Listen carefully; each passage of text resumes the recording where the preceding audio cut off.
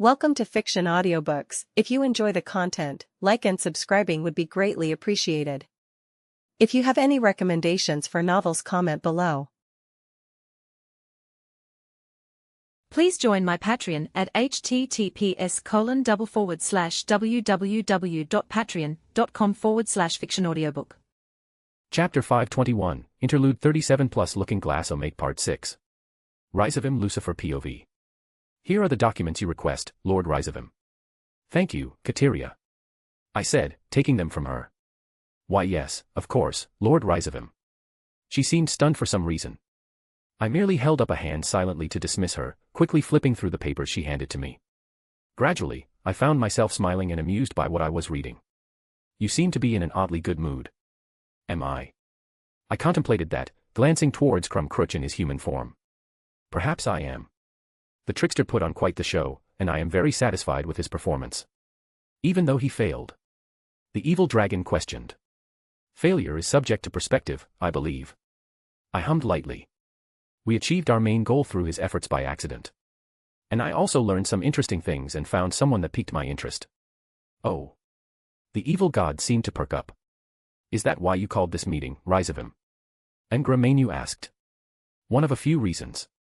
I confirmed to the evil god of Zoroastrianism.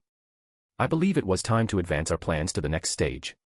The dragon is right, you're much more talkative and expressive than normal. The evil god pointed out as well. Was it really noticeable? No matter. And what goal did we achieve? Chernabog tapped the table impatiently. With the loss of Loki, our presence in the Norse faction is all but gone. That is a substantial loss. In addition to losing the two titans we spent a lot of effort to free from imprisonment. What could possibly make up for that kind of loss of forces? Calm yourself, Chernabog. Let them speak. Hanpa, one of the last Sumerian gods, calmly interjected. Well, if you want to talk about losses, Hades seems to have betrayed us. Ngramenu added on rather flippantly. What? Chernabog's fist hit the table. I knew he wasn't fully on board, but to betray us. He is a fool and must have a death wish. Did he finally decide to leave us? I lazily asked. A shame, I felt like we could have squeezed some things out of him before he finally decided to step away. I suppose he was still upset about freeing the titans from their cage. Is this a game to you?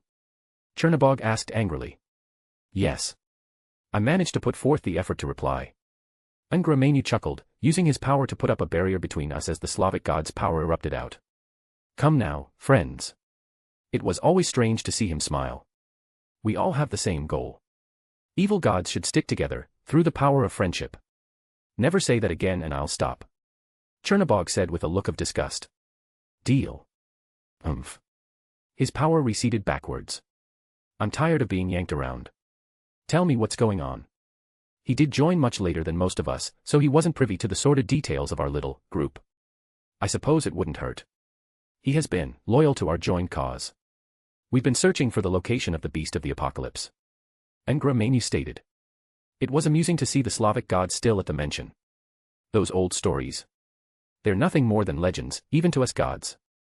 He waved his hand dismissively. Oh, they're much more than stories. The Zoroastrian god countered. It's the reason that our dear Abrahamic god is no longer around. It's the reason that the original devils were even capable of dealing any significant damage to him at all. And most amusingly, it's the origin of devils in the first place. What? Isn't that a surprise? Hanpa rubbed his chin. What proof do you have? Chernabog demanded. Am I not proof enough? I spoke up. However, he speaks the truth. I discovered my father's old note some centuries ago where he mentions that the origins of his demonic powers come from the combination of his angel nature and a wisp of power from the beast itself. They combined into what you see today. Before either of them could speak, a teleportation circle lit up in the room, another familiar face joining us. I apologize for being late, I was held up and unable to come when I received the message to gather. Tezcatlipoca apologized, taking one of the many empty seats at the table. It's no problem. Ngramenu waved it off. Would you like something to drink, some snacks? He offered. I'm all right, thank you. The Aztec god of evil smiled and politely declined. Just because we're evil doesn't mean we're uncivilized. Though, it seems as I'm not the only one running late. He looked around at the rather empty gathering. It is what it is. The Zoroastrian god shrugged. It's already hard enough to get this many of us to gather on short notice without causing a commotion. An unfortunate truth. Tezcatlipoca nodded. Especially with our identities being revealed, we have many more eyes on us now. Oh well, we couldn't hide forever. Ngramenu replied casually. It doesn't change much. We were just filling in our friends here with our true plans. The beast of the apocalypse. Correct. Carry on. Explain the beast. Chernobog went back to tapping the table patiently, but there was a hint of hesitation in his tone. It should be, at a minimum, on the same level as Ophis and Great Red. Ngramenu. Without the complications that either of them have. You mean how both of them are absolute morons? Hanpa asked. Well, I didn't want to be rude. The Zoroastrian god chuckled. And this won't be like how we lost Ophis. Chernobog asked. To be fair. Ngramenu raised up his finger. The Ouroboros dragon was never technically on our side. If it found out what we were really trying to do, it would have destroyed us without a second thought. It does save us the trouble of having to deal with it to advance to the last stage of our plans. Tezcatlipoca agreed. Though it is concerning how those yokai were able to remove it from the board as they revealed during that interesting meeting between factions. I would bet that the target of my newfound interest had a hand in such a thing. I offered to go find out myself. Crumcritch impatiently answered. If someone or something over there is capable of defeating or removing the Dragon of Infinity, then I would want to fight it. Peace, my friend, you will have enough battles to satisfy you in time. Let's not ruin the main course for a simple hors d'oeuvres. Ngramenu was surprisingly talented at managing many conflicting and aggressive personalities. The dragon just grunted, going back to being silent. He wasn't a very talkative one, but his strength was indisputable, having reached the level of the heavenly dragons in their prime. You said Loki achieved this objective despite his loss during Ragnarok. Chernobog raised his concerns.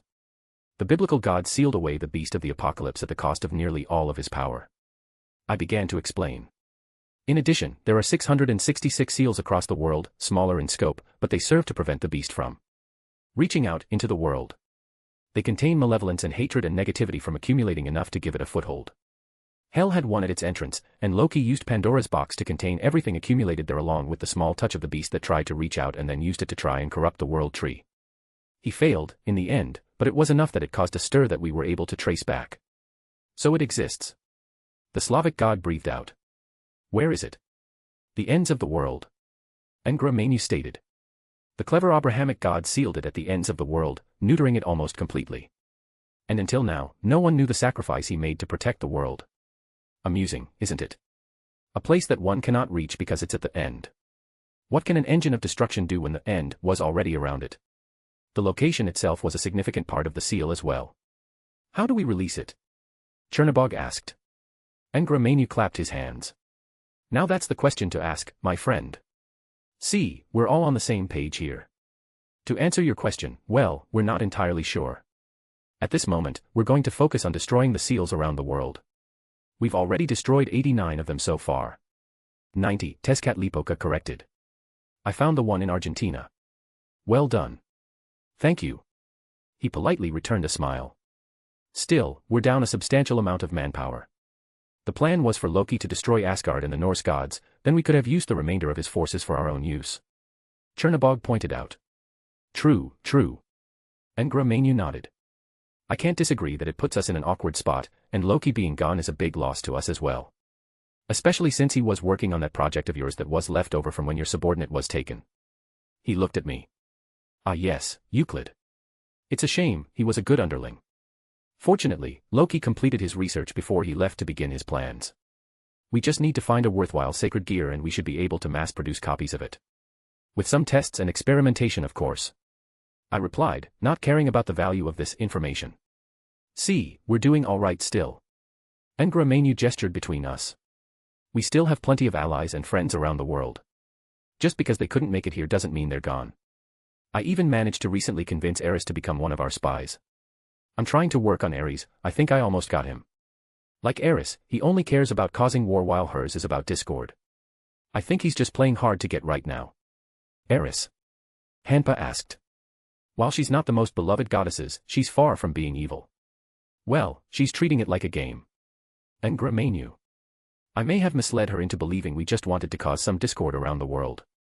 Ah, that would do it. And the research into resurrecting Balor? Crumcritch asked. It's a work in progress. I replied. You're welcome to come and see in person. I offered as well. It was only polite considering he was the one with a former relationship with the evil god Baylor. I still don't know why you just don't use the Holy Grail. The dragon grumbled. It would be much simpler. The young vampire girl is still learning to control it. Since when do you care about her safety? A useful tool shouldn't be cast aside so hastily, Crumb-Crutch. And Gramenu chimed in. The young vampire girl has a much deeper connection to that object than us, it's more optimal to turn her into a proper interface rather than just brute forcing it. Why, she even managed to mutate it into 3 separate grails that perform the same purpose but remove many of the negative side effects. A boon we would have never discovered if we simply ripped it out of her like some primitive. And she's working with us willingly? Chernobog asked. A simple transaction, my friend. The original owner of Baylor's Eye was another vampire that was her childhood friend. We agreed not to kill him when excavating old Baylor's Eye, and she agreed to cooperate. The evil god smiled warmly.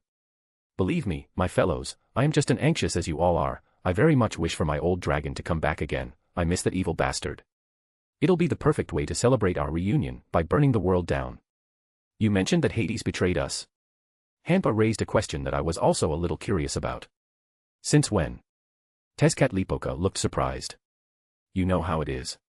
And Gramenu let out a sigh. He was still upset about breaking out his old man. He even attacked poor Akamana and ruined one of my plans going on in England. Is that why he isn't here with us? Hanpa asked. Unfortunately, Hades and his pet Thanatos did a number of my dear friend and he's recovering at the moment. Why did Hades attack Akamana? And what was he doing to attract Hades' attention? Tezcatlipoca questioned. Those are certainly questions to ask. As for why, I honestly have no clue. I didn't run afoul Hades whatsoever. I had Akamana possessing the owner of a peculiar sacred gear that popped up, one of the church's holy relics it seems. It was able to brainwash people to a pleasant degree and I was using her to see if I could expand and take over the world merely through a human's efforts. She wasn't particularly hard to persuade after some motivation. How was this going to advance our plans? Chernobog asked. Oh, it wasn't. It was just a game I was playing when I wasn't busy. I suppose she was a somewhat valuable piece herself, and I may have eventually pulled her further in. But it's no substantial loss all things considered. So it stands to reason that Hades targeted the girl specifically, and not you. Crumb-Crutch mused out loud. Interesting. Who knows what that guy is thinking? As long as he isn't targeting us specifically, I don't really care what he gets up to. It would take too much effort and sacrifice to bring Hades under heel, so best ignore him unless he becomes a problem. Hampa perfectly voiced the thoughts of most of us present. Agreed, best to let sleeping dogs lay. Besides, we still have significant manpower all over. Our friends in the Celtic part of the world are keeping the Tuatha De Danann busy. Indra and his are still cleaning up the mess around their own enemies acting up. We've recently reached an agreement with Kuanpang and his demons to help with the celestial bureaucracy. The Norse aren't capable of doing much for the foreseeable future. The Greeks, well, we have several people among their number that able to keep them occupied, and Typhon has yet to make a move there. The devils have our dear Rhizavim over there to keep them in check. Gramenu listed off several key points. What about the Shinto gods, and the yokai? Chernoborg asked, causing the room to lose its casual overtone. Them. Gramenu pursed his non-existent lips. He was able to emote very well for not having many physical features. Truthfully, we don't have anyone of significance over there. We originally had some small minions calling themselves the Cult of Tamamonome, but they were cleaned up fairly quickly after causing a commotion. Are we just going to ignore everything that's been happening around them? Chernobog asked. How many times have they interfered with our plans at this point? Even indirectly. Gramenu turned to me with a strange look on his face. It's not so much the yokai, is it? A wayward devil is the primary cause for everything if we trace things backwards. Ah, Drake's new host. Crumb-Crutch sat up straighter. I am intrigued. Not to mention he has that witch by his side. I was saddened when I heard of her death. I would have loved to be the one to kill her. I would like to know how he has so many individuals who should be dead reappearing by his side. Tezcatlipoca seemed annoyed. It offends me, as a death god. Aren't you helping us resurrect a bunch of dead things? Hanpa asked. Yes, but I'm giving permission. It's different. He causally waved off the hypocrisy. But Izanami is close to him, so I guess I should retract that, for now. You death gods. Gramenu rolled his eyes. Your camaraderie is as touching as it is annoying sometimes. But it is a point worth discussing. Every major incident recently, that devil has been involved in some way. He is the reason that Loki was removed from our table. This strike against us, intentional or not, cannot go unanswered. He's strong. Crumb offered. It's undeniable at this point. Hanpa agreed. Loki almost certainly underestimated him for being a devil and a mortal. No offense, rise of him. It's fine. I casually dismissed the slight. I was in far too good a mood to care about such a petty thing right now. I admit, he also has my attention. Oh ho. Ngraminu chortled. Our lazy rise of him finally has something moving him. A fellow devil that finally caught your eye. I'm surprised, even those monsters ruling over the underworld these days don't even get a response from you. I feel like I found a kindred soul. I smiled warmly. So many of my kin, they're obsessed with such petty and stupid things. But look at him, he does whatever he wants and takes whatever he wants, like a true devil. I can't help but feel a hint of pride. He also prevented Ragnarok, saving Asgard, and foiling our plans. I don't believe he lands on the same side of our fence. Hanpa pointed out. He's young still, he just needs someone to teach him properly. The most important thing is mentality, and he has the mentality of a true devil. Rare praise, rise of him. Ngraminu hummed. I take it you want to deal with him then. Our agreements do still hold even now, those from correlating factions get first dibs. Thank you, I would prefer to handle him myself. I expressed my sincerity towards the evil god that I had come to appreciate in our working relationship. It's pleasant to have such competent allies such as these. It truly makes me miss the trickster, even if I will never forget his last show. What's your plan? Crumb asked. You are surprisingly interested. I raised an eyebrow. I could say the same thing. The dragon snorted. He is an anomaly. A half-devil wielder of the boosted gear, possessing divinity, wielding holy power, a magician of such caliber that he can match gods with magic alone. Any combination of those makes me interested. Most importantly, he is a dragon, thus I wish to understand him. He's mine. I warned him. The dragon's aura seeped out. What if I want him? I cracked my neck and let my own power come out to match his. I wouldn't mind a new set of armor made from dragon scales. A massive black hand smashed the table completely, leaving a rather large imprint. Friends. A distorted voice caused us both to stop. Let's not fight, okay? Ngramenu's tone was still chipper. Crumb, you know the rules. You agreed and we all are letting you handle the Celtic faction how you wanted. And I offered up Baylor's Eye for our mutual goals despite the value it held. The dragon retorted. That's true, that's true. The Zoroastrian god stroked his chin. But it's still up to rise of him. What are your plans, rise of him? I sat back down in my chair despite the table being gone. I would not be against him participating as long as we do things my way. See. No need for violence when we can just talk things out. What did you have in mind? The dragon fell back into his own seat. I have not yet thought of a plan. I became lost, deep in thought. I'm still learning about him and have not decided how I want to handle it just yet. I have an idea that you can both be involved in. Crumb, your faction had the most interacted with the Fae and you should know a method to reach them. The Zoroastrian god had his grin threaten to split his face as it extended unnaturally wide. The yokai will be going to war with the Fae soon, why not, pay the Fae a visit beforehand, extend a hand of friendship. At ****. Non-canon Omake, Through the Looking Glass, Part 6. Well, Issei was out cold. And weirdly, the mood improved tremendously. I was also feeling really good about myself right about now. It's weird how that all suddenly happened for some inexplicable reason. Truthfully, I think we should just put him out of his misery. I offered. Strangely, they were still just staring at me with mouths open. Maybe it was because I just beat up their friend. It might have something to do with you admitting you've killed gods. Drake. You think? Iya. Several of them suddenly made a chorus of the same sounds in different pitches. There is a slight possibility. What do you mean you've killed gods? Glasses girl pointed at me, all but demanding an answer. Killed, verb, past tense. To cause the death of a. I know what the word means. Then why did you ask? She let out a low scream and threw her hands up. But that's impossible. Rhea squeaked out. You're lying. Kay. What? What? I answered back. Why aren't you arguing? Why should I care if you believe me? I shot back. She sputtered out a nonsensical stream of sounds in an attempt to retort. No, seriously, what the hell? My other self exclaimed. How does that make sense? He's like, a few years older than me. I can barely cast magic yet. Have you tried not sucking? Yes, I have. Huh. Welp, I'm out of ideas then. Fuck you. My other self seemed to finally lose his collective shit. Takao, language. Mom grabbed him by the ear, pulling him over. But your reaction is understandable. I have a question. Scat-Hack spoke up amidst the confusion and surprise of everyone else. Does my student get to touch your boobs for winning then? He looked at Rias. Boah. Ew. I scowled. What's that supposed to mean? She immediately glared at me. What's you? You're screwing my mother. Yeah, exactly. It's like buying a cheap Chinese knockoff in comparison. I explained, pointing to Vanillana. Stop bullying your aunt. Mom scolded. And stop groping your grandmother in front of everyone. Even if you both are, Togther.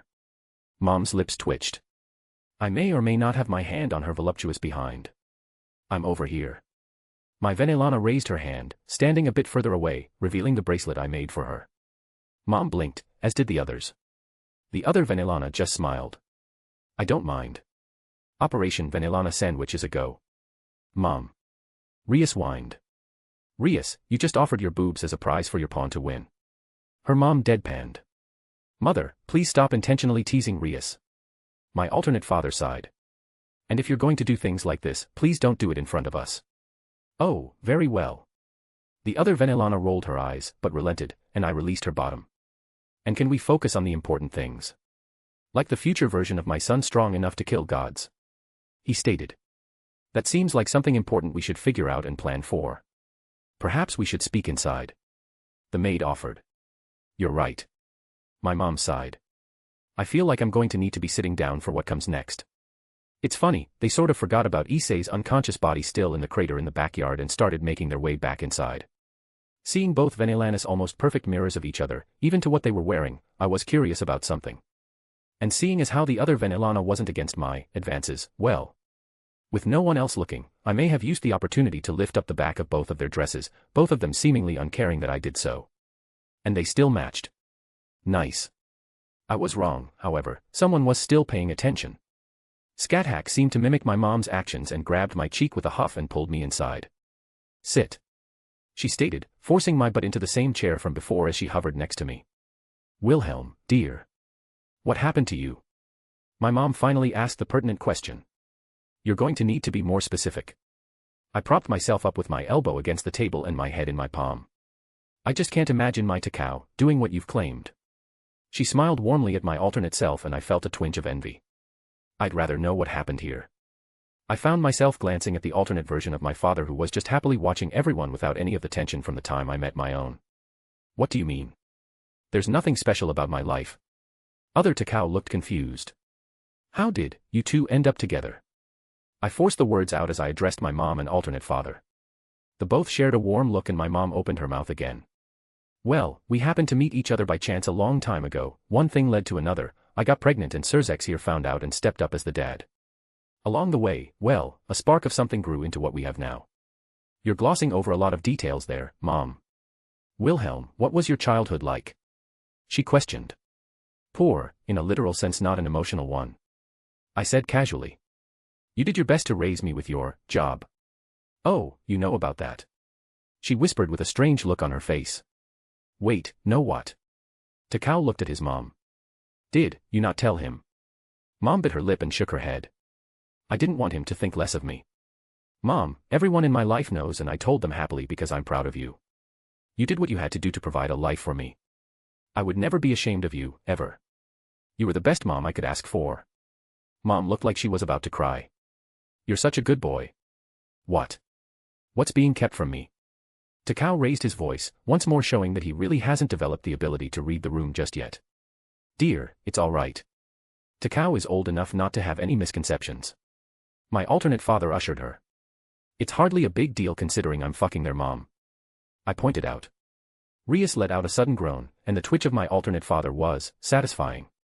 What am I going to do with you? Mom shook her head in exasperation.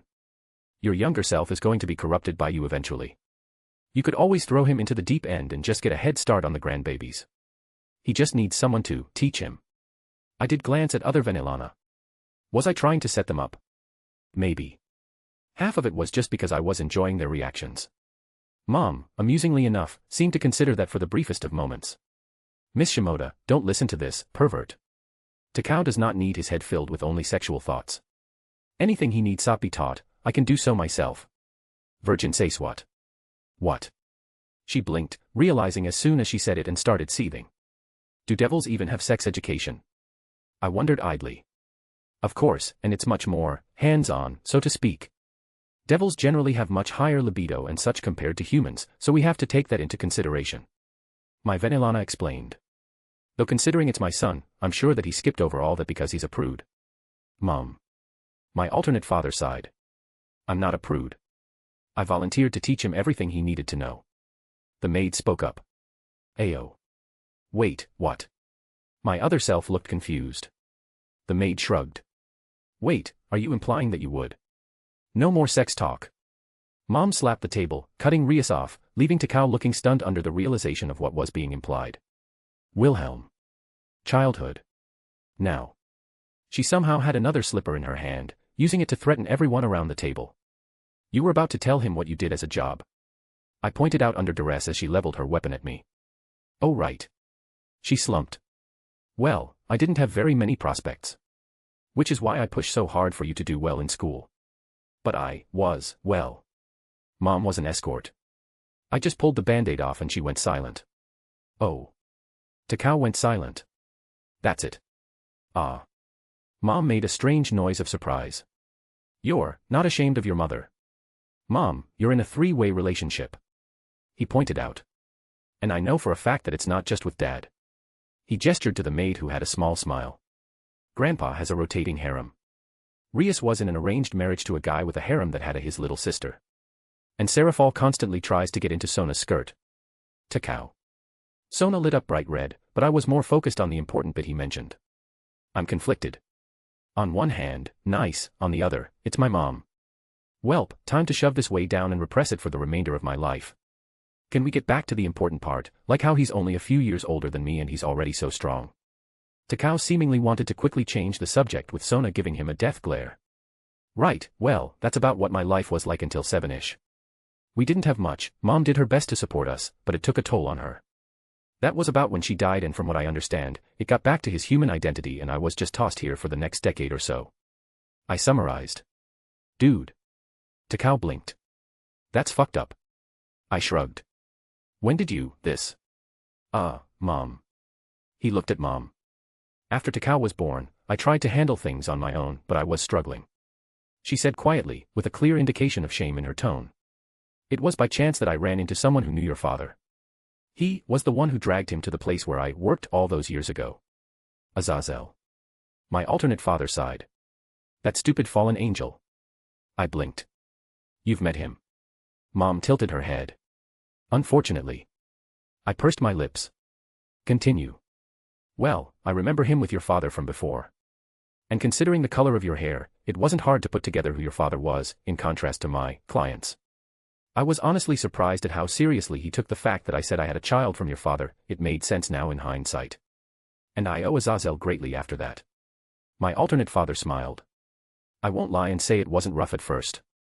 Grafia and I were trying hard for a kid for a number of years and to learn that I accidentally had one with another woman, but we worked it out. FIA was scary the first time we met. Mom blankly stared at the maid. I apologize, and I will continue to do so. The maid's expression changed. I was upset at Serzex and I took it out on you. It's all right, I'm just happy everything worked out. And how did that happen? The maid looked at me then at Takao. The first time I held him in my hands, any kind of resentment was let go. Things changed a lot there. I moved here and set up in the house. They visited nearly every day and we got to know each other better, and well, he can't have another wife or harem, but there's nothing against him having a mistress. Mom smiled happily towards my alternate father. Well, some did try to kick up a fuss. Alternate Venelana stated. But Grafia shut them up rather well. How'd you do that? Takao asked. Grafia flushed slightly, clearing her throat. I am not disallowed from having a harem. I didn't need to hear this. I regret asking. Takao's head hit the table. I'm starting to think any family of mine, extension to my alternative or not, is going to be fucked up in one way or another regardless. Who cares about that? How did you get so strong? Rias raised her voice, pointing at me. Training. I train. Do you really? I looked at her. Explain properly. Scathack pinked my side. Your mother asked you to recount your early years. As expected of my daughter. Mom looked pleased. All right, what do you want to know? I threw my hands up. What happened to you that diverged so heavily? Mom asked. I know that, we weren't around, but how did that turn into something else? I guess it started when an exorcist stabbed me through the heart with his lightsaber. What? Mom's expression changed drastically. I don't know, I was walking home one day and he just ambushes me and stabs me through the heart. Apparently he could tell I was a half-devil. I didn't even know myself at that point. How did you not know? My other self asked. I was living by myself since I was a child, who the fuck was I supposed to ask or get told by? I deadpanned. Zelretch. It wasn't me, Miko. Which exorcist? Mom reached over the table, grabbing me by the collar. I swear to the God they believe in, I'm going to make him swallow his balls. Mom is scary. Some dumbass that's dead, I didn't bother to learn his name. By the time I met him again, he was an ant. I said truthfully. Mom reluctantly let go with a growl. Zelretch, make sure there are no exorcists in the city. I will make some calls when we're done and sweep the city myself. Mom nodded in approval. Then the pertinent question is, how are you alive? Sona stated. I'm too handsome to die. That's not an explanation. She scowled. Are you saying that I, Takao Shimoda, am not handsome? That's not what I'm implying at all. She quickly defended. Huh, so you do think that I'm handsome? I shot her a smirk and she just scowled deeper. Student, exchange barbs later. Scat-Hack warned. Fine, fine. I huffed in annoyance. It was the catalyst that unlocked my magic and other things. Honestly, I wasn't trying to be mysterious, I just didn't know if I wanted to mention Gramps and all that. What, other things? Takao asked. Things. What things? I fucked our grandmother. Actually, that was much later. Then Ilana chimed in. Ah. My other self blurted out a scream of embarrassment. You can speak the truth. Scat-Hack used a gentle tone to chide me. There is no need to fear it being known. What's she talking about, Wilhelm? Mom looked at me. I took a deep breath and just relented. Right, I'm a reincarnation. You're a spirit inheritor? My alternate father's eyes widened. Something like that. Eh, what? Takao looked at him. The others, Rias and Sona, and Aquino who was silently at her side were just as confused as he was it seems. A spirit inheritor is, they inherit the spirits of famous individuals from the past. You can think of them as reincarnations that retain something from their previous lives. Usually, it's their talents, sometimes it's a bit of their memories. Alternate father explained. Does that mean I'm a spirit inheritor too? Takao asked. Maybe, maybe not, I answered truthfully. That's not fair, I wanted to. Takao pouted. Who then? You got the powers and stuff from some person in the past. You wouldn't know him. I'm very adept in mythological history. Sona pushed up her glasses. No, seriously, you wouldn't know him. My student has crossed over from a parallel world, and he brought us over before your eyes. Consider this for a moment. Scat-Hack added on my behalf. He's not from our world? Mom asked. I just nodded. Kistur Zelretch Schweinorg, the old man of the jewels, the kaleidoscope. I impatiently tapped the table. I remembered a lot of things at that point, including how to utilize the magic to travel to other worlds. So the first thing I did was start the calculations needs to leave. Your first thought after everything was to leave? Mom repeated. My poor boy, you had a hard life. It wasn't all bad, Mom. I smiled at her. I have a nice big family now. And besides, I was given a parting gift when I left. A parting gift? My other self looked at me. What did you get? Well, it wasn't a tangible gift. But it was a memory I'll cherish. You see, this glasses-wearing girl from the school I went to, she had this goal to use Japanese schooling to further torture the residents of hell. She attempted to interfere and whatnot at the time of my departure, so I threw a magical bomb at her right before I left. I smiled nostalgically. You threw a bomb at me. Sona stated blankly. You threw a bomb at me. I never said it was you. You threw a bomb at me. Wilhelm. To be fair, she did try to mess with my head. I pointed out. Mom then went silent and seemed conflicted. Anyways, that's how I accidentally ended up in Skyrim. What do you mean, accidentally? Rias asked. I may or may not have taken into consideration an aspect of the world I was unfamiliar with which may or may not have been the equivalent of smacking into a tree while driving at 80 miles an hour. I coughed into my fist. Smooth. Takao deadpanned. Grandmother. I pointed out again. Stop bringing that up. Stop being a disappointment. Wilhelm, Takao, stop arguing with yourself. Mom interjected. And what's Skyrim? It's a provenance in a world called Nirn. Very cold, a lot like the Norse culture. It's where I met my first friend and my first love. Ah, my baby boy's first love. Mom cooed, despite the weirdness of the picture I was painting. Who did my little boy fall in love with first? Her name is Meridia. Skatak and Venelana looked like they were going to laugh at any second. That's a beautiful name. What's she like? What does she do? Is she human? Not human. What aren't you telling me? Mom's eyes narrowed. I cleared my throat. She's a goddess. Like a goddess. Or are you being perverted again? The former. Oh. I seemed speechless at that. She then looked at Venelana for assistance. He's telling the truth. My Venelana answered. And Meridia is nice, I've met her plenty of times. You're in a relationship with a goddess? My other self asked. How?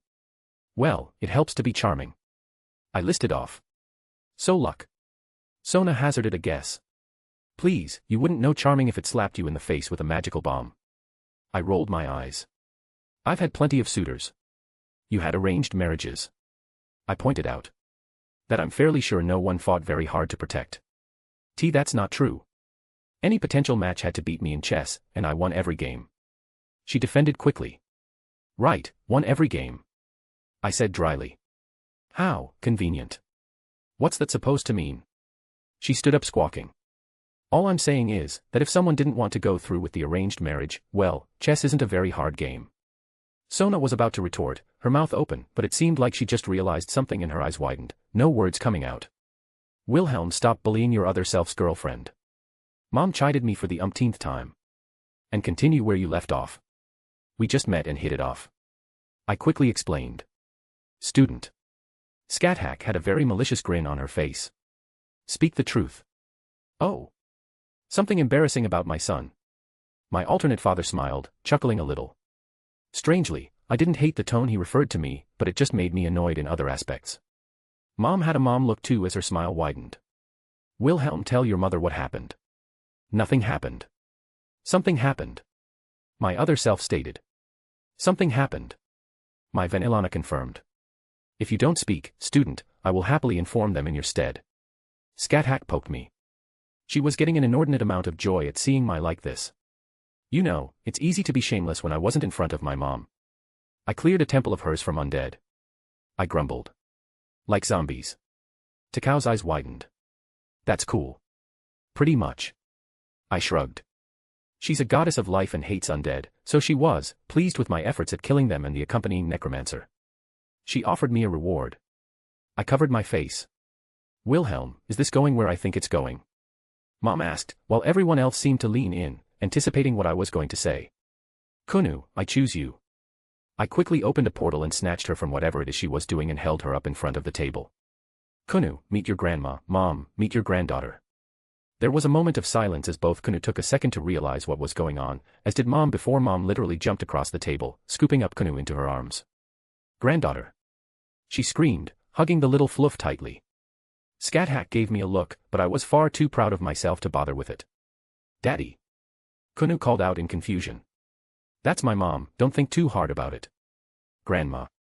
Granddaughter. Grandma. Granddaughter. Mom squealed. So adorable, so fluffy. Dear, I think you're suffocating the poor girl. My alternate father tried to calm her down. Mom reluctantly released Kunu from her grasp, letting the little fox stand up by herself. Kunu, under the stairs and whatnot, moved back to my side. Sorry for the suddenness, my little fox, but this is my mom, she really wanted to meet you. It's alright, she knows everything. Kunu took it in stride and smiled happily. Hi Grandma.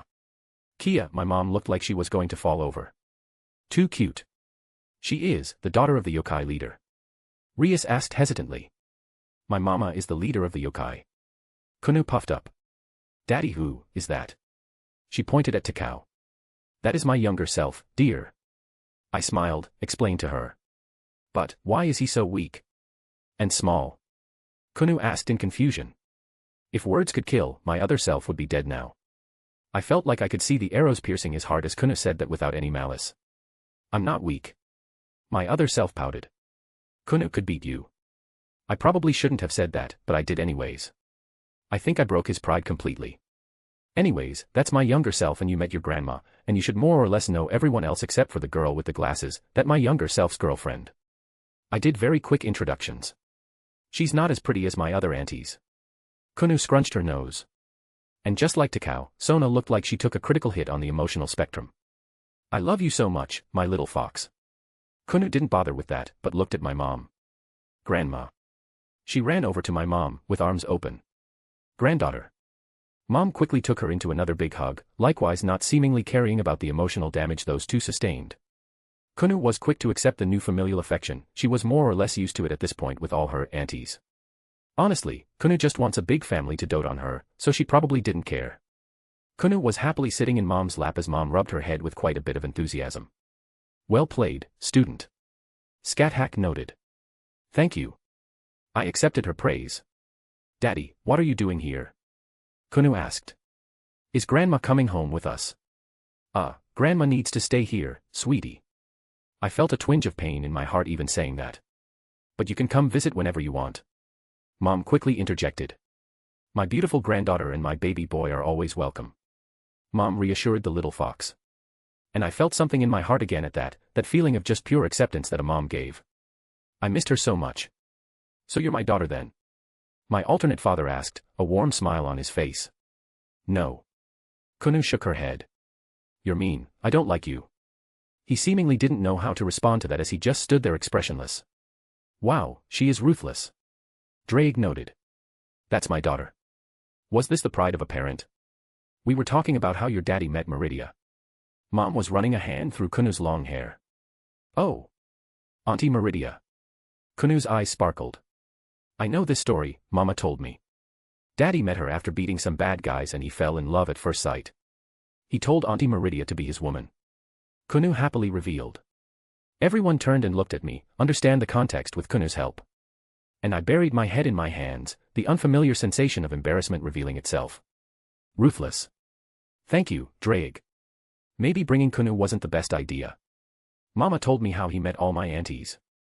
Artoria, Izzy, Scathach, Salem. Oh sweet merciful Christ. Did she know about Salem too? Was I right, was this my own personal hell? At ***** at a/n.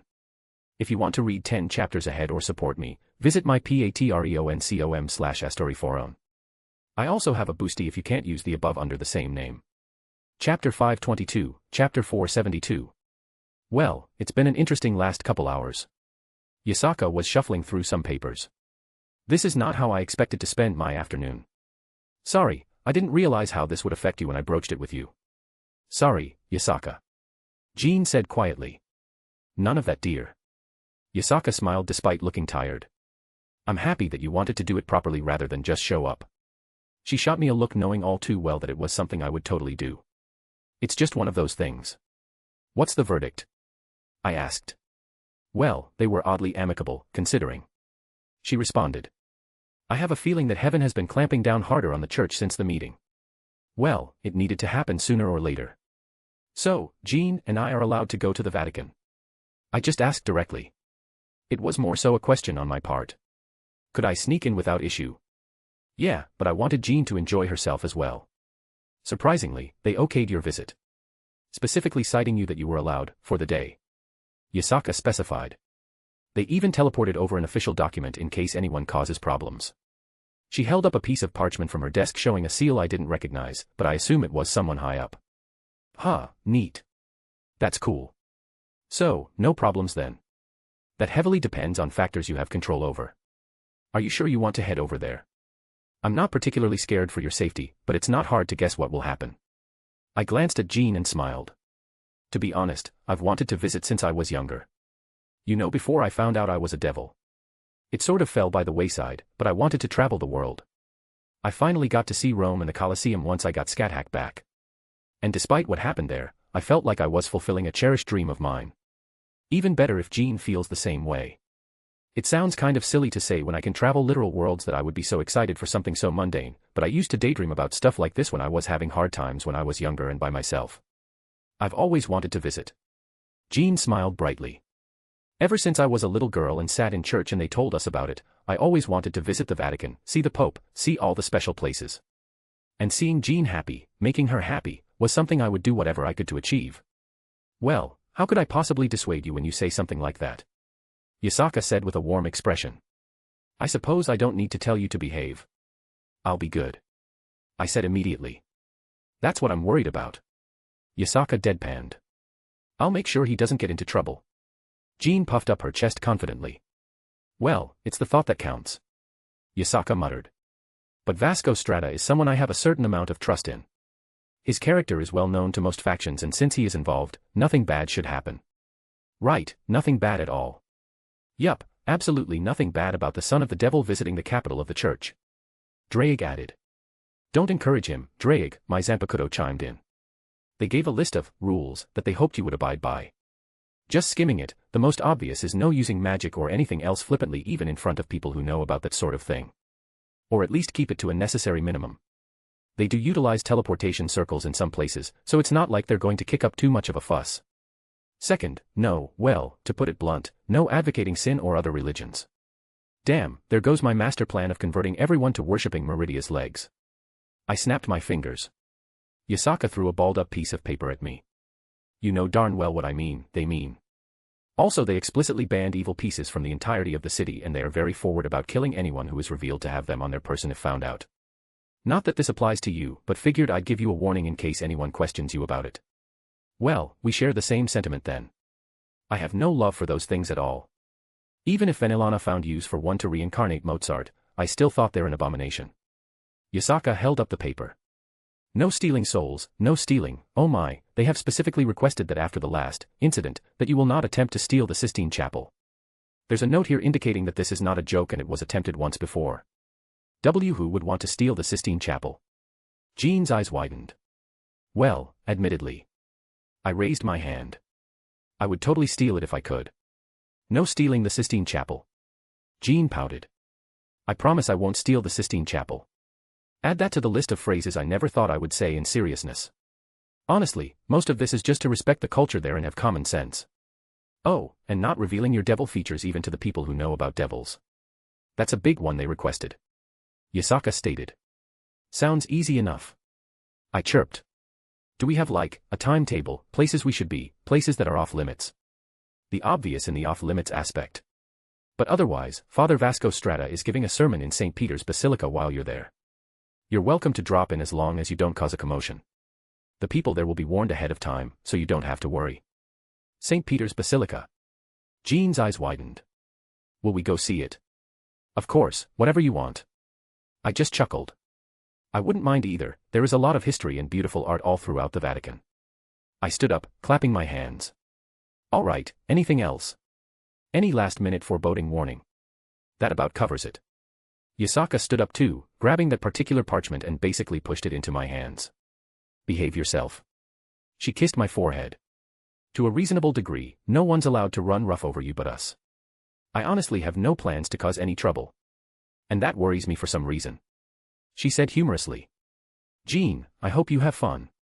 I will, thank you so much. Jean shot forward, wrapping up Yasaka in a big hug. My fluffy fox accepted it with a chuckle. All right, go have fun on your date. Nay. Jean immediately squeaked. It's not cute.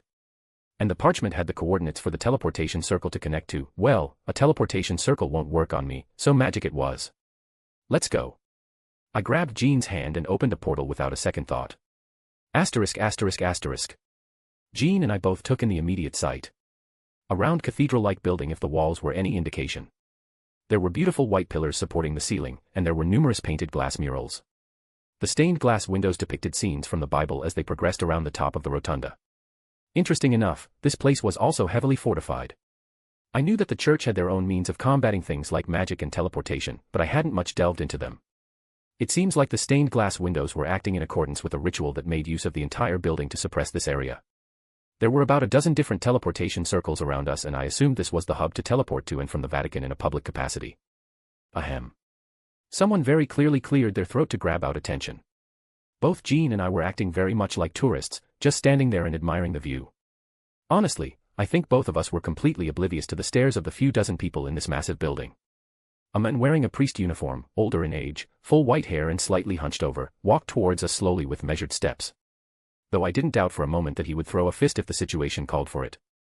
Ever so slightly, I could see the muscles he was hiding under his sleeve, and the years of training that it must have taken a man his age to retain that kind of shape. Am I supposed to show you this? I held up the paper that Yasaka gave me, which was basically acting as our supernatural passport. The man eyed me for a moment, before taking out a pair of glasses and reading over it. He was sort of aggressive as he pushed it back into my hands, adjusting his glasses to clean them off with a handkerchief. Everything is in order. Welcome to the Vatican. He sounded, not too pleased when addressing me, but he then turned to Jean. Please enjoy your time, Saintess of Orleans, we welcome you with open arms. He smiled grandfatherly towards her. Thank you very much, I will. Jean smiled happily. Right, I wanted to say something snarky, but I didn't want to ruin Jean's. Was this a vacation? Well, regardless, I would keep my mouth shut for Jean's sake. However, at the mention of Jean's identity, the building was flooded with whispers as everything very clearly knew who she was. I guess news travels fast, especially when they have a living saintess appear on their doorstep. The priest didn't make things hard for us, probably because of Jean's presence. Hell, I knew for a fact I wouldn't have been so welcomed if Jean wasn't accompanying me, or the other way around. It was Jean who basically grabbed my arm now, leading me through the building to where the signs pointed to the exit. Where to first? Jean asked excitedly. If I say the Sistine Chapel, would you believe me if it was for innocent admiration? No stealing the Sistine Chapel. She puffed up. I promised I wouldn't. But seriously, I want to see it in person. You can't come to the Vatican and not see it at least once in your life. Sure, it wasn't the most magnificent art ever painted, but it was done by Michelangelo and was worth a visit at a minimum if we were here. And I was nothing if not appreciative of the arts and famous artists. I made a mental note of where this little hub was located based on the surroundings as Jean pulled me towards the crowds of people. Look, it's St. Peter's Basilica. Jean tugged on me, pointing at a building across the city that we could barely make out. She was so excited and it was fun to watch, enough that I almost didn't notice that we were immediately being followed. I mean, it was obvious in hindsight, but I didn't particularly like it. Oh well, we were guests here despite my dislike of the owners. Honestly, I didn't overly care, I was here to enjoy the history of this place. Lots to see, plenty of historical sites and museums to peruse. Thankfully, we were only a few blocks away from our first stop. There was a bit of a crowd lined up and I may or may not have cheated slightly to get us through via some magical means. It's not like I was flaunting it openly, a little sleight of hand, and they didn't even notice us pass through the entrance. Was it a beautiful sight? Absolutely, I would acknowledge the artistic value despite my own status as a half-devil. But Jean, she was in awe. Wilhelm, look, it's depicting God creating the world. And the sun and the moon.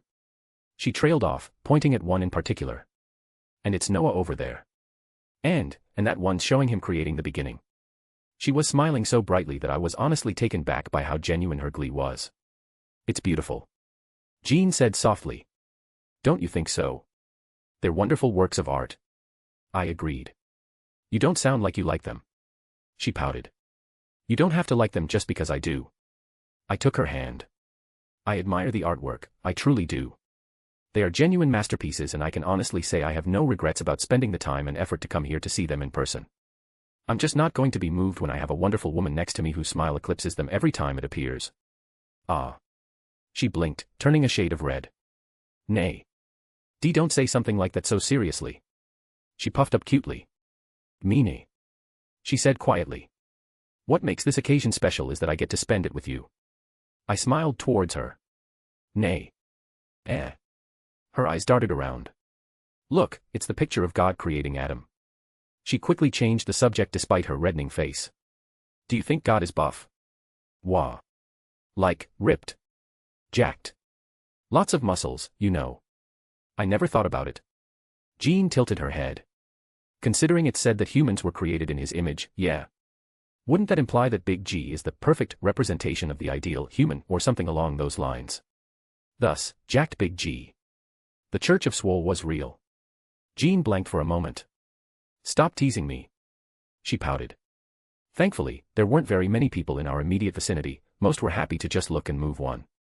While no one was looking, and especially Jean, I magically levitated a big fake mustache to the ceiling and attached it to the picture of Big G as he was reaching out towards Adams.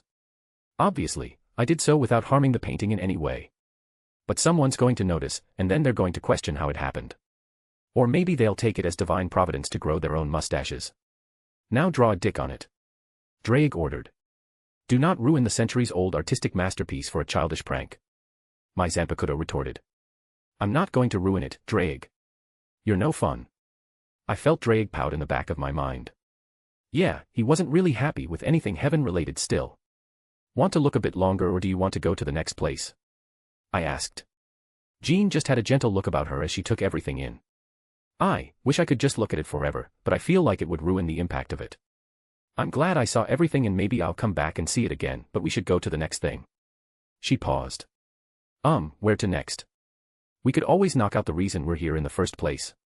Might have been wiser to do that first, but I also wanted to see the Sistine Chapel in person as well. St. Peter's Basilica is also a worthwhile tour.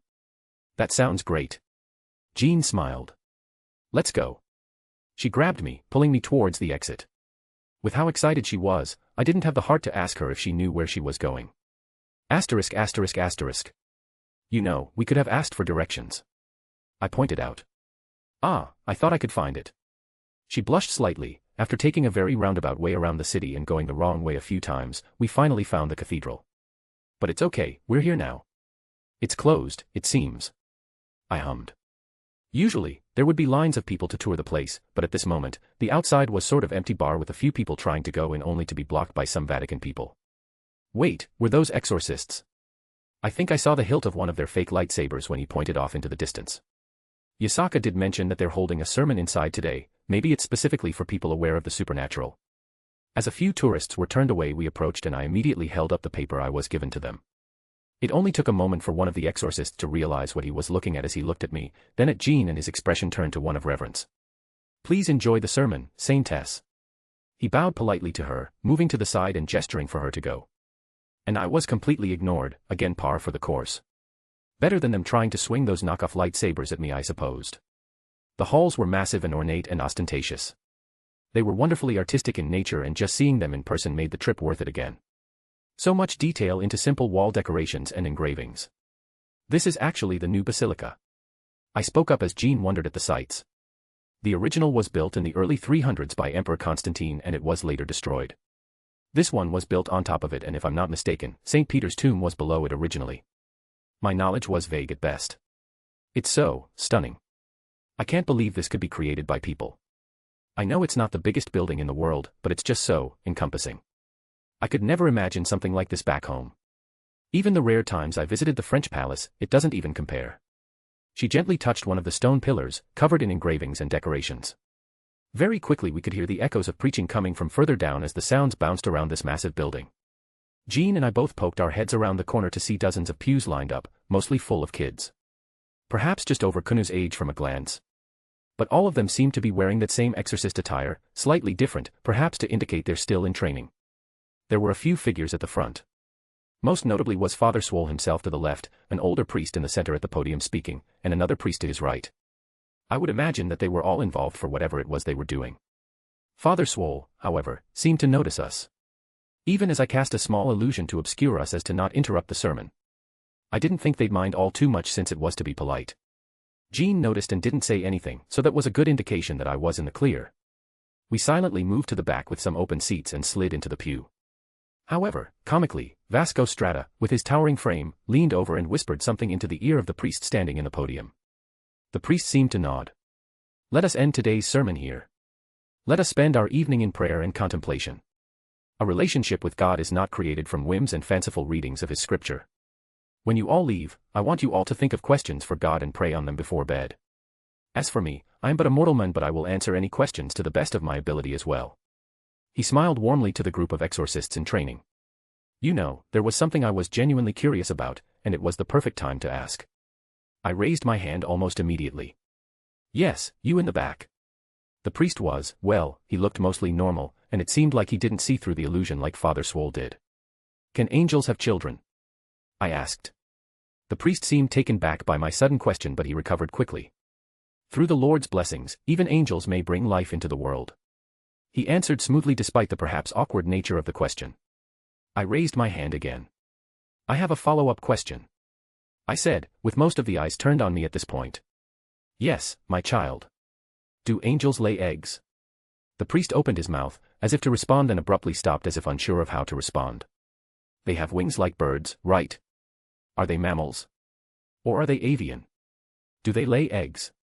I clarified my question, perhaps he was confused, so I wanted to be more specific. Father Gerardo, do angels lay eggs? Another kid asked, seemingly latching onto it. No way, angels lay eggs. Does it hurt? Do angels poop? Well, it seemed I opened the floodgate. Jean looked at me, puffing up silently. But I was proud of myself. Children. Vasco Strata took over for the poor priest. Let us keep the questions focused on the sermon. If you have any additional questions, I will gladly answer them later. Aw. Seemed to be the collective response. We have guests, let us show them our best behavior as befitting the Lord's follows. Father Swole smiled, gesturing to us, and my illusion broke. Both Jean and I became the center of attention rather quickly. I admit, I didn't expect Father Swole to reveal us like this. I'd have thought he would want to keep it a bit under wraps. We have a rare treat for you all. 2 guests from outside our hallowed walls, but not strangers to our teachings, with both having their own unique circumstances. If you would be willing, could you say a few words? These children have not left the city before, they are still ignorant of the world. Are you sure? I could understand Jean, but me. Father Swole nodded with a warm smile. I believe there are many things that we can learn by being able to communicate with each other. The other priests with him seemed hesitant. They most likely recognized myself and Jean almost immediately. If that's what you want. Well, I suppose it couldn't hurt. Jean. She was a little more shy, but she nodded as I offered my hand to her and helped her up. They all looked at us as we walked up to the front where Father Swole was. I'm happy that you came. Have you enjoyed your visit? He asked, particular to us both. I did, it was wonderful so far. I can't wait to see everything else in the city. Jean beamed. Vasco Strata chuckled.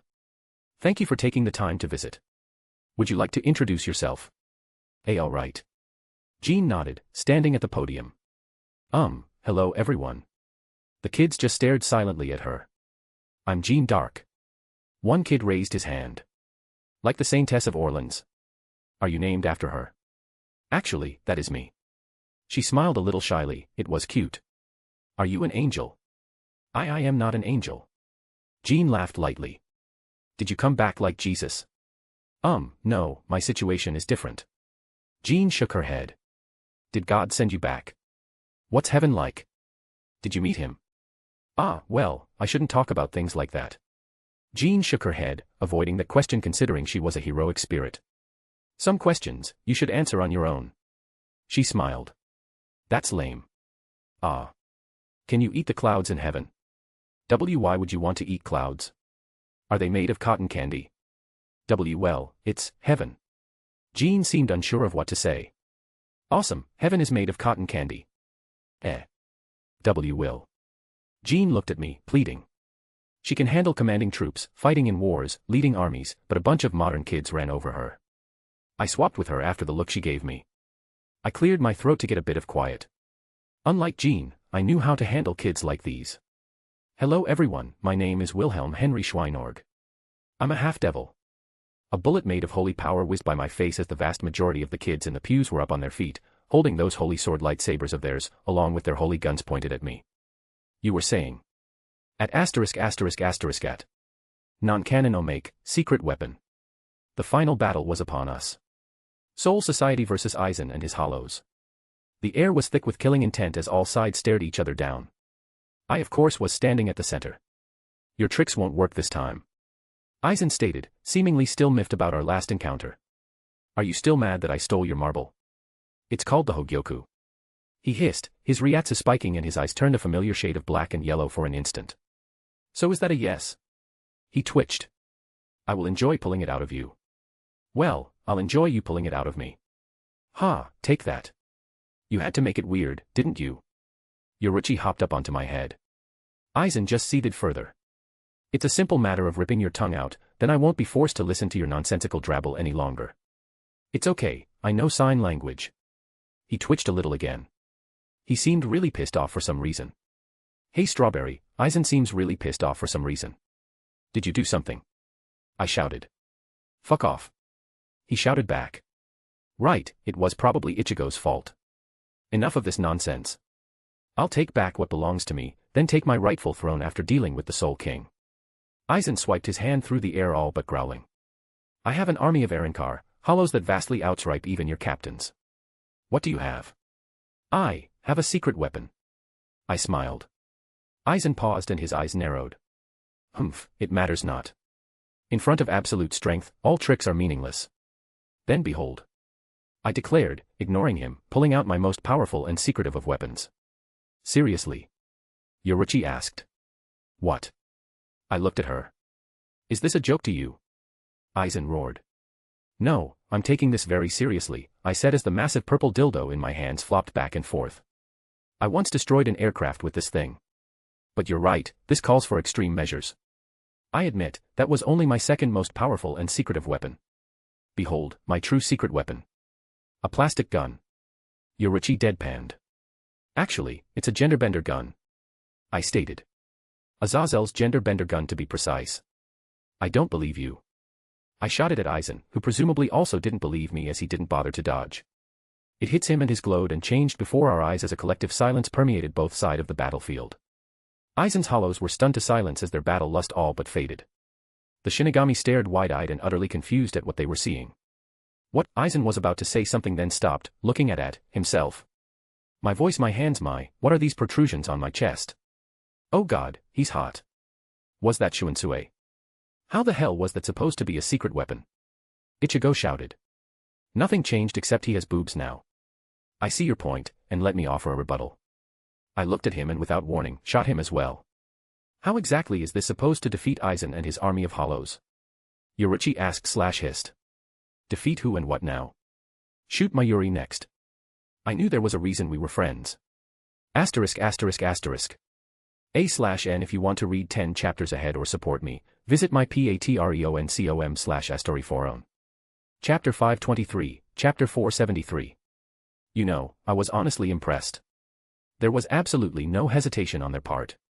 Weapons drawn, and they were literally about to jump at me as soon as they knew I was a half-devil. Respect where it's due, it's hard to train that sort of combat awareness and intuitiveness even if it was weird seeing it in children. And I could better understand why Father Swole wanted me to talk to them. Because the world was changing rather quickly and this kind of behavior wouldn't help them once they started working properly as exorcists. What happened if they come across a devil on vacation or something in more neutral territory?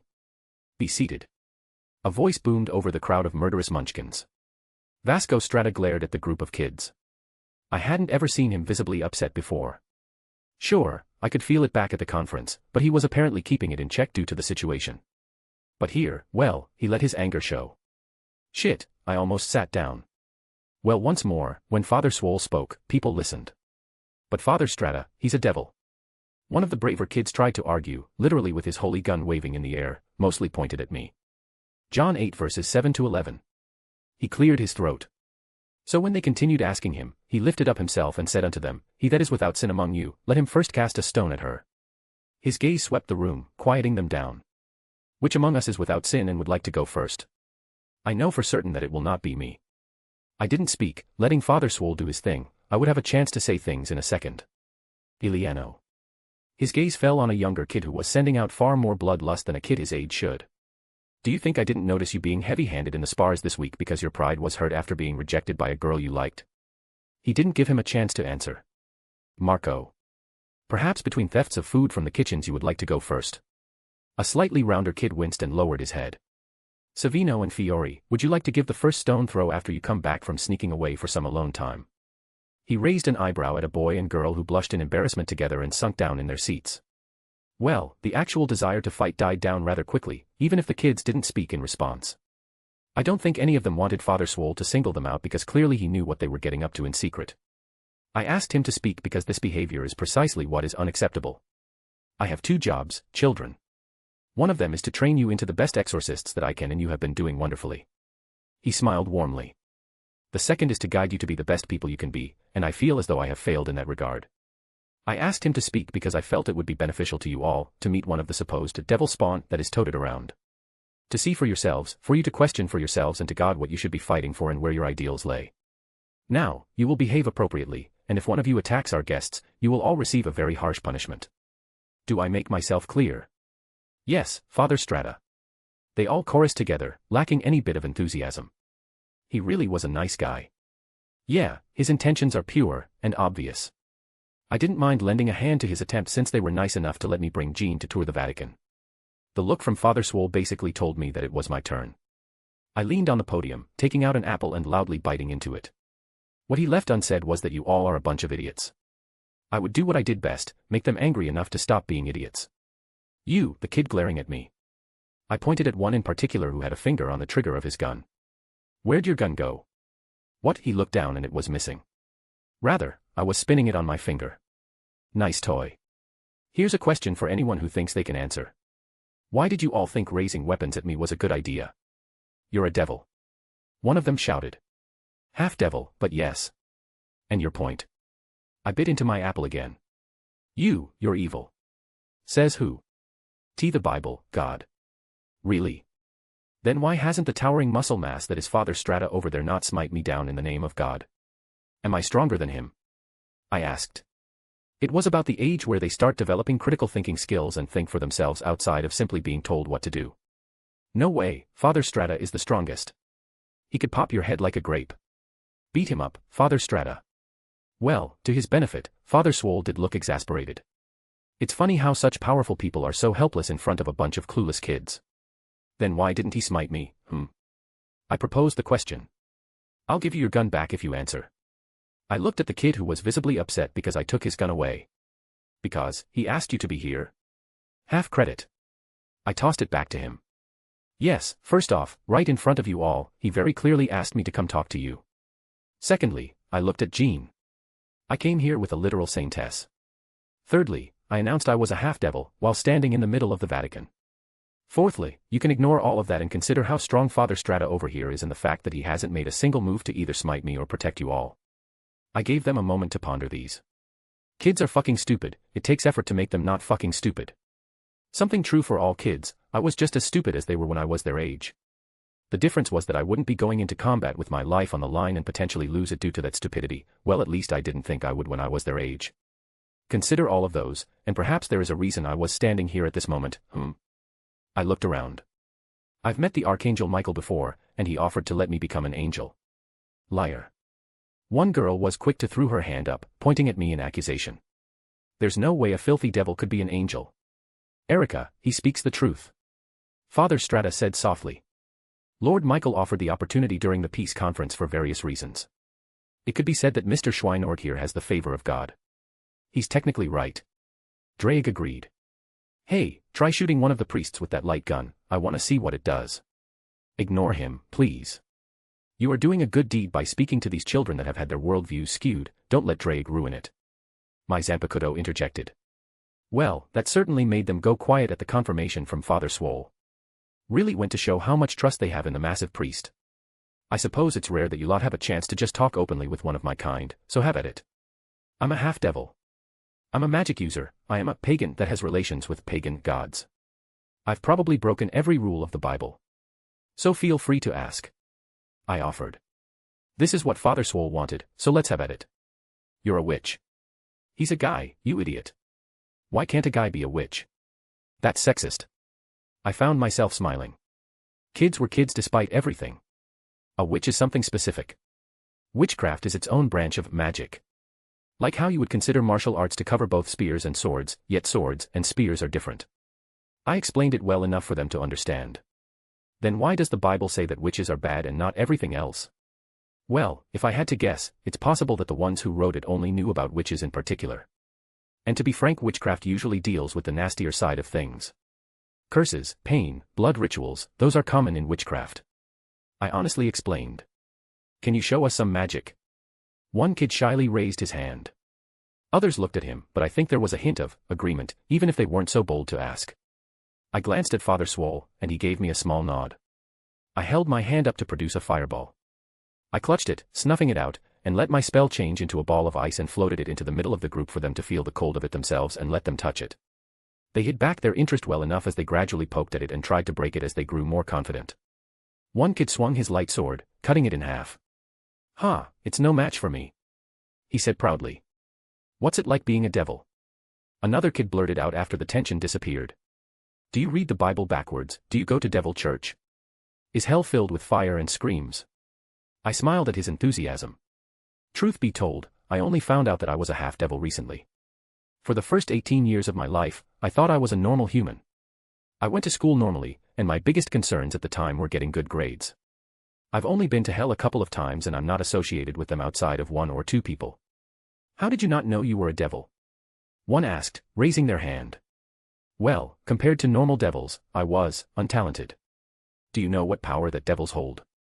Don't devils use demonic power? That's right. I nodded.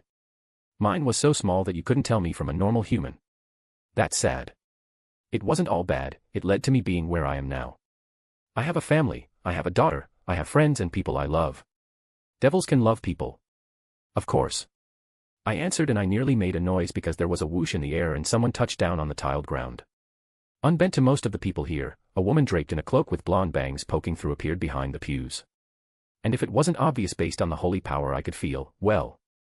The size of her bosom led some credence to a few guesses. Does that mean her too? The Not Gabriel pointed at Jean. Ah. Jean's eyes widened as she too noticed Not Gabriel hiding back there. We're not. Sorry, what's your name? I decided to play along. Gab, the Not Archangel went stiff. Gabby. Even Father Swole twitched slightly. I chuckled. To answer your question, her happiness is something I take very seriously. It was always fun to see Jean flush at being teased. The kids looked at the Not Gabriel now identified as Gabby. Father Strata, is she an angel? Gabby nearly fell over. I'm just a random person that came to visit. She squeaked. Dee, don't mind me. Father Swole coughed into his fist and I had a feeling that Gabby wasn't supposed to be here at the moment. Continue with your questions, children. The whole reason we came here in person was to observe the common courtesies between factions to deliver a response without causing any problems, and here she WSS in person. Do you have horns? One person asked. I do in fact have horns, but most devils don't. And a tail. And a tail. I nodded. Can we see them? Once more, I looked at Father Swole and he gave me an affirmative nod. I considered him the highest authority and obliged even though the rules we got stated otherwise. I touched on the Hogyoku and let my devil features come out to play. But if you didn't know you were a devil, then why do you have those? One kid pointed out. They're a recent addition. I responded. How'd you find out you were a devil then? A wandering exorcist stabbed me one night when I was out and about. Oddly, the memory wasn't very traumatizing to me. I felt like I had outgrown it. Huh. Ah.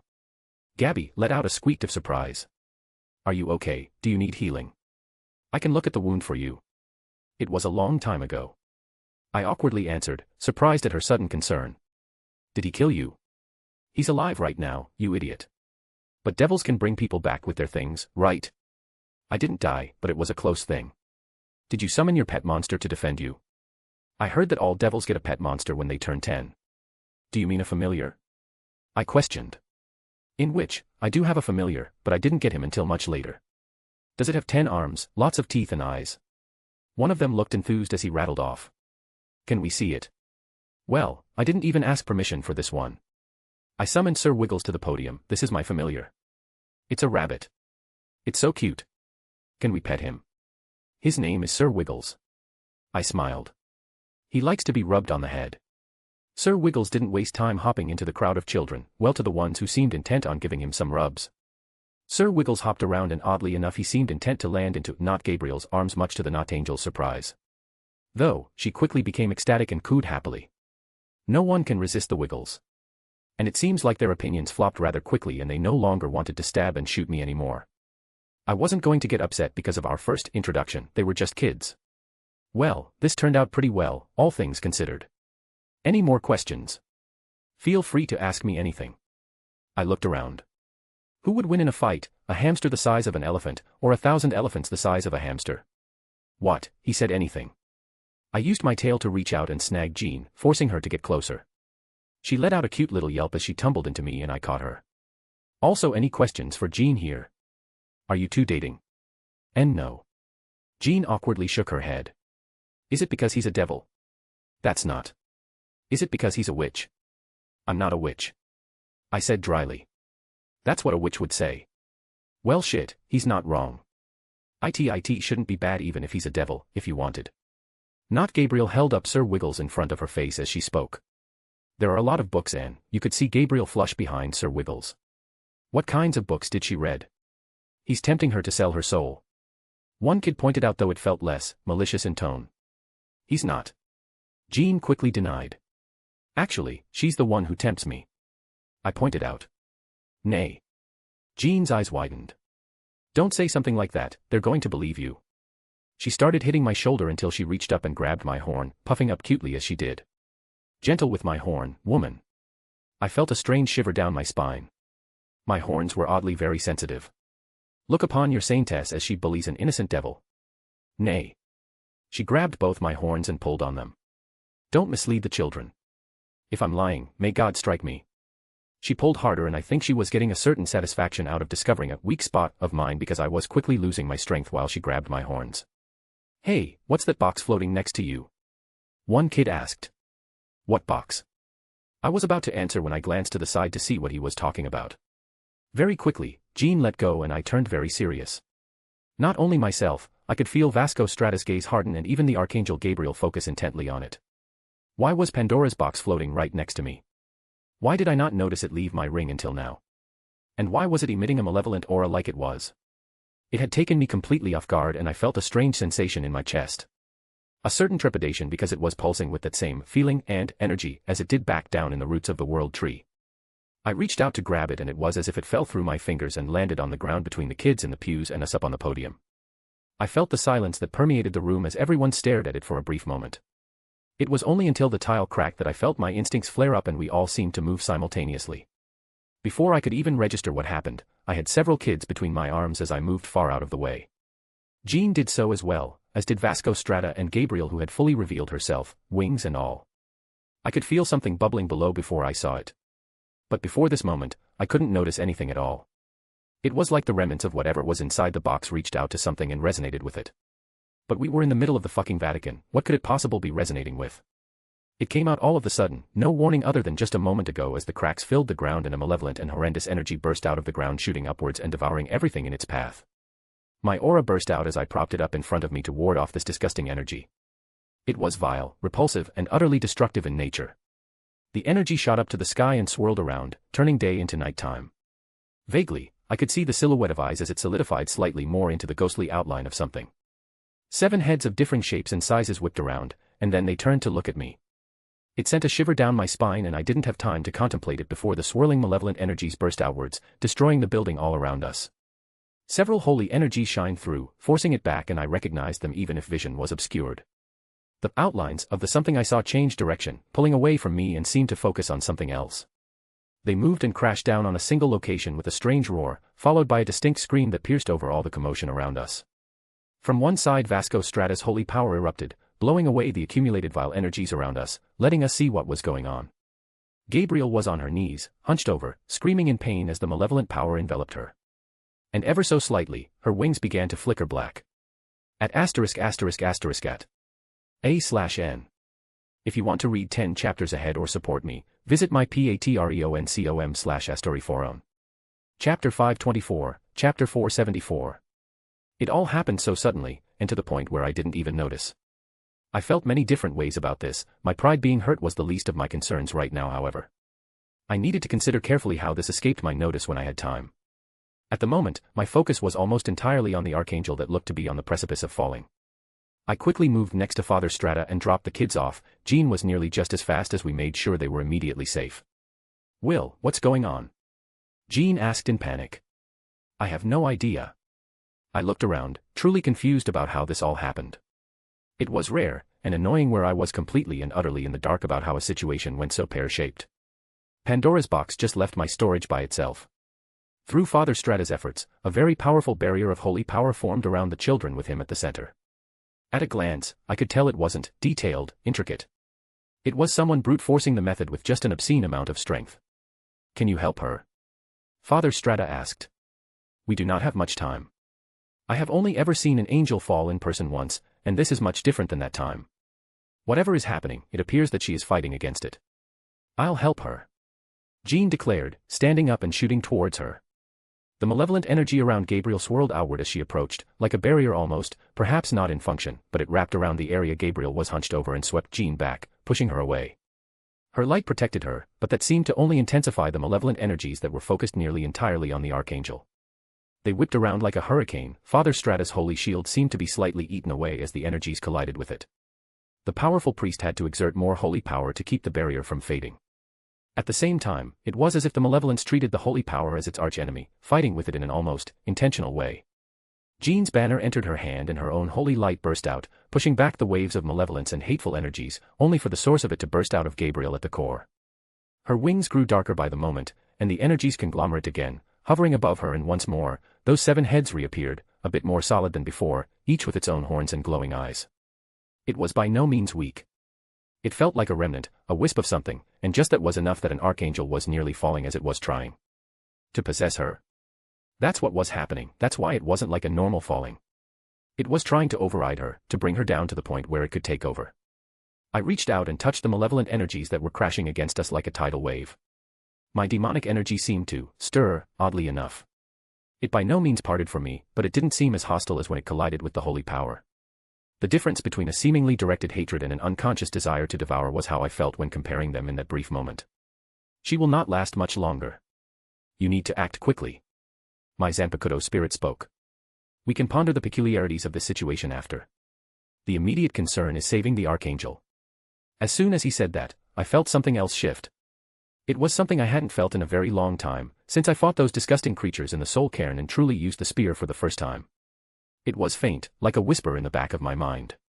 The spear, that was barely healed back to full after suffering so much damage, but an insignificant and dying will remaining within the powerful weapon, it reached out to me.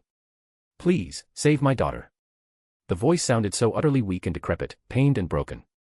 How much effort did it take for what was left of the biblical God within the spear to actually speak to me like that? My demonic energy erupted out of me, and I left the safety of the barrier. Will. Jean shouted in concern as I pressed against the wave of malevolence. My own demonic power fed into my bloodline, and my power of destruction began to rend apart the malevolent energies that slammed against me. Oh, it nearly swept me off my feet at first. Whatever the source of this was, it was not something to be taken lightly, and that scared me. Like a literal wave, it crashed down and I had to push through. The few dozen steps to reach her were slow, and I couldn't even think about using Shuanpa as my entire body was impeded by this disgusting power. The 7 heads seemed to stare unblinkingly at me as if, measuring me. Like I was some interesting toy it had just found. And the implications that there was an intelligence in there didn't do anything to assuage my worries. I pushed through it, ignoring the feeling of many more powerful presences descending upon the area. I could feel many more angels coming down quickly, but I focused on the priority at the moment. My demonic power was quick to clear away the immediate concerns around me as I closed in on the Archangel. She was crying in pain, clutching her own arms as her veins filled with an inky blackness that crept up her limbs. Her eyes were bloodshot themselves, and wisps of malevolent energy spilled from the orifices on her face. If I wasn't concerned about the side effects, my first instinct was to summon my authority and disperse this malevolence. But right now, I had a feeling that Gabriel would be affected and harmed. I had no immediate thoughts, no clever ideas as this happened so suddenly. I like to think I was quick on my feet when situations popped up, but I was caught completely off guard and I was turning a blank. The only option I had was the stupid one. Demonic power and holy power do not mix. It took barely a nudge and the holy spear shot out of my ring between me and Gabriel. A burst of holy power pulsed out, faintly touching the Archangel, and amidst the screams of pain one word stood out. Daddy. The malevolent seemed to react in turn. The malevolent energy collided against the holy spear's own, causing a rippling effect to pulse through the entire area. It really did not like holy power for some reason. I could taste the hatred behind its instinctual response. The only thing keeping me from getting swept away amidst the torrent of energy was the fact that my demonic power and subsequent power of destruction were warding away the worst of it. Grab it. I shouted, not sure if she could hear me amidst the whipping winds underneath these two colliding forces. The Archangel Gabriel grabbed hold of the spear, but it didn't do much other than seemingly push away the energy within that singular hand. I mentally sighed. Demonic power and holy power do not mix. I reached out and grabbed the spear too. My body began to fill with holy power as it normally did when wielding the spear. Normally I would have the protection of the spear itself to stop my demonic nature from causing problems. My demonic nature was running rampant due to utilizing the Hogyoku. I could feel my skin peeling away where I was grabbing the spear. Burning it, cleansing it as the two opposing forces unintentionally waged war within my body. My aura was doing what it could, but both these aspects were essentially a part of me right now. I ignored it and pushed on. The holy power I had access to, I directed it towards Gabriel.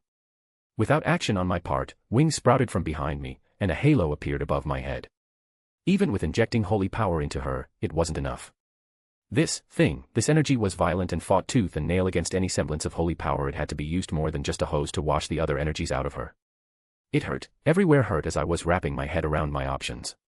The wings on my back felt like they were searing away my flesh, the holy power in my body felt like it was thorns pushing through my internals, yet I found myself smiling. Perhaps it was the ridiculousness of what I was about to do. I knew a lot about the church, but I wasn't entirely privy to their secret methods. What they teach to the burial agency, the things passed down only to the most devoted. But there was one magical miracle that was freely taught to anyone by the church back home. And I had the back door to the entire foundation of their cosmology in my hands. I felt the presence within the sphere align with me. Its intent bubbling up to combine with my own. So, I'll pray. I kill, I give life. I injure, I heal. There are none who escape from my hands. There are none who escape from my eyes. As soon as I spoke the initial words, the spell began. The baptism rite. I, a half-devil, was going to perform a baptism rite on an archangel. The symbol unique to this spell appeared below us, glowing brightly as the spear fed into it. The malevolent energy around us hissed in fury as the line began to shine through the clouds of corrosive energy. May it be so that you are shattered. I welcome the defeated, the aged. Surrender to me, learn from me, obey me. A returned light flashed in Gabriel's eyes as the malevolent power around her rampaged and began to recede, being pushed back. Wisps of it were escaping from her body, from the pores of her skin. May you be at rest. Gabriel reached out her hand and I took it warmly. Do not forget song, do not forget prayer, do not forget me. I relieve you of all your burdens. I am the light and relieve you of all your burdens. The malevolent power was furious as it rampaged, but the light shining from the spear was focused now. Directed, purely to combat this source of evil in the purest form I've ever felt. The symbol of the baptism right below us intensified, the brightest light filling the room even among the angel inhabitants. The evil power began to dissipate and was forced to retreat at a touch. It was like two sides of the same coin. They were both each other's enemies and the evil portion was slowly being pushed back. Retaliation unto forgiveness, betrayal unto belief, despair unto hope, darkness unto light, death unto life. May you rest in my hands. Let there be a mark of your sins. Eternal life is found only in death. Gabriel stood up together with me, her hand gripping the spear tightly while I held her other as the malevolent aura around her was visibly leaving her body at astonishing speeds. Like smoke drifting up to the sky, and dispersing once it drift too far away as the cleansing light was making short work of it. The heads of whatever wisp of wool within it were roaring furious, each one of them making a distinct sound as it became the last holdout, clinging to Gabriel with everything it had. Forgiveness is before you, and so my incarnation vows. Gabriel smiled warmly as her former radiance returned in full. Her wings the purest of white, and the halo above her head shined golden. The last vestiges of the malevolence were above her struggling as the light from the baptism rite surrounded it and pressed down. Kyrie eleison. Amen. She finished and like 1,000 blades, the light pressed down severing the last bits of the malevolent power completely as it dispersed into nothingness. Comically, I was the one who nearly fell over once it was finished. I let go of the spear and I couldn't feel my hand. The archangel caught me, not letting me fall over completely. You're hurt. She exclaimed as a fiery sword entered my vision. Uriel. Her head snapped towards the source with a glare I never thought I'd see on a woman with such an innocent demeanor. Gabriel, he. Sword away. She intoned. Before he could utter another word, the ground below us began to crumble and break apart. Gabriel grabbed me and guided me off the point of collapse over towards Jean, who was quick to wrap me up in a big hug. Will, you're hurt. Are you okay? What happened? Let me help you. She panicked seeing the various burns on my body. It's all right, I can't even feel it anymore. I gave her a smile. That's not a good thing. She let out a squawk. Wah, it's my fault. Gabriel also seemed to mimic her, and they both started panicking. I didn't know how to react. Especially with dozens of angels all standing around us, most of which were glaring dangerously in my direction. Thankfully, the holy power finally receded, the wings and halo disappearing so they were no longer fighting against my demonic power. I also relieved my demonic nature back to its original state to start healing properly. My aura was working overtime, and I would need to visit Artoria to get a sheath healing when this was over. The kids were being taken care of by Father Swole, so that was one less thing to worry about. But my eyes narrowed in on the leader of the Heaven faction as he walked over. My second time meeting him, the Archangel Michael. Gabriel, are you okay? I'm fine, brother. Gabriel forced a smile. I'm a bit weak right now, but I'll recover, thanks to him. And he is at fault in the first place. Uriel raised his blade up, pointing at me. I guess Father Swole filled them in on what happened. Gabriel, Saintess, remove yourselves from his person and I will smite this defiler while he is weakened. You're still far from my match. I let my spiritual pressure seep out to add to my words. It was one thing to take responsibility for what happened, but I would be damned if I let him actually move to kill me. It's not like the kids where it was an instinctual response to their training and they didn't really know much better. Uriel, please. Michael raised his hand, pushing down Uriel's sword. Let's figure out what happened first before we start finding blame. She nearly fell, Michael. Uriel roared in response. What more do you need to act? Does it require her wings to turn black completely before you realize the danger these things propose? Gabriel's aura changed, and she was glaring. That's not something I think I'll ever get used to. The Archangel twitched slightly, and after a moment of Gabriel's intense stare, he lowered his weapon with a scowl and took a step back. The other angels, they seemed to start the beginnings of shielding the area most metaphorically and very literally. Michael put a hand on Gabriel and he frowned. Gabriel, you're much more than weakened. He said with a noticeable amount of concern. Ah. Jean voiced her concern much less pointedly. I'll be fine. She reassured him. I just need to stay in heaven for a few weeks and I should be back to full health soon enough. That's good. Jean let out a sigh of relief. Michael seemingly was about to argue with her but also wisely closed his mouth after noticing his own glare from Gabriel. Right, I was the one who helped her, there was no way in hell, heaven, that she was going to recover so quickly. Whatever that was, it wrecked her insides pretty badly. She didn't want to worry Jean, did she? Michael seemed to reluctantly accept that and turned to me. I need to know what happened. I don't believe you intentionally did anything but. He paused and glanced at the surroundings then at me. You're hurt as well. This is a mess. I'll be fine. Oh, it hurt like a bitch, holy power still fucking hurt like some people couldn't understand, but I wasn't in danger of dying. I'm fairly sure the spear helped somehow, staving off the worst of it. Note for the future, don't use my demonic side and the spear at the same time. The box. I looked around, remembering the initial cause of everything. Michael held his hand up and it appeared in a burst of holy light. Father Strata told me that this was the cause. I did not know what to do at first, so I sealed it immediately. There were golden chains wrapped tightly around it, all composed of holy power. I admit, it gives off a very bad feeling, but I don't know what it is. It's Pandora's box. I didn't want to go into detail, but I was stuck between a rock and a hard place here. This was a fucked up situation and I was pretty much forced to be truthful. Loki used it and tried to corrupt the world tree some time ago. There was something inside that he wanted to insert into the tree, but I thought it was empty at this point. I was negligent. Michael frowned, floating the box back over to me. That doesn't explain what happened. From what Father Strata spoke, this was merely a catalyst for the events. As if to answer his question, several more stone tiles broke off falling down the pit that appeared. We shared a look and I slowly pulled myself out of Jean's arms as she was being very protective. Will, you're still hurt. She said softly. It's all right, trust me. I found myself kissing her forehead like I did with my girls and already finished before I caught myself. She made an awfully cute noise that seemed to heal my soul more than my body. Uriel, you probably wish to join us. Michael stated, rhetorically of course. The other archangel had been glaring at me without hiding his intent to lop my head off. You are far too trusting of the devil spawn. He snorted, moving by himself and jumping into the pit that had formed. God, it fucking hurt still, but I pushed past the pain. I needed to know what happened.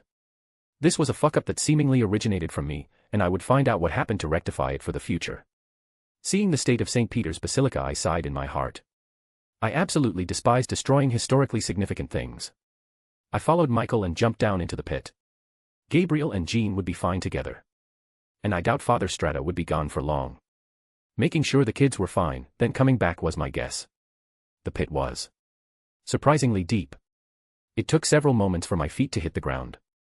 The light of the two archangels illuminated the enclosed space. An old stone room, half caved in, except this looked much older than the original building, like it had been sitting here for a very long time. Centuries, thousands of years. However, the remnants of the malevolent energy were obvious. At the center was a sarcophagus and I immediately guessed whose. This is St. Peter's tomb. I voiced aloud. Michael's expression meant I hit the nail on the head. Father oversaw his burial himself. The original basilica was built on top of it, and when it was destroyed, it was rebuilt again into what it was, earlier today. Have neither of you actually seen this before? I looked at them in surprise because they seemed confused as I was currently. Actually, it made sense. Why would they care about the burial of a saint when he's up in heaven manning the front doors? The only thing noticeable, the sarcophagus was slightly ajar as if something was pushed out. I took another moment to inspect things and there were carvings on the walls, words from a language I didn't recognize. They filled the room in minute proportions and even the sarcophagus was inlaid with them. It's Enochian. Michael seemed to notice my gaze. Much of it is destroyed, but it roughly translates to suppressing evil. It's a seal. I stated. Whatever that was, it was sealed down here. The biblical God used St. Peter's tomb to act as a seal. I didn't know. Michael said softly. Father merely said that this was an important location and I did not think to ask for details. I held my hand up, testing a few things on my end. Space is sealed down here as well. Time isn't moving properly. If I had to guess, our location would be obscured by divination as well. It was the seal. My Zanpakuto stated. An unintentional side effect. It was seemingly created intentionally to suppress this evil entity or this wisp of its power. The box contained another fraction of it from somewhere else if I were to guess. The seal itself was hiding its own existence as well through various measures. All in all, it did what it was supposed to, but there was no expectation that someone would bring this fragment from somewhere else. And if we're still going on that train of thought, the one I had resonated with this one and probably attacked from the top while the other attacked from inside. It wasn't built to defend against the evil thing coming from the opposite direction and basically poked a hole through it. I raised a hand up, covering my face in exhaustion. What a fucking mess. I retrieved a healing potion from my ring, drizzling it on my hand where probably the worst of my pain was coming from. You're hurt. Uriel stated, staring at me. No, it's normal for me to flay my own flesh to pray away evil. I snorted. On that note, whatever this entity was, it was enough that it could overcome my magic resistance. I didn't think about it at the time, but it was able to touch me, so to speak. This did not bode well. The archangel scowled. You have my thanks for protecting our sister. He grunted. I let out a long sigh. It's technically my fault in the first place. Well, he didn't argue with that, nor did he demand my head or rub it in my face. So, progress there. I should have sealed the box. I should have immediately taken it to Pandora. I should. It was not a misguided assumption. My Zanpakuto interrupted my pity party. You can claim that you were negligent, but no one else around you showed further concern either. I just don't like being taken off guard like this. Do you have any idea what the source of this power was? I finally asked. Uriel turned to Michael, and I was guessing that he didn't know either and was wanting answers just as well. The leader of the Heaven faction shook his head. I'm afraid that I am in the dark. We will need to investigate further. I was completely unaware that this was down here other than the tomb itself. He seemed lost. I pitied his position, leading a faction and finding out that there was something like this under one of the major capitals of their faction. I assume we're being deported. I said it humorously, but also with seriousness. Michael smiled awkwardly. I believe it would be for the best if you leave. It will be difficult to placate the masses after they learn what has occurred in your presence here. However, your actions are undeniable, so I believe we will be able to salvage the situation. Right, sprouting angel wings and praying the evil away would probably lend credence to my innocence here. Many will demand answers. Uriel crossed his arm with a low growl. Such is why a devil was inside the Vatican in the first place. The coincidences line up to make it appear as though it was a timed attack. He turned to look at me. If you don't mind me asking, why were you here? Michael also seemed to realize. Did you not know I was coming? Yasaka sent requests through the proper channels and it was authorized. Michael's lips twitched and his continuous smile seemed forced. I did not receive any such missive. And while I do not police every action that occurs within the faith, such a guest should have reached my ears. But it does not explain why you were here. Uriel reiterated. Jean was responding to Gabriel's letter, and we were being polite to observe the niceties that came with that. We can't exactly send mail up to heaven.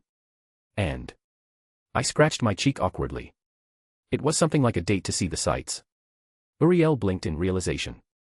Did he expect something much more nefarious? Why did you wait until this moment to respond? I recall Gabriel handing that parchment during the gathering. Ah, it took Jean a while. Shit, I'm really going to have to tell them this, aren't I? I groaned, relenting. Jean doesn't know how to read or write, I was helping her learn both and she wanted to do it by her own hand. Please don't tell anyone, she doesn't need to feel self-conscious about it. I teased her about it, but that was mine. I wouldn't allow anyone else to make fun of her for something like that. Both of them seemingly had the same look about them after I explained that. Michael awkwardly coughed into his fist. We will not speak a word.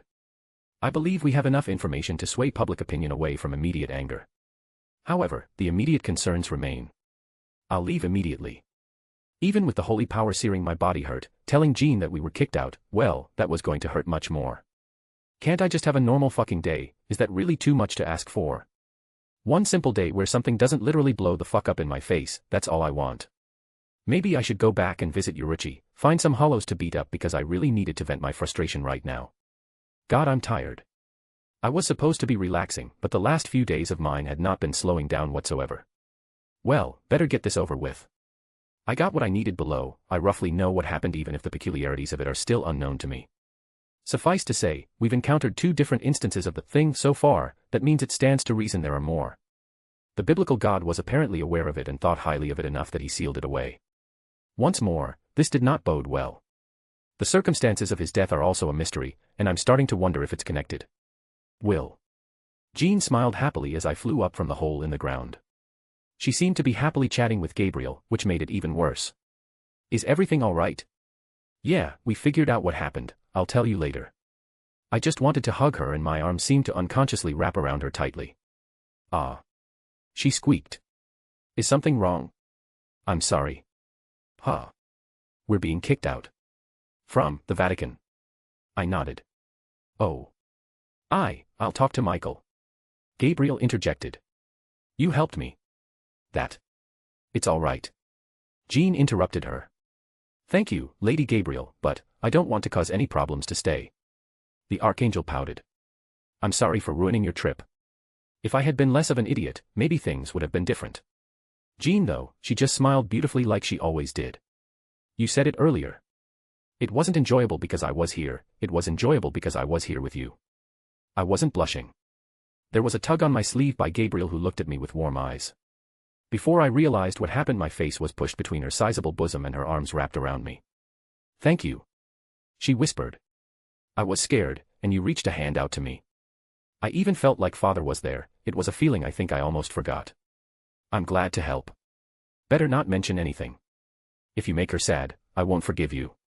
She whispered very quietly, just enough for me to hear, in a tone I had never heard from her before. Did she just threaten me? I am conflicted because that felt like a genuine threat on her part, but I was also appreciating my face wedged between her boobs. Wasn't she supposed to be the nicest one of the bunch? Actually, the Archangel Gabriel has slain more enemies than all the other archangels combined. My Zanpakuto helpfully informed me.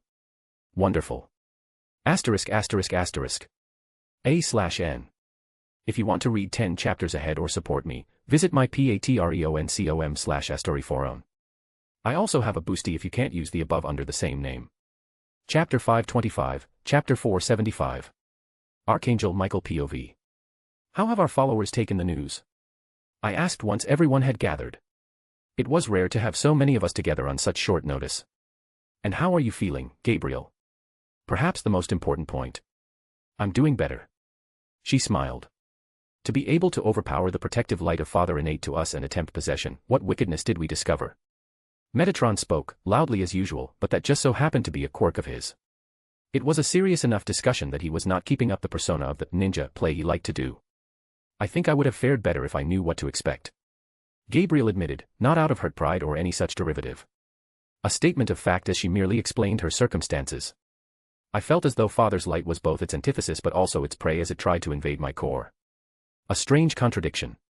Uriel grunted. Yes, very strange. Even sitting upon Father's chair, I couldn't help but feel lost about how to proceed. I had a few ideas of what to look into but I was hesitant to voice them. If even Father did not speak of this, evil to us, then I felt as though I should investigate quietly just to be sure. I truly hoped my guess was wrong, otherwise I feared for the safety of mankind. However, it felt as if too many things have been moving according to someone's hands recently. As if we're only hearing the music from a distance while the conductor was completely unknown. The only solace I had right now was one of the final fail-safes that Father left within the system that I'm able to access. If all else failed and heaven was unable to protect humanity, then we would all willingly sacrifice what little we had left. I only hoped I didn't have to resort to our last means. The hate too. Gabriel shivered. It was almost overwhelming. Pure hatred and malice. It almost drowned me. All of us need to be careful from now on and be on guard. I have begun to lead a prayer around the basilica to remove any lingering presence. I have yet to notice anything abnormal on the surface, but I believe it pertinent to be careful. Raphael spoke. Thank you, Raphael. I'm sure it also helps alleviate the concerns of our followers. I smiled towards my brother. Just his presence alone lifted the spirits of our believers. It was a good judgment on his part. Father Strata is doing well to stem the tide of anger. Rightful anger, I might add. Uriel noted. I acknowledge that the devil spawn did not have intentional goals of chaos, but the consequences of his presence cannot be ignored. Uriel. Gabriel frowned. Do not look at me like that, sister. I have taken many steps back at your request. I am speaking the truth in this moment and nothing more. Yes, Uriel was being much less headstrong than normal at Gabriel's ushering. I could understand both their standpoints, so it was difficult to make a judgment. I have yet to meet this young devil. Metatron's voice boomed despite the casual way he rubbed his chin in contemplation. But even from your words, Uriel, I feel as though the blame does not rest on his shoulders. He should never have been allowed inside. Uriel pointed out. Yet he went through the proper channels and did everything requested of him. Metatron countered. Is that not all we can ask for? Is that not what Father would have wanted? Contemplating it, my brother, a half-devil willingly wished to tour the Vatican. We have the humans' security footage that shows how happily they admired the sights. How are we to find fault with their actions when they clearly came without ill intentions and were invited? I had one of the children ask me if I laid eggs. Uriel growled. Admittedly, Metatron looked away because he had to stifle a laugh, and even Gabriel held a hand up over her face. Yes, Father Strata was precise in his report of everything that happened from the moment the young half-devil arrived. I wonder how Father would feel if he saw the devils of today. Not the soul-stealing, pillaging, and raping monsters that killed and tortured for fun. Now, they convince children that angels lay eggs and put fake facial hair on his depictions. I wonder if he saw this himself, which was why he never removed them when our fallen brother first introduced their existence to the world. It helps that he has a living saintess at his side. Raphael noted. I am saddened that I was unable to meet her myself. Both times now I have missed the opportunity. If Father wills it, I hope I will not miss a third. Yes, the living saintess, of which we were still unable to answer the question of her existence. But her presence, her light are utterly undeniable. They're cute together. Gabriel held her cheeks. Did you also see this, Father? The son of Lucifer and one of your saintesses, together. Despite her existence, our followers are not happy. Uriel continued. There are conflicting stories and stances. But a not insignificant number of the church's hierarchy are calling for a response. What a headache. We need to be aggressive with calming any dissidents. Surprisingly, we may not need to step in. Metatron hummed, looking far off into the distance. The voice of God was able to perceive things that even I, who sat upon Father's chair, was unable to. Do you have something to add, brother? Uriel asked. There were enough witnesses that things seemed to be spoken favorably among the rumors. Metatron explained. The children present were speaking highly of the young half-devil even without any guidance from Father Strata. A welcome surprise then. Remind me, what was the half-devil doing in the Vatican, and why was he speaking to budding exorcists under Father Strata's watch? Raphael asked. I don't blame him for his confusion. It would not be strange for the exact opposite to be occurring per Uriel's arguments. It was no secret that the majority of exorcists are trained a certain way. Hardened hearts that require certain tough decisions to be taken for the greater good of humanity. We cannot safeguard humanity by locking them in a cage. They must be able to stand on their own feet, both shouldering the good and bad that come with that. Thus, we did not overly interfere with their in-house teachings. It took far too much effort to receive the letter from the yokai leader regarding their intent. I made a verbal note, and I did not need to elaborate further there for them to understand my current annoyance with how the procedure was handled. While we don't police them every waking moment, for good reason, we should have been informed if such a high-profile individual intended to appear within the Vatican. Even Father Strata was under the assumption we were aware when things reached the point where he was allowed entry. A fair assumption, and I did not fault him there. It seemed we needed to talk with the Pope and Cardinals about proper management in the future for certain situations. I only hoped it was incompetence and not maliciousness that set these chains of events. The intent, from what Father Strata verified, and we did so as well, was for the two of them to relay a message proper from the one Gabriel had given at the meeting. I suppose they also had the intent on sightseeing. I gave her a letter at the meeting and I was waiting for a response. I guess I forgot about how she would respond. Gabriel looked down. Uriel grunted, crossing his arms. At the very least, it is acceptable that they use the proper channels. Well, even Uriel cannot fault them for the actions they took. They did everything proper and by the books. And even if we did, our hands were tied. Ignoring how the yokai had seemingly risen in recent months to a place at a minimum on our level, Asgard now stood at their side. And it would be foolish to believe Asgard was weak even after suffering through their Ragnarok. That was the most recent class of exorcists in training before we signed the peace agreement, if I'm not mistaken. Raffle spoke. That the half-devil spoke in front of at Father Strata's request. Yes. Uriel affirmed. Ah, I believe I understand his intent. Raphael nodded. Father Strata continues to show his wisdom. It's good that the children aren't forged into unthinking weapons that only know how to hate their enemies. To show them an object of hatred that they can sympathize and communicate with should have given them the opportunity to question their own motivations.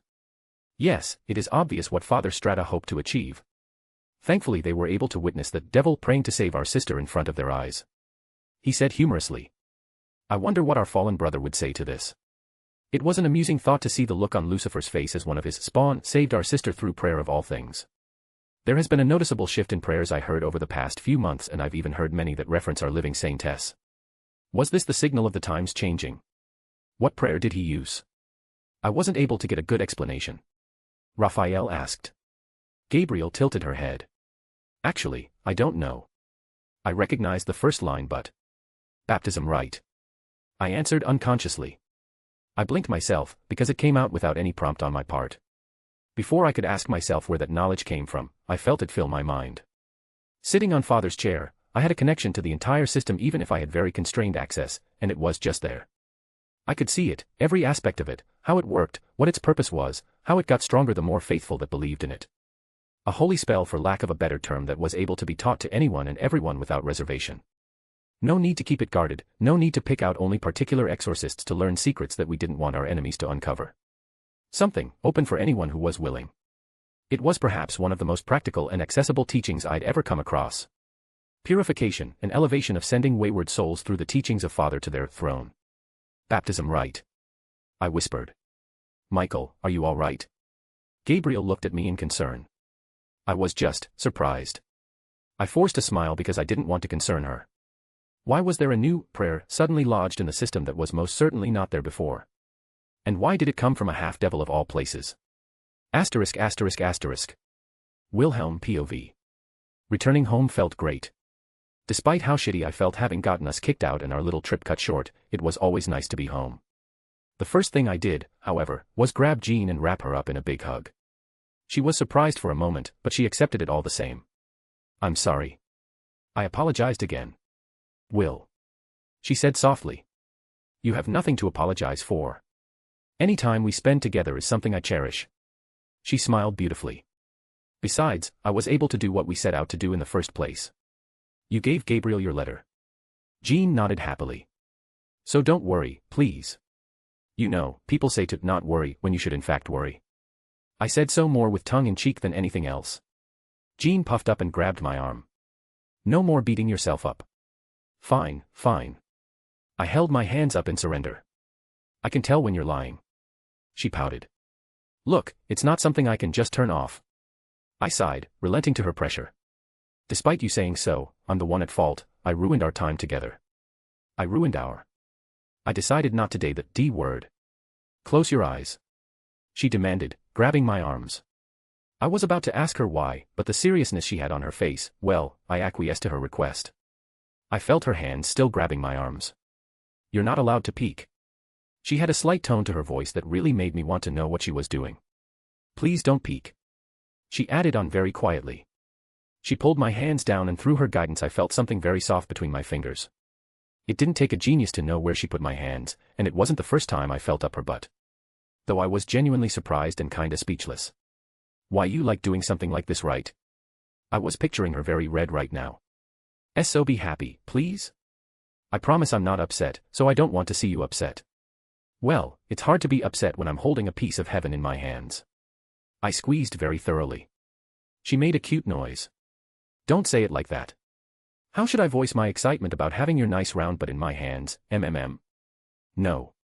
You're not allowed to say it out loud. She whined. While I was enjoying her very pronounced rear, I did feel something interesting as my fingers brushed past. I grabbed hold of it and pulled without the slightest hesitation. Iya. She let out a high-pitched squeak as I pulled on the thong she was apparently wearing that peeked out above her shorts. You bully. She started hitting my shoulders as I opened my eyes. She was the brightest shade of red I've seen since the bikini incident. Worth it. I pulled on it again. Nay. Her eyes widened as another noise escaped her lips in surprise. Before she could lay another barrage on my poor shoulders, I leaned down and kissed her forehead like I did earlier today. That calmed her down, though her tomato impression was getting practice it seems. I also did, very reluctantly, let go. She looked down. Mom said that when we come back I'm supposed to do something. I didn't even have time to question what she was talking about as she very quickly stood up on her tiptoes and put her own kiss on my cheek. You had fun, it's Latiso I'm going toad. She quickly escaped from my arms and ran upstairs. It's still mid-afternoon. Artoria Pendragon POV. I peeked my head out of the kitchen, not wanting to interrupt the moment Jean and Wilhelm were having. Wilhelm noticed me immediately and before I knew it, I was holding him in my arms with his face buried in my chest. He was hurt, the severity of which I could not guess based on first impressions, however the torn clothes of his spoke well enough to give me an idea. By his actions, it was safe to assume he was not in overt danger or harm. My first instinct was to seek answers but, this attitude of his was not normal. I used Avalon to immediately start healing him as I ran a hand through his hair. Wilhelm, even when he was at his worst usually showed a confident side of him. It was rare to see him so, tired and dispirited. Especially so when molesting the Saintess was not enough to raise his spirits, nor was he moving to do the same to me. In another situation, I may have laughed at the thought of measuring his mental well-being based on the presumptuousness of his wandering hands, however, I was concerned. You have had a difficult time. I said softly. I'm tired, Artoria. What he said was simple but it truly conveyed his feelings. Yes, he felt tired. Then let us rest. I will accompany you for as long you require. Can't, still have something I gotta do. He muttered somewhat audible with his face still pushed into my bosom without the usual enthusiasm. The box, there was an issue while we were. Hush. I cut him off. We will speak later when you are feeling well. If it is not a pressing matter, then leave it for now. There was very clearly a story to accompany his state, but it would wait. I will not have my men dwell in such a state without myself attending to his well-being. He let out a small noise of acknowledgement. Tell me what you require, I will assist. I need to go see Mama Pandora. Ah, his adoptive mother. I did not ask why, nor argue with him. Very well, I will accompany you. Let us proceed. Yeah, let's quickly deal with this. I don't want to push it off and have something else happen that fucks everything up. He grumbled. I quickly took out my device and sent a message to Yasaka for her and the others to talk to Jean and ask her about the situation. If a situation arose where they had visited, it was perhaps important that Yasaka be the first to deal with it. Wilhelm was quick to use his magic and connect us to where we needed to go as he uncharacteristically was very flippant with his use of it. He really did wear his heart on his sleeve, didn't he? I followed him as he stepped through and the world changed. Eh. A feminine voice sounded out along with a loud thump as I saw a body fall off a couch and hit the ground. My son. Wilhelm became enveloped in a hug from a petite woman, even shorter than myself, with long violet hair and a white dress. Hi Mom. Wilhelm seemed to force a smile. Kaya, you called me Mom. She exclaimed, hugging him tighter. Wilhelm spoke a few words about this woman, but seeing her in person, her actions and enthusiasm were genuine, so I felt relieved as Wilhelm relaxed in her embrace. Not going to flash me this time. Bad. She started slapping his arm. Don't bring that up in front of guests. They're going to think the worse of me. Her words cemented the acknowledgement of how much information she has obtained from Wilhelm thus far. If she knew Wilhelm's full story, she would most certainly know that such a thing had become commonplace for him. You need not worry, I am well aware of Wilhelm's sense of humor. I offered her an out. She smiled brightly, straightening her dress as she faced me. I'm Pandora, the all-giving mother. She held her arms open to express herself. I am Artoria Pendragon, Wilhelm's girlfriend. Though, perhaps you would know me better if I introduce myself as Arthur Pendragon. I offered. She choked, nearly stumbling over. What? I looked at Wilhelm, who was all but giggling to himself, and shared a smile with him. I very much preferred his smile over his earlier self. You already know about Reiku, is this so weird? He asked. A valid point. Well, I suppose. She muttered. Now that I think about it, the heretic god running around as Lancelot is also a woman. That was a strange sequence of words to hear. And apparently Wilhelm also believed so if the blank expression he had was any indication. Wait. The small goddess shouted. You're not a god. Yes, that is an astute observation. I quipped. No, but my rabbit is. Wilhelm retrieved his familiar from where he kept it, holding up the mighty animal for her to see. Why is your rabbit a god? Pandora squawked. Oh well, things happened. He got crowned the king of Asgard. The goddess fell over, looking dizzy. I believe you should perhaps tell her the truth at this point. Even if he was enjoying it, and I did not wish to ruin the fun he was having while his mood seemed to improve a smidge. However, I was beginning to feel sorry for his adoptive mother. Your mother can't handle this. Pandora grabbed onto Wilhelm's shirt. Next you're going to tell me that you have a god in your pocket. Wilhelm. I looked at him. His lips quivered and it seems the intrusive thoughts won over as the holy spear of his was deposited onto the ground. Nope, I'm going to rebel. She threw her arms up, running towards what I assume was the metaphysical door of this strange room that existed not within the normal world. Mom, all right, I'll explain properly. He grabbed his adoptive mother before she could get too far. I'm from a different world, Oh, that makes sense. She stopped in her tracks. I don't know why I didn't think of that earlier. What? Wilhelm blinked. I shared a similar sentiment. Pandora laughed. Did you think I would be surprised by that? Oh my sweet child, you're not the only one of my children that travels to parallel worlds. Though that troublesome child of mine rips a hole through the multiverse every time she uses that authority of hers. Pandora sighed in exasperation. Wait, I haven't heard of that happening lately. She looked at Wilhelm. You wouldn't have an authority like that either. It appears that Wilhelm was unaware of this just as I was. An interesting reflection of what normally occurred when he revealed his origins. Ah, it's complicated. Wilhelm scratched his head. I use magic. There is no magic powerful enough for that. It would have to be a godly authority. Pandora argued. Capita, magic. Wilhelm punctuated. I don't believe we're speaking of the same thing. Like I said, it's complicated. I apologize for interjecting, but Wilhelm came here with a purpose that seemed pressing. I gently guided him back on topic. It was no secret that he could be distracted quite easily. Right, yeah. Wilhelm's expression changed. I found your box. My what? Wilhelm merely took it out and I felt a strange and uncomfortable feeling. A strange box with many different inlays and designs about it, and it was wrapped in a powerful holy light in the form of chains. Where did you get that? Pandora's expression changed drastically. That shouldn't exist.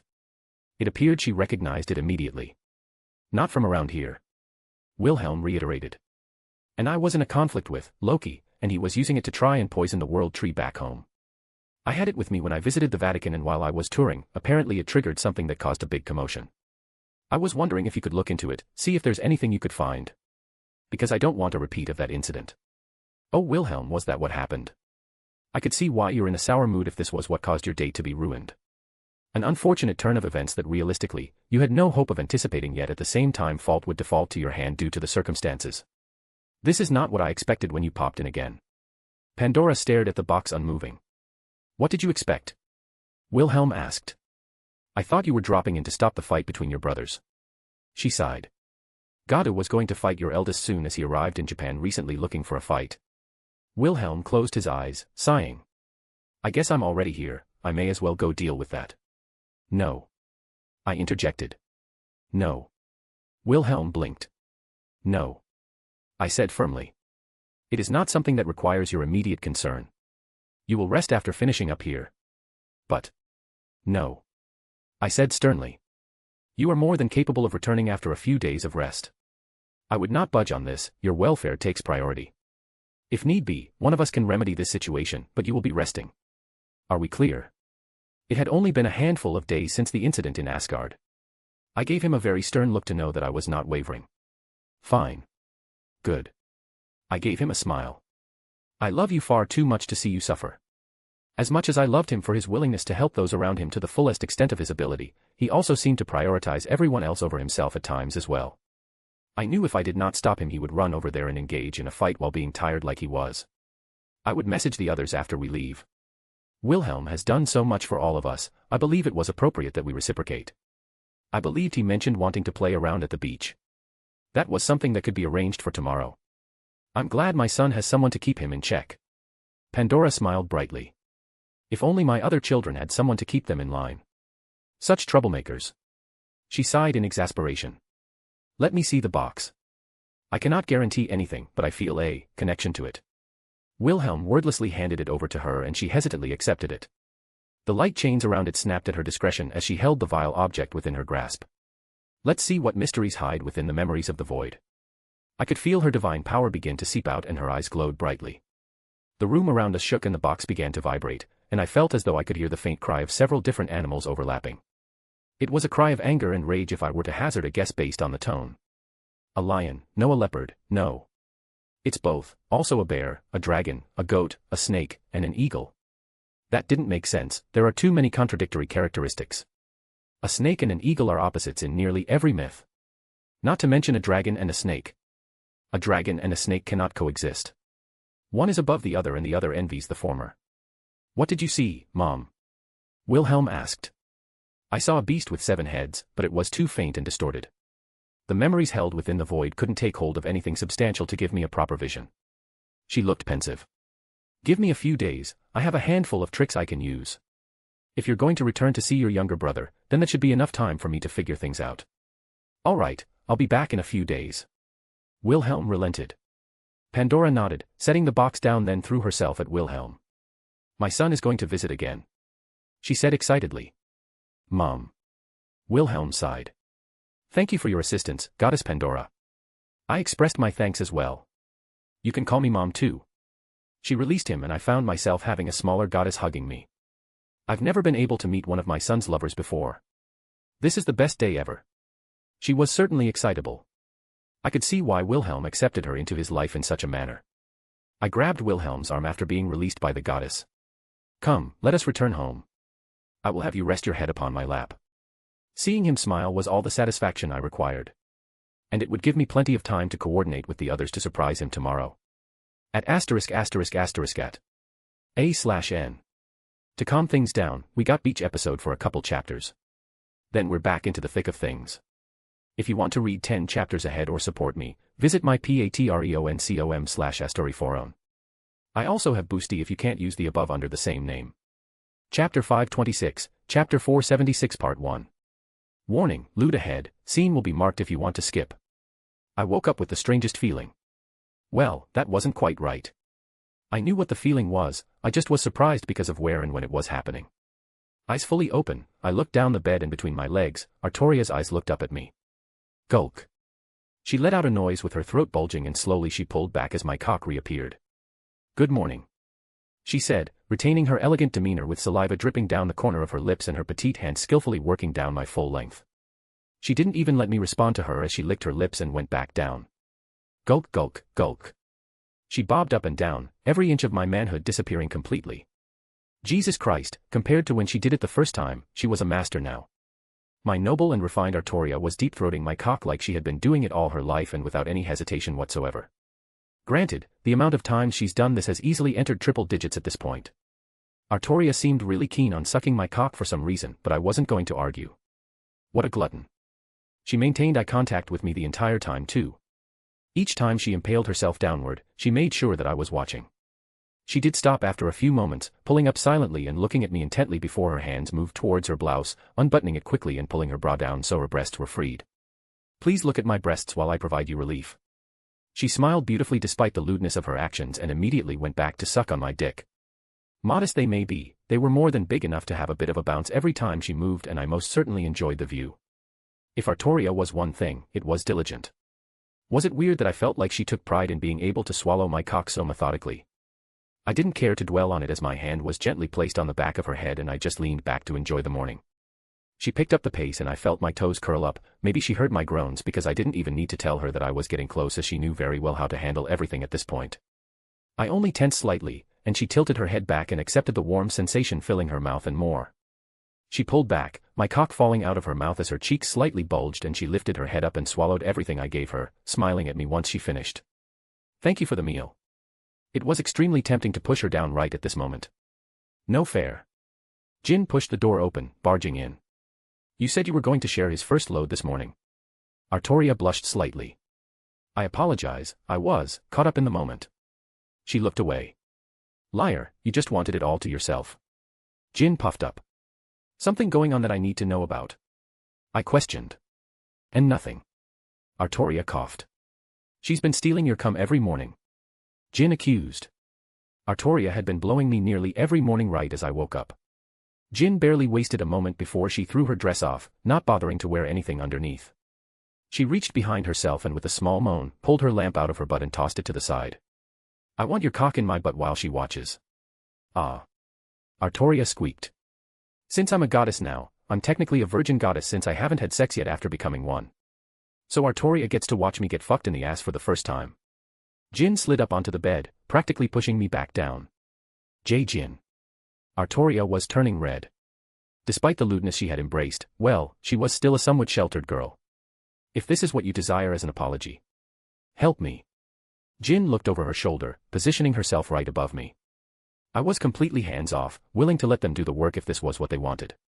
She faced me, her round blue ass lowered ever so slightly to rub against my still erect cock. I could see Artoria grabbed hold of me again and positioned it right at Jin's back entrance, helping push my cock inside. Look at my poor butt, Artoria. Look at what Wilhelm did to me. She whined, lowering her hips, my cock slowly pushing into her.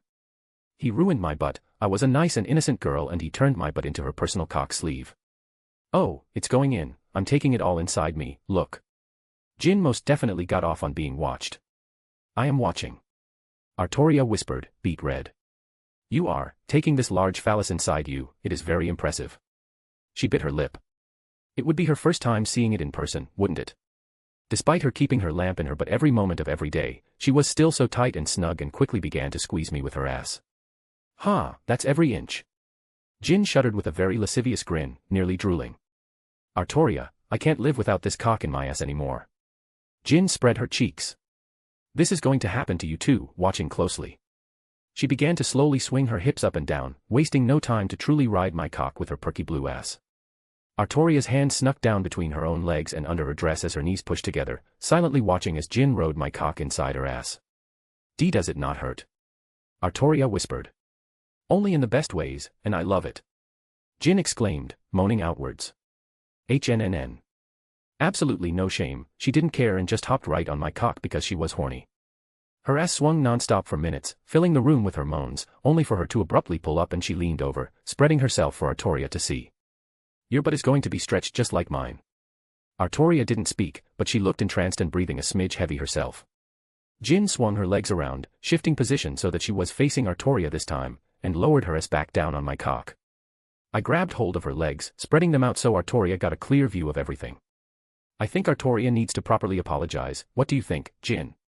I asked the blue genie currently wiggling her hips to enjoy every inch of my cock pushing up into her. You're not the only one who likes to swallow his large loads. Jin pouted. You need to make it up to me. Her hand moved and she spread her blue pussy open for Artoria to see. Would you please lick me? Jin asked with the sincerest tone. Artoria's eyes widened, and it looked like any words of rejection died in her throat as she slowly moved over between Jin's legs. Her tongue peeked out and gradually, she began to get a taste of Jin. Ooh. Jin's breath hitched and she stopped moving her hips. That's nice. She shuddered, giggling. Wilhelm fully sheathed in my ass and Artoria licking my pussy, this is the best. She nearly went limp, moaning in my arms. Honestly, I was surprised that Artoria was willing to go this far. If she was uncomfortable she would have spoken up. But since she said nothing, I didn't care to think about it and only focused on Jin's tight ass as I moved on my own, rocking my hips slowly back and forth while Artoria's tongue was inside her front. The genie grabbed hold of Artoria's head to seemingly steady herself, or maybe it was to push her to put in more effort. Regardless, Jin was getting loud, moaning as both her ass and pussy were assaulted from both of us. Jin let out the loudest moan of the morning, grabbing Artoria's head tightly, and I could guess she finally was coming because she squeezed down much more than normal. I was close myself and it was enough to push me over the edge and I made sure I forced every inch of myself deep inside her and let out my second load of the morning. Jin stilled, mouth open, eyes wide as she got filled from behind and came from the front. She nearly went limp as I guided her body backwards into my arms, her breathing intense as she leaned against me and Artoria slowly pulling away, the evidence of Jin's orgasm showing on her face as Jin always made a mess. She groaned in ecstasy as she seemed to reluctantly roll off my cock, her ass really not wanting to let me go.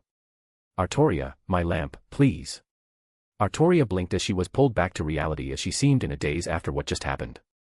She quickly fumbled off the bed and grabbed Jin's lamp off the floor. Jin lifted her butt in the air, spreading it. Push it in. Artoria looked at Jin's freshly fucked ass and down at the plug in her hand, and with a bright red complexion, lined it up and pushed it back into the genie's rear. Ooh, that's the spot. Jin relaxed, collapsing into the bed face down. Now we both got a nice warm load of cum in our bellies. She giggled. I don't know what happened, I don't know why this happened, but damn if it wasn't the best way to wake up after the shitty past couple days I've experienced. I'll repay the favor anytime you want, Artoria, Jin giggled, muffled as her face was pressed into the sheets.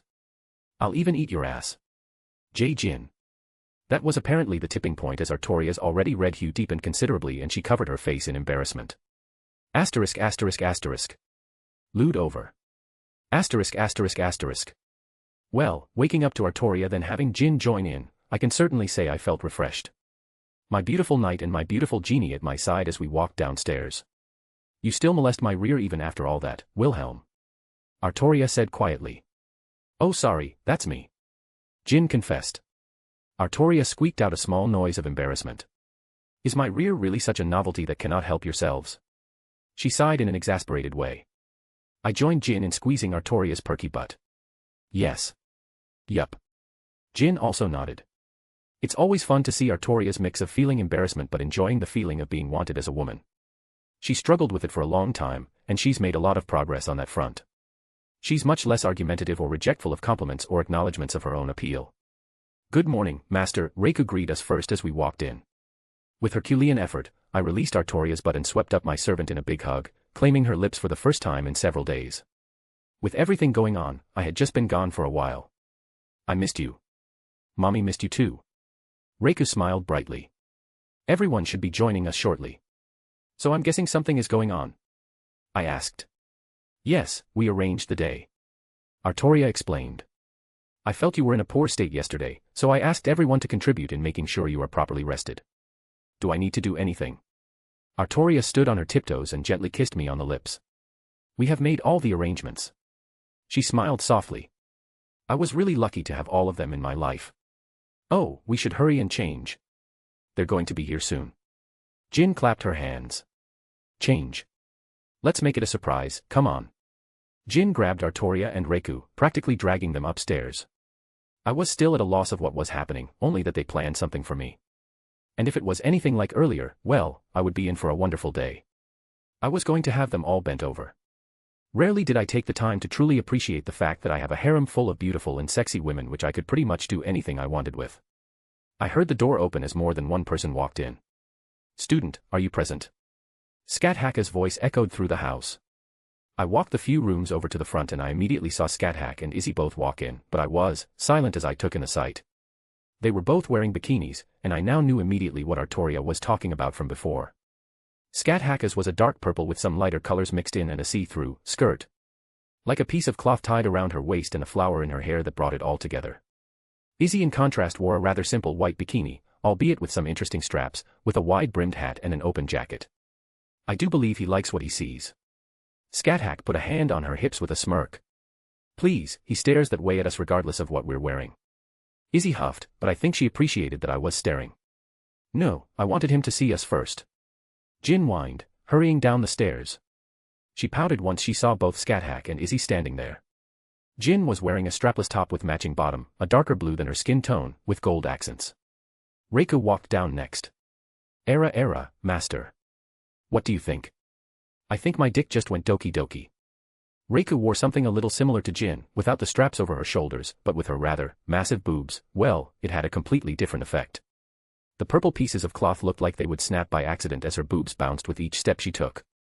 Reiku rarely wore such little clothing, but I couldn't help but admire her long legs just as well. Lastly, Artoria shuffled down the stairs. I think there was a hint of shyness to her. Similar to Izzy, hers was plain white, but it had some cute blue bows on either side. She wasn't the biggest in any aspect, but she was unbelievably cute and I nearly couldn't control myself. Let's just skip the beach and have an orgy. I breathed out, my eyes not moving away from Reiku's long legs. You wish. Izzy snorted, pulling on my cheek. Control yourself, student. You will have opportunities to alleviate your stress today. Scat Hack whispered in my ear. Down, little Wilhelm, down. Actually. Screw it. I grabbed at the knots on their tops and pulled on them as quickly as I could. Boobs were meant to be free. You brat. Izzy squeaked, catching hers as I barely got to see the prize. Scat just snorted, not bothering to even catch hers, letting it drop to the ground. The only other one I got was Reiko, who just giggled as her large breasts bounced free. I had a good life. I looked at Jin, but she would take hers off herself if she felt like it. My eyes then landed on Artoria and she puffed up indignantly, covered herself with a flush. Control yourself, my student. Scat walked up behind me, her chest resting atop my head. The others are coming. You will have opportunities later. She leaned down and kissed my forehead before retrieving her top and putting it back on. What she means to say is that it isn't merely your lovers. Izzy clarified. I feel as though Rin would find it awkward if we engaged in such activity so blatantly. Artoria cleared her throat. All right. I put my hands up in surrender. No more open lewdness. And I guessed Kunu would certainly be coming, so I didn't want to do anything inappropriate right in front of her. As Scat said, plenty of time later. I'm sure I would be in for a good night. Speaking of Rin, she has returned. Artoria stated. And I too felt the distinctness of the kaleidoscope being accessed. Woo, beach day, beach day. The door flung open and a certain magical wand floated through the threshold. Damn it, Ruby. Rin hissed. Get back here. Rin came barreling in after her, wearing a rather plain bikini similar to Artoria's but a dark blue color. I hadn't seen Ruby in a while. For good reason, to be honest, Rin didn't like taking her out. But she still needed Ruby's help to use the kaleidoscope. Ruby. Jin threw her arms open. Jin. Ruby did her best to hug the blue girl as the two sentient magical objects embraced one another. Actually, did Jin count as that anymore? I mean, her lamp was still part of her, but she's a goddess now. Questions for later, because the last thought was why Rin needed to use the kaleidoscope. White hair and red eyes answer that question immediately. It was almost jarring, in a way. Truthfully, I couldn't picture Salem ever wearing a bikini, yet here we were. It was black, of course, and there wasn't much to it, plain mostly, but that had its own allure. It contrasted nicely to her pale skin and even the curse marks she had running up and down her body. While I admired her beauty as a whole, my eyes were understandably drawn to one feature in particular. Damn, that is a dump truck. Jin blurted out. Jin. Salem, for one of the very rare times, turned the slightest shade red. She crossed her arms and scowled towards the genie. Silly girl. Scat quickly grabbed Jin and playfully chided her. The funny thing was, Jin wasn't wrong. Salem had the largest rear out of all my girls, and I wanted to push my face into it. You look beautiful. I made sure to compliment Salem and stop staring at her ass. I knew she was stepping out of her comfort zone for this. Her lips twitched slightly. Yes, now everyone can see the curse that envelopes me, she said rather sarcastically. I could argue with her, but instead, I put both my hands on her cheeks and quickly moved in for a deep kiss, silencing any self-deprecating thoughts she might have added on. Idiot. She huffed indignantly after breaking away. Though truthfully, I thought Reiku's top was straining to contain her boobs. Salem's bottom part made that look tame in comparison, and she wasn't even wearing anything lewd in nature. You promised, you promised. Ruby shouted, flying out of reach of Rin. Wilhelm, protect me. Ruby flew over, basically ramming into my head. Rin promised I could play with everyone if I helped. Rin. I raised an eyebrow. Rin scowled, crossing her arms. I might have said something. Rin, you made a promise. Artoria chided. Ugh, fine. She threw up her arms. I won't shut off Ruby. Phew, beach day. Ruby cheered. I'm going to have so much fun. That was a foreboding warning. I hope everyone's decent. Yusaka knocked on the door, opening it up without pause. Daddy. Kunu ran out from under her and into my expecting arms. Hello, my little fox. How much of my stress and annoyance washed away from simply holding my daughter in my arms. She was wearing a cute little bikini herself, one appropriate for girls her age. Funny enough, it matched Yusaka, though Yusaka's bikini was a bit more generous in how it handled her proportions. White, red and gold, the colors went well with their fluffy tails and hair. If others weren't around, you could be damn sure her top was being pulled off and my face was being pressed into her chest. Two more faces joined, followed Yusaka and Kunu.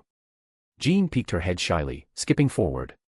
She had the most bashfulness about her wearing what she was. At least with Artoria, she had experience with things like this thus far. For Jean, back in her time, showing ankles was inappropriate. She had on a black plain bikini with a bow to tie the top on in the front. She also wore a light blue jacket to cover up a little bit more. Jean. I smiled. Jean's expression shifted to a bright smile. Will. I can't believe I'm finally going to get to see the beach. Auntie Jean never saw the beach. Kunu looked aghast. Hey Auntie. Jean whispered, going blank. Welp, Kunu broke her rather quickly. I kissed Kunu on the forehead and let her go run after Ruby that was zipping around because one more person was with them and she was silently and patiently standing to the side. You look lovely. I complimented her. Like Salem, Meridia was someone I could never picture dressing this way. She crossed her arms just as Salem did and seemed to force herself to frown. If it is pleasing to you, then it is a simple matter. As long as you're by my side, that's all that really matters. I had her in my arms before I could even consciously realize it. But I love that you're wearing it. Simple and elegant, a shade of yellow bordering gold with nothing to write home about, but it hugged her generously and showed off her otherworldly and divine legs. I wanted to lick them. It seems like we're just waiting on Vanillana now. Jin bounced around between everyone and landed up against me and Meridia. You appear to be in a good mood. Meridia raised an eyebrow. Yup, Wilhelm stuffed me nice and good this morning. She smiled brightly. Meridia blinked, mouth slowly open. I don't think she would ever not react to Jin's sheer and utter disregard for shame. I claim to be shameless, but Jin truly was someone without shame. Honestly, if it wasn't for my own opinion on the matter, I'm fairly sure she would always run around naked. Meridia simply let out a sigh. And you are a goddess now. Goddess of getting foo. I covered her mouth and pulled her away. Absolutely no filter when she doesn't need to. Love you. I quickly leaned over to give Meridia a kiss. I love you as well. Meridia seemed thankful. Her delicate sensibilities could only take so much Jin. Though truthfully, Meridia wouldn't mind. She'd come to adore Jin just like everyone else. Jin happily joined Kunu in playing with Ruby and I made my way to my fluffy fox. Yasaka's tails waved as she noticed me and I quickly shifted through them and found my tail, rubbing it gently. How do you do that? Yasaka blinked, just sorta looking confused. Do what? I asked. Fluff your tail. Do you need instructions? Not that. She huffed, playfully slapping my arm. Reiku, I need your opinion. Yasaka called out. Yes. Reiku quickly came over. I am happy to help. Can you tell my tails apart? She asked. Reiku tilted her head, shaking it. I'm sorry, they all look the same to me. Then how does this man know to grab the same tail every time? She pursed her lips. Because it's mine. I answered. I claimed it a long time ago. Yasaka facepalmed. What's wrong? Artoria came up, asking. Armin here claimed one of my tails as his, a long time ago, and seemingly, he's able to pick it out regardless of what's happening. I swear, every single time, I can shuffle them around, I can try and trick him with the wrong one, but he always finds the same one. Always my sixth tail. Fluffy. I pressed it against my face. Yasaka let out a sigh. I don't know how he does it and it's infuriating. Fluffy tail was fluffy. This was going to be a great day. Laying out on the beach, playing with my daughter and everyone else. I felt a little ping on the periphery of the house's boundary as a teleportation happened. The last person arrived and, well, she wasn't alone. It was that moment, I recalled what I said to her when I initially brought up the idea of the beach. The door opened quickly, Vanillana standing there in a tasteful red bikini with a hat similar to Izzy's if made of straw with a see-through cloth jacket thing around her. I wasn't actually sure what that type of article of clothing was called. I would more certainly admire the view in a normal situation as the bikini she was wearing definitely showed off all her curves well enough. But my attention was taken almost entirely by the small head that peeked out from behind her. About Kunu's size from first glance. The same hair color as me, if much shorter. The same eye color as me as well. He looked around curiously, but with a hint of shyness as well. And it seemed like everyone else in the room went quiet as they arrived. I offered this to Vanillana before, and I admit I was not nearly in such a bad headspace at the time, but that wasn't really an excuse for the current me to deny this opportunity. I had many things to say about my childhood, many things that still weighed heavily in my heart, but I was no longer the same kid I was when I first left that house. He noticed everyone else in the room, but he then focused almost solely on me, running out from behind Vanillana until he stood a couple feet in front of me, and coming to a stop, staring up silently. Was it his upbringing? He stood perfectly upright, his posture, his mannerisms, they all screamed of years of practice. There was a small awkward silence before he opened his mouth. Hi, I'm Mill ICA's Gremory. He introduced himself with a genuine and happy smile. Hello, Mill ICA's Gremory. I'm Wilhelm Henry Schweinorg. I felt oddly at peace. ******. A/N. A nice vacation from the last bit of back-to-back events. Next chapter has quite a few lewds as well, and it isn't wholly plot relevant.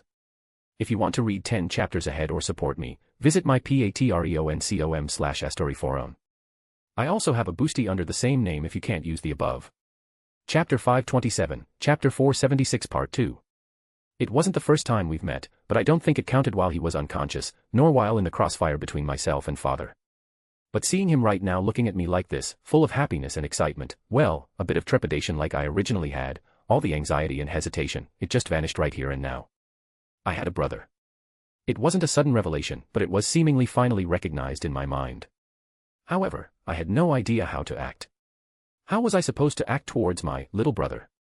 It was easier when I treated other people as siblings in the past since they weren't connected to me by blood. Honestly, I don't think he even realized the strain between myself and his parents. Oh, kids weren't stupid, he obviously knew that we didn't get along and we were estranged, but the extent, he probably didn't have the depth of experience to really understand.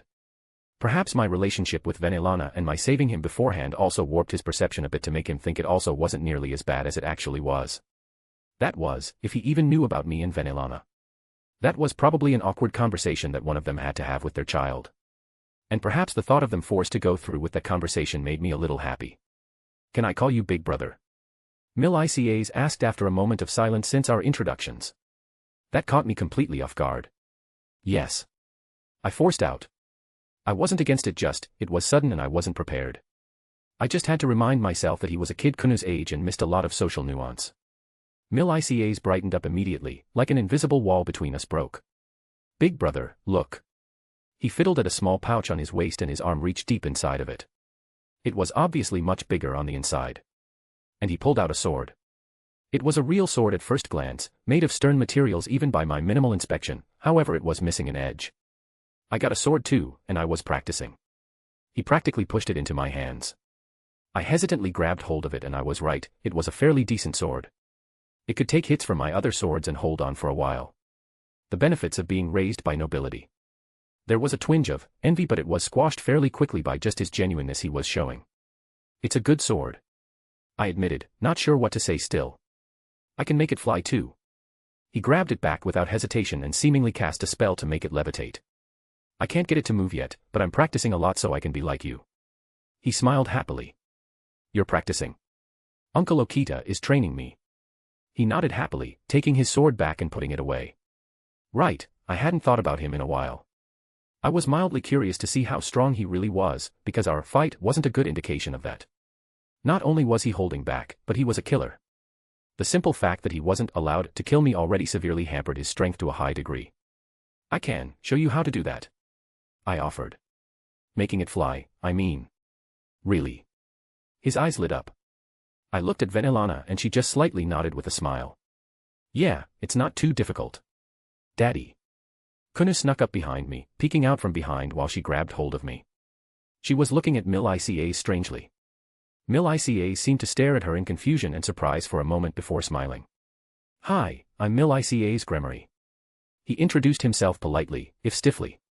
Sort of like he was copying the correct and noble way to greet someone, but somewhat stumbling because he's still a kid. I'm Kunu. Kunu's tails lightly swayed. He's my daddy. She sounded sort of defensive with that statement. It's nice to meet you. Mil-ICAs I guess didn't catch the undertone and just continued. I'm his brother, I hope we can be friends. It's funny. Drake sounded humored by this whole thing. You can fight gods, you will behead your enemies with a grin if you feel like they deserve it. You can destroy mountains with a flick of your wrist. But you're out of your depth and fumbling when dealing with a child. Fuck you, Drake. Leave him alone, he's doing fine. My Zanpakuto chimed in. Thankfully, Yasaka came up, scooping Kunu into her arms. It's a pleasure to have you join us, Mil-ICAs. I heard all about you, the little genius of the Gremory family. Yasaka navigated the situation immediately and much better than I did. Milikas sort of shifted. I thank you for inviting me, Lady Yasaka. He awkwardly mimicked the actions that he was probably taught many times in his life. You're just adorable. Yasaka cooed. Would you like to change into your swimming clothing? Yes ma'am, I have it ready. He politely nodded. Kunu dear, why don't you show him the restroom where he can change? She sat Kunu back down on the ground. The little fox's ears twitched. Fine. She grumbled as the two moved off to the downstairs bathroom. Vanillana kissed me on the cheek. You handled that well. I was like a fish flopping out of the water. I deadpanned. Don't belittle yourself for taking a proper step. She lightly chided. How are you feeling? Honestly. No idea, but I think I'm doing good. I found myself smiling. We'll talk about it later, all right? She said. All right. I just nodded. Don't worry, small steps. She said with a warm and reassuring tone. This isn't something you should stress over. Relax, enjoy the time, just do what comes naturally, you're not going to cause any harm. Mil-Icas is a smart boy, he isn't oblivious to your feelings. Right, no need to treat this like the dinner from before. This was supposed to be about relaxing and having fun. So is this everyone, or? I looked around as everyone was glancing my way, obviously they were watching me meet my half-brother for the first time. We have a few more arriving. Artoria stated. But they are already prepared, we can depart once everyone here is ready and teleport them. Sounds good to me. Just a day of relaxing, I was already starting to feel better. Asterisk asterisk asterisk. Stepping out into the sun with the warm sand beneath my feet, it was one of those feelings you don't really appreciate until it happens after a long time. The last time I was at the beach, that was my date with Jin and we just played around a bit. Actually, this seemed to be the same beach, which made sense considering I picked it out specifically last time because they prepared it for supernatural races to use without worry of revealing themselves to the mundane. I reserved this portion of the beach, so we don't have to worry about other people coming along. Yasaka informed us, and we saw that several umbrellas and chairs were already set up. She made a gesture with her hands and Soma appeared along with a few other yokai who shot off to the sides and stood as guards a bit further away. She then turned to me and smiled. Just let us handle everything and relax. This was fine by me. It felt weird to not have a hand in what was going on. I felt, Ansi not immediately doing anything. Might need to talk to Vanillana about that when we sat down. I seem to have trouble settling down for periods of time without feeling like this. I pushed those thoughts to the side and would just do what made me happy right now. Without a second thought, I pulled Jean's long braid. Nay. She yelped from her stupor, falling back as I caught her. Will, she puffed up cutely. Just to double check, can you swim? No. She said quietly, looking down. Just be careful, all right? I kissed her forehead again, something I had started doing quite recently and neither of us had addressed yet. I will. She smiled brightly but her face quickly turned red because my hand was unrepentantly squeezing her butt. I'll be careful. She squeaked out. Oh, stop teasing the poor girl. Yasaka playfully slapped my shoulder. I relented, even though I wanted to keep going. Though she was right, didn't want to make this all about me, Jean wanted to go to the beach too, this was a sort of lifelong desire of hers and I didn't want to ruin it. Aunt Jean, we have floaties. Kunu held up the inner tube for Jean. Jean wasn't offered in the slightest. Thank you so much, I will use it well. Everyone else was setting up on their own. Vanillana was tending to Mil-Icas, seemingly putting sunscreen on him. I didn't realize devils needed sunscreen. Maybe it's a mental thing, like they think they should get a tan or sunburn and their body reacts unconsciously and the act of sunscreen prevents that for children. Don't know why, but seeing Vanillana in her mothering mode was always enjoyable to see. You know why. Drake countered. I ignored the grumpy dragon. Salem seemed to have claimed one of the lounge chairs. She grumbled about going to the beach and well, I couldn't blame her all that much, it most certainly didn't seem like her thing. But she looked very content to lay back and close her eyes, peacefully laying there. Meridia also silently joined her, neither even speaking, but the fact that both of them were fine enough like this, well, it made my heart happy. It seemed like Izzy was quick to join them as well. That trio of my girls who are more loners than the others. The others just started shuffling around, setting everything up, moving around. They were much more willing to socialize or play around. Not that either side was right or wrong in how they went about this, they all had their own preferences. I just took the moment to take a deep breath and let the salty air of the ocean hit my face and skin. You should go without a shirt more often. Jin pushed her head into my shoulder. I found myself giving her a head rub. Maybe you should go without a shirt more often. I will. She already runs around nude when possible. Scathack snuck up on my other side, smiling warmly. If practical, she would never wear clothing. It's nice to be back here. This is where Wilhelm took me on our first date. Jin sighed happily. Oh. It is a good choice. I miss the shores of Sky from when I was a lass. I recall walking them for hours at sunset, looking out at the sea. She said wistfully. Though the first date Armin took me on was to fight some gods. She said it rather bluntly, perhaps with a hint of humor, but there was not an iota of discontent in her tone. If anything, she looked very similar to Jin right now. Woo, beach. Ruby flew around happily. Rin, what should we do first? We need to get the others. She grumbled, snatching Ruby out of the air before she flew too far away. Right, Artoria did say others, and I was guessing who that involved now. I watched as she pulled on the kaleidoscope with Ruby's help, creating her own portal, and a bunch of familiar faces stepped through. My friend. Thorum heartily shouted, waving to me. It was odd seeing him in swim trunks considering his origins, but that quickly passed. Thorum. He didn't even waste a moment, and I found myself in one of his big hugs while he gave me the big goofy smile of his. Father, I brought the snacks you asked for. Mordred came through, wearing a bikini very similar to Artoria's but with a surfboard under her arm and holding up a big cooler over her shoulder in the other. Her master, Kyrie, followed after her, carrying a bunch of fishing poles and fishing supplies. Good choice. I gave him a thumbs up and he shot one back at me. Been a while since I've seen the ocean. Achilles whistled. Spend years sailing and it quickly loses its appeal. Atlanta said dryly, but still, she looked happy to be there. Hey, I sailed all the way to Troy, that was not fun. But I still love to feel the warm sands between my toes. He chuckled. I do not believe I would ever find the waves to lose their charm. Sasaki hummed, likewise dressed appropriately as the others. He also was carrying quite a bit of fishing gear with him. I could guess what they were going to get up to for the most part. It's so weird seeing all these figures from different points in time in things like bikinis and swim trunks, but at the same time, it really is great to see them all come together. My family and friends. I only wish everyone could be here.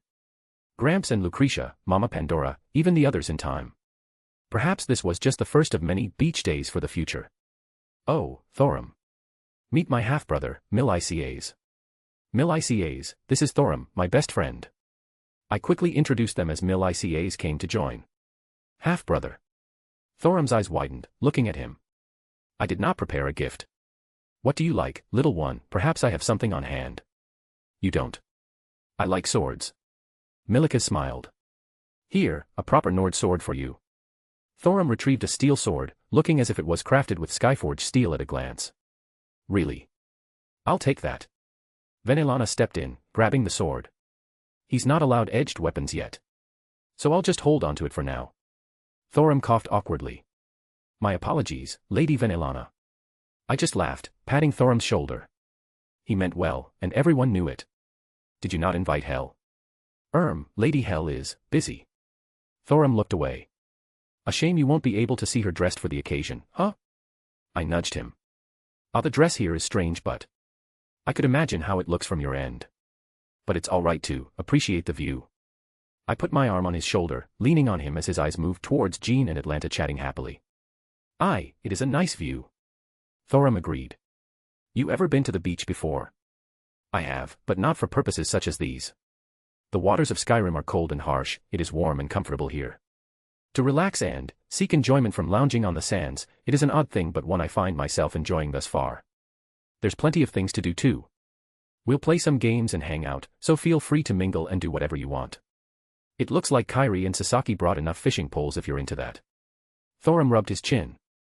I may indulge. He grinned. I pat his shoulder again as he moved towards the guys. It was far from the first time they've met, so I didn't feel the need to introduce them. Daddy, make a sand castle with me. Kunu pulled on my arm. Mil-Icas was right next to us, and while he didn't say anything, you could tell he wanted to join in. You can help too. Kunu added on begrudgingly. Moments like that are when I just felt an overwhelming sense of pride as a father. Kunu growing up to be a good person. Let's find a good spot. Don't want to be too close to the water so it gets swept away. But the loose sand won't work too well. I just smiled and let them lead on. Kunu took out a plastic bucket and started scooping the damp sand out of the ground while Mil-Icas joined her. I'll make a moat. Mil-Icas said. That's a good idea. Kunu looked at him. Make it big so we can have a big castle. Daddy, you get started on the towers. How many towers do you want? I hummed, getting right in there with them. How many towers do you think we should have? Kunu looked over at Mil-Icas. Uncle Ajuka's castle has 4 towers. Then let's do 5, it'll be better that way. Kunu stated, using the logic that probably made sense to kids their age. There's the first tower. I finished my masterpiece. Daddy, that looks like a fat panda. Kunu laughed. What, it looks perfect. No, it looks like a turtle. There's even a head here. Milicas pointed out. A two-headed turtle. Kunu giggled. It's a perfect tower. I defended myself. Your turtle looks like it's pooping. My half-brother pointed out. It does. Kunu laughed. All right, let me see you both do a tower then. I challenged them. They quickly scooped up the sand and started shaping it into, admittedly, good-shaped towers. Perhaps they were slightly better than my own. You have the artistic sense of a cactus. Dryag snorted. I am an artistic genius. Yeah. Remember your painting of Kunu when you visited Soul Society. Shut up. I'll do a better one, just watch. I quickly gathered a pile of sand together and started sculpting my new masterpiece. Daddy, it's worse than your other one. Kunu pouted. Just, an arrow right through the heart. They both seemed to ignore me and started fixing my works of arts. I'll do this one, you do the other one. Milicas spoke. All right, let's meet around the next wall and combine them. Kunu smiled. I stood up and stepped back and they didn't even notice me as they were playing. Well, I would leave them to it. I was happy that Kunu was playing with someone her own age. Instead, I found Jean sitting at the edge of the water, her toes basically dipping not it. It's not going to bite. I snuck up on her. Ah. She turned her head. I know, I just was nervous. She admitted. Are you not playing with them anymore? She tilted her head, looking back towards Milicas and Kunu. I was kicked out because I'm too good of a sandcastle builder. I sighed. I feel like that's not the real reason. It is, trust me. I said with a straight face. Anyways. I offered my arm. Care for a swim? Jean smiled, taking my arm as we ventured forth into the unknown.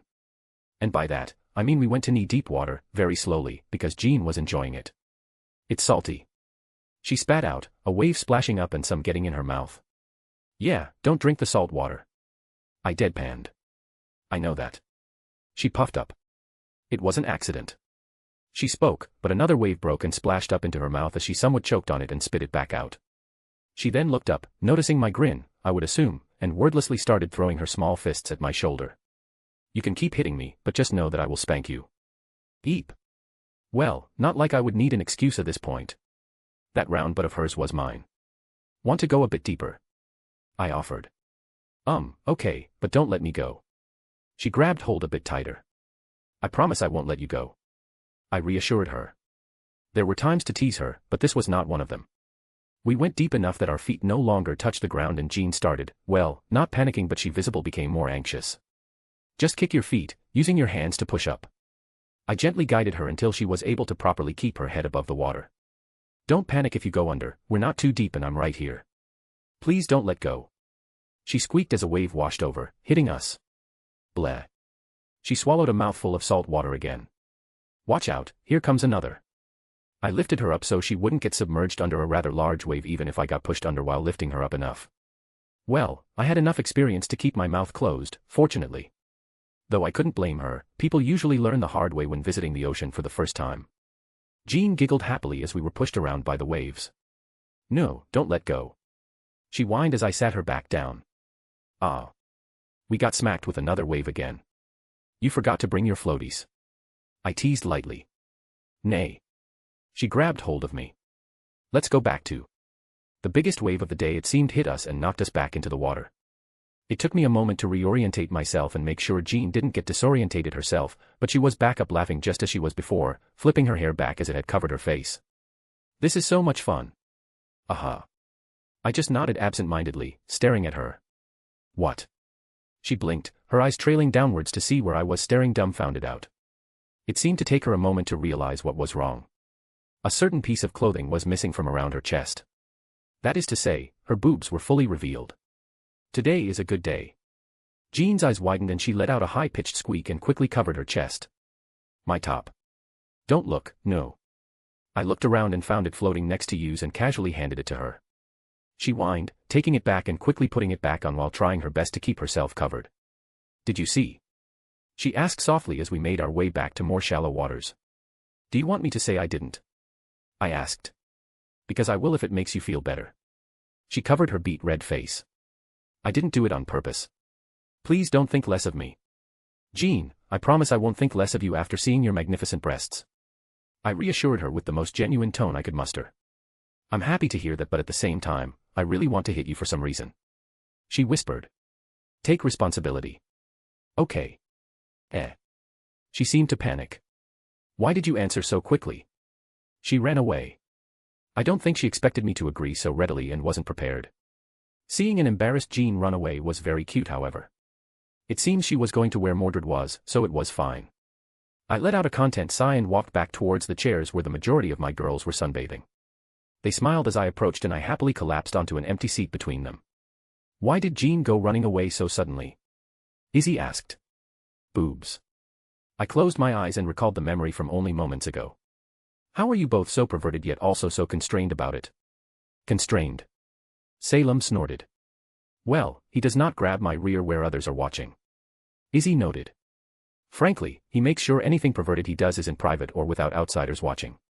Most perverts I've met don't care about that sort of thing. Well, of course. I fully admit I'm a pervert, but I am nothing if not a gentleman. I harumphed. I like to think I had enough class to not be crass about appreciating the bodies of my girls. And I would obviously respect any words they said in dissatisfaction about my actions. He knows what would happen if he slapped my ass in public. Scathack added her thoughts. Pain? I asked. Pain. She nodded. I made certain to curb his desires early on. She did well to train him. Meridia chimed in. MIA dog. I said dryly. Well, you certainly hump anything with boobs. Izzy rolled her eyes. Some bold words for someone in humping distance. I shot her a smile. Don't you dare, my legs are still sore. Oh. Yasaka perked up. I knew I smelled a little something the other day.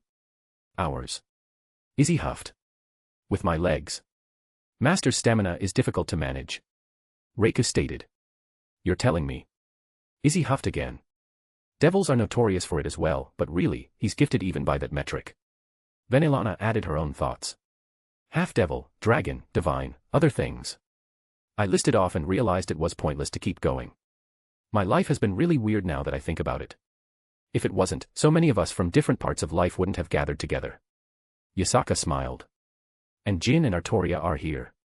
Oh, are we getting ready to start? Jin asked excitedly. Start. I blinked. Start what?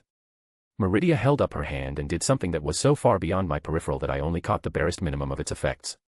Like a bounded field appeared around us as everything outside came to a halt. Before I could question what was going on, a piece of purple fabric hit my face.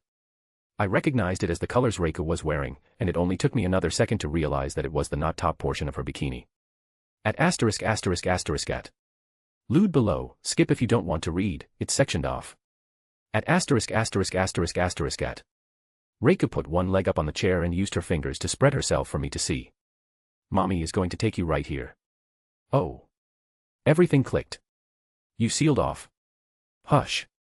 Yasaka put a finger to my lips, her boobs already free and pushed into my face. Before I realized what I was doing, I already had my mouth clasped over one of her nipples.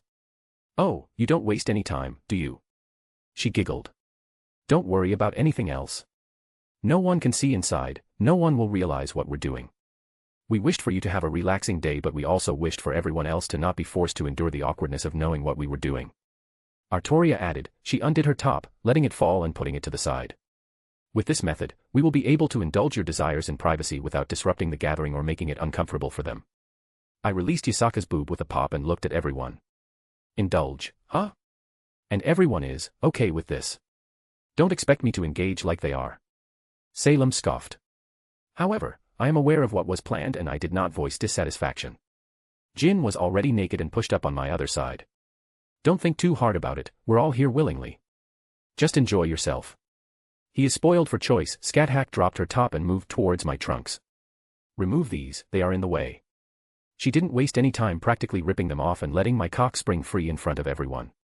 Well, it's not as if we all haven't seen it at this point. Izzy muttered. I wouldn't mind a ride if no one else wants to go first, Venelana, like Jin was already out of her bikini. I would like to go first. Reika said oddly assertively. Well, who am I to get between a mom and her son? Venelana giggled. Though, how about a mom and grandma tit fuck? She offered, pushing her boobs up. Reika grabbed hold of my member with a firm grip. I think Master would enjoy that very much. Both of them knelt down together. Reiko opened her mouth, and her tongue began to run down my full length. Mommy will take care of Master's naughty penis. I'll handle his balls.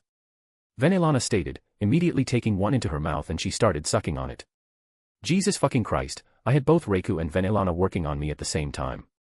I couldn't see much of Venelana, but Reiko looked me right in the eyes as she bobbed her head up and down, her tongue expertly massaging every part of my cock as it entered her mouth. Maybe it was the groan that escaped, or maybe it was my hand unconsciously moving to atop Reiku's head, but I felt Venelana release me from below and stop completely. Careful, you don't want to make him go off too soon. She joined Reiku, running her tongue down the opposite side only to meet up on my tip as both their tongues intertwined together. Master has plenty of yummy seed for all of us. Reiku didn't seem too concerned, pulling back and propping her massive breasts up. Venelana did the same, and without hesitation they both pushed them together and enveloped my cock completely between. How lucky you are, getting a double tit fuck from both your grandma and your mother, You know how rare it is to find another pair of boobs the same size as mine. Their breasts together squeezed me tightly, and in tandem they started pumping me up and down with them. Mommy is happy. Master is always giving Mommy's large breasts plenty of attention. But I'm also upset, Master. You're supposed to come to Mommy when you're upset, but you never did. I'm sorry. Her fingers squeezed around my balls, and very quickly I knew she was deadly serious despite her teasing tone. Mommy will need to re-educate you, she said sternly, using that tone that I recalled back during our time in the Grail War. And frankly, it just made me even harder to have it directed at me. Master is going to release all his pent-up semen. It was a demand. Don't forget about me. Grandma wants to be covered in a nice hot load too. Venelana added in. Let it all out on Grandma's fat tits. I didn't even try to hold back, I just let out a big breath and let my head fall back as my first load of cum shot out between their breasts, splattering all over them. They didn't even stop, their chests continued to move in tandem, squeezing and pumping every last bit they could get out from me. Master let out so much. Not the first load of the day because of a certain couple, but it's nice and thick and tasty. Venelana agreed, licking her fingers. You better hop on that dick because I can barely hold myself back. Master, I can't hold back it. Reiko flushed, covering her face as she hovered above my still erect cock, her pussy noticeably wet even from this angle. Mommy wants your seed inside her womb. Please impregnate your mother. She lowered herself down without a second thought, no warning, no hesitation, and my cock was completely sheathed inside of her in one motion. Aya. I honestly felt my eyes roll back ever so slowly as she squeezed down tightly all around my cock. Oh my, all at once. Venelana giggled, pressing on the lower end of Reiku's stomach. I can feel it right here. Oh. Reiku let out another soft moan. Master is filling up Mommy with his healthy and strong penis. My fingers inched towards her leg, even with her having me at her mercy and mothering me, I wasn't one to just take it without giving in return. I pulled her leg up and pushed her down on her side, letting her foot hang over my shoulder. If Reiku wants a baby, then I'll do just that. I'm going to fill your womb until there's no room left, Reiku. I'm going to make sure you're never without my cum inside of you from now on. Ah, Master, she whined as I began thoroughly plunging my cock into her properly. So aggressive. This is what you wanted, right? I grunted, her large boobs swinging with each thrust of mine. You wanted every inch of me inside of you, impregnating you. Yes, Mommy wants it. Reiku let out a moan. Please fill Mommy with your warm seed. I didn't care that I had just come a few minutes ago. I just picked up the pace, and even as Reiku fell off the chair and whined as she was pushed into the sand with my thrusts, I just kept going strong. Her tight pussy squeezing me with each movement, and she was practically begging for it at this point. Master is so hard and intense, Master is going to let it out. She knew me all too well at this point, and the second load of the evening erupted inside of her. I didn't stop moving, letting her innards to the work of squeezing it out, but I made sure to pump every spurt of my cum into her awaiting womb just like she wanted. She slid off my cock and fell fully onto the sand, breathing heavily as it dripped out of her from below. She had a dazed look about her and just a content smile as she silently heaved from where she lay. Oh dear, I believe we've invited a monster. Venelana cupped her cheek as she looked down at my erection. My girls, well, they were watching quite intently, some more intently than others. Jin was just straight masturbating and gave me a little wave and spread her legs a little wider as I glanced her way. Next. I said. At *****. Oh, Venelana let out a moan as she moved in tandem with my own thrusts. I held her up and her legs wrapped around my waist as she dutifully bounced on my cock. I love it, this cock just fits perfectly inside me. She let out another moan. You wanted it just like Reiku, I'm going to fill you up just as she is. Yes, fill up your grandma with your seed.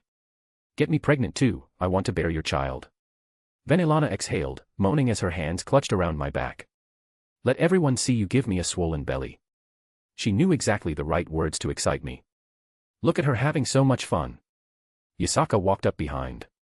Hogging it all to yourself. Oh.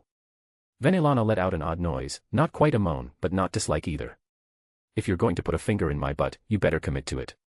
You're such a slut. Yasaka laughed as she very clearly helped Venelana from behind, and Venelana just threw her hips forward without hesitation. She just squeezed down even tighter with her alright supernaturally pleasurable pussy of hers. I really never stood a chance with her, did I? I can tell people that she seduced me, but in reality, she ruined me fairly quickly. I pulled her all the way down, letting her get completely filled with my cock before I came again, making sure she was just as full as Reika was.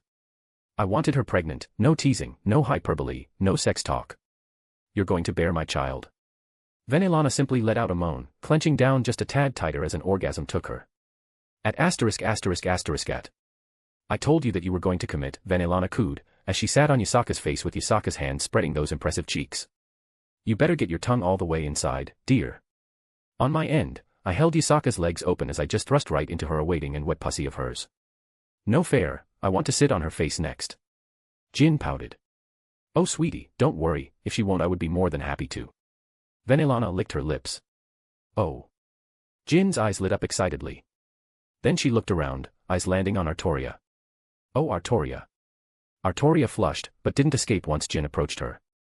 I pushed her legs back and simply let my cock sink into her pussy. Fuck it, I'm already committed, let's give Kunu another sibling. MMFPH. Yasaka's response was muffled from beneath Venelana's voluptuous rear. Oh. Venelana let out a moan, leaning back and spreading her own pussy as visibly shuddered and another orgasm dripped from her. I maybe paused for a second to watch because it was unbelievably arousing. Venelana let out a content sigh. I didn't tell you to stop. Yasaka seemingly redoubled her efforts under Venelana, and I too took that as a cue to keep thrusting. It didn't take long for me to be pushed over the edge, likewise filling her pussy with a healthy amount of my semen. My cock slipped free of her, a muffled moan and whine was all the response she gave. Venelana just looked down at me, unmoving from atop Yasaka, and I looked down at Yasaka's quivering legs and shrugged, lining myself back up and pushing back in again. Venelana threw her head back again with a soft moan in response to Yasaka's own muffled whine. Another round wouldn't hurt. I grabbed hold of her fluffy tails to stroke, much to her muffled protests, but there was no way I wasn't going to enjoy every part of her in this situation. At *****. Look at him, coming here and expecting something from us. Izzy snorted. Yes, he has that look on his face, does he not? Meridia agreed. As if we would drop to our knees at a moment's notice for his pleasure. He has his pick of women, of holes to use, and yet he sits here. Izzy nodded. He is a foolish man. Meridia offered. Foolish indeed. Izzy said. I sat between them as they both had a hand on my cock, pumping it rhythmically. It was a nice alternative to the fact that I basically had my cock inside one of the others for the last few hours nonstop. I bet he expects to ejaculate all over us. Izzy scoffed. Yes, that is something he would do, is it not? To debase a pair of goddesses with his seed like we're some sort of toy for his pleasure. Meridia drawled. Perhaps this is not even enough to satiate his desires. That's right, off with your tops. I played along. Demanding something like that from us. Izzy scowled, not even hesitating to undo the top of her bikini, letting her impressive bosom bounce free. Are you satisfied now? I'm revealing myself opening for your pleasure. Meridia scoffed just as well, undoing hers and dropping it to the side. Never has anyone ever treated me like this before. Yet their hands never once left my cock, vigorously pumping it non-stop between them. Because you're both mine. Yours. Meridia raised an eyebrow. I suppose that is correct. I have become yours it seems. Yes, before I knew it, I fell into his clutches just as well. The only thing I can do now is to satiate his desires with my body. Very well, debase us even more, release your semen. As a goddess, I will receive your semen just as she will. Meridia intoned. I just relaxed as they literally squeezed it out of me from the first spurt as it landed on their hands. Their machinations didn't cease nor give me proper time to enjoy it as they continued to jerk my cock with the same speed and strength as before. Even as the last of my orgasm subsided, they continued, unspeaking, unmoving. I'm done, you can stop now. Oh no, this is what you wanted, isn't it? Izzy had a mischievous grin grow on her face. Agreed, it is best to truly squeeze out every last drop of his perversion properly. Meridia's glare was intense. Meep. At *****. Student, are you admitting defeat already? Scat stood over me. Your cock is looking frail and weak. Her finger slowly rubbed down my length. The heart is willingly, but Izzy and Meridia were brutal. I laid back on the chair. A shame then, my student. Scat turned around, spreading her cheeks apart. I was going to allow you into my anus. And just like that, little Wilhelm was raring to go once again. Scat just laughed, positioning herself above me. Sit well and relax, allow this Scat anus to pleasure your cock. She lowered her hips as my tip pressed against her tight rosebud, and she slowly pushed on. I felt it enter her ass for the first time, her walls immediately tightening around me.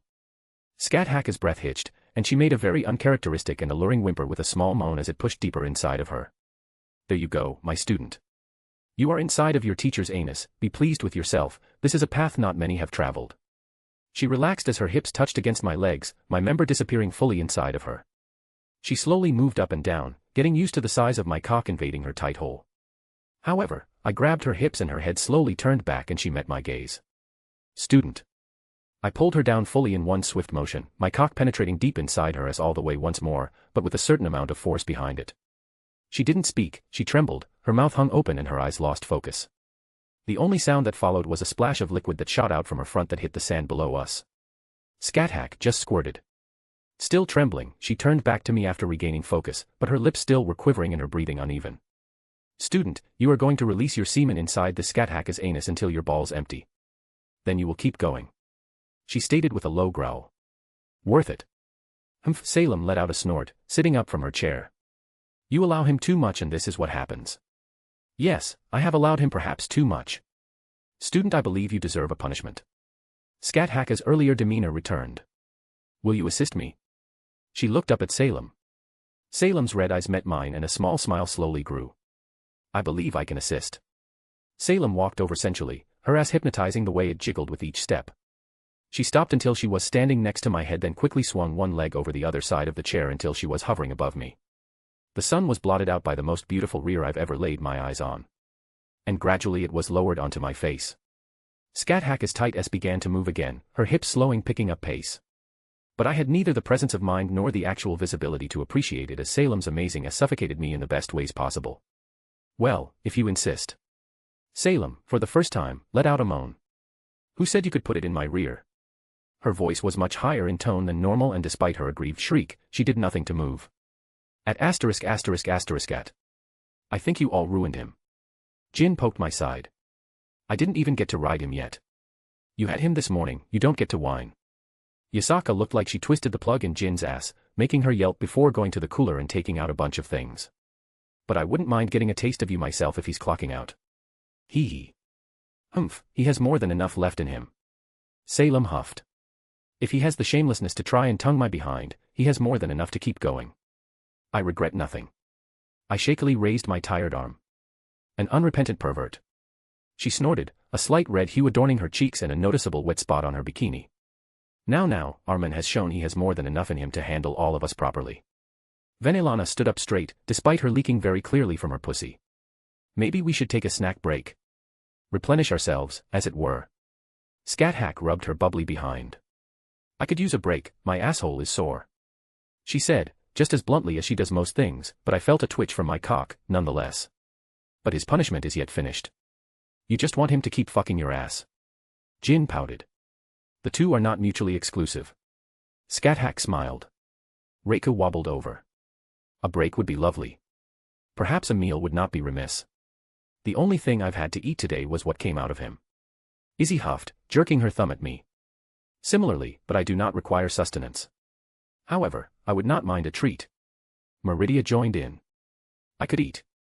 Artoria said to the surprise of no one, but frankly, she had been eating already.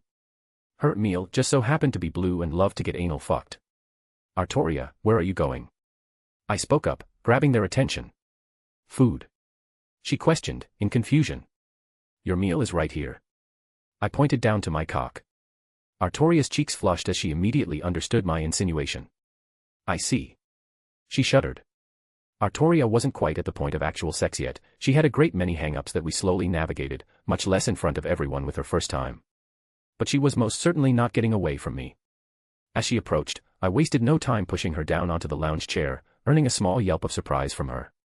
She laid on her back, face up to the sky with my full erection hovering over her. Artoria licked her lips. Please allow me this meal. You know, I think the fact that she's always polite about swallowing my cock is what really sets me off. Her tongue was already out and licking me before I even initiated. Don't worry, I prepared this meal just for you.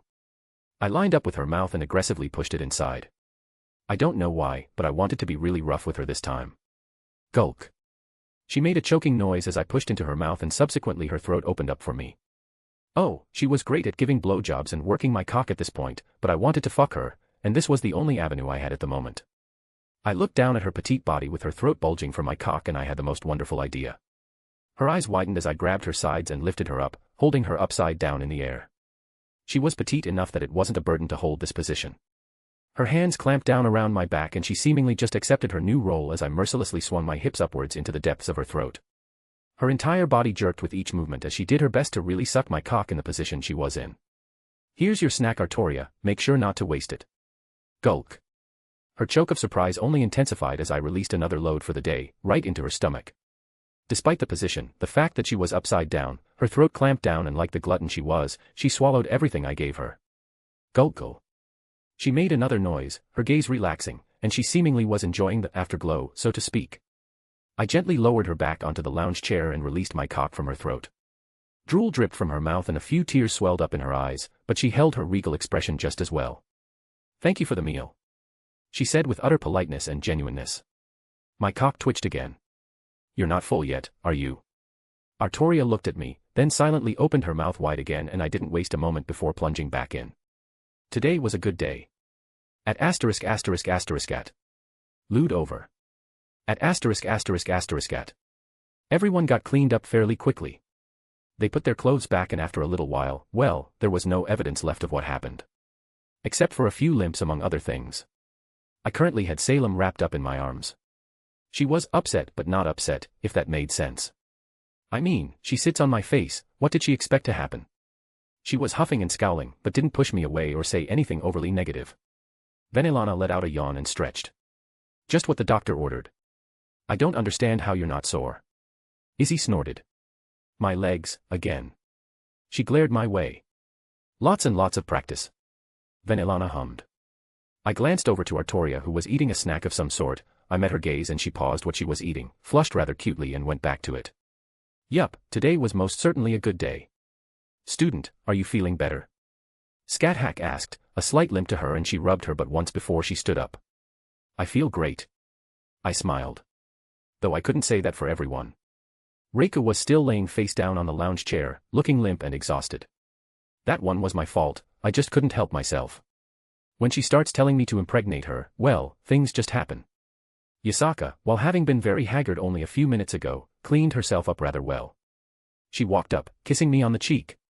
Remember that we're here, okay? Don't let things simmer like they did over the past few days. Yeah, things just stacked up at the worst times and hit me all at once. Made me really realize how much I was juggling right now across many different worlds, and I had no intention of stopping anytime soon. I just needed to make sure I stopped every now and then and smelled the proverbial roses and took a break. Luckily, I had plenty of reasons to take long breaks. As Meridia removed whatever it is she did, I realized that only moments passed outside. I wasn't going to question the lengths they went to, I was frankly too exhausted, pleasantly exhausted, but exhausted all the same to truly care at the moment. I stretched my poor muscles and felt myself utterly at peace. Daddy, look, we're almost done. Kunu called me over. Their sand castle was looking good, relatively speaking. Without my artistic genius to assist them, I suppose it was good enough. It looks great. I smiled. Why don't I add a little finishing touch? I put my hand on the sand nearby and cast a few spells. Shaping things through sand like this was far from difficult, making the details mildly more so. Altering the structure to preserve the form so it wouldn't collapse onto itself. And just like that, the castle was now manned by a few dozen knights. Oh wow. Milikas's eyes widened. Dad. Kunu looked up at me. Why didn't you just do that before? Well, I coughed into my fist. I didn't want to spoil your fun. I quickly found the most convenient excuse as to why I didn't think to do that earlier. Hey look, watch this. I put my hand back on the sand, but adding a bit of lightning this time, reshaping it, changing its structure until I literally pulled a sword from the earth and it maintained a solid and coherent form even without any additional input. There's actually a few ways to control it, the most pronounced and intricate way requires blood and refinement with a weapon. But there are telekinesis magics that allow you to do some tricks. I jerked my fingers and the sword went flying off. Son of a bitch! Achilles roared. My sword may or may not have stabbed him in the ass. I used that though, and I can only make it float. Milicas pouted. Your method is probably wrong. You're mentally probably trying it like a hand, grabbing at it. What you need to do is wrap around it like a string and move it around like that. Milicas looked thoughtful. So a kite? He asked. I blinked in surprise. That is a very apt comparison. He was pretty smart. It's an okay method to start with, but I let Mirage come out and it flew around me in a circle. It won't be able to move like this.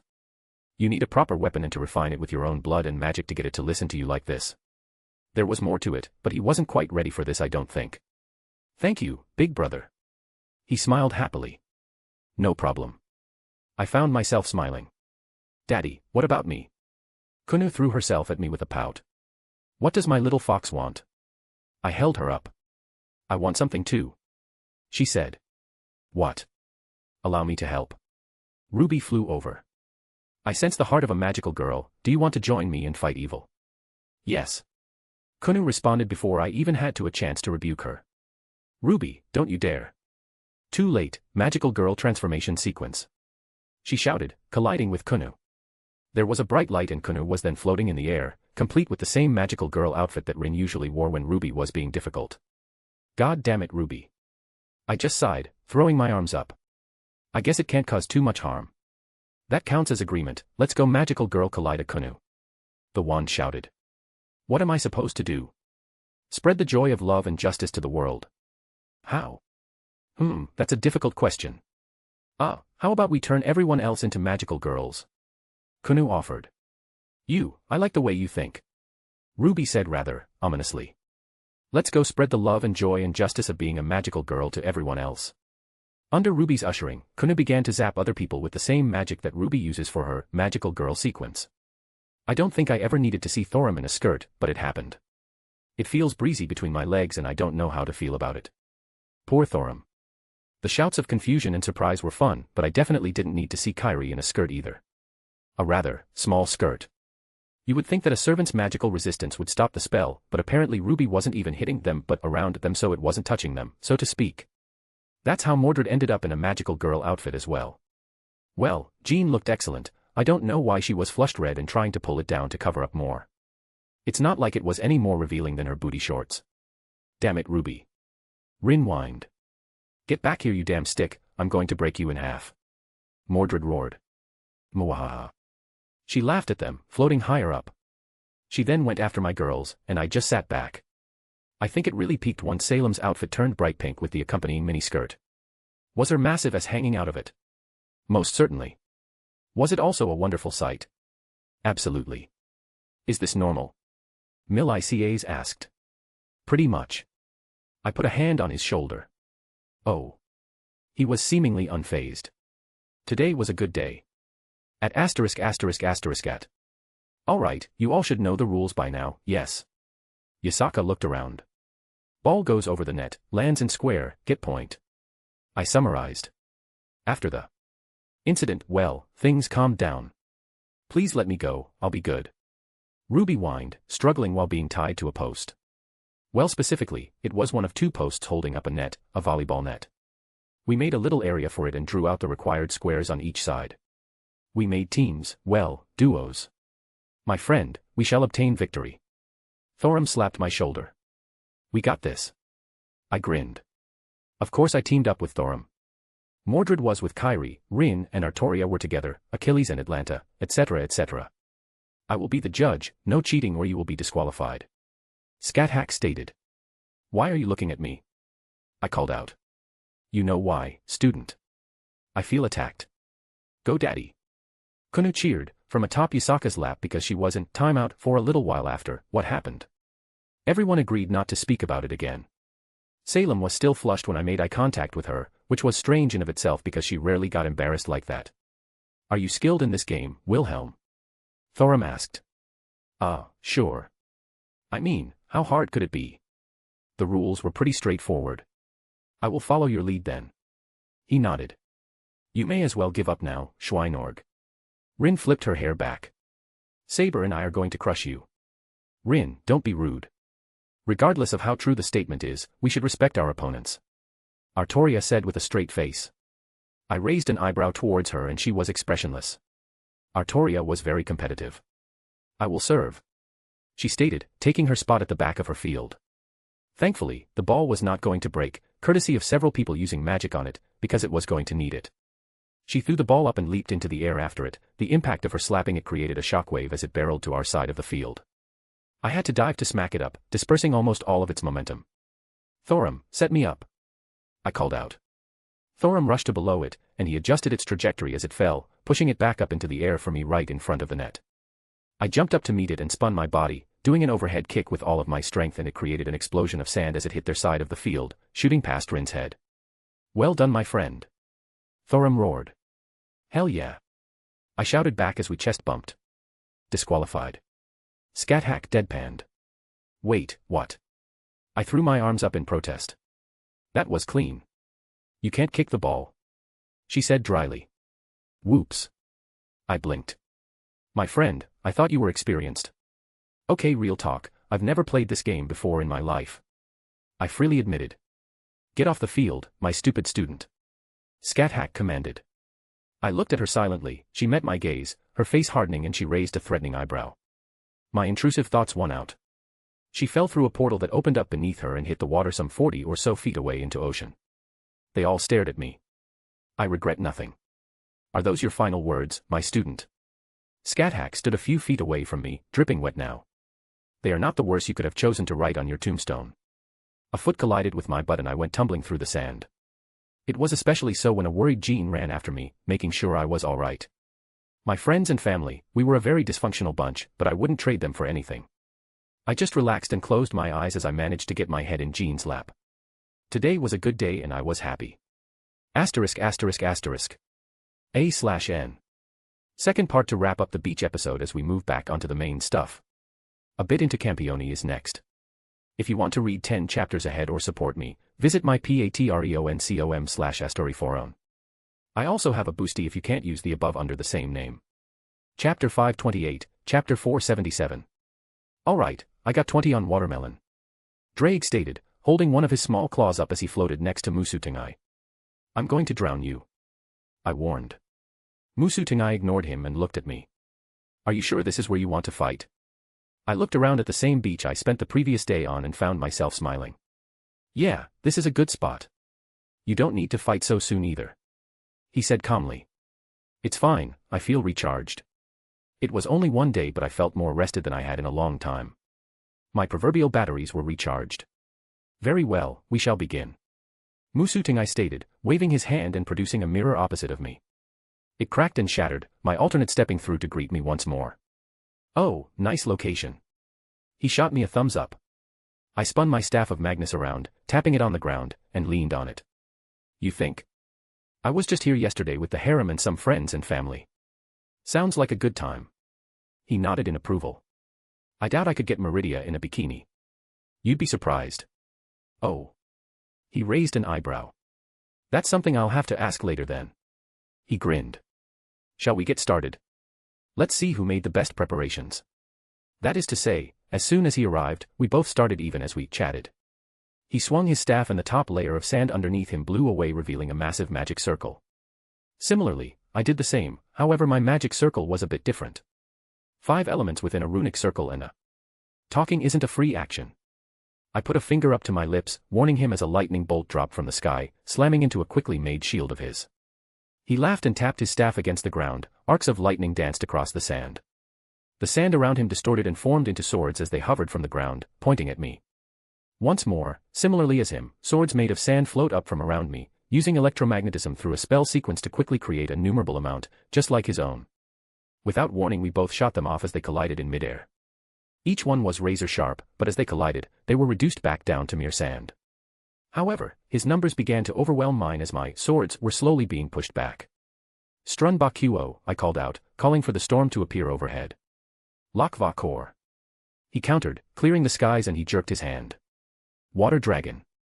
A second spell actualized, using the ocean as a base, creating a construct made of water in the form of a dragon as it roared to life and launched towards me.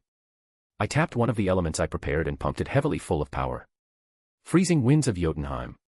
The power behind my spell was easily magnitudes above his own water spell. The freezing winds burst out, turning the beach into a winter wonderland. His dragon froze completely, and so did the ocean's waves come to a stop hundreds of meters in all directions. A wall of fire rose up around him, fending off the frost even as it crept in from all directions. He frowned, clicking his tongue. Little overboard, don't you think? Strunbakuo. I called out again. Lakva Kor. He shot back. Bakudo 61, Rikujakoro. I held my hand up, pointing at me. Kido now. He held up his hand too. Disintegrate, black dog of Rondanini, look upon your burning soul and sever your throat. He chanted. Bakudo number 9, Geki. His Kido collided with mine and threw it off rather than block or force him to dodge. Smokescreen. A black puff of smoke exploded around him. Another roar resounded and a fully fleshed-out dragon emerged from the smoke and shot at me, its large maw opened, wanting to devour me whole. The black cloud of smoke also distorted and turned into chains as they launched from around the dragon, coming at different angles. Fires of Muspelheim.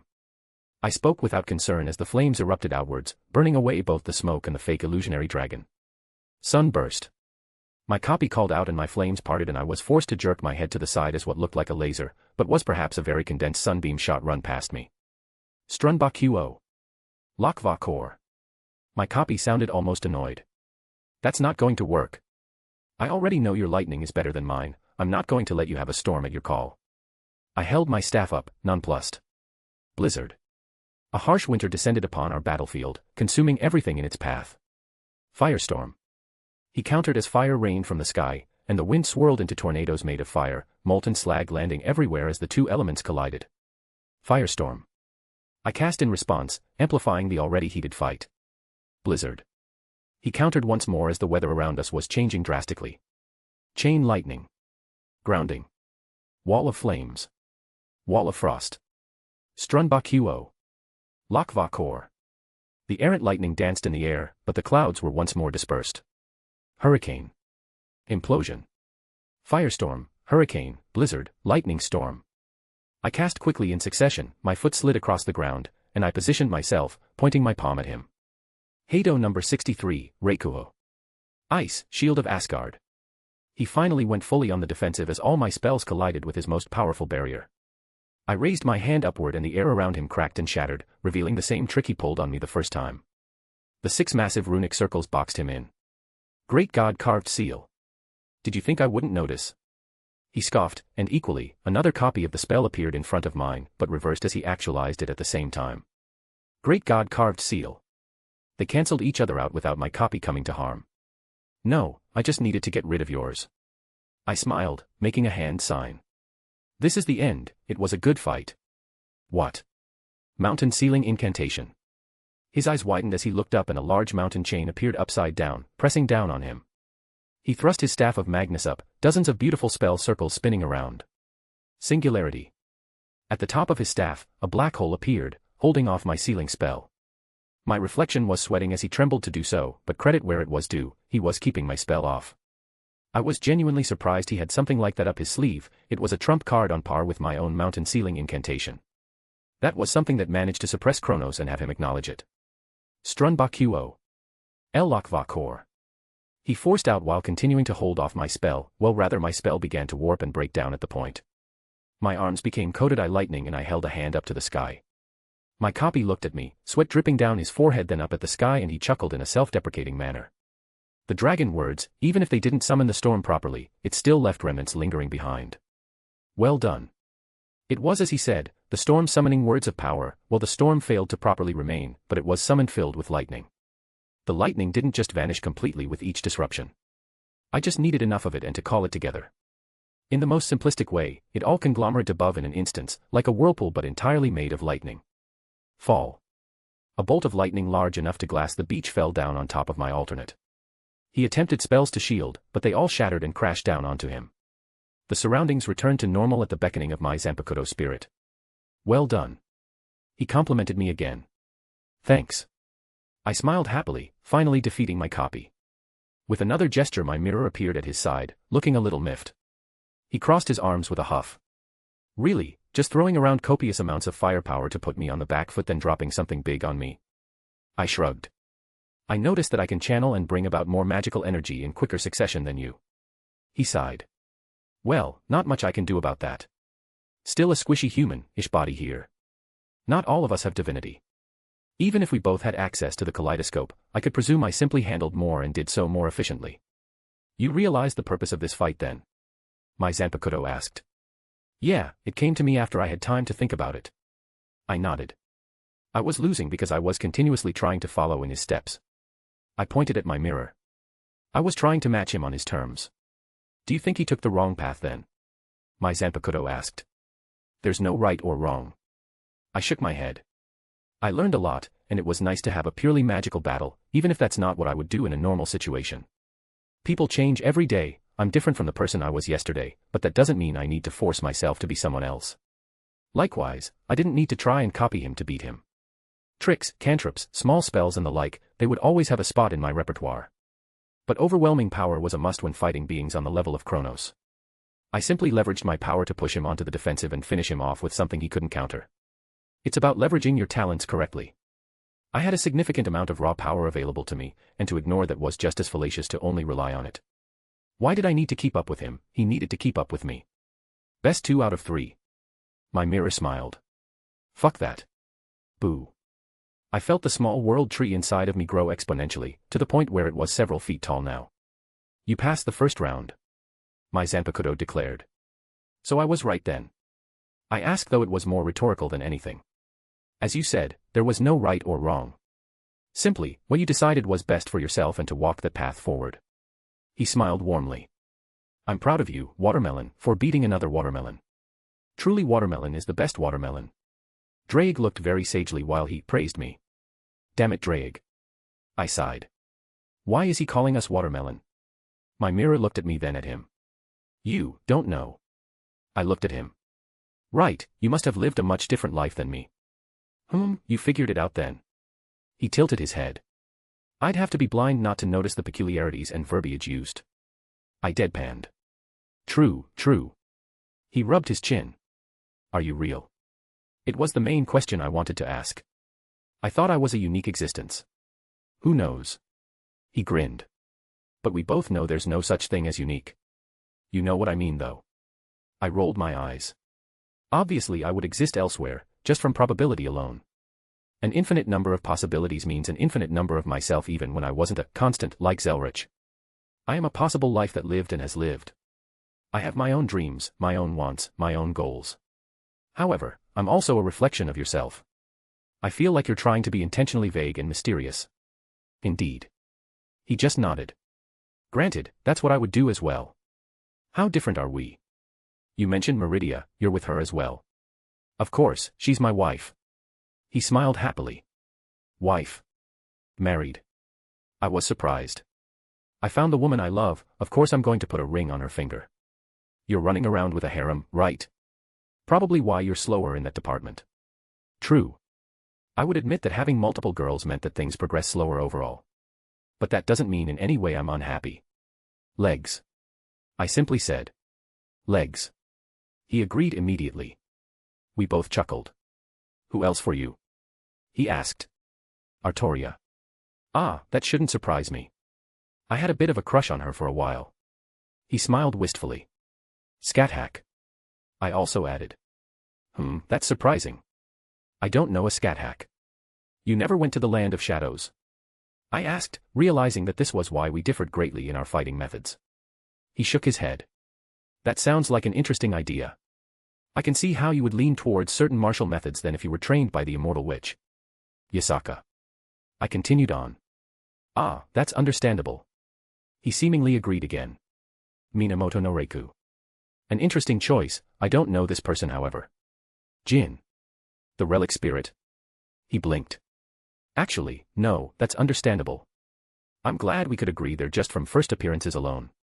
You went to Remnant too? I did indeed. Interesting place, picked up some nice stuff.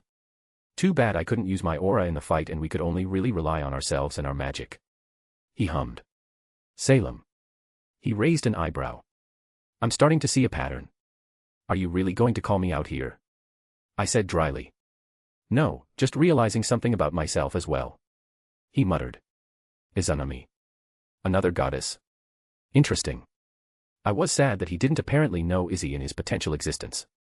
Benelana. Well then. I'm not ashamed. Well, I hope not if you're me. If we're going to fuck our grandma, it better be with pride. He snorted. But you skipped over why Drake was calling us watermelon. I let out a groan. In Remnant, do you know Roman Torchwick? The thief. He looked at me oddly. I think. Yeah, him. And it sounds like he didn't really know him either. He legally changed my name on Remnant to Watermelon Torchwick. I let out another long sigh. My copy looked at me for several moments before breaking out in laughter. God damn it, Roman. Asterisk asterisk asterisk. Odin POV. I already was regretting this. I could be doing a million better things with my time, but here I was, going to talk to the petulant manchild himself while he tried to swagger around and pretend his dick was bigger than mine. It wasn't, but that wasn't the point. Are you ready, Allfather? Skeleton Boy asked me. Is it strange that I would literally rather stick a cactus up my ass than deal with your family? I often feel the same. Hades replied, not disturbed at all by my comment. You did not have to come, however. Bah. I waved it off. Same thing I told Nuwa when I went to deal with the Chinese kids. We owe far too much of a debt to the brat and his, at the very least, I can shoulder this annoyance in his place. I will go in first to announce your arrival. Hades spoke as he walked towards the ostentatious golden doors that led to the throne room of the Olympian gods. I grunted in response, ignoring it as I looked down the mountain. Honestly, it was a beautiful sight, almost as good as my Asgard. Despite my own distaste for this faction, even I couldn't deny that their architecture was elegant and tasteful. We were never as enlightened as them in the past. They're philosophers, they're artists, they're musicians, they're architects. Our followers were too busy killing each other and raiding across the seas. How long are you going to stare at me? I swiped my hand through the air, pulling back a metaphysical curtain. Ares. He stepped out from behind his hiding spot looking unconcerned. You looked like you were deep in thought. I didn't want to disturb you considering it was probably a rare occurrence. I snorted in response. I thought all the important kids were in the room over there. Well, I guess that's still true. Cute. He drawled. Did you come here to beg in front of Pops? He's pretty pissed, might be my time to shine soon. It would never be your turn, brat. There is a line and you're too short to ride the Odin coaster. You're probably right. He smiled oddly. There's plenty of other people that would be wanting to take your head far before I got a shot. Why was he giving me a weird feeling? I admit I didn't pay him much attention at the meeting for the brief time we were there, he barely even spoke. And I just laughed at him when the brat's women kicked his ass. But now that I'm looking at him. Shit, when was the last time I saw him before that? A couple thousand years. Something's off about him. I attempted to peer into whatever secret he was holding. Rude. Probably, but I wasn't really here to play nice. Ares tilted his head as my vision was distorted and rejected. Careful there, old man. Might see something you're not supposed to. What's happened to you? I narrowed my one eye, feeling the need to summon my spear. Who knows? He shrugged, clearly not willing to throw down at the moment, so I relaxed. The fact that I had to be on guard near him was concerning. I remember what Hades told me about his talk with his old man, and I was filled with a strange sense of trepidation. Many things seemed to be peeking out of the woodworks now. And it felt like the world's flow was all converging onto something. Allfather. Hades stepped out. And Ares.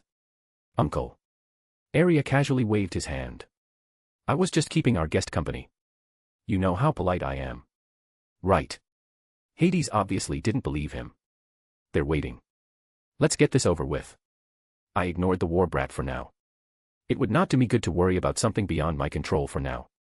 We can worry about uncertain things later. Aria quickly joined his faction, sitting on their massive thrones as they were enlarged and towered over me. Literally, they made themselves massive just so they could look down on me, quite literally. Though, Hades was by my side and he looked unamused by their posturing. Odin. Zeus boomed. What? I shouted, holding a hand to my ear. You're gonna need to speak up, I'm old and can't hear that far away. Odin. Ha. Odin. Zeus bellowed, slamming his fist on his throne. Lightning crackled from the sky. That's my name, don't wear it out. I gave a cheeky grin. He was seething. Enough of your nonsense, Allfather. Brother, perhaps we should dispense with all this nonsense together. Hades snapped his fingers and the room returned normal as the gods of Olympus and normal-sized again even if they surrounded me and still held a higher position. It was acceptable, I was on their turf. Hades. Zeus glared towards his brother, lightning crackling from his eyes. Feel free to continue as you were and try to argue with Odin. But my time is precious and if you continue to act childish, I will simply return home. He ignored Zeus. You stand with him against your own. Hey bone boy, where's your chair? I looked at him. I don't have one. Hades said dryly. Zeus very quickly shut his mouth with a scowl. Hard to come back from that. Trying to throw around the family card or whatever, but Hades didn't even have a chair on Olympus, even if he was god of the underworld, just a symbolic seat there with them would have gone a long way. But Zeus was too arrogant and paranoid to consider that. Father, we should prioritize the important matters at hand. Athena counseled him. Zeus snorted. Fine, let's move on to the important matters. And we shall decide what punishment the Norse faction will receive. I slammed Gungnir on the ground dispersing all the lightning overhead and I allowed my presence to engulf the room. Do you take me for a powerless mortal that you can pass judgment on? Do you forget who I am, Zeus? Oh, it was annoying that there were another dozen gods here that all released their own pressure down on me as did Zeus in response, but I didn't let up. I pointed my spear at every single one of them and I dared them to make a move. Maybe I should remind you brats who I am. I didn't come here to fight, count me out. Dionysus quickly pulled himself back. I'm a lover not a fighter. Zeus snapped his head at his son with a barely hidden rage. I was the one who invited Odin here, it would be my responsibility to ensure his safety. Hades said simply, ignoring the torrent of powers battling against one another invisibly in the room. Brother, careful of what you say. Poseidon had a hand on his trident, and I admit, it wasn't far off from my own Gungnir. Would you tell me to let go of my pride because you all want to act like fools? Hades drawled. No, let him. If he wants a war, let's have a war. I declared. Zeus's eyes widened. That's the difference between us, brat. I do what it takes to win. And the moment he just backed off in our fight here and now, well I just won. The tense moment was disrupted by the sound of a lyre reverberating throughout the room. Apollo ran his hands along his musical instrument but somewhat shrunk his head as everyone stared at him. What? Things were getting a bit too intense there. He awkwardly laughed. Come on, we're gods. Let's just talk this out like gods. I withdrew my presence giving Zeus a chance to save face. Despite my provocations I really didn't want a war, nor could we honestly handle a real war with another pantheon right now. But Zeus and I both know he was pushed into a corner beforehand so he shouldn't push too hard now knowing I would jump back to what I said before because he certainly doesn't want a war either. To start things off, I dropped the chains used to bind Hel that Loki stole onto the ground. Zeus's nostrils flared. Stolen from the armory. Used to chain one of mine. I countered. Stolen by one of yours. He shouted. You are at fault. Bah, Loki wasn't on our side. Your own internal conflicts are irrelevant. One of yours attacked and stole from us. Yeah, well 2 of yours aided him and nearly destroyed Asgard. Zeus scowled because he knew he couldn't argue against that. After yours helped release our father and the other Titan from their prison. The fault is entirely on your faction, All-Father. Right, so you're saying that Loki was strong enough to do all that, to force your Titans to work for him. You're saying they didn't do it from their own free will. Don't try to twist my words, you know where the fault lies. And I'm saying that we're not at fault. I shot back. You got no proof, but I do. I pointed at the chains. Why would we need proof for something so obvious? He slammed his fist again. God of justice, huh? Not even providing proof for his claims. I hummed. How ridiculous. His lightning returned, crackling around him in anger. Brat had a really bad temper. We would be more than happy to provide evidence to support our claim, All-Father, if you give us access to the trickster. Athena smiled. Not gonna happen. So you would deny us the chance to prove our claims. Now who is being ridiculous? She hummed, mocking me. Ugh, I hated the brainy types. Let's make a few assumptions then. I held a hand up. Let's say that Loki did steal from you lot. They went silent because they didn't expect me to acknowledge it at all. They weren't the type to take a step back so they could take 3 steps forward on the next. Well, Athena didn't look too surprised, but most of them just didn't have back down in their dictionary. So this is where we're at. Loki stole those chains right out from under your noses, embarrassing really. Also, Pandora's box. We demand the box back. Zeus said rather seriously. I don't got it, sorry. I put my hands up. No idea where it's at now. Technically the truth. The brat has it, but I have no idea where he's currently running around. But here's the thing. Loki made fools of you all, that we can agree on. I worded it purposely to piss him off. On the flip side, we have two of yours attacking us directly. Do you see the comparison? Alright, we're sorry that one of our criminals robbed you, we'll pay reparations for that. But now, let's talk about what you owe us for your two titans nearly destroying Asgard. I narrowed my eye. They weren't. They were criminals, right? But consider Loki is also a criminal of our faction and you seemingly didn't care about that, so why would it matter then? I looked right at Zeus as I trapped him in his own logic. Athena twitched slightly, and it seemed she was annoyed with her old men for not letting her lead the talks. Either we're both at fault, but you lot are more at fault. Or neither of us are at fault and we shake hands and walk away. I smiled happily. Zeus had his pride, everyone knew it.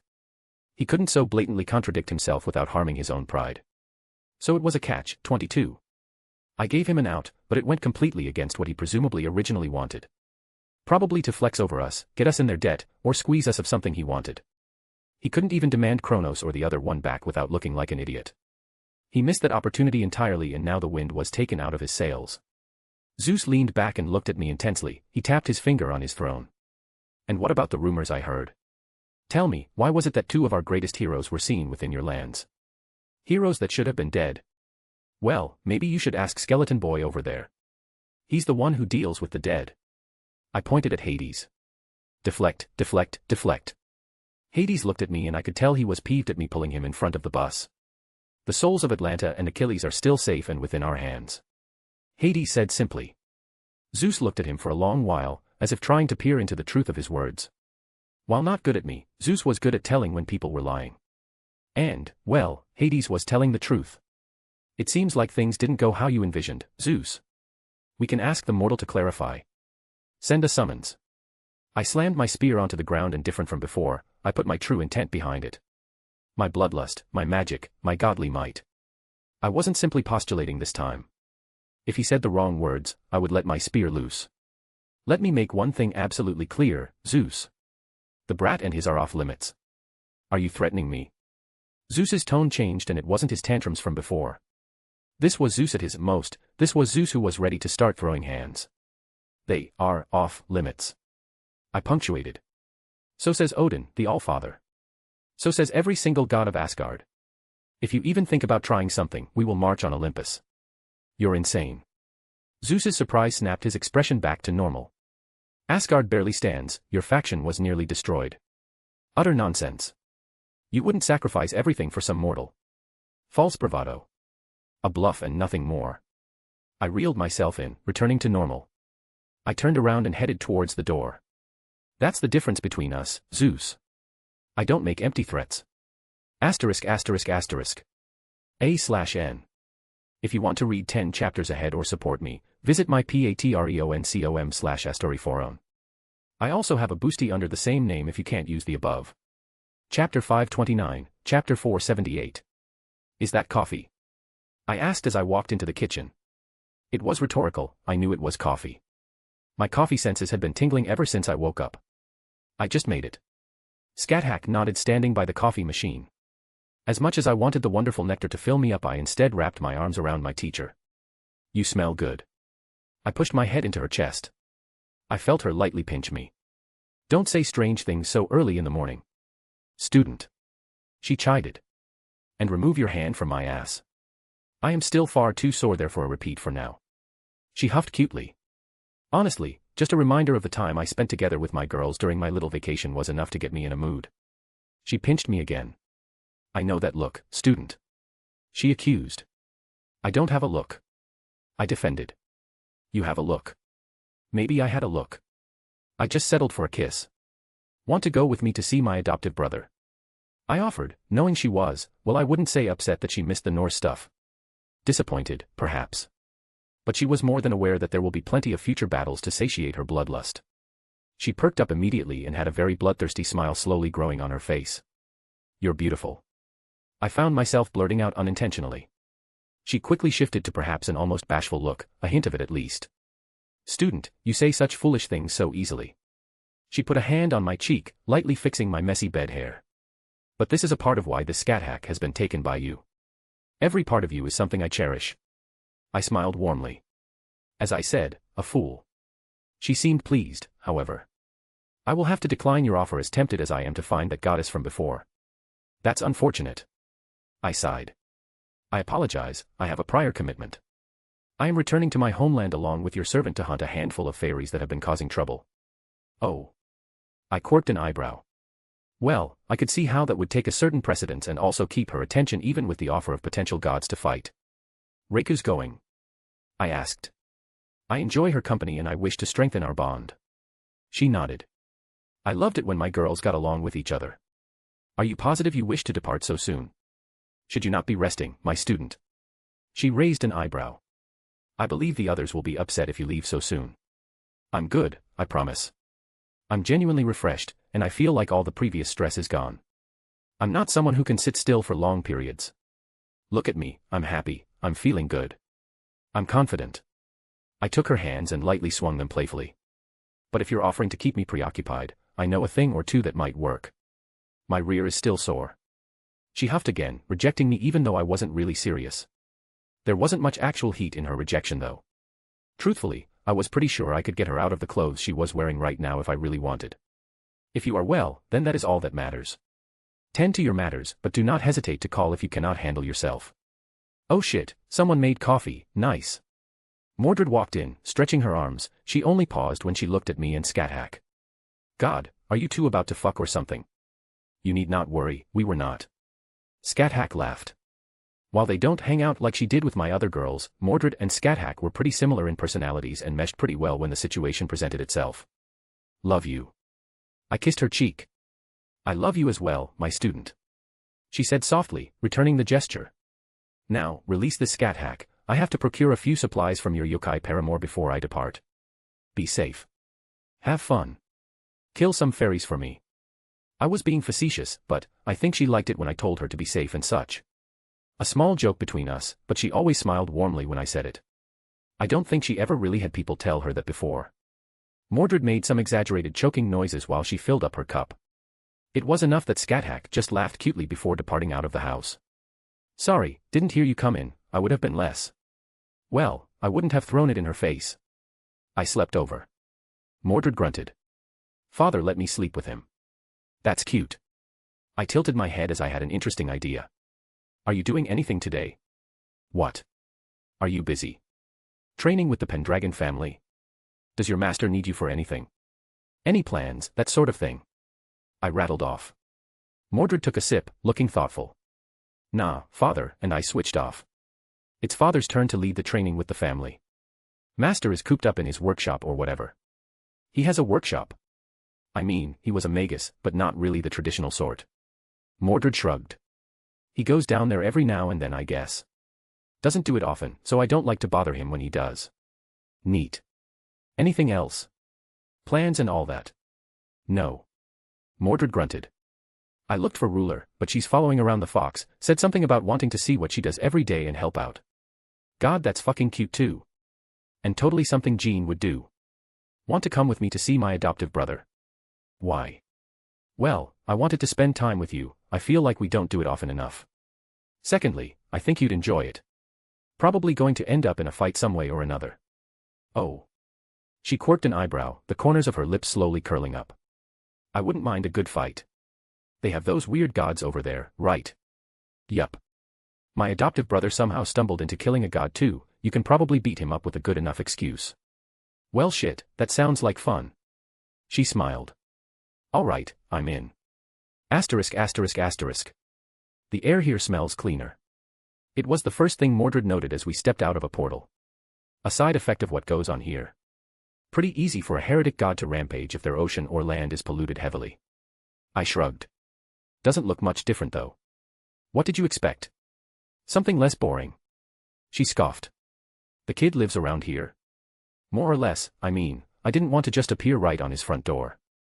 I didn't think we were quite that close just yet. I vaguely remembered where he lived. Well, I was second-guessing myself because the neighborhood was utterly mundane. Like, I could feel his presence nearby, but the building I pinpointed his location at was rather. There was nothing special about it. Did he not have anyone put defenses on it? Even if he didn't know magic very well, even if he ignored my advice and the books I gave him, he could have asked someone else to give his family at least basic protection.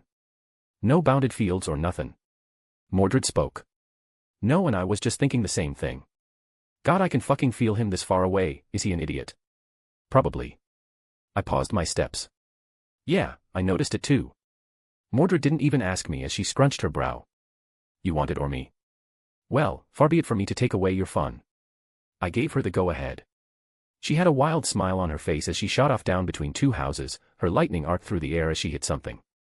There was a brief sound of struggle and then a loud thump as it quickly got quiet as Mordred casually walked back into view dragging something very peculiar behind her. Is that a zombie? Yeah, feels like a fucking dead thing. She shrugged, throwing it in front of me. Killed enough of those damn zombies and spent enough time around the necromancer to recognize it at this point. It was mostly in the shape of a person, but it was a shade of a human, I could easily tell that much. Hell, Dawnbringer inside my ring would probably eviscerate it just by being this close. This thing wasn't even trying to hide what it is.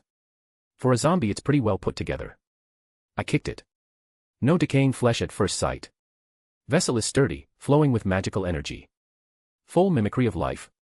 No muscle atrophy either. I kicked its arm where it had decently developed muscles. Did you knock it out? Yeah, it tried to run, so I smacked its head into the ground. Looked stronger than I thought. Mordred shrugged. Huh. Zombies ain't normal for ya.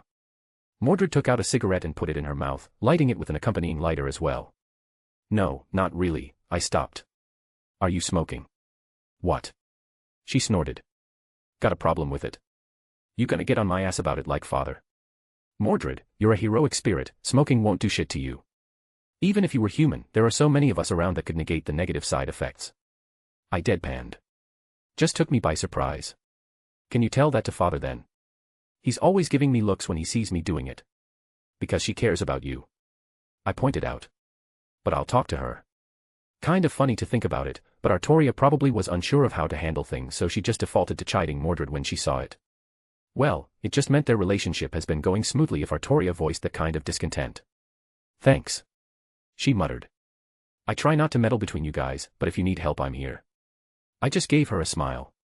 Yeah, I get it. She grunted. Thanks though, I appreciate it. It was nice because I knew she meant it. As I said, I didn't want to just interject myself into their budding connection, but I would happily stand at the side if either of them needed help for anything. Artoria talked to me all the time about it, and while I can't say I gave her the same kind of talks that Vanillana does with me, I think it helped her. Come on, let's go meet my adoptive brother. I nudged her. All right, show me this kid that apparently killed a god. She grinned, picking up the zombie and grabbing its leg, dragging it across the ground as we walked up to the house.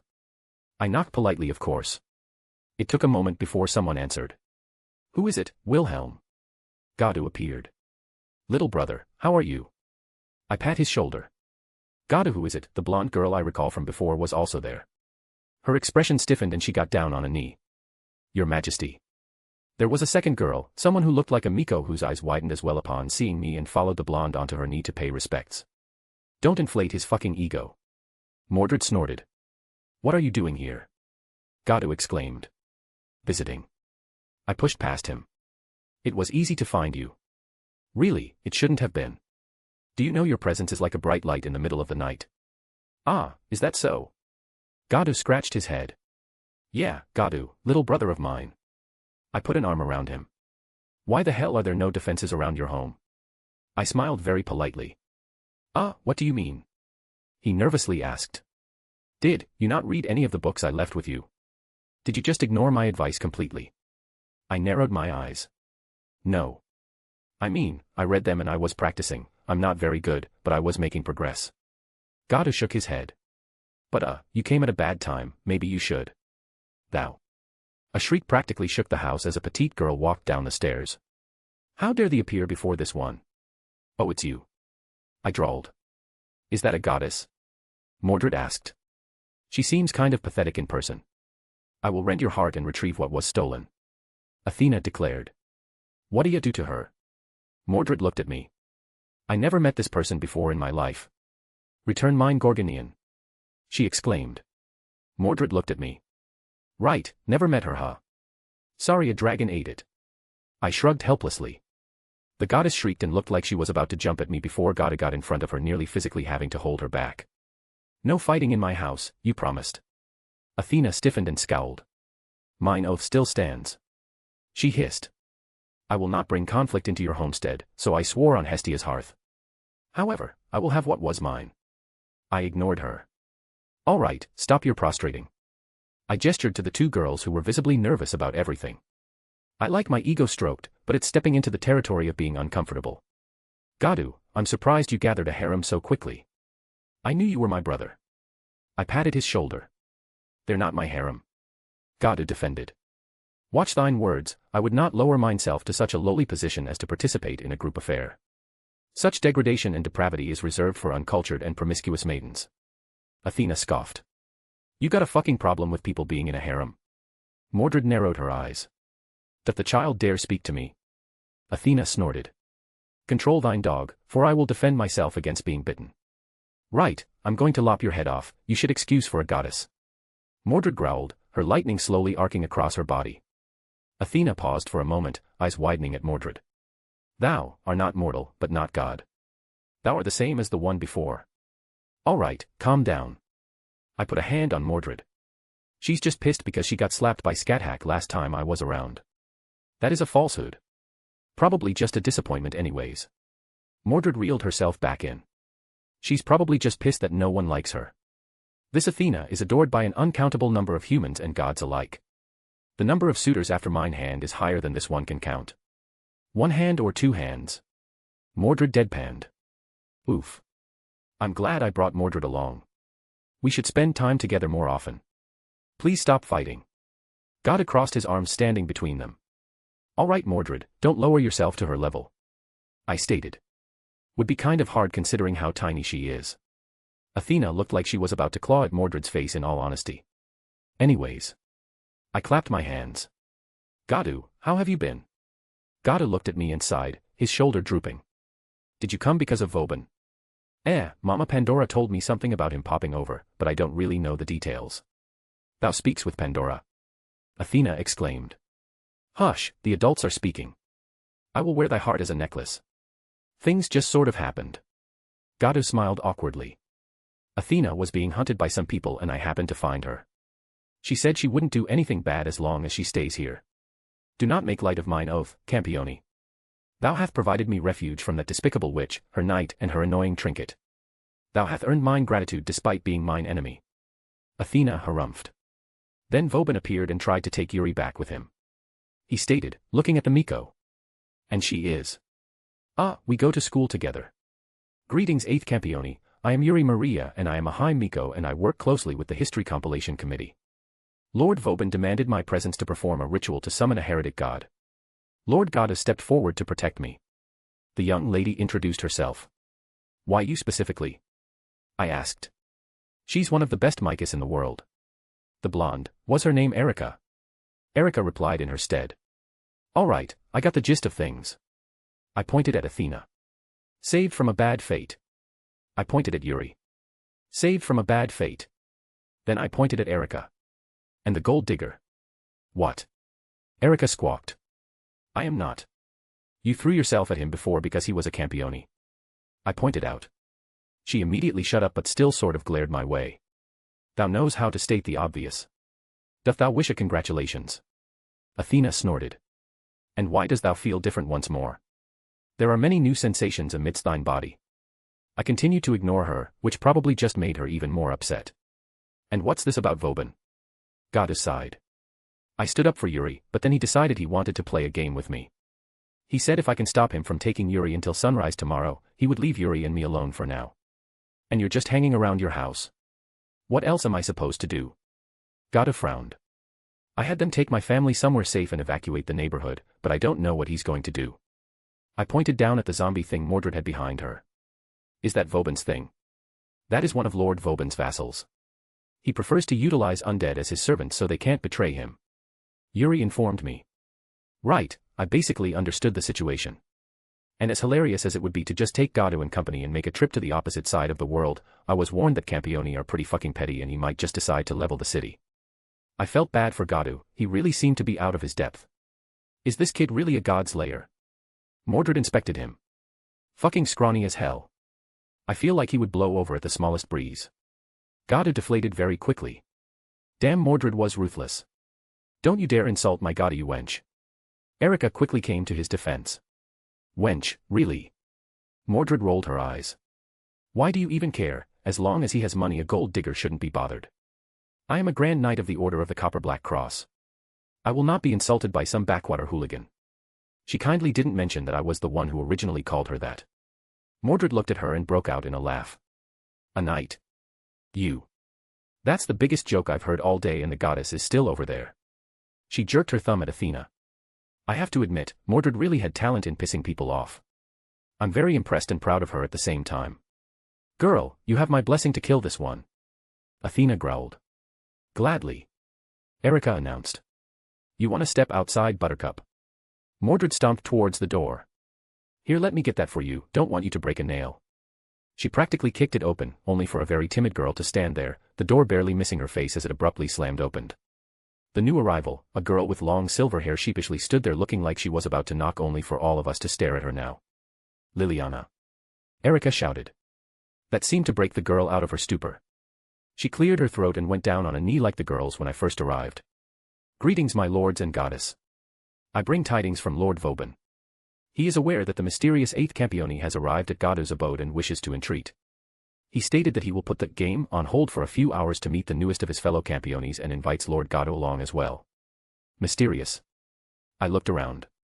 Lord Schweinorg is noted as the most mysterious of the Campioni.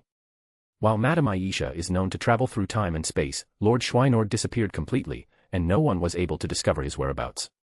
That also includes the 2 attendants of his that were claimed to be heretic gods under his retinue. Yuri, the little Miko, explained. She's cute, I wanted to pat her head. Well, I guess I could see their point of view. I just up and vanished into thin air when they made it a priority to keep track of all Campioni at all times. Not to mention I had both Reiku and Scathach at my side, and they were only known as heretic gods in status. I slapped Gado's shoulder again. Let's go meet our eldest brother. I'm sure we can just have a nice and civil conversation and end things politely. I find that unlikely. Gado slumped his shoulders with a sigh. No faith, my little brother. Don't worry, your elder brother will show you how to handle abrasive and arrogant people like Vauban. You just need the right words to handle them. Right, can't wait to see how you cock this up. Mordred snorted. Asterisk asterisk asterisk. A/N. If you want to read 10 chapters ahead or support me, visit my patreon.com/astoriforon. I also have a boosty if you can't use the above under the same name. Chapter 530, Chapter 479.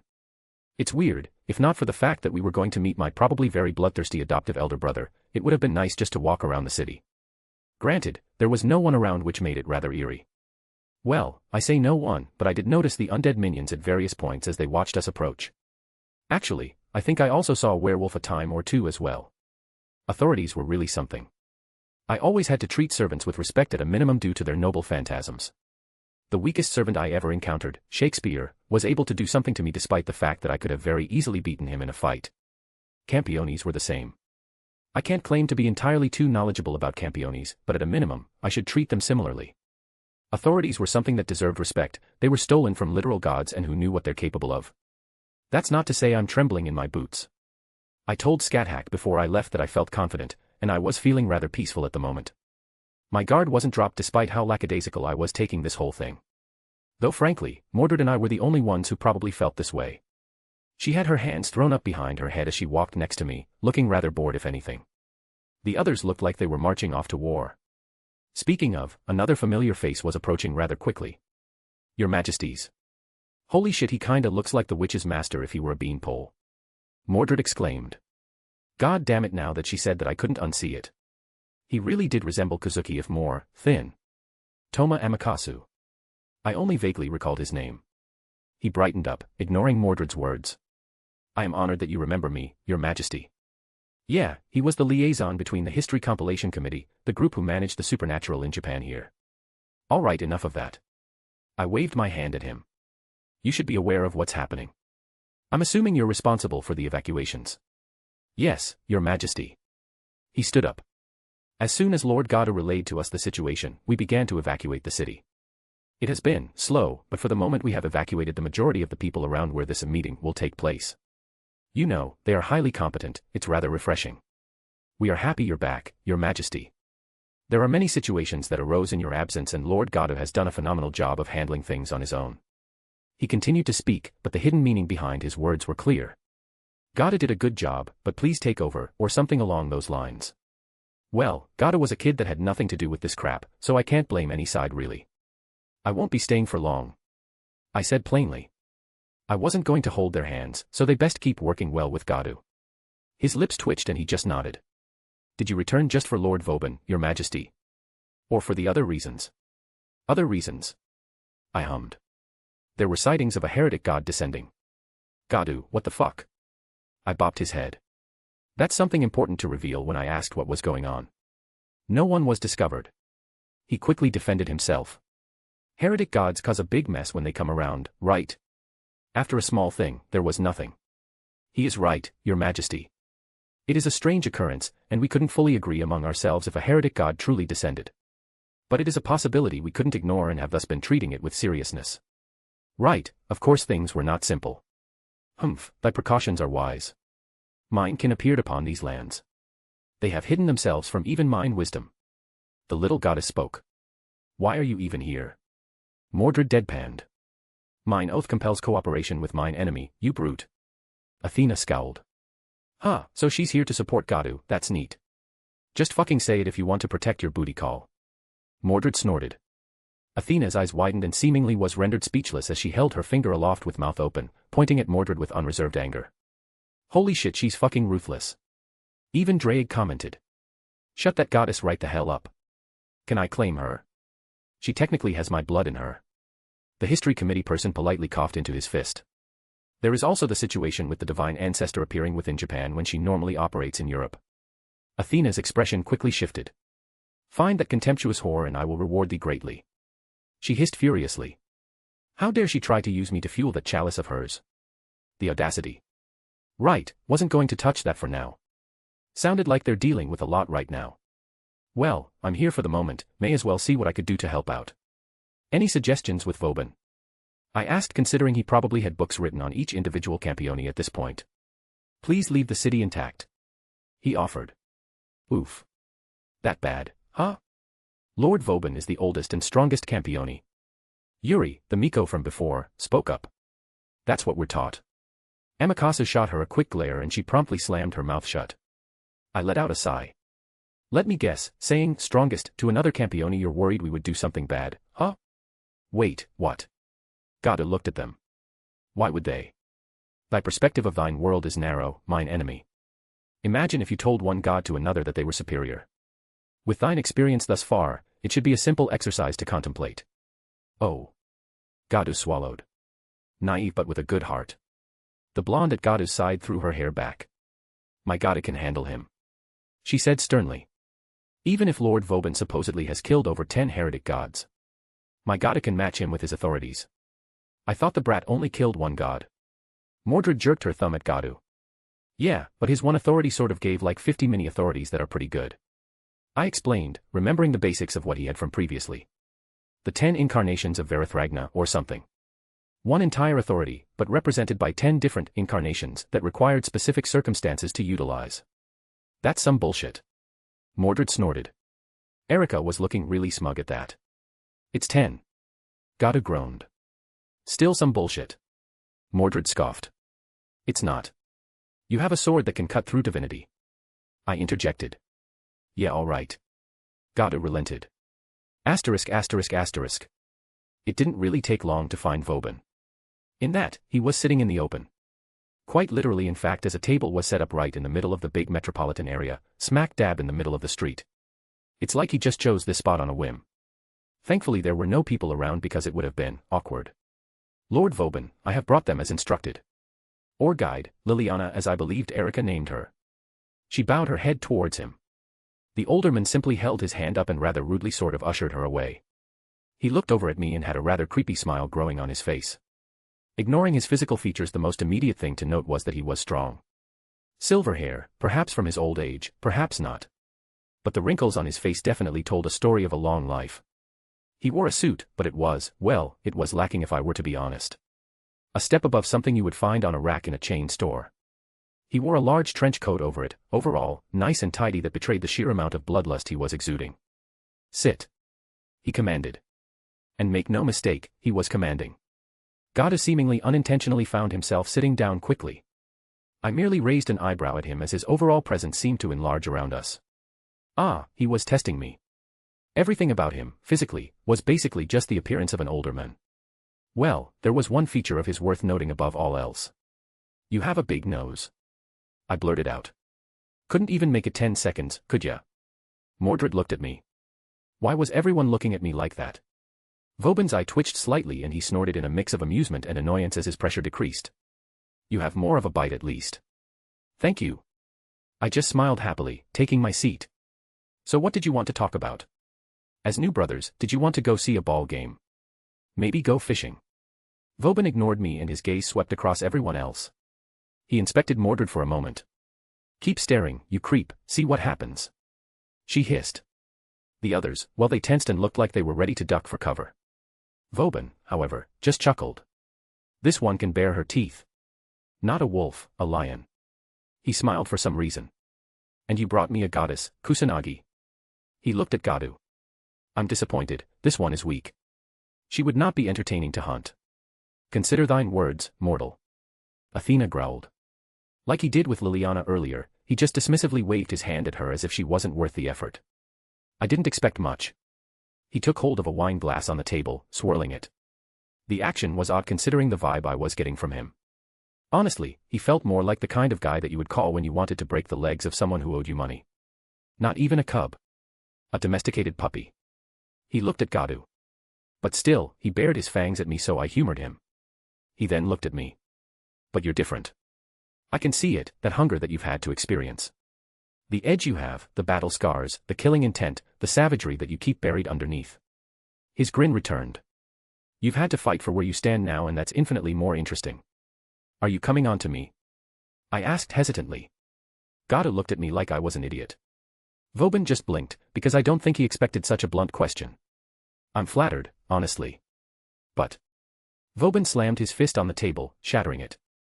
He didn't express much, but I think I annoyed him just enough for him to react. Rude, I held my hand out and let a new table drop out from my ring in front of us. I leaned my elbows on the new table. So, what can I do for you? To be honest, he was the type of person that I utterly despised. I would consider myself selfish, but he's the type to fuck over an entire city of people just to amuse himself and not care about the consequences. So maybe I was being intentionally abrasive. I'm a very simple man. I simply wanted a hunt. A fight, a good fight. He just smiled rather savagely and held his arms open. A god, a campione, it doesn't matter. And I'm more than willing to do what needs to be done to get it. Ugh, he's one of those kinds of people. You need a hobby. I do, I kill gods. He quipped back. Touché. Can't argue with that considering he's killed far more gods than I have. Respect where it's due, he's my senior in that department. Then why play this game with Gadu? I'm patient. He smiled calmly. Even a feral dog can threaten a wolf if it's starved and cornered. Very well, you can fight Athena. I relented. Fornicate thyself elsewhere. Did she just tell me to go fuck myself? I desire a fight, not a snack. Vauban said dryly. Infuriating mortals. Look, if I bring a goddess here for you to fight, would you leave in peace and leave Gadu and them alone? I offered, relenting to his demands. Oh. His interest seemed piqued. Very well, I accept these terms. I took out my kaleidophone and began sending messages to one person in particular. After a few moments, I waved my hand, opening a portal, and Izzy stepped out. Everyone went still as she appeared. Izzy looked around and her eyes landed on Vauban. Is this the one? Vauban stood up quickly, looking very excited. He could feel it, same with Gadu. Their instincts as campioni, even if Izzy wasn't a heretic god. I was used to the sensation at this point, but to them, it didn't matter. I am Izanami no Mikoto. Izzy declared. Do you dare fight me? Yes, finally. Vauban laughed maniacally. A wonderful offering. I thank you from the bottom of my heart, youngster, for bringing me this opportunity. His magic power exploded outwards. But I don't fight alone, my pack will join me. Like the star shining. I give up. Izzy's own pressure dissipated immediately. Honestly, your smile is off-putting. You win, congratulations. She simply walked back through the portal and left. There was a beat of silence as Vauban stood there unmoving. Huzzah. I threw my hands up. Vauban destroyed my table. Clearly, his excitement at another victory over a god overcame him, thus I would forgive him for the slight. Where did she go? He forced out. Home, probably. I shrugged. Anyways, good fight. Seems like everything is handled here. I looked at Mordred. And you didn't think I could settle everything with just words? I said rather smugly. Right. She deadpanned. 'Cause that isn't happening. She pointed at Vauban, who was releasing a significant amount of magical energy. Black wisps of smoke began to seep out of the ground as many different undead figures appeared in the surroundings. Vauban was expressionless, but the use of his authority was all too clear even if it didn't require an incantation. Actually, he's probably had it activated this entire time considering the thing we found near Gadu's house. Look, if it pisses you off so much I'll bring out another god, okay. I of course brought out the most mighty of wiggles. Behold. I held my rabbit up to the sky. Why is thy rabbit a god? Athena practically shrieked. You're mocking me. Vauban said evenly, a hidden fury under his tone. You dare use that rodent as an offering? How dare you? I roared. This is no mere rabbit, behold. Sir Wigglesbottom Fluffytail Octavius Benedict III, Crown Prince of the Emerald Kingdom, Duke of Carrot Island, General of the Northern Armies, Lightning-born, the Devil Slayer. Head of Chaldean Department of Phantasmal Beasts. The King of France. The King of Asgard. And a real god, unlike Athena. Blasphemous. Athena shrieked. That rabbit could kick your ass. Mordred added. The tiny goddess truly looked like she wanted to kill Mordred at this point. Honestly, I don't know who was getting more pissed off, her or Vauban. Gadu looked tense. Can we just go back to the game? He looked around at all the figures surrounding us. Hundreds of undead filled the streets, plenty of them were pretty darn strong considering. I doubt this was the peak of his authority, but it was certainly impressive. I guess I can settle for the lesson 1 and 2 Campioni. There was a slight growl from Vauban. Alright, for real this time. I opened a portal right behind him, and a blast of cold air burst out. There's someone for you to fight through there, I promise. Vauban looked at it blankly, then at me. Do you take me for a fool? Fuss. The invisible force rippled out and smacked into him, sending him flying back into the portal, and I slammed it shut. There is absolutely no reason that should have worked. Drake commented. Words, huh? Mordred looked at me. It counts. I defended myself, summoning Dawnbreaker from my ring and slamming it into the ground, a burst of holy light erupting outward, cleansing away the undead minions of Vauban's as it touched them. Where did you send him? Gadu blinked. North Pole. I replied. Or something, I wasn't really that caring. Why is thy rabbit a god? Athena demanded an answer. He isn't just a god. I corrected her. This one refuses to humor thy ridiculous titles. Wilhelm, you missed one. Gadu pointed at one figure still standing there. Perhaps this is a bad time to mention that Lord Vauban has an authority that lets him instantly travel back. Liliana stated. I was about to question her about that, but the figure Gadu was pointing to grabbed my full attention. Not undead. An elderly man held himself upright with a large stick, covered in a cloak with 2 ravens squawking nearby. I wasn't the only one who noticed either, because Athena even got defensive. You need not worry, little girl. He attempted to return with his authority, but I intercepted it and looped him back from where he remained. However, that is only a temporary measure. That Godslayer is powerful and he will figure out what I did rather quickly. The old man spoke, and his tone, voice, and everything about him painfully familiar. You. Athena's eyes widened. You were mistaken about one thing, goddess of wisdom. The old man hummed, taking slow and measured steps as if each one took considerable effort. I can confirm that the titles, as you say, were not entirely ridiculous. How curious, I never recalled a rabbit sitting upon the throne of Asgard. He looked at me with a singular eye, the other covered with a piece of cloth. What say you, brother? Well, fuck. Asterisk asterisk asterisk. A/N. If you want to read 10 chapters ahead or support me, visit my patreon.com/astoriforon. Next part of the Looking Glass Omake is up there as well. I also have a boosty if you can't use the above under the same name. Chapter 531, Chapter 480. Well, this was certainly an awkward turn of events. Got nothing to say. Humph. Odin just huffed, walking up to Gadu and smacked him with his walking stick. Just a brat still. How did you manage to defeat Victory, luck. Gadu scratched his head. Odin ran a hand through his beard. Don't knock a lucky victory. Verithragna would be insulted if you acted like that. A victory is a victory, brat. He smacked Gadu a few more times for good measure. It was kind of surreal if I were to be honest. Oh, his mannerisms were very normal to me having to deal with the Odin back home, but, well, he was a heretic god. I had yet to meet one that wasn't immediately antagonistic. Who's the geezer? Mordred asked. Odin turned his head towards Mordred and looked at her strangely. You're a strange one. He hummed. Not live, but dead and yet, no. Odin frowned. I don't like it. He raised his hand up in front of her like he was about to do something. Watch yourself, old man. I narrowed my eyes, gripping Dawnbreaker I still had out. Odin paused, looking at me with an expressionless look. Move your hand if you don't want to lose it. Mordred chimed in with a low growl. Odin just let out a bark of laughter, shaking his head. State thy business here. Athena broke through the awkwardness. You're hardly in a position to demand anything from me, serpent. Odin scoffed. Barely more than a divine ancestor.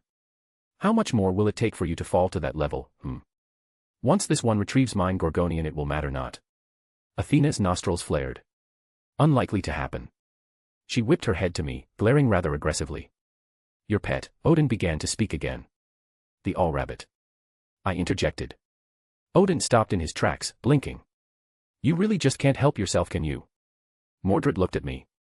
Well, in actuality, I was on guard. Odin was the type of god that you had to respect, and I didn't know what his thoughts on us were just yet. If he suddenly up and decided we were an eyesore, well, it would be a difficult fight. Don't try to hide it from me. Odin's one eye glowed. I can feel it. The lingering traces, not just on your rodent but you as well, boy. His tone said a bit longer and firmer. A reminder that this wasn't the Odin I knew. Maybe you're misremembering. I offered casually. I never forget things. I waved my hands. It's just a figment of your imagination.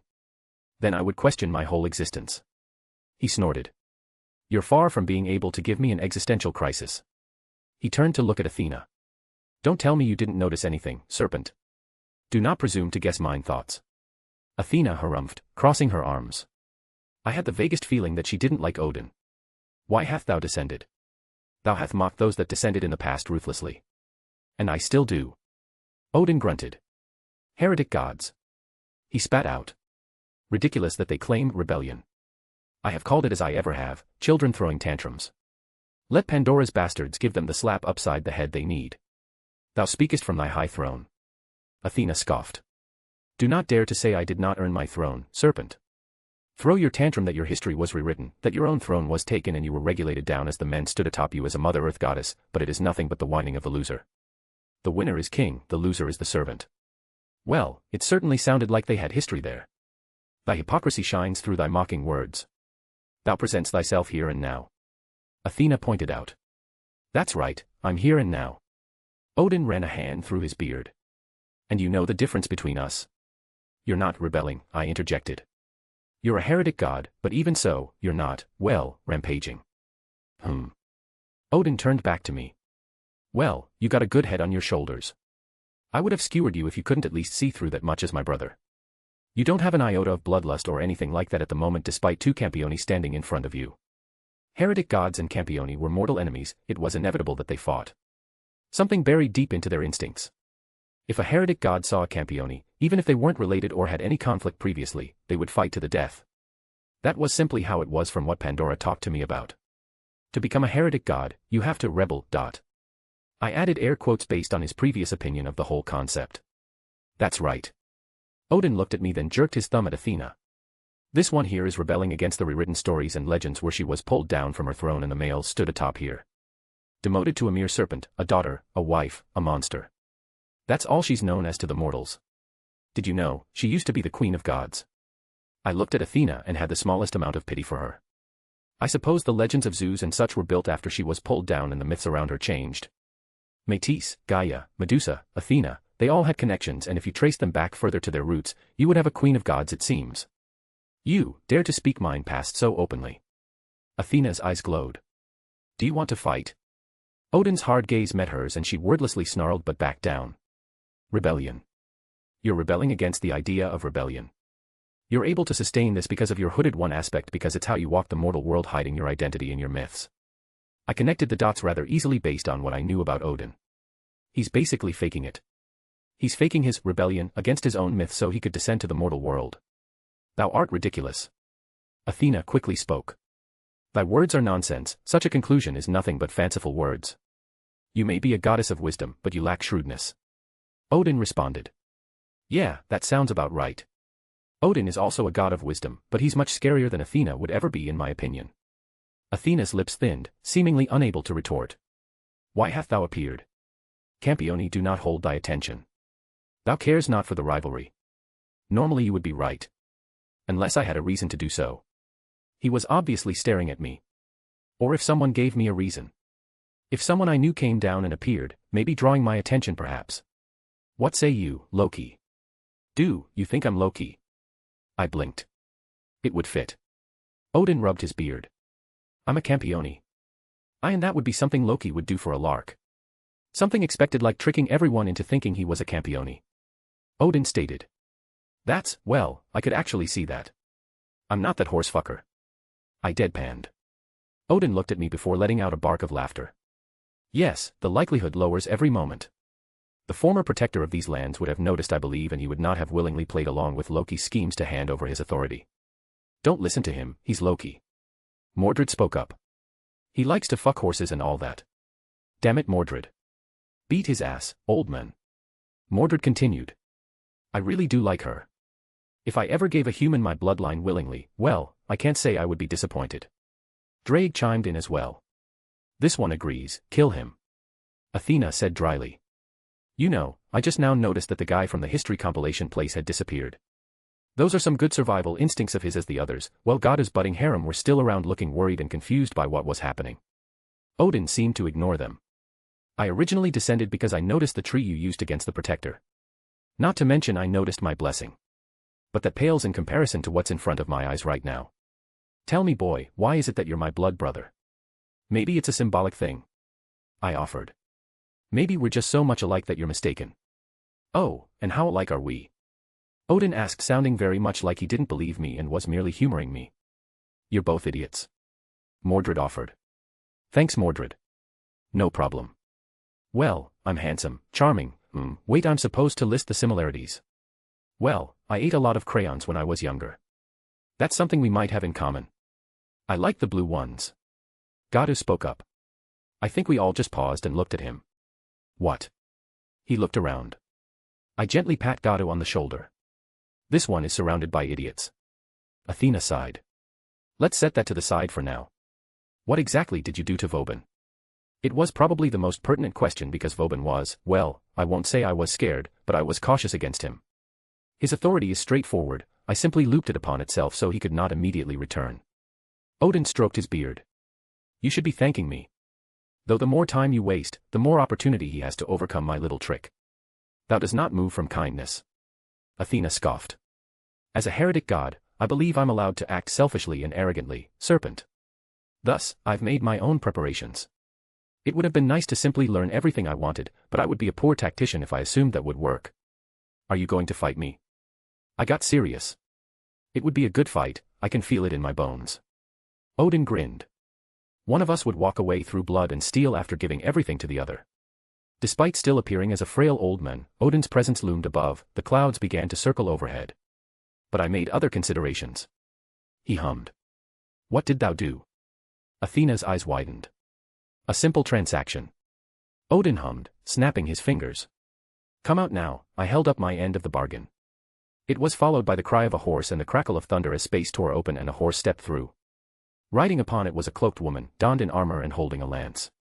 Behind her sat a smaller woman, blonde hair and wearing regal-like clothing. The one holding the lance was a god, the woman. Lessened, was she a divine ancestor? A Mother Earth goddess that had fallen? Athena was the one to visibly react. You despicable vile man. As we agreed, you can have the goddess if you do what I asked. Odin ignored her, though seemed to treat her as a tool for bargaining. But if you try to take your prize before, I will show you why I'm glad o' war. A deal hath been struck. The knight spoke. Is this your game then, old man? I frowned, looking at Odin. You don't even want to do your own dirty work. His one eye shined. Why should an old man like myself make a move when these spirited youngsters are more than enough to satisfy my needs? I seek answers, the means does not matter. You best keep your words, Allfather. The royal-looking woman on the back of the horse huffed. Mine enemy, bring forth your authority, I will bestow the wisdom needed for you to slay this harlot. Athena hissed. Ah. Odin raised his hand to cut her off. If the youngster over there moves, I will join in. So, choose wisely. Gaia hesitated at Odin's words, as did Athena. But don't worry, I have a little something to keep you occupied, serpent. Odin put 2 fingers to his mouth and whistled. Like a shooting star, a chromatic light shot through the air and slammed into the ground next to him. Platinum wings sprouted out behind the near figure as she knelt to him. Valkyrie Brynhildr comes at your call, All-Father. Odin looked at Athena and the others. You're not allowed to descend into the status of a heretic god, Brynhildr, otherwise go all out and keep the goddess preoccupied. It should be about an even fight considering the circumstances. I barely had time to blink before the Valkyrie shot at Athena. Athena's scythe from last time grinded against the Valkyrie sword as they clashed quickly and violently. Gadu, you can take him. Erika blurted out. Oh, maybe she's right. Want to try your luck, youngster? Odin stared at Gadu. Of course, even if you managed to beat me, the other one would return rather quickly and I don't think he would be happy. He really just usurped the entire situation into his favor, didn't he? Well played, Odin. I had to acknowledge it at least. The regal-looking woman dismounted the horse and the knight pointed her lance at me. This one will be your opponent. Take up arms and fight with honor, Campione. For you face Lancelot du Lac. Every response and thought I had came screeching to a halt. Even Mordred stilled as I noticed her out of the corner of my eye. You want to repeat that?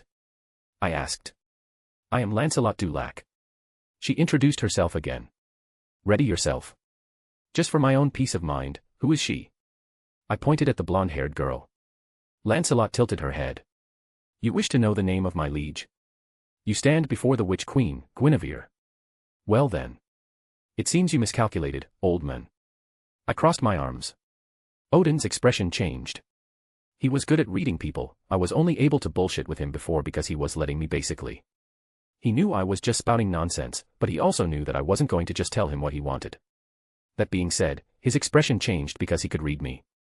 Before he could question what I meant by that, red lightning exploded outward from next to me and shot forward at the knight, or rather at Lancelot. Lancelot's eyes widened as a silver blade slashed down on her and her horse groaned from the weight of the blow, and the knight herself was forced to put a decent amount of strength into blocking. Mordred came to a screeching halt as their blows produced a burst of power and she had to land back on the ground to steady herself. Her armor donned, and her lightning arcing everywhere. Lancelot stared at Mordred, almost completely ignoring me. I feel a foreignness in my heart. Why does your blade caution me so? What, don't you recognize me? Mordred laughed, her helmet clanked, and it came apart, sliding down so her face was fully visible and she had a wide and maniacal grin. Both of you together, this is great. I feel a connection to her, my knight. Guinevere warned. Name yourself. Lancelot demanded.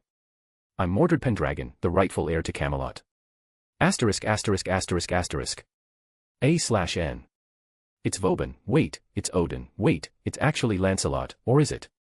If you want to read 10 chapters ahead or support me, visit my patreon.com/astoriforum. I also have a boosty if you can't use the above under the same name. Chapter 532, Chapter 481. Mordred's introduction included a clash of steel as she wasted no time leaping back at Lancelot with a big grin on her face. Mordred was having fun. What? Guinevere exclaimed. 'Tis impossible, the descent of our hated enemy would have been noticed. Well, this is an interesting turn of events. Odin hummed. The brief pause and blank stare towards Mordred by Erika was also rather amusing. I'm sure she would have had some sort of outward reaction if she wasn't busy helping Athena deal with the Valkyrie that Odin called for. All-Father. The supposed Guinevere exclaimed. Thy promise. I'm fulfilling my promise. Odin casually stated, watching the two match blows. I said I wouldn't let any other Campione or gods interfere. She is neither. Odin's one eye narrowed. Sophistry. She growled. I am keeping 2 Campione preoccupied and 1 goddess. He frowned. And you're demanding I do more? The petite blonde girl's face twisted back into a scowl, then seemingly she calmed herself down. 'Tis a falsehood then. If neither be Campione nor god, then my knight has nothing to fear. She proclaimed. Well, I couldn't fault her for thinking that way. But she also didn't sound too convincing as she said it out loud. What if I joined in? I stated. She nearly stumbled in place, her glare leveled at me. She was obviously hesitant about my presence since her knight, as she said, was preoccupied with Mordred. I had a moment, so my gaze switched from the proclaimed Guinevere, someone mirrored after Artoria's former wife, and looked to Odin, the source of my real trepidation. Me and Gada could probably handle you without too much fuss. I noted. Gadu, while not looking like he was too thrilled with the idea, didn't really back down like I would have expected based on how he was before I came back. I guess he took my advice to heart somewhat because he looked like he was ready to throw down if the situation called for it. By all means, let's have a good fight. Odin chuckled. Maybe I win, maybe I don't. But it's not a matter of me winning, it's about you both losing, isn't it? He grinned arrogantly. God, I really hated being on the opposite side to Odin. I scowled because I knew he was right. Regardless of what happens, Vauban comes back and we have a pissed-off Campione falling on top of us. I sighed. Those are the facts, what you decide is entirely up to you. Odin didn't even try to argue either way. So the lesser of two evils then. Oh, I like the sound of that. He chuckled despite the situation. He was using someone else as a loaded gun and they didn't even have to agree to it. Could I win both fights? Probably. Would the collateral damage be worth it? That was the question that needed asking. The detriment to having a certain set of morals and such was that unlike both Odin and Vauban, I did care about those around me and couldn't always just throw caution to the wind. Fine, I won't punch you in the balls, old man. That is very specific. This old man is appreciative. He replied without missing a beat.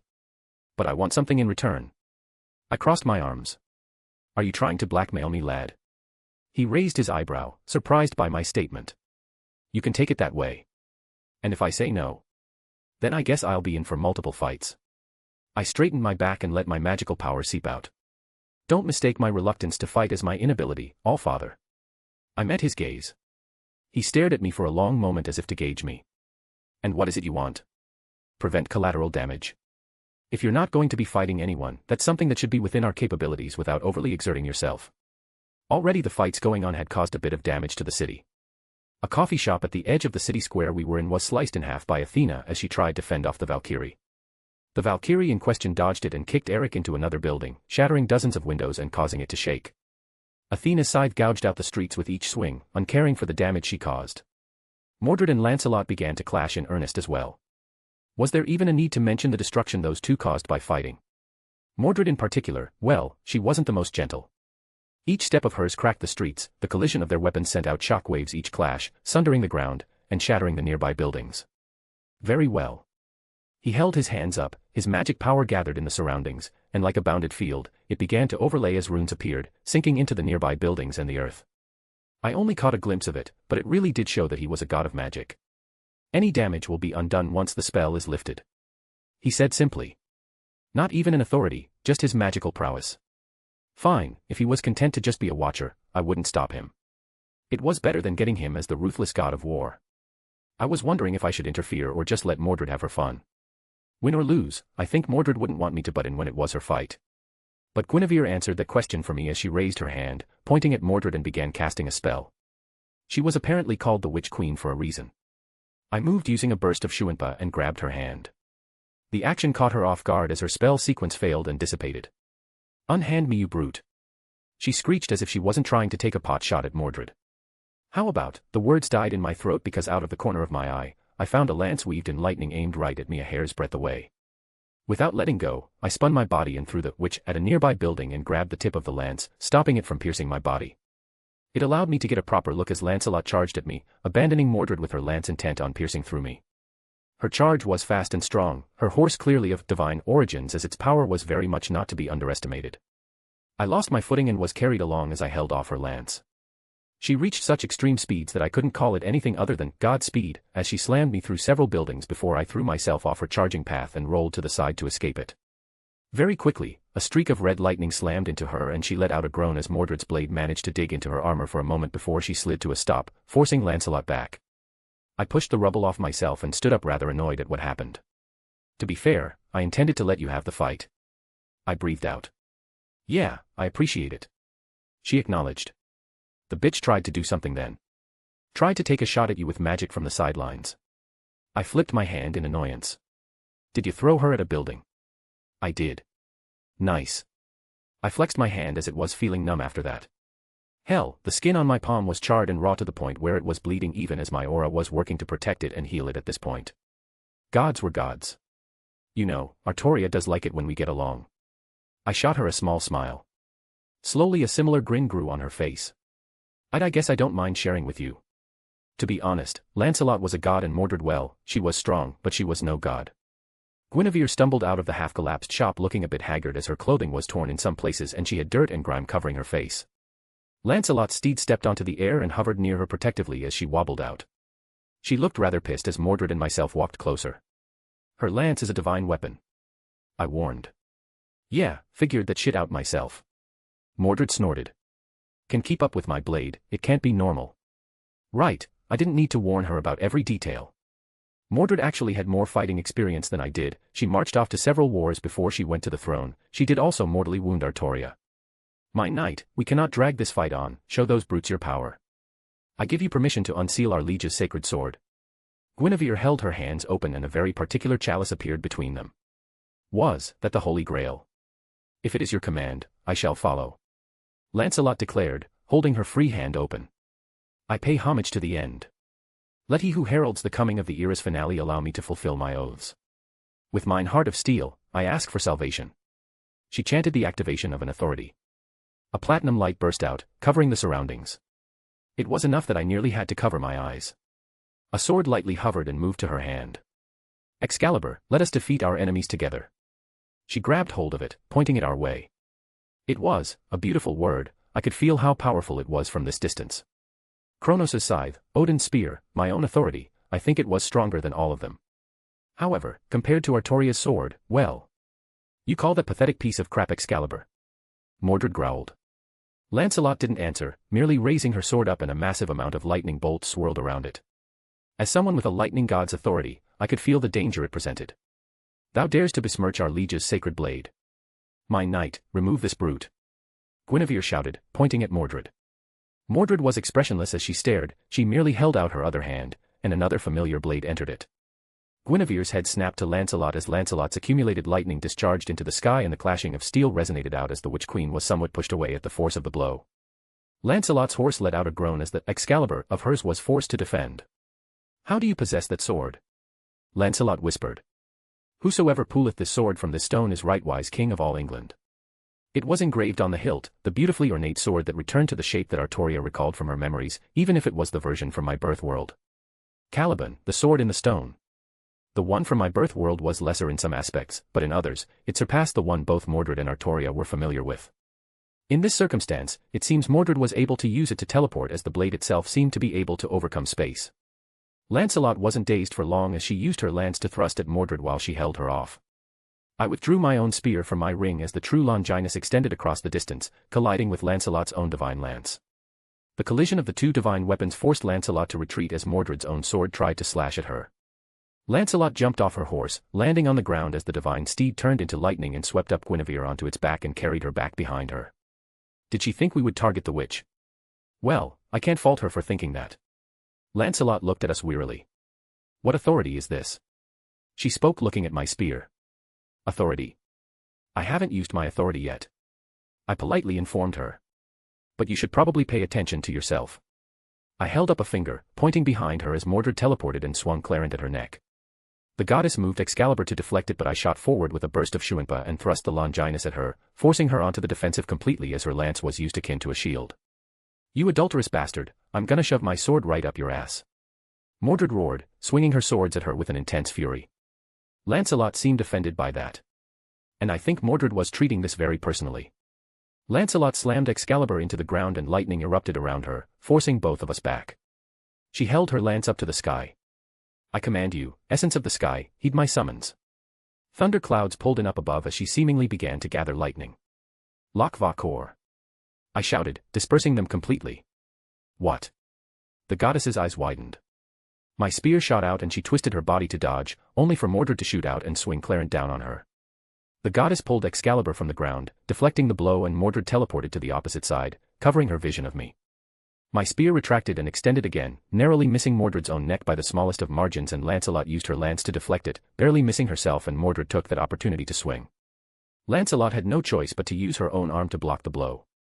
Impressively enough, Caliban broke her flesh, but it couldn't get past her bones. The divine blood flowed down the blade, but it wouldn't budge past. The goddess's eyes glowed brightly with divine power and she held up Excalibur despite Caliban buried in her arm and swung it downward. Everything was filled with lightning. I was a bit quicker than Mordred with my Shuanpa and I grabbed her and moved out of the way as I don't think she had too much practice being able to teleport with Caliban. But behind us, and thankfully not in the line of the others, a significant chunk of the city was eviscerated completely as arcs of lightning jumped across the now barren landscape with but debris and only the smallest bits of foundations showing that buildings dozens of stories tall used to exist there. Lancelot wasn't finished. She held the sword up aloft and the sky crackled with a platinum light as lightning bolts, like meteors, fell from the cloudless sky. Mordred and myself both moved quickly, avoiding them as best we could. Each one that hit the ground erupted in a cataclysmic impact that created a gorge with a burst of lightning that emanated outwards for dozens of feet, searing away anything it touched. It's still a cheap knockoff.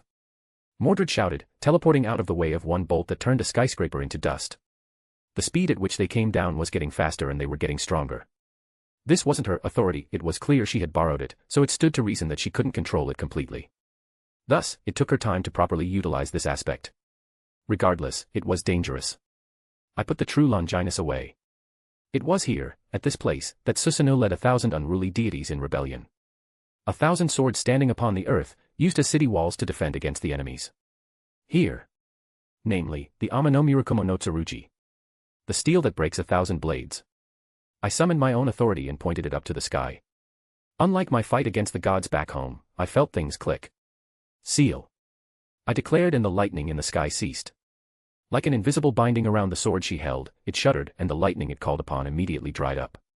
I was tempted to take hold of it and fling all that power back at her, but with everyone so close around me, it would have been a more omnidirectional attack. Well, it's not like I didn't have the option for a powerful burst from a sword. Mordred. I called upon Dawnbreaker and held it in my hand. Mordred looked, and it only took her a second to realize what I had in mind. With a maniacal laugh, she teleported to the opposite side of Lancelot and let Caliban sink into the ground as she grabbed Clarent with both hands, raising it up. Bloodlust and magical power wrapped around it as a pillar of energy ascended to the sky, all contained around the weapon itself. I held Dawnbreaker up on the opposite side as Lancelot stood between us. Clarent Blood Arthur. Dawnbreaker. We both swung down our swords and the two powers were released, a blinding wave of light, and the culmination of Mordred's hate and magical energy turned into red lightning and sublimed into a noble phantasm. Lancelot was at the epicenter of the two powers colliding. The world was separated into red and gold as a massive discharge enveloped the city and upwards to the sky as well. The phenomenon, while not dangerous at the edges, was visible to anyone left remaining within the city. The stray energies began to dissipate and the dust itself settled as Lancelot's figure came into view. Rather, she was murky, her body like a mirage, mist. She reformed at the center, while clearly not wholly unscathed, she was mostly fine. Was it annoying? Yes. Was it unexpected? No. Gods had plenty of strange authorities, I wasn't odd that they would have life-saving ones. But they usually had some sort of limitation, I would be surprised if she could use it multiple times in such a short time. My knight. Guinevere's voice sounded panicked and scared. I will support you. The grail in her hands produced a ridiculous amount of magical power and it seemed to be given to Lancelot. My lady, any more than this and I will descend completely. Lancelot pushed up onto her feet, sword in one hand, lance in the other. Getting real tired of her shit. Mordred grumbled and she enveloped herself in her red lightning and charged. I followed suit, using Shuanpa to appear at Lancelot's side. Both Mordred and I swung our weapons at her simultaneously. Lancelot was able to block both of them with the mostly minimal effort required as her eyes darted left and right. I swung low, Mordred swung high, and Lancelot danced between the razor-sharp edges of our weapons. It became fairly obvious that she was predicting our movements ahead of time and her sudden buff was letting her keep up. Mordred swung Clarent upwards, sending arcs of red lightning at Lancelot and I pointed my finger at her, matching her lightning with my own but the goddess was still able to disperse both with barely moving a step or two. Mordred slid to the side with a low growl. All right, I think I got it figured out. You too. I cracked my neck. Together then. Lancelot silently raised up both weapons, one pointed at each of her on either side of her. Honestly, it reminded me of the time against Indra with Susanoo. It was a weirdly similar situation in some regards. Mordred didn't speak, and without warning, she threw Clarent at Lancelot. The goddess merely stepped to the side, it harmlessly passed her as Mordred charged with Caliban, clashing with Lancelot's Excalibur. I opened a portal, letting it catch Clarent and deposit it right back to Mordred. She kicked it, redirecting its edge at Lancelot. At the same time, I threw Dawnbreaker forward like she had earlier. Lancelot's lance crackled with lighting as she used it to push Mordred away and her feet then left the ground as she arched her back and both weapons flew above and below her without touching her. Mordred teleported back above Lancelot, Caliban thrusting down. I opened 2 portals, each of them catching the discarded swords and redirecting them back at Lancelot, and I followed up with a burst of Shuanba, my own sword aiming at Lancelot's side. She let go of her lance and summoned a shield. Caliban collided with the shield, slamming Lancelot to the ground. She jerked her head to the side as Dawnbreaker stabbed right down. She pushed Caliban away, and rolled to the side as Clarin narrowly missed her. And she quickly shot to her feet and swept her sword to block my own divine sword. I jerked my finger, and Dawnbreaker was pulled out of the ground and aimed at her back. Lancelot spun her body to the side to avoid it without even looking, and I grabbed it from the air and swiped at her. It barely nicked her arm, drawing a small bit of blood. The goddess was forced to swing her shield-covered arm outwards as it collided with a large clang against Mordred's Caliban. And the most surprising thing, Mordred let go of Caliban, something she hadn't done since bringing it out. The full weight of Lancelot's shield was keeping Caliban at bay, and Mordred's counterweight disappearing caused the goddess to stumble slightly. Mordred reached for Clarent that was within range, and pulled it free from the ground, ducking down and swinging upwards through her guard. I pushed Lancelot's blade down and held my hand up, pointing at her head as a spell circle formed. Behind her, Dawnbreaker flew at her, its edge threatening to pierce her from behind. Battle cognition was always an annoying thing to deal with. The most simplistic method was to prevent any means of escape and cage your opponent in. At this moment, Lancelot had no avenue to retreat or dodge without suffering a loss. She twisted her body in the most optimal way, but even so, Mordred's lightning crackled around her sword and she let out a roar, pumping a significant amount of magical energy into her swing, and the arm of the goddess holding the shield went sailing through the air. "My knight!" Guinevere screamed in panic. Lancelot retreated dozens of feet back, blood seeping from her dismembered arm. "I cannot fight them unless I descend fully, my liege." She spoke. "Let us retreat, my knight." The witch took a deep breath. "You think I'm gonna let ya?" Mordred scoffed. She was breathing a little heavy, but she wasn't in too bad a shape. Some scrapes or small cuts along her armor and a little bit of blood at the corner of her mouth, but she was fine. Guinevere held out her hands and the grail vibrated in place. "I need you, my comrade, for the sake of our liege's return." The grail shined brightly, and like before, the sheer amount of magical energy it released was palpable. The void cracked, and a new figure slammed into the ground. This wasn't Odin, who was playing a trick to keep his rationale. This wasn't Athena, who was so weakened that she barely posed a threat. Nor was this Lancelot, that was holding herself back because she didn't want to fully descend into the status as a heretic god. Covered in bandages with a strange pointed mask and pieces of armor on its body, a heretic god descended, and with him, a hurricane quickly encompassed the country. ****A/N. First part of Kunu's Hogwarts adventure is up.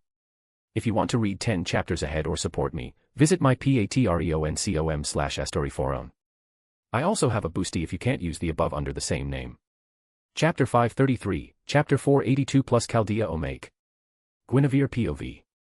I carefully began to coax the Grail to prepare for our retreat. With my liege's faithful follower here, he should be able to keep our enemies at bay while we escaped. He did not speak upon his arrival, merely glancing upon us and looked at our despicable enemies and understood the situation. He was not mine to order, for all that we both served the same master, but mutual respect was all that was required. Nay, he was an honorable friend, and I knew I could trust upon him our safety. "My knight, we shall retreat." Her mighty steed neighed as it stepped to her, and she quickly climbed atop the divine beast. I cast one last glance at our foes. The infuriating Odin had a mocking smile upon his lips. That darned goddess who looked smug at our failure. If only we were able to obtain her power, it might have been enough to revive our liege. And lastly, the Campione and her. The one who in the past had tried to usurp our liege as the strongest steel. Except, it was not him. Not Campione nor God. I held upon the Grail and activated it using the immense amount of magical power to teleport us away. It churned my heart to waste it on something such as this, but it would be worse if we were to fall here and all our preparations of all these years were for naught. They did not try to stop us as our comrade barred their way. In my heart, I thanked him once more as we moved across the world to safety. The lands of Britain sung to our arrival as I felt at home under the persona of this incarnation. We barely touched the ground of the old country before the mighty steed disappeared and my knight fell to the ground. Lancelot. I carefully caught her. She smiled with her divine blood flowing. "I apologize, my lady, but I am at my limit. Lest you wish for me to descend as a heretic god, I will need to depart and recover. My friend, please return to the realm of immortality, you forever have my greatest gratitude." I held the hand of my dear friend and companion. Those blasted children of Pandora. If she were at her strongest, she could have defeated them. It was merely a matter of being unable to produce her best, otherwise the laws would have forced her descent into the status of a heretic god and she would be unable to answer my call for aid in the future. And that damnable fake one. Mordred. Once more you stepped in our way. Whatever you may be, whatever tricks you play, you would not succeed. Our liege will slay thee once more and drive you into the deepest darkest pit where you belong. It was lonely knowing my knight would need time to recover and I was alone. I could see the winds of the world converge once more upon the country I escaped from. My liege's trusted comrade was doing battle and I prayed for his safety. He was a strong warrior, I prayed that his enemies fell before his might. I would need to prepare a ritual to look into the void to make sense of what I had learned. This newest Campione, the things he showed, I did not understand. The spear he wielded could match my knight's divine lance. The sword he revealed was divine, but I did not recognize the source. He called upon his authority, which I knew as the defender of that land from before he was slain, but everything else, I was confused. He could move at such speeds without divine means. And that hateful traitor.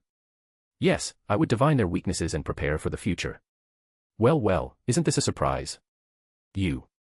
I glared at the arrival of another hateful person. Thief. Rude. Another bastard of Pandora appeared with his divine speed authority, riding upon the crackle of lightning. We're old friends, my dear Guinevere. Are you really that unhappy to see me? He smiled annoyingly. How did thou discover me? Tut, my dear Guinevere, you're getting sloppy. You usually hide yourself so well, but you shined like a candle in the night when you came on over. Last I heard, you were in the east. Hateful. I retreated in such haste that I lacked my normal accommodation. You should be grateful, I let you have your warm farewell to that rather annoying knight of yours. This was an unfortunate position. What matter does the dishonorable thief desire with me? I quickly put the grail away where he could not swipe it with his dirty hands. Among all the children of Pandora, this Alexander Gascoigne was the most annoying. I despised most of them, but only he could get under my skin and anger me so easily. Thief. He mocked me with fake aghast as he fixed his collar. I simply borrow some things from time to time. Yes, and the sun is merely a little bright. I responded dryly. He ignored me and hummed. Well, since you brought it up, I would really like to borrow your grail. You wouldn't mind, right? I know you rejected me time and time again, but I'm feeling pretty good about my chances. But feel free to call your knight. Infuriating. Humph, you will never acquire my grail. Slay me if you must, I will return and make you regret it. I was willing to die for my liege. It would set our plans back, but my life was worth far less than his revival. He let out a sigh. I guess it can't be helped then. You are a rather stubborn woman. Why do you sound annoyed? You must be used to every woman you've met rejecting you. He twitched slightly and I smiled. You really. The void between worlds was ripped apart behind me as a shadow blocked the sun overhead.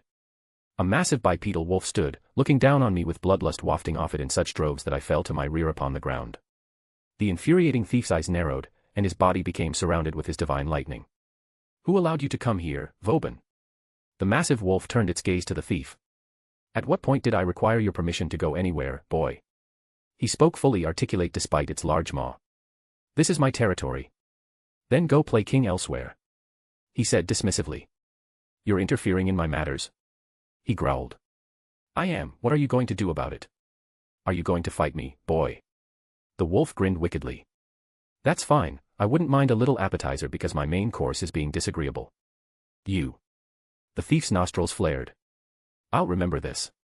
He scowled, disappearing with his divine speed. I should be pleased that the thief was driven away, mocking him all the while. However, I could only feel the intimidating presence of the oldest of Pandoras of this era as he stared down at me. How? You should have been kept away. Oh, that. He chuckled. I realized what was going on and just played along. His massive werewolf form disappeared, and he returned to a semblance of a man, but his feral nature was still ever present. I had half a mind to just go back to that small island and have a nice fight to settle my anger. But, I couldn't help but admire that brat's balls. He smiled faintly. He had lived for centuries as a child of Pandora for a reason. Did the Allfather know? Of course he knew, that despicable god. I am a mere divine ancestor, I cannot provide you a fight nor an authority. His desires were well known. He even dismissed the goddess Athena because she was too weakened for his fight. You wouldn't even fit between my teeth. He scoffed. I have no desire for a tiny morsel like you, witch. His dismissal was both angering and relieving. But I saw what you did. You were able to summon heretic gods. I can fight the brats any time, but if you died, then I would lose this opportunity. Summon a god for me, little witch. And you may yet earn your freedom. I can't. I panicked knowing that there were no other comrades I could summon without preparation. His hand snaked out, picking me up by the throat. You're testing my patience. I went through the trouble of abandoning my previous hunt for this. I'll give you a chance to reconsider your words. Choose carefully. His grip loosened barely enough so that I could speak. I can't summon another god. His eyes narrowed. Without aid. I quickly added. I'm listening. He said, dropping me to the ground. My knight requires time to recover, and the friend I summoned forth in the land of the east was not something I can recreate. However, it matters not. For my true purpose is the rival of my lord. He raised an eyebrow. Your lord, Is he strong? I finally smiled because I knew that he relented. He is the strongest steel. Oh. The Campione smiled, and despite it sending a shiver down my spine, I realized that the arrival of my lord was merely a matter of time. *****. Wilhelm POV. I let Guinevere and Lancelot go. I didn't want to, but bigger concerns immediately arose. The heretic god in front of us was a much bigger threat than they were at the moment. With my connection to the storms, I could feel the hurricane that was sweeping up around the country, and it all focused on him. This was a proper heretic god, and he was strong. Hey Mordred, mind letting me have this one? I spoke. Yeah, sure. She could read the room, so to speak. How about I go after the bitch and the adulterer while you handle Bandage Boy over there? As soon as she said that, the winds pushed down, almost like a torrent of gravity, as Mordred shuddered slightly. I swung my divine sword upwards, cutting it in half and severing the use of it. You will not. The heretic god declared. I am your opponent. He held up his hand as if gesturing to fight him. I clicked my tongue because the location was annoying. This heretic god was related to them in some way, the only issue was finding out in what capacity. I couldn't think of any of the knights of the Round Table covered in bandages and able to command the wind. Percival. No, he didn't look like he wielded a weapon. It could be a red herring too, because the gods here were strange. Hey Odin, does the promise still hold? I asked without looking away. I said I would be protecting the surroundings. But there's a limit, I suggest you take the fight elsewhere. He looked at the heretic god. And the heretic god looked back at him with an unreadable expression due to the mask. I would hate to get involved. Odin said softly. It was barely a whisper as the winds parted. The heretic god seemed to become one with the very element as he moved. The faintest whistle as his foot planted on the ground in front of me, and his fist cut through the air and hit my chest. I felt myself arch forward and saliva push out of my throat as I was lifted up off my feet and the world turned. There were buildings, I faintly caught glimpses of as I went through them. A mountain nearly collapsed due to me shooting through it like a meteor, and I hit the water, skipping across the waves of Japan's coast before finally coming to a stop with a crash of water. My body floated up to the surface as I caught my breath, coughing up a mouthful of blood from the impact.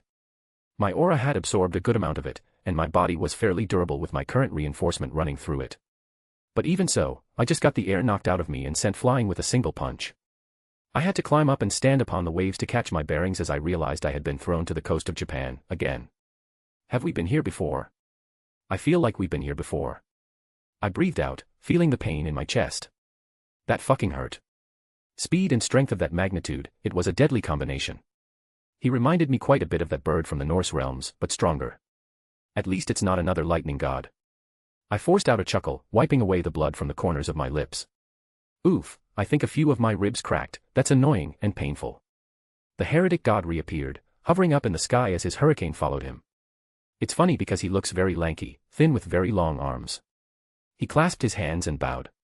To my opponent, I offer this bow. I raised an eyebrow at him curiously. The honorable sort, huh? Very honorable with the sneak attack. My honor and my pride are secondary to serving my master. He stated. And who exactly is your master? I asked. That is not for you to know. He rode upon the winds and moved again. I was prepared this time, and all of my swords were called out, shooting at him. He waved his hands and a shield of winds around him became solid enough to ward them off as his fist reeled back and he slammed it down on me. Boost. I summoned the boosted gear onto my arm and used it as a shield as his fist collided with the gauntlet. I felt my arm shudder and the force sent me downwards. I hit a solid mass, realizing immediately that I was at the bottom of the ocean. Obscenely strong. Part of his legend had to encompass the aspect of strength. Like how Hercules had abnormal strength even for heroes/gods. I pushed against the seafloor and shot back up, breaching the surface of the water. Faintly picking him up in my perception, I noticed him behind me, trying to swing his fast at me again. I touched the surface of the water and used a burst of Shuanpa to get behind him. Boost, dragon shot. I released right at his back, sending him tumbling into an oncoming wave. I followed it up by stabbing my sword down at him. He quickly moved his hands in a circular motion, commanding the winds to grab onto my blade, like a hand, and forcing it to a stop right in front of his face. Dragon. He spoke in surprise. Reset, boost, transfer. I called out in quick succession, targeting his wind manipulation around my sword. The invisible hands that he used to clutch my sword were engorged, and the sudden burst made him briefly lose control of it. With a pop it dispersed, and my sword came down. However, he showed an odd display of agility and maneuverability as he twisted his body in a way I didn't anticipate, rolling himself back and avoiding it as my blade cleaved away the ocean underneath us. My other swords reappeared, shooting up from under the waves, but he dodged them with relative ease, dancing around as if he could see them coming. I raised my palm as his foot tapped against the surface of the way when my last blade missed. Heido number 63, Reikuo. Lightning erupted from my palm in a straight line right towards the heretic god. He raised his arms up in a blocking motion and my lightning washed over. It only took a moment for it to dissipate and he sat there with his bandages barely singed. I guessed Kido of that level wasn't enough to harm a heretic god. Or perhaps I should have put more strength into it. In return, he took a stance and pulled his fist back. Despite the distance between us, I could feel the hairs on my neck tingle. It seemed like all the winds produced by the hurricane wrapped around his fist altogether. Boost. I quickly called out. Bakudo number 81, Danku. The ocean, 4 miles out, parted at the sheer force of his punch. My shield stood wavering for a few moments before it shattered under the strain and I pushed my aura outward by touching upon the Hogyoku, protecting myself as best as I could. With a roar, I swung my divine sword, slicing his wind in half and shunting off the majority of the blow due to my authority over the storm. He appeared, slipping through my perception as his attack ended and I narrowly pulled my head back to avoid his fist coming up from below. The errant wind around him sliced at my aura from the proximity and I swung my sword as he turned into a gust. I used Shumpa to move a few feet over, and his fist slammed into the spot I was, making a new hole in the ocean, all the way down to the bottom as the waters tried to collapse back in on themselves immediately. Now. Welsh Dragon, Balance Breaker. I quickly activated my sacred gear to the next level. Boost, boost, boost, boost. And I shot at him at top speed, my fist slamming into the side of his mask, a clean hit for the first time. The collision created a shock wave, and admittedly, he withstood a significant portion of the blow by sheer strength. In sheer physical prowess, I don't know if I'd ever fought someone like this. That one punch was enough to destroy mountains, yet he barely stepped back a few times. Even if I was taken back by his show of strength, it wasn't my intention to merely brawl as the punch was a means to an end. My blade slashed at him in that moment and I cut through the bandages on his chest, drawing blood.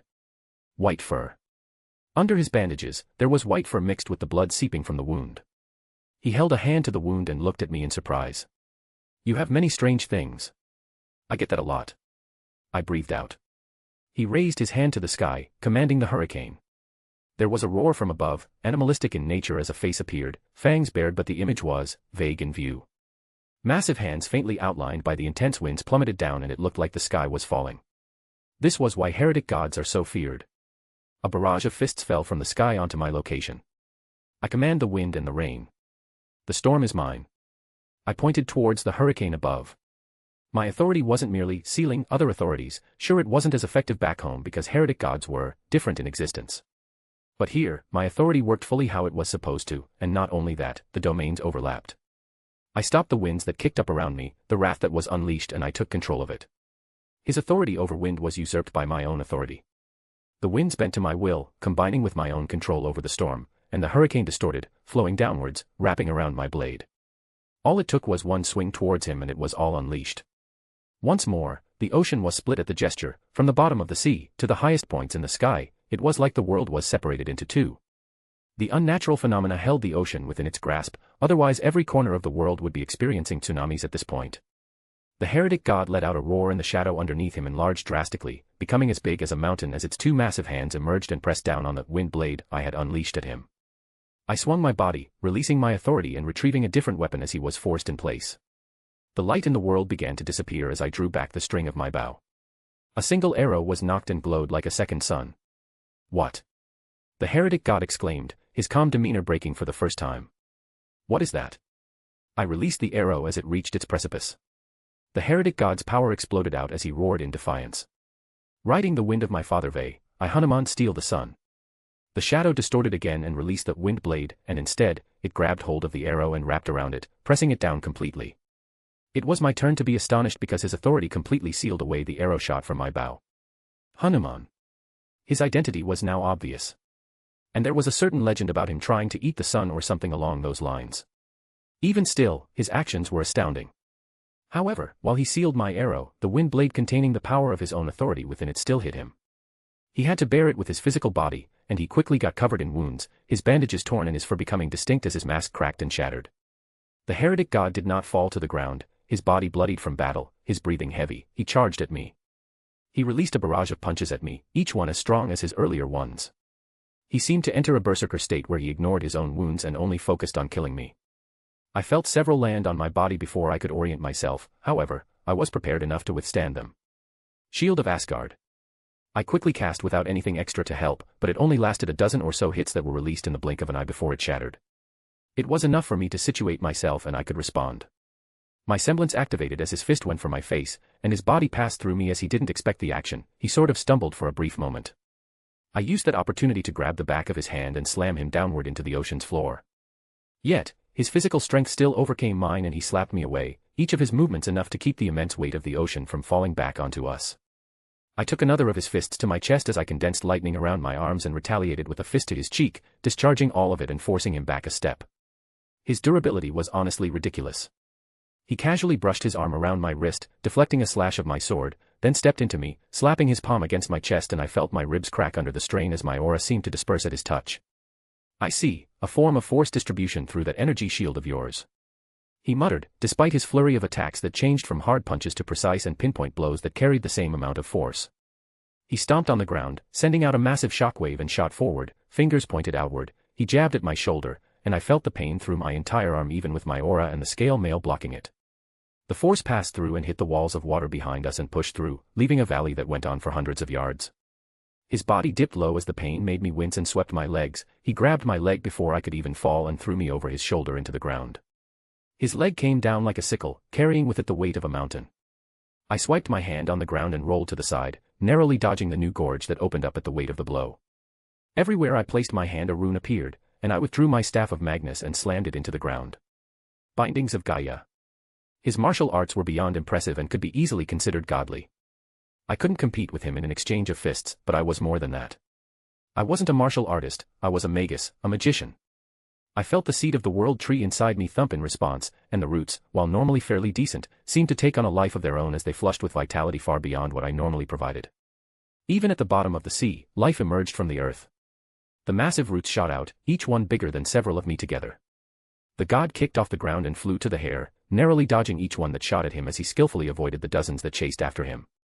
A god's magical resistance was annoying. But that didn't mean they were immune to magic, even mortal magic.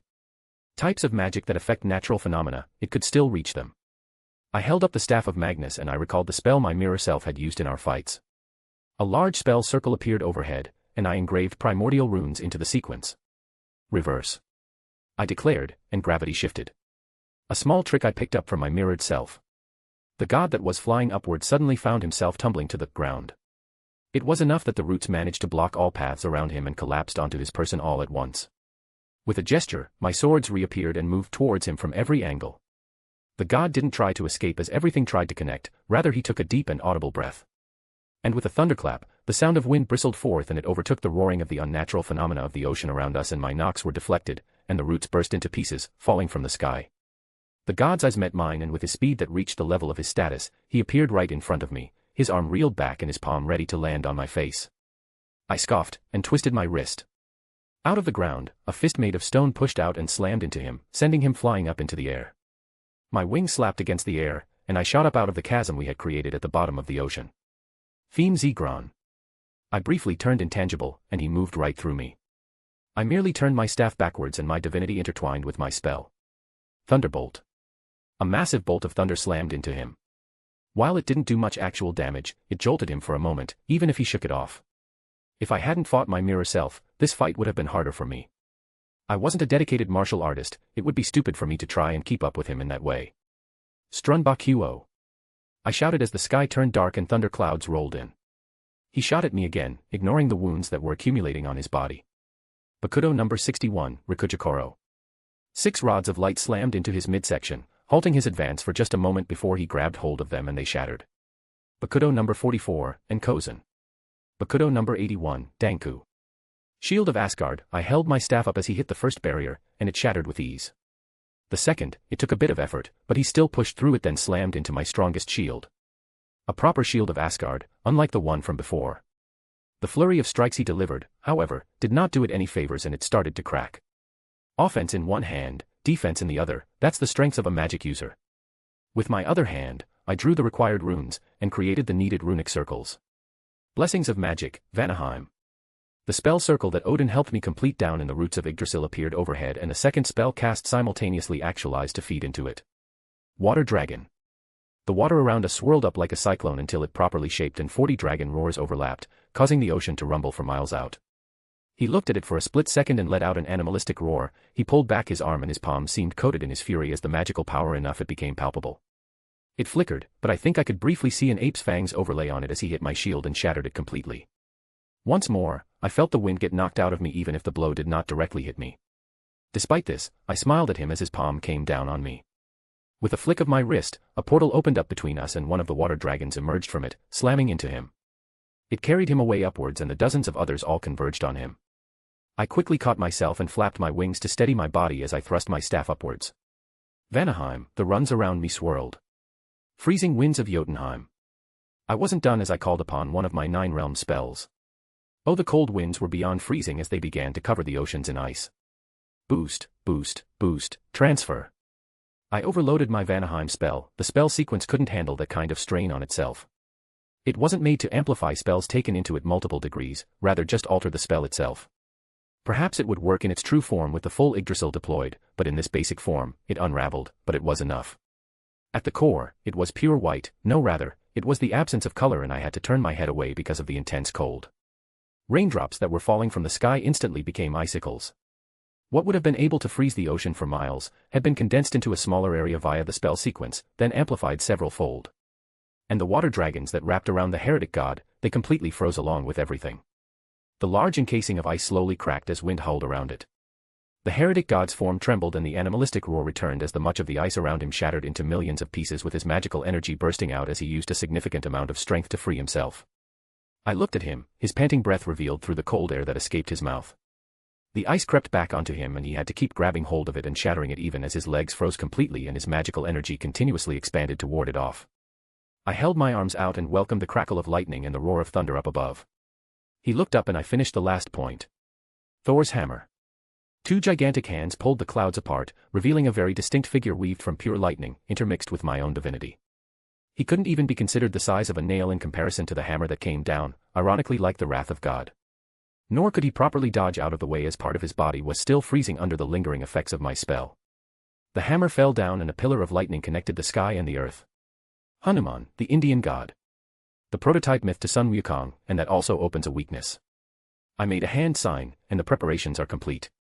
Even so, I didn't think it was enough to keep him down. He was an absolute monster, he was the entity that spawned the myths of the Monkey King himself. But the myths aligned in such a way that I felt confident that my next spell would borrow upon it and have an impressive effect. Mountain Sealing Incantation. My timing was perfect because he had just dragged his haggard and broken body out of the hole he had been shut off to. He was weakened enough. The myth of Sun Wukong being suppressed under a mountain and even his legendary strength could do nothing. It just so happened that one of my strongest spells was thus. But I released my balance breaker with an exhale as I looked at the heretic god pressed down and unable to move. He was brought low enough that it was a complete ceiling. I had set up the series of spells just to land this at the precise moment. If I didn't pull out enough of his stamina and strength, I didn't feel confident it would have worked and I didn't want to reveal too much when I knew that Odin was watching. Well fought, Godslayer, take your prize. But know this will not be the last time we meet, and my master will be your end. His body battered to a dangerous degree, his eyes still held unwavering defiance. His fangs bared as he delivered his threat. I frowned at his words, and didn't waste a moment. There didn't need to be words of goodbye between us. I used my divine sword and swung at his neck. I let out a sigh, wiping away more blood from my mouth. I would worry about that kind of thing later. More importantly, where's my new authority? Asterisk asterisk asterisk. Non-canon Omake, Summoned to Chaldea, Part 1. I opened my eyes as information flooded into my mind. A small smile gradually pulling on my face. So, this is what it's like to be a servant. Though how many times I've had this though was up to debate because I'm sure I think the same thing every time I'm summoned. By your summons, I've come forth. Are you my master? I asked upon the radiant magical energy dying down. I only blinked in realization of who I was staring at. Ritsuka, Mash. Welcome, what? Ritsuka questioned me as I apparently named them. How do you know us? Well, this is awkward. I scratched my head. I assume Da Vinci is around. I'm here, and curious. You know me as well, but I don't recognize you. She seemed confused. I tried to open my mouth, because I remembered the Grand Order, my time during Chaldea while I was alive, but as soon as I tried to grasp those thoughts, it was like they vanished. I was summoned without the knowledge, the details of what I went through, only recalling, well, myself and those around me sort of. My memories were, vague to say the least. Allow me to introduce myself. Servant Saber, grandson of Zelretch, magician, and leader of B-Team in my world line. Wilhelm Henry Schweinorg, at your service. I politely bowed at my own introduction. Magician. B-Team leader. Grandson of the Kaleidoscope. They all seemed to speak at once. Yes. I simply nodded with a grin. That means you're from a parallel world. That means you know what's going on, right? If you were the B-Team leader, Mash started rambling. I apologize, my little cinnamon roll. I found myself patting her head like I did in the past. But upon my summoning, I don't recall the details of the Grand Order. I remember the people around me, what my role was, but the singularities are blank, only that they exist and whatnot. Mash taught me a little bit about this stuff. Does that mean you knew me, over there? Ritsuka asked. Ritsuka Fujimaru. I smiled nostalgically. You were directly under my purview. Olga also enjoyed getting on your case the most out of our team. The director? Ritsuka said quietly. Where is Olga? The director is gone. Da Vinci spoke through the systems. She died during the initial attack. She appeared in the Fuyuki Singularity, but she was just a soul and was killed thoroughly by Leviticus. For the briefest moment, I lost control of my Ryatsu, and the building shook. Mash panicked and summoned her shield, standing protectively in front of Ritsuka. I apologize, I let my temper get the better of me there for a moment. I strained a smile, reeling myself back in. So Olga didn't make it here. She was all right over there. Ritsuka hazarded a guess. Yeah, I suppose I managed to save her. You said Lev killed her. I vaguely remember that name and it makes me inordinately angry. Regardless, I am at your command, Master. I politely bowed again. Wait, if you were the B-Team leader, then shouldn't you handle things? I barely know what I'm doing, but if... I put a hand up, interrupting my new master. The dead can't lead the living, Master. Perhaps it's the reason I don't remember all the details, I'm not allowed to. I am here to serve, but if you want help, if you need advice, that's within my capacity to provide. Ritsuka sighed, slumping his shoulders before regaining his composure. All right, I'm happy to have you on board, Saber. Ritsuka smiled despite it. We'll need a detailed explanation on what you do know, Saber. Da Vinci chimed in. Anything you could provide us would help. Of course. If I may ask, what singularities have been resolved thus far? We have completed the first 4 and we're preparing for the 5th as we speak. Da Vinci informed me. That should be. I rubbed my temples recalling the information as it apparently wasn't a secret. North America. I guess I shouldn't be surprised. We should talk later, I've never spoken to a magician before. Da Vinci sounded amused.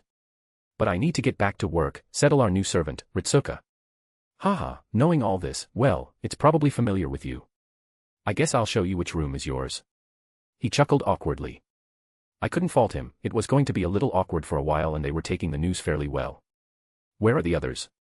I asked. Others? Ritsuka questioned. Other members of B-Team. There is no one else. Oh. I felt my anger boiling over but I kept a lid on it and balled my fists. And I assume A-Team. Ritsuka just smiled awkwardly, and he didn't need to answer. What about servants, who all have you summoned so far? I asked, changing the subject. Ritsuka seemed thankful that he did because his expression brightened.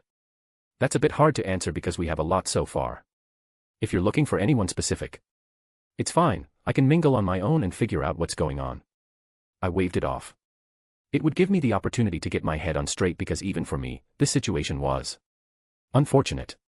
Well, we usually start with the main areas, the cafeteria is the closest. Ritsuka said as we walked up to it. It's probably not new, but here we are, Chaldea's cafeteria. He pushed open the doors and a whole big group of servants and staff were inside, chatting or going about their business. I didn't mind the little tour, it helps ease the awkwardness and it was rather nostalgic just as well. Of course, as a newcomer, I drew a lot of attention. I could vaguely remember it being the same back home. A new servant was inspected and evaluated by the others. However, there was one servant among the bunch in particular that glared intensely at me as soon as I appeared. She sat among a group of other servants I could identify. They were, of course, knights and such from Camelot. Mordred being a particularly noteworthy inclusion there. But this glare was intense enough that everyone seemed to notice it and hushed. Even Ritsuka looked concerned. Alter, is something wrong?" Ritsuka questioned. I crossed my arms, looking back at the petite woman glaring at me, and I smiled because I knew she recognized me. "I'm not going over there." She scowled, her nostrils flared, and she pushed herself up with a huff and stomped towards me. "Father." Mordred confusedly called out to her. "It took you long enough." She was inches away from me. Artoria Alter stood there in her black dress, arms crossed and scowling deeply. I silently held my arms open as an invitation. She stomped her foot. As infuriating as always. She scoffed, but threw her arms around me for a hug. "Husband." At ******* at /n. If you want to read 10 chapters ahead or support me, visit my patreon.com/astoriforum. I also have a boosty if you can't use the above under the same name. Chapter 534, Chapter 483. Mordred Pendragon POV. Sucked that the adulterer and the bitch ran away, but at least they left behind some neat things. And I took her arm. That felt great. Would have been more annoying to fight if father's person wasn't helping. I'm keeping the arm. The lance and shield were mine too. I can't wait to show father my spoils when things are done. I hope he isn't pissed though. I don't know how he'd feel if we tried to beat up the adulterer and his former wife, or whatever she was. The gods here were fucking confusing, and I was just happy to cut up the assholes if they were wearing the names of people I knew. Damn it, I didn't get the chance to make any French jokes. The adulterer always got pissed when we threw those at him back in the day. But this lance and shield are pretty fucking cool. I should find a good horse now that I got proper equipment for it. Don't even know if I could be summoned as a rider, but I miss my horse. It wasn't really famous enough like father's, so it's unlikely that it could happen. Shame I couldn't grab that fake Excalibur. Even if it was a pale comparison, it was a pretty good sword. I could just rename it and no one would have to know. I looked up to the sky and shit was probably getting serious because the hurricane went away, but thunder clouds started rolling in and I could practically taste the magic being thrown around from wherever the bastard was. He got punched pretty hard, should be pretty far. But he's father's lover, so he should be fine. Said he wanted to handle it himself, so he gets it. Today was a good day. I can't wait to tell father about it. Are thou going to simply stand there? The small goddess yelled, and I think she was talking to me. Ah, right, she was fighting the Valkyrie. Well, her and the annoying blonde. She wasn't all talk after all. The blonde girl was using her rapier properly to attack the gaps that the goddess was opening while they both fought the Valkyrie. Even if she was noticeably weaker than them, she didn't get in the way at all. Guess she had some experience and wasn't just full of crap. But still, pretty damn far away from some grandiose title like Great Knight. I give her credit cause she's obviously some noble. She's got the steel to not hide behind a real knight in her dress. Actually, her dress was gone. Don't know where the sword came from either, and it looked pretty good. I mean, rapiers were trash, but it still looked pretty strong. Probably some kind of magical sword. Nah, you got it. I stabbed Clarent into the ground and leaned on it as I watched. Insufferable. She shrieked, slashing that scythe of hers and cutting a building in half after she missed the Valkyrie. Well, I guess I could help you a bit. How about some advice? Yeah. A scythe is a farming tool, try using a real weapon you bent. She just shrieked louder. Seriously, who the hell uses a scythe as a real weapon? Hey, you good? I looked at probably the weirdest one out of the bunch, and that was saying something considering who was around. Well, one of two actually, but the second girl was apparently an underling of the old dude we were coming to meet originally, so I didn't really care about her that much. The poor girl who seemed to be very far out of her depth. Why yes. What was her name, Yuri, or something? I was barely listening when it was said before. First impression is that she kinda reminded me of that other girl that the death goddess brought around the other day. She was what, a priestess or something? Even mother said to be respectful to holders of religious positions. Never know when a divine spirit would get pissed off, so best leave them be if you could help it. I am fine, thank you, Sir Mordred. She stammered out. What did you call me? Sir Mordred. Well, all right then. I smiled happily. Been a while since I got the proper respect I deserve. Just stick around me, girl, I'll keep you safe, all right? It was a knight's duty to protect maidens after all. Actually. Hey you daft idiot, why ain't you protecting her like you're supposed to? I called out to the lanky boy who apparently killed a god. Huh, what? Me. Who else would I be talking to, you cunt? Moron. You call yourself a man? Get over here and protect the maiden like you're supposed to. Geez, why are people in this era so stupid? But I can't. He looked at the one-eyed bastard. He said you can't fight. I deadpanned. Not that you couldn't fucking walk over here and keep this chick that has no combat ability safe. That is true. The god nodded. I swear, it's like I need to fucking write him instructions on how to woo maidens. I sighed. The kids these days. Back in my time, men would fight to the death just so a beautiful girl would look their way. The god shook his head. Are you sure he's a god killer? I asked the old man. As I can be. Fucking ridiculous. I threw my hands up. The witch, she was a real one. She would fucking smile while dripping head to toe in blood. And even the bastard, he knows how to shut up and throw down when he needs to. I've seen him get serious and really fight. I respect that about him even if I want to kick him between the legs every now and then. But this kid. Ugh, I hate even looking at him. Hey old man, why are they still fighting?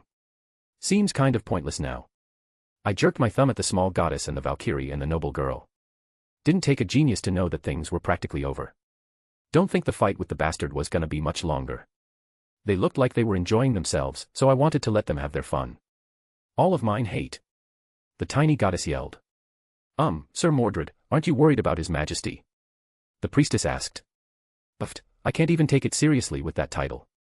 It nearly made me laugh every time someone called him His Majesty. But nah, the bastard's got it covered. Believe me, you would know if he was struggling. I don't doubt the asshole is gonna have to put work into winning, but I'm confident he's gonna win. But I suppose you are right. The Campione is finished and should be returning soon, so I believe it's time to finish here. The old man tapped his cane against the ground. That's enough, Brynhildr. Yes, Lord Odin. She ignored the side scraping her shoulder in order to return to his side, kneeling down in front of him. Go ahead and return back to Asgard. As you command. She shot up into the air and disappeared from view. Thou art one of the most vile and despicable men this one has ever had the displeasure of meeting. The small goddess growled, pointing her weapon at the old man. Oh, rare praise indeed. He stroked his beard. I do believe this is where we should part ways. Little goddess. He looked at the scrawny kid. Campione. And. He looked at me. The interesting lass. I'm sure we'll meet again at some point. Wait, what about Vauban? The scrawny kid called out. Oh, him. He got around my trick a while ago and decided not to come back. Goodbye. He turned and walked a few steps, but a hand reached out from nothingness and grabbed him. And where do you think you're going? The bastard said, reappearing, hand on his shoulder. Asterisk asterisk asterisk. Wilhelm POV. You wouldn't hurt an old man, would you? Odin looked up at me. Yes, I would. He would. He's done it before. Mordred added. Thanks, Mordred. I internally groaned. I think you're forgetting something, You're right. He snapped his fingers and the city returned to normal as the runic spells shined and enveloped the city, its pristine state revealed once more. Well, I shall be on my way. He tipped his hat. Yeah, no. I said dryly. So, where's Vauban? Tricky fellow decided not to come back it seems. Right. Alrighty, Gadu, it's your turn. Since I took the last fight, you get to beat up the old man. I gestured. Wah. Bring it on, boy. Odin swung his stick around. Wait, why do I have to fight? Actually, I think the blonde over there still owes you a fight, Mordred. Oh right, she does. Mordred grinned maliciously towards Erica. Meep. She quickly hid behind Gadu. Come on, you were talking that good shit earlier. What was this about a great night? Come on, show me what that means. Odin turned and was about to step away, but I quickly snapped my fingers and had a bolt of lightning drop in front of him. I'm rather pissed right now, old man. I just got punched quite a few times by that god and my ribs are probably cracked, and my shoulder most likely dislocated. Not to mention the bruises I'm going to have. Truthful, it was mostly my fault. Was it smart to fight a god so martially focused in combat like I did initially? No, it was not, but I can't deny it was a good learning experience. He was far from the strongest I've fought, even if I had to put in the work to win. It really did remind me of how far I've come. If it was months ago, well, a few of his punches would have had me on the floor crying for Avalon. Now, I can just say, ow, and move on after winning. Well, I suppose you want some answers then. He casually stroked his beard. Unfortunately, I already left. He smiled humorously. I just stared at him for a moment. Mordred, however, knelt down and picked up a rock, tossing it at Odin. It hit him with a small thump. Odin looked at it then back at us. You didn't really leave, huh, old man? Mordred looked at him. I had thought that would work. He replied. I let out a sigh. Give me a reason. As much as I was willing to look the other way, he did set me up quite readily for his own goals. Even if he believed I would 100% win the fights he tossed my way, I hated people using me like that. Why don't I stick around and teach the boy a thing or two, eh? He pointed at Gadu.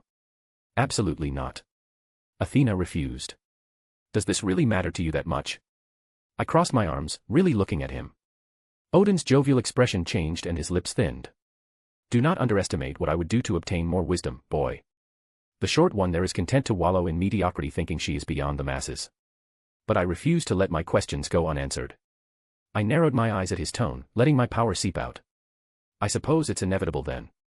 Very quickly, Odin's serious expression dissipated and his lackadaisical tone reappeared. But I'd rather not descend as a heretic god proper. It'd make me look like a right fool for how much I mock the others.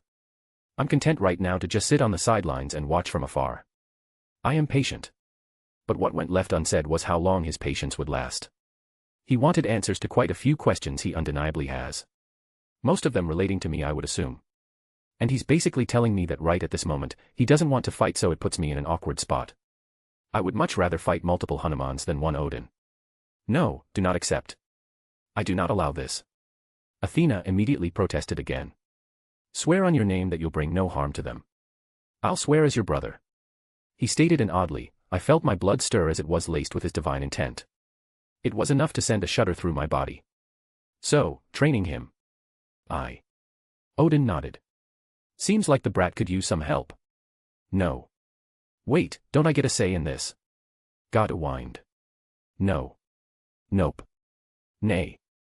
We all seemed to agree with that much. Truthfully, I felt and continued to feel bad for Gadu, but I would rather he keep living. He needs a bit of a kick in the rear to get going. He's better than when I left, but I would honestly hate for him to die. He doesn't deserve that kind of fate. If you want, I could always call Brynhildr back, she's quite the looker. Odin grinned, looking at Gadu. What? Why would that matter? How treacherous, exploiting thy host's uncontrollable lusts for thy own gain. Athena snorted. Well, this is a motley crew gathered around Gadu. At the very least, I trusted Odin to keep his word. If need be, I would remove him if he became a threat, a bigger threat that is. Bit of a messy situation, but at least it was somewhat resolved to a satisfaction. I would keep an eye on things, but for now, well, I think it was time to leave. Mostly because I didn't want to deal with the cleanup. Without saying a word, I grabbed Mordred and pushed her through a portal, giving us quite a bit of distance from them as it deposited us on the other side of Japan. The fuck was that far?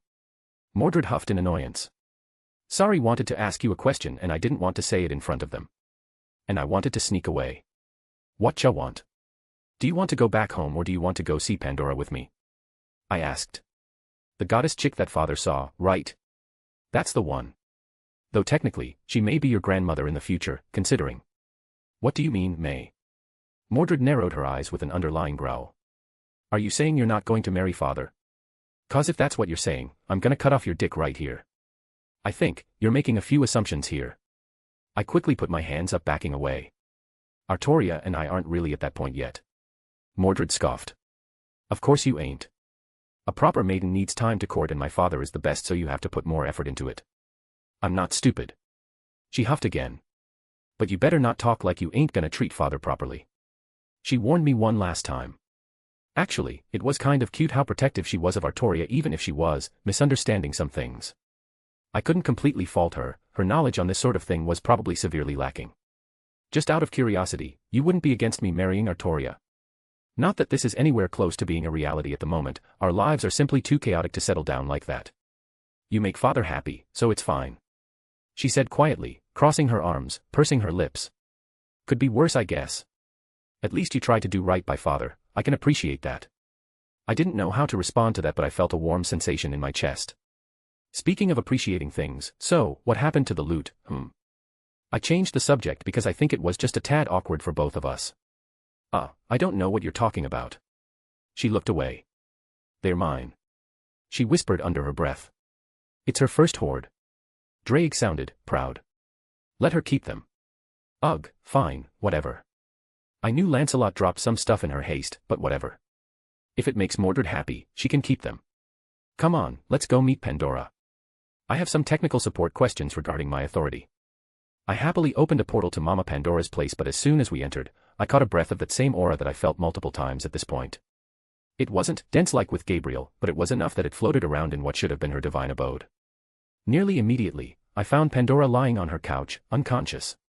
But most drastically, were 3 numbers haphazardly and ruggedly carved into the wall right next to her. 666. And then I heard her snoring. Asterisk asterisk asterisk. A/N. If you want to read 10 chapters ahead or support me, visit my patreon.com/AstoryForum.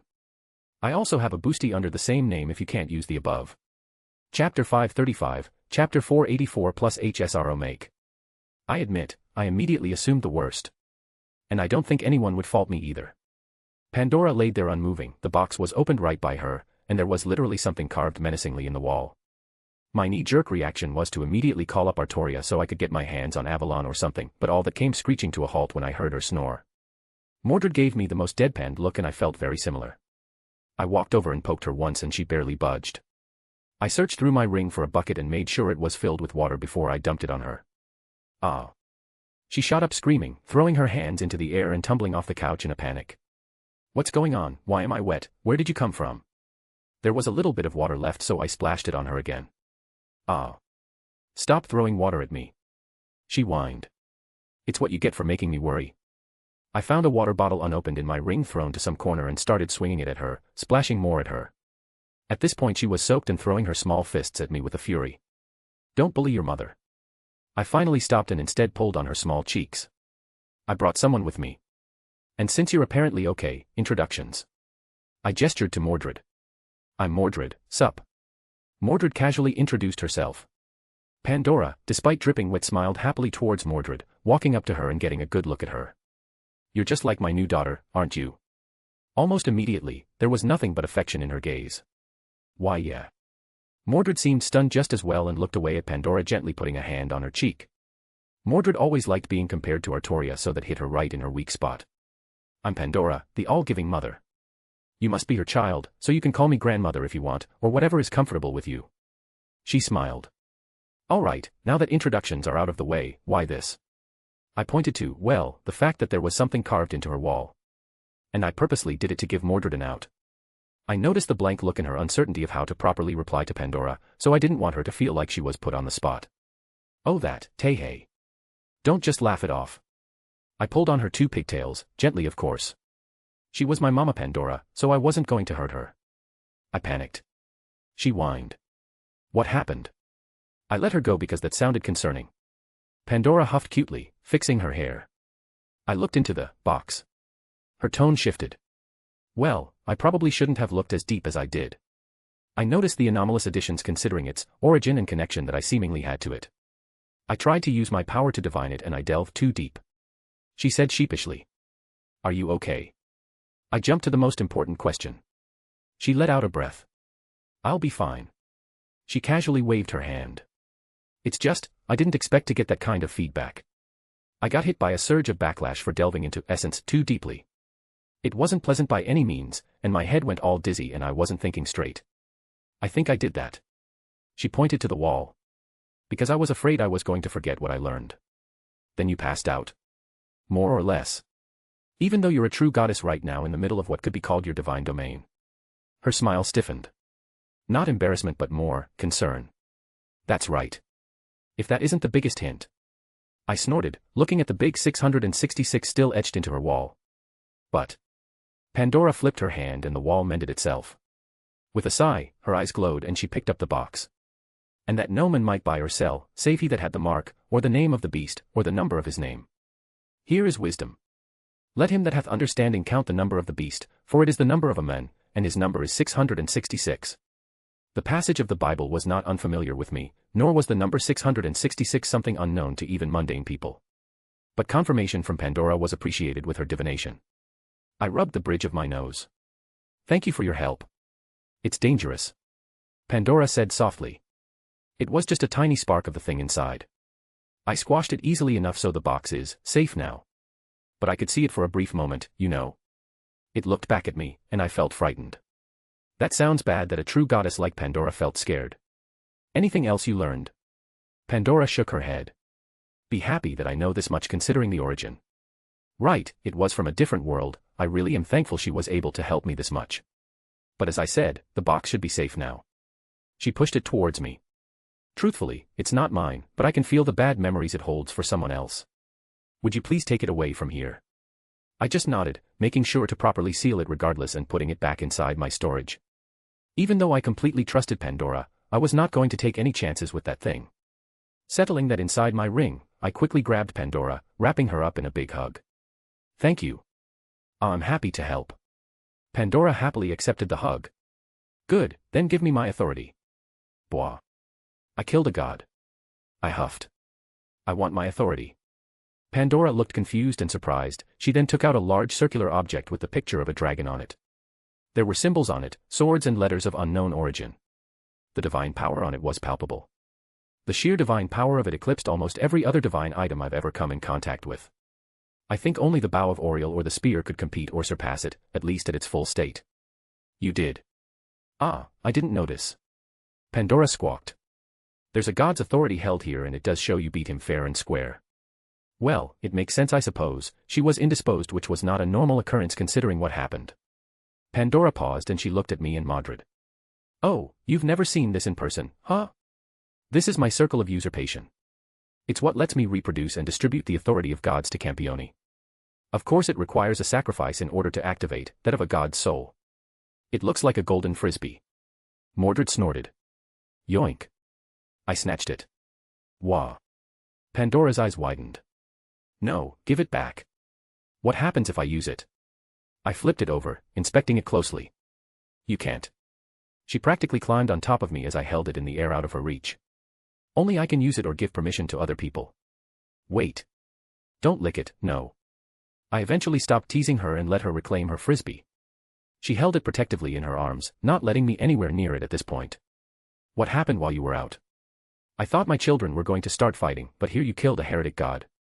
Pandora looked like she was cleaning her frisbee for some reason. Funny story actually. I popped in on Gada while Vauban was playing games with him. We went to confront Vauban together. I may or may not have sent Vauban to the other side of the world. Then Odin appeared, making things more complicated. He brought with him Guinevere and Lancelot. Do you know them? Pandora's face scrunched up. I am aware of them. And I cut off the adulterer's arm. Mordred said rather proudly. Good job. Pandora beamed happily. Mordred also stole her lance and shield. That shouldn't be a problem, right? Pandora blinked. Can I see them real quick? All right, but they're mine. Mordred took them out for her to see. Pandora hummed looking over them. Theoretically, Lancelot should be able to retrieve them if she's nearby. Mordred, rather cutely, hugged her new toys. I'll just keep them at home then. Yeah, good luck getting them back then, Lancelot. Right, so yeah. Me and Mordred double-teamed Lancelot. Mordred cut her arm off like she said. They ran away, but not before Guinevere used her Grail. Pandora's expression shifted ever so slightly. You know something. I stopped, looking at her. I can't say. It's against the rules. She pouted. No matter how much I want to strangle that trumpet. Odd. Does it have anything to do this with mysterious master that both Guinevere and Hanuman spoke about? So you figured out the heretic god was Hanuman. She seemed happy that I knew that tidbit, particularly so. Hard to miss it when his authority named himself. In the myths, Hanuman was friends and or servant to Rama, but how does that tie in with King Arthur? I swear, the myths and legends here are so freaking complicated. Pandora let out a sigh. I really can't say anything. Honestly, you being here is, not against the rules but walking a very fine line. If I do anything, even brush against the line myself, they wouldn't sit still. Ominous. Hanuman was pretty strong. Strong enough to hurt me. I feel like my ribs are cracked, and other things. My shoulder in particular, I wanted to get Artoria for some healing even if I was relatively fine otherwise. Yes, I can take your hint. Pandora rolled her eyes.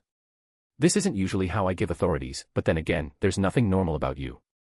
I feel like there was a hidden insult in there. You're imagining things. Now, what's that on your face? What's what? My circle. My vision filled with gold as the world around me spun and I found myself staring up at the ceiling, dizzy and disorientated. It didn't hurt, oddly enough, but at the same time, I tried to push myself up and found my legs weak and fell back over. Eventually, I just laid sprawled on the ground as my head wound back into place and the world stopped existing in a perpetual state of upside down. Did you hit me with your divine artifact? That's for dumping water on me. Pandora pursed her lips. You should have your new authority now. I sat up slightly, still sitting on the ground, but new information flooded my mind and I felt a new strength fill my body. Somewhat literally in the latter case as physically, I could feel my strength increase. It wasn't a drastic amount, I wasn't going to be throwing punches like Hanuman was, but it was a noticeable and passive improvement, so I wasn't be upset about it. I'll need to test with the scat hack to figure out where my new base was at for future reference. The bit of strength increase, however, was only a minor aspect of it. Nearly giggling to myself, I realized I definitely needed to get some sparring in because this authority was quite interesting. The happiness did offset the foreboding feeling from finding out what it was I was doing with regards to the thing that was hiding inside the box. Frankly, I am not looking forward to that at all. I would need to put some feelers out and see what others know about that thing. Thankfully, I have a few godly relationships I can leverage for just this. Asterisk asterisk asterisk. Scat hack POV. This is your homeland. Yes. I looked out at the sea. The nostalgic way the waves crashed against the cliffs. Despite being worlds apart, and centuries later, this was a place I found familiar with very few changes. The Isle of Skye was not far enough. I visited this spot, these shores, when I was still alive. It is charming. My student servant replied. I let out a bark of laughter. The weather here is shite. It's murky and damp, and it rains nearly every day. The land is full of rocks that make for poor farming, and nothing is flat. But it is home. Perhaps my old home, I should say. Now my new home is wherever my lover resides. I don't dislike it. I suppose it has its own charm. I found myself agreeing. Every true-born Scottishman and woman would say the lands of their forefathers were utter shite, but they'd all still call it home with a warm smile. We should proceed. I have a feeling our mutual lover will return after causing some sort of problems, and I wish to be there when he does. I turned around, letting the nostalgia fade. You would have gone with him. I wouldn't have minded doing this on my own. Reiku stated. It's all right. I shook my head. I admit I was tempted, I do so love fighting opponents of that level. A world full of gods and god slayers did spark a competitive spirit inside of me. However, this new perspective of life, it allowed me to view it through the lens of patience. There will be many fights in the future, I feel no regret for missing a few that our lover inevitably causes. She laughed. Yes, that is most certain. Just as well, I wish to share this time together. That makes me happy to hear. She smiled. I am curious as to why you did not ask our lover to join you. It is something he would have no qualms about participating in. Ah, I did not wish for Master to see me doing work such as this. She said softly. He has seen you fight before. I would reckon he would find it enticing if anything. I snorted, thinking about how he acts normally. What difference does it make? Yes, Master knows me when I fight. However, he has never seen me during an extermination. I merely shook my head and offered no argument, as it was not my place. Even though I knew for certain that our lover would not think any different from her. But I understood her sentiment. Perhaps my student wouldn't or doesn't understand the implications of our past merely from stories and legends.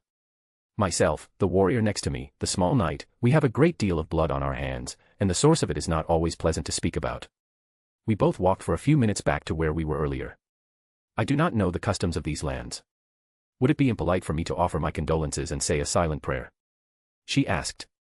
I looked down into the large pit, bodies peeking through, half buried and somewhat decayed as we recently dug up the several days old mass grave to verify certain information. I believe they would appreciate the sentiment. I cast a quick spell to push the dirt back over, burning the faces of the corpses into my mind. The old ways mostly died out, I believe these lands worship the biblical God now, thus I fashioned a wooden cross and planted it at the side. My student servant knelt on a knee, giving her silent prayers, and I didn't speak as she finished, pushing herself back up with a frown. No more words needed to be spoken here as we turned on our heels and walked away. There was a village not far, a genuine village in this modern world. Perhaps not but a 15-minute walk. It appeared to have modern conveniences, but they still worked off the land as villagers looked up at our arrival. I saw familiar crops being tended to, farm animals making noise, and even the same smells that came from such. The houses, while made of stone and cobble, they had modern glass fixtures and those lines above that supplied electricity for light and heat. Maybe 24 houses in total, with some form of storefronts, a bakery I could notice, a butcher not far away as well. I even saw a woodworker practicing his craft at such a time. It was serene and almost peaceful. The villagers looked at us curiously, as one would assume. We did not exactly fit into the area and we were outsiders. One child in particular walked up at us. Before he could utter a word, my student servant summoned her blade and beheaded him. Blood splashed across her face as the head rolled across the ground. She had quite the bloodthirsty and malicious smile on her face, and I then understood her words from earlier. For me, my spear sailed through the air, pinning a man to the side of a house, and I matched her own smile. It was oddly pleasant to know that my harem sister shared peculiarities such as this with me. I picked up the severed head of the child just slain, inspecting it before tossing it away. For it matched exactly to the face of the child we had just found in the grave outside. All around us, feral screams resounded, inhuman language erupted and bodies transformed.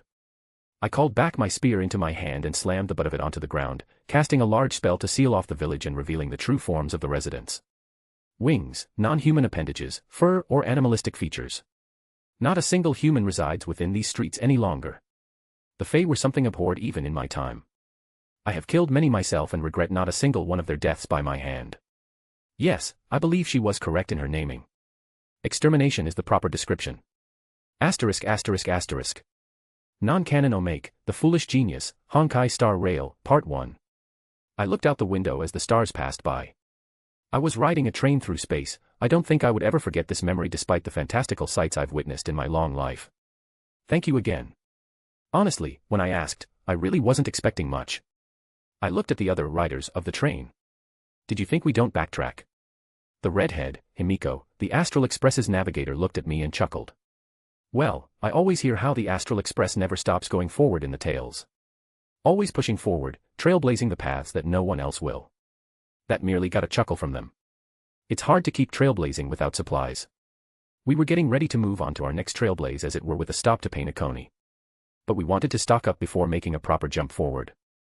Herta's space station just so happened to be our destination for that, so it was no trouble taking a passenger along. The money helps too. The one named March nodded sagely. March. Himiko covered her face. Well, one is expected to pay a fare when chartering a ride on a train. I didn't take offense. Honestly, I'm grateful. This is a wonderful experience, and I've heard much about the Nameless and their recent journey through the stars. Really, you've heard of me too? The silver-haired girl looked intrigued. Of course. The tales of bludgeoned individuals and scoured trash cans are well known. I nodded. Sweet. She held up a peace sign while the others groaned and sighed. Then you can call me by my official title, the Galactic Baseballer. That's not her title, ignore her. Himiko sighed, running her hand down her face. However, I suppose we should properly introduce ourselves. I'm Himiko, here we have Stell, March, Danhang, and Welt. And of course Pom-Pom is the conductor, but they're busy at the moment. They all gave a polite nod my way. Charmed. I politely bowed my head. I am Wilhelm Henry Schweinorg, though you probably already knew that after doing a background check. Actually, there was very little information I could find even with the services of Luofu. I only was able to retrieve some passing mentions of you working with the Genius Society. Welt stated. If you don't mind me asking, where are you from, Mr. Schweinorg? Oh, I'm from a small planet you probably never heard of. Funny enough, people look at me and are like, you named your planet Dirt, but it was named Earthen. Welt's cane scraped across the floor. Come again. Did I say something wrong? Everyone was looking at me strangely. Your home planet, Earth? Himiko repeated. That is surprising to hear. Why? I am from Earth. Welt stated bluntly. Oh. I was genuinely surprised because, well, I didn't really take the simple way to this universe. Color me surprised, a fellow countryman. Though, I was born in Japan, where were you from? Welt clamped up, clearing my throat. Excuse me, I apologize. I was skeptical for a moment, but unless you have knowledge of Earth, you wouldn't know the term Japanese without prompt. This is odd for me. I never thought I would mean someone from my home. Do you have the coordinates? I apologize, I didn't leave through traditional methods. I have no idea how to get there through the paths. I said helplessly. I wasn't even sure there was an Earth in this universe until now. Apparently, Welt here didn't leave through traditional methods either. I see, I thank you regardless. Knowing that there is someone else from my home here among us, it fills me with a sense of happiness. He smiled rather grandfatherly. If you don't mind, I would like to speak later about home. It has been a long time since I have had someone to share those memories with. I would be delighted. Well, as a fellow Earther, I felt sympathy, so it wasn't difficult for me to accept his request. I'm curious about that black hole you're carrying around in the form of a cane just as well. I chuckled. He raised an eyebrow. Not many people are able to see through it. Curious. Well, the atmosphere got a little awkward. So you're with the Genius Society? Himiko seemingly changed the subject. Well, it's a little nuanced. The Genius Society is only the main members that are rather well known, but some of them have quite a few people working directly under them that while aren't members are co-workers. That's impressive. We've met Madame Herta, Skrillum, Wan Mei. Stella excitedly relayed. They're all antisocial, lacking common sense, a bit crazy. I offered. Unique. She snorted. What was your job then? March asked. Madame Herta has a lot of people under her in the space station, but they're always doing a bunch of other stuff. Oh, I was a retrieval specialist. Basically, I went out and obtained precious or difficult to acquire resources that they requested. I summarized. It was fun, if a lot less glamorous than they probably thought. That sounds interesting. I bet you've gone to and seen a lot of places. Is that why you're going to Herta's space station, to drop something off for her? March asked. Something like that. Should we give them a heads up about your arrival then? Welt asked. There's no need. I quickly waved it off. I'll just surprise them with my visit. I forced a smile. Oh, was I not supposed to say anything? Stell went blank and I noticed she was holding up her phone, and it started vibrating like crazy. Why is Herta getting mad at me? And, why is she saying you're not allowed within 100 quadrants of her space station? They all stared at me and I awkwardly cleared my throat. Well, it's complicated. Himiko let out a sigh, rubbing the bridge of her nose. Please don't tell me we let a wanted criminal onto the Astral Express, or that you intended to use us to smuggle you aboard her space station. They all looked like they were about to restrain me. It's complicated. Uncomplicate it. Technically, I'm not banned from her space station. Stell held up her phone with quite a few, interesting choice of words directed her way by Herta for which she described me. None of which were pleasant. I was never officially banned. While Herta founded it, named it, and well, everyone acknowledges it as hers, it's actually Asta's since she paid for it and continues to pay for everything. I quickly stated. Sophistry won't help you, Mr. Schweinorg. Welt replied. We are more than willing to listen to your explanation, but we are friends with Madame Herta and the space station as a whole. Not only that, but they provide us with significant donations and resources to continue our trailblazing mission. We can't turn a blind eye to something like this. So please give us a reason to not lock you up for the continuation of our journey and alert the security at the space station upon our arrival. I let out a sigh knowing I was backed into a corner here. I really didn't want to become hostile with either the Astral Express crew or the space station considering the reason I'm going there. Herta and I are married. That was apparently enough because the overt tension dissipated immediately as they merely looked at me with bewilderment and confusion. This was going to be a long train ride. ****A/N. Random HSR omake that popped into my head, starts similar to the Chaldea omake, but goes in a different direction. Second part of this omake, Kunu's first part side story, and next part of the Looking Glass omake are all up on the Patreon. If you want to read 10 chapters ahead or support me, visit my patreon.com/astoryforon. I also have a boosty under the same name if you can't use the above. Chapter 536, Chapter 485. It was nice seeing Mama Pandora again, even if I had a new set of worries weighing on me, but that was nothing strange.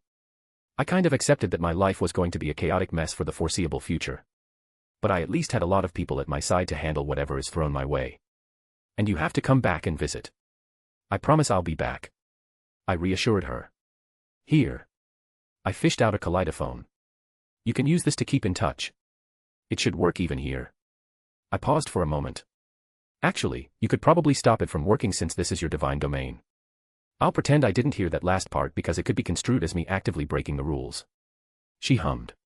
What a good son, giving your mother a way to bypass the restrictions and talk to you whenever I want without any input from my end. Right, play along then. Yup, I'm just that good. She laughed and threw her arms around me for a hug. And please be nice to your siblings, as much as you can. I know a few of them are aggressive. I won't kill any of them unless I'm utterly forced to. That was as much as I could give her. I'll take it. She just still smiled. I know it's asking a lot considering how all my foolish children are. She let out a sigh. My foolish sons and daughters who think fighting a god is a good decision. They're never destined for quiet or peaceful lives, but as a mother, I can't help but hope they're at least smiling at the end. Maybe I'm just as foolish considering I'm the one who helps them along. I just smiled and hugged her one more time. I'll make sure to visit more in the future. I'm going to say goodbye to Gata before heading home. Got some stuff I now need to take care of. Pandora frowned, not at me, but she knew what I was talking about. Be careful, I said. Whatever that was is dangerous, but I don't think that's enough of a description. Well, I can't mention him. She huffed. Make sure you tell my youngest that his mother is watching him. I'll be sure to do that. Later, Shorty. Mordred waved. Bwah. Shorty. Pandora puffed up, stomping her foot. You're lucky you're so cute. Before Mordred could blink, Pandora was standing on her toes, patting her on the head. Hey. Mordred huffed, grumbling. Take care of yourself, both of you. Pandora smiled warmly. With one last goodbye, I opened a portal up, dragging Mordred through back to Japan. We were away for several hours, which should have been long enough to get things sorted over here. I admit I was throwing things on Gata's plate, but at the same time, this is his home. Just like before, I wouldn't always be around to solve all the problems. I stepped in here, but next time, it might not be so. Thanks for being nice with Pandora. I said towards Mordred. Yeah, it was no big deal. She's nice. Mordred shrugged. I was in a good mood. This was nice, we should do more things together. Mordred smiled just as well. It was fun. Tell me when you go out and want to piss some people off, I'll come with you. The walk back to Gata's this time was a lot less interesting. Actually, we were able to see people walking the streets again. I don't have much of an impression of that history compilation committee, but they really do good work, it seems. How much effort did it take them to evacuate the city to the degree that we saw on short notice? Credit where it's due. Surprisingly enough, there was a magical barrier around his house this time, so his innate magical energy didn't act like a fucking beacon to anyone with the right senses. I also tasted the distinct flavor of Norse magic. Barely walking up to the door and I heard shouting with the breaking of glass. And I'm telling you, it's perfectly fit for someone without talent. Thou art a blind fool. One eye. It is merely for show. Pushing open the door, the two deities were arguing very aggressive in Gadu's house. Gadu was sitting on the couch with the two gods basically arguing on either side of him. My control of my spiritual pressure was pretty good, because when I released it, I was able to direct it towards the two gods that had turned up half his living room. They both flinched and immediately went silent before I let off. I feel like I'm an easygoing person. And I like to take the piss out of Gadu myself on occasion. But this is getting out of hand, I believe. I would like to make it clear, Gadu's home is a safe place. I looked around the living room where half his furniture was broken and there were actually cracks in the walls just from the two heretic gods arguing. Gadu silently whispered to me, thank you. Right, better set things straight. Yes, I dropped things in his lap for a lark, but at the same time, I didn't do it just to torture him. We needed to have a talk. Mordred, could you please watch the two idiots while I talk to my younger brother? Aight. She summoned her sword and casually swung it over her shoulder. Give me a reason, midget. I ignored Athena's retort and led Gadu outside as I sat on the porch with him and cast a quick spell to silence the background noise. So how long were you just going to let them run roughshod in your house? What was I supposed to do? Tell them to stop. I said directly. It's easy for you to say. He grumbled. Gadu. I grabbed his shoulder. I'm going to give you some advice. Not as a fellow Campione, not as a fellow adoptive child of Pandora, not as someone who dabbles in the mystic side of the world. This is advice from one man to another. I apparently had this attention. There is a fine line between listening to others and letting them walk all over you. It's never wrong to acknowledge when you're in over your head, but you need to be able to make your own decisions. I have no idea what I'm supposed to do. He threw his hands up. I tried, I read those books you gave me. I even cast a bit of magic which, it was awesome, but even Odin says I don't have much talent there.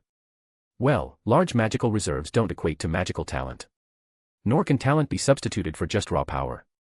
Is that what they were fighting about? I questioned. He let out a sigh. Odin was talking about what he wanted to teach me, then Athena joined in and they started fighting. Fire and water between them, huh?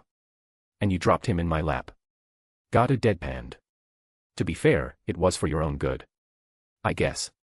I slapped his shoulder. Does it piss you off? That I made that decision for you? I just. Yes or no, Gadu? I decided that another god was going to be in your life without your input. Now, I'm going to be walking away and you have to deal with it all by yourself. Your home, the one place you felt safe, is just a chaotic mess now. Yes. He finally shouted, his fist hitting the stone beneath you and actually causing it to crack. I hate it, all right. I just didn't want any of this. I lightly slapped his shoulder. Gotta stop being so passive. He let out another sigh. I get it though, the Odin thing. I know why you did it, so I'm not really upset with you. It's better than just fighting some more. You know, it was brave of you what you did for Yuri. Standing up to Vauban, even I admit he's a bit of a monster. It was nothing, I just didn't want to see her get hurt is all. He looked at the ground. Honestly, I think the Gado I met when I first came here wouldn't have so confidently strode to meet Vauban either. He's definitely making progress. And Mama Pandora did ask me before to take care of him a bit. He's a good kid, he has a good heart. How did you do it? Were you like Erica, a knight or magician or something before? He asked. I let out a bark of laughter. I was only a couple years older than you in school when I found out everything. Up until that point in time, my biggest concerns were getting decent grades and not being late to school. Hell, I was in the theater club. Is it weird if I would have guessed the theater club thing even if you didn't tell me? He gave a small grin. Oi, what's that supposed to mean? I'm just saying, they have a reputation even at my school. I playfully smacked his shoulder. I was normal until one evening, a lunatic stabbed me through the heart with a magic sword. I barely survived, and I fully entered the supernatural world. Oh, I stumbled, I was cocksure, and in hindsight, I nearly died quite a few times because of my arrogance. I've made a lot of mistakes along the way, some I regret, others that I don't, but I'm happy where I am right now. I accidentally killed a god. Didn't you technically run at him at the time? My legs moved by themselves. Are you sure it wasn't because a beautiful girl was in danger? Wait, isn't that why you moved again this time? I raised an eyebrow. It's not like that. Are they off making their respective reports? Yeah, they're handling all that stuff. Gada waved his hand dismissively. As soon as I said I didn't want to take part, they went to do it. More like that, Gadu. You gotta be more assertive. I had to remember that he was still a teenager with all this responsibility thrust upon him. His attitude isn't that strange considering his circumstances. That's it. He looked at me. That's all it takes. Well, it's a step. Don't get me wrong, you're a fish out of water still, you have no idea what's going on in the greater world and you're a complete amateur with any supernatural stuff, so listening to advice will do you good. Just remember what I said. I pat his shoulder. He took a deep breath. You know, I don't actually like things like this. I didn't like them arguing around me. I didn't like Erica basically forcing me to do things the last time you were here. How's that, by the way? He smiled a little bashfully. It's fine, she's rough around the edges, I think it's just her personality. But she's been helpful. He exhaled. I'll try what you said. Odin's supposed to help. He offered to help train you, so take advantage of it, it's a rare opportunity. But at the same time, he is bound by a promise, you can hold that over his head if he gets uppity. And you're leaving again, you said? Can I be assertive and tell you to handle all this Campione business instead of me? He gave a wry smile. Nice try. I chuckled, but I'm glad he was shooting the shit at least and just not reeling back and taking what I said without any retorts. But here. I took out another kaleidophone, and just like Pandora, I handed it to him. Magic phone, don't let others get their hands on it. You can call me in an emergency, I held a finger up. If there's genuinely something you can't handle, I will come. Or, if you just want advice or to talk. I can't babysit you forever, Gadu, please keep that in mind. He nodded and took it without any fanfare. Good stood up, his back looking much straighter than it was before. Some people, well, they just needed a kick in the butt a few times before they got on the right path. Gadu was one of those people, it seems. It's funny, he reminds me a lot of Ichigo even if they're worlds apart in personality.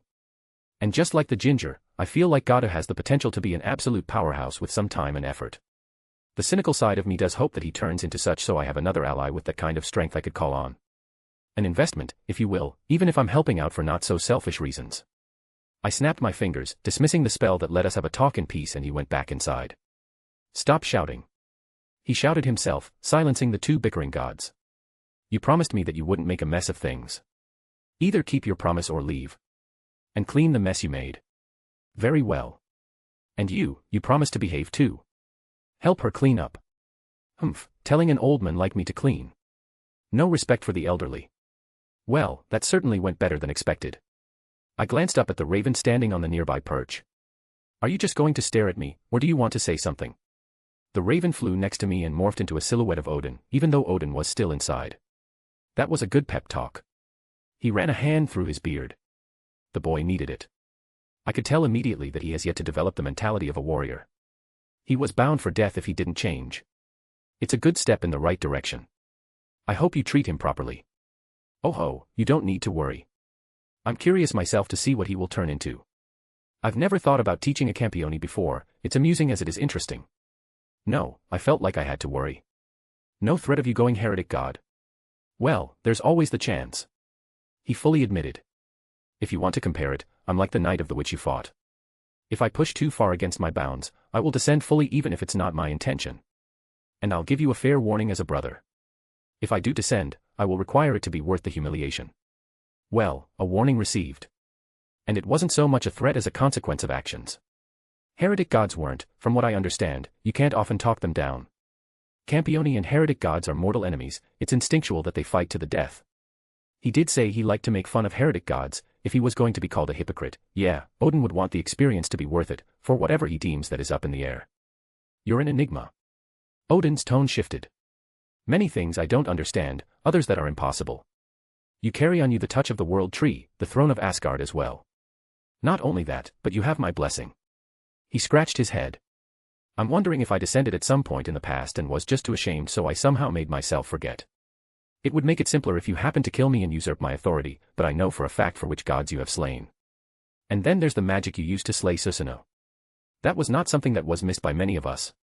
Don't forget Sir Wiggles. Yes, how could I let your pet escape me? He said rather dryly. And what do you think after knowing all of that? I think, I would like to stay around for a little while. He hummed softly. I was truthful, and my promise is without subversive intentions. Perhaps there may be a day where we are enemies, but that is not today.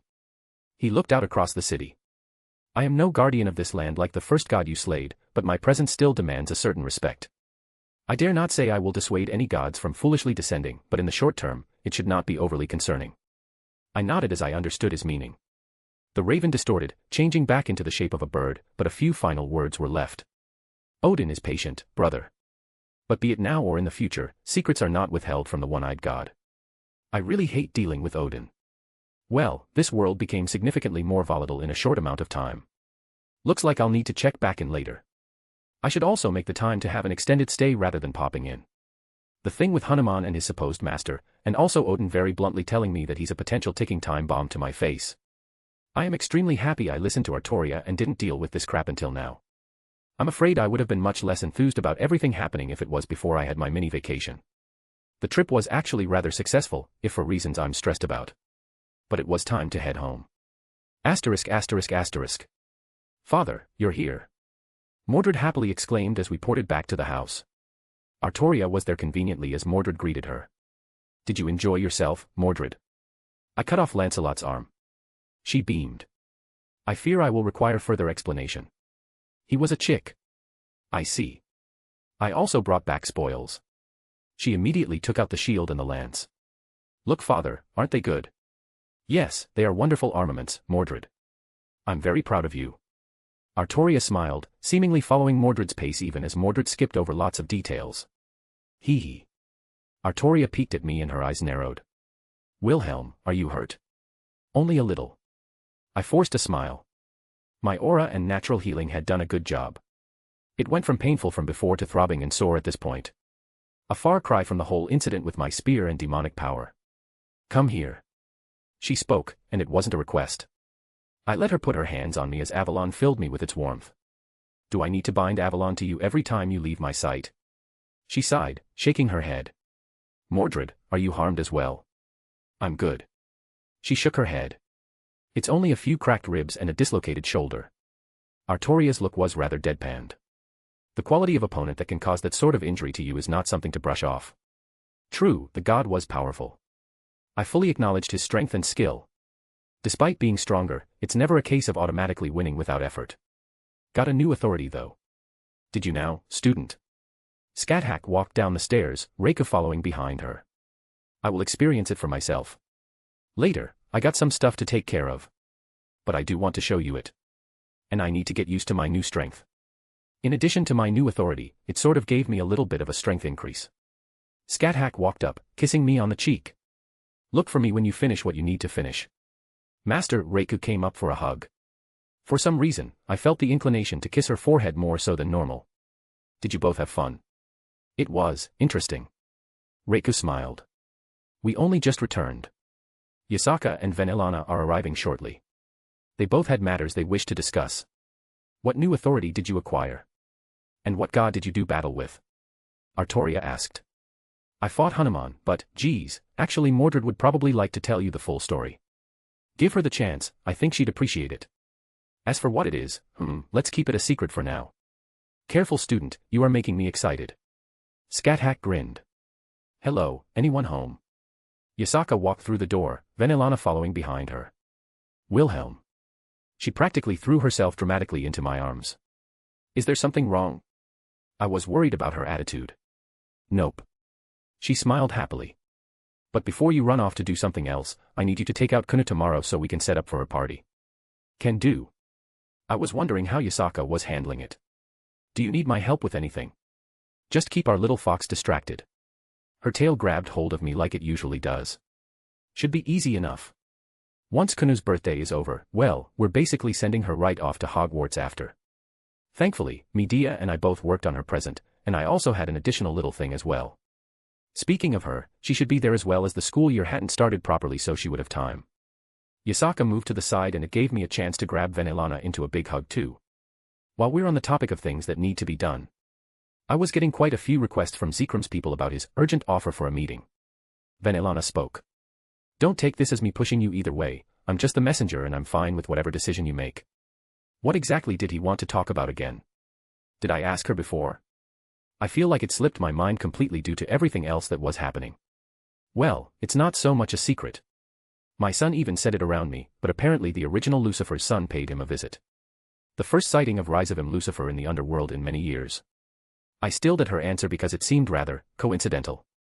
That is, Rise of him Lucifer was a name I knew because he was part of the Cows Brigade. And from what I recently learned, well, they may have a hand in the thing regarding the box. What's wrong? Vanillana's expression changed. You have that face, student. Scat added. I found out about the box, it's just, I'm still trying to think about the proper way to go about this. I rubbed my temples. I needed information, I needed to start putting out feelers. But not Yasaka, I do not want anyone to know she's the one that's trying to gather information. Considering who is involved, could Zekrim know something? Is that why he's desperate to talk to me? Let me talk to Zekrim and see what he wants, it'll give me some time to settle my thoughts and I'll tell you all when I get back. Guess I'm pushing this right to the top of my to-do list. How quickly can you set up this meeting? I looked at Vanillana. I wouldn't be surprised if I called him up now and he told me to bring you over. Well, guess that's where I'm going next. ******. If you want to read 10 chapters ahead or support me, visit my patreon.com/astoriforum. I also have a boosty if you can't use the above. Under the same name. Chapter 537, Chapter 486. You've just been staring at it for a few moments, what are you thinking? Vanillana's arm interlocked with mine as we stood outside the Bale residence. I was thinking that I regret not taking the train down even if it would have taken longer. I like the train. Also, this house is, oddly not as ostentatious as I expected. The Bale family, and the ancestor Zekrim Bale. I intended to come down here at some point, just not under this kind of condition. Truthfully, my mind was still dealing with the newfound information regarding the Apocalypse Beast and the hints that Pandora gave me. It answered a lot of questions, but it also opened up significantly more. Even knowing that Source didn't let me know how to approach this whole issue and resolve it. The most obvious answer was to seek out help, which I was going to do. A few hours was not going to harm anything, and while I pushed the thoughts aside while in the other world, I wanted to use this time to catch my proverbial breath and figure out what Zekrim knows, if anything. Lord Bale's tastes are more defensive. Vanillana decided on. I could understand what she meant by that. While one would expect glamour and such when looking at the Bale Manor, instead, it looked fortified. Oh, it was by no means pedestrian looking, it oozed wealth, but in a different way. The magical defenses in general were, well, they were impressive. But the decorations, the building materials, there was nothing wasted. Everything here should be here for a reason, nothing to show off simply for the fact. Honestly, it felt oddly appropriate considering what little I knew of the man. Oh, Zekrim Bale was an arrogant bastard, but he didn't need to necessarily flaunt it. His home represented that rather well. It was solid, unmoving, but still retaining its regal undertone. To Zekrom Bale, he already won. Why did he have to show it at every opportunity? It's also home, in a way. Vanillana sighed. Wistful or reluctant to go inside? I asked. Both. I don't mind visiting my family over here. In fact, I was here last month, but I prefer it under less official situations. Zekrom Bale is one for proper etiquette, so it's going to be less of a warm reception to me. Right now, I'm Lady Gremory, despite any other relationships. I let out my own sigh knowing this was probably going to grate on me. I really did not like getting involved in nonsense like this. I hate politics. Well, look on the bright side. What's the bright side? I asked.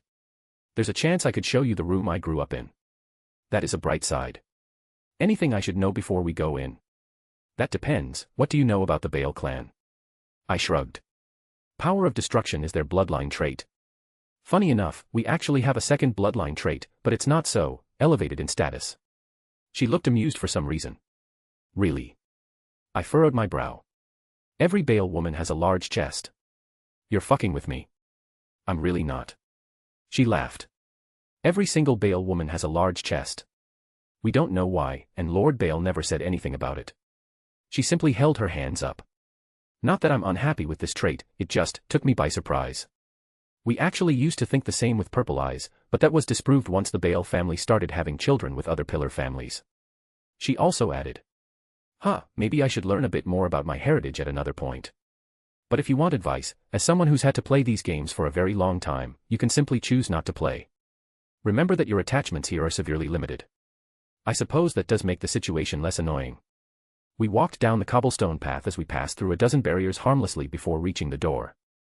Vanillana didn't even need to knock before it opened. Vanillana, it's always a pleasure for you to make a visit home, sister. A man that didn't look too dissimilar to her answered. Vanillana kept her expression even. Lord Bale, thank you for taking the time to personally greet us. He just nodded and turned to look at me, frowning. I see you brought the half-breed. Why our ancestor wants to speak to him I don't understand. He scowled. I heard some concerning rumors about a certain illicit relationship. If you wanted some excitement, you could do better than a half-breed, sister. I wasn't one for taking verbal abuse without returning it at least in equal measure. However, before I could utter a word, Vanillana's fist flew out, crashing right into his face, sending him flying through a wall inside the interior of the house, his body twitching on the ground. I just blinked, looking at the unconscious body of the apparent Lord Bale, and then at Vanillana as I processed what happened. Those training sessions must have come in handy. It was the first thing that came to mind. She just smiled calmly. They certainly did help. So, should we dispose of the body now? Because the situation already seemed to become foobar. Oh no, it's fine. The Lord of the Bale family is currently twitching under some wood and stone. I gestured. Vanillana's grin widened a bit. Oh sweetie. She put an amused hand on my cheek. The first lesson we learned in the world of devil politics is to know when you can and cannot punch someone. And my brother dearest here practically wrote me an open invitation. It seems you took that lesson to heart at least. A familiar voice reverberated off the walls. I noticed a door open and Zekrom Bale barely glanced at the Lord Bale as he stepped over his unconscious body. Lady Gremory, Lord Schweinorg, thank you for accepting my invitation. I apologize for the greeting. Rest assured, it will be remedied in the future. Oh, it's no trouble, Lord Bale. Vanillana dismissed it immediately. Thank you for the invitation, we are honored to be welcomed into your illustrious ancestral manor. The old Bale smiled with a hint of warmness. Come long, let's go inside before the neighbors start spreading rumors. There were no neighbors, I realized after the door closed behind us. Zekrom Bale owned the land for hundreds of miles in every direction and no other person lived within eyesight. Surprisingly as well, there was no staff around. Lady Gremory, if you don't mind, I wish to discuss with Lord Schweinorg in private.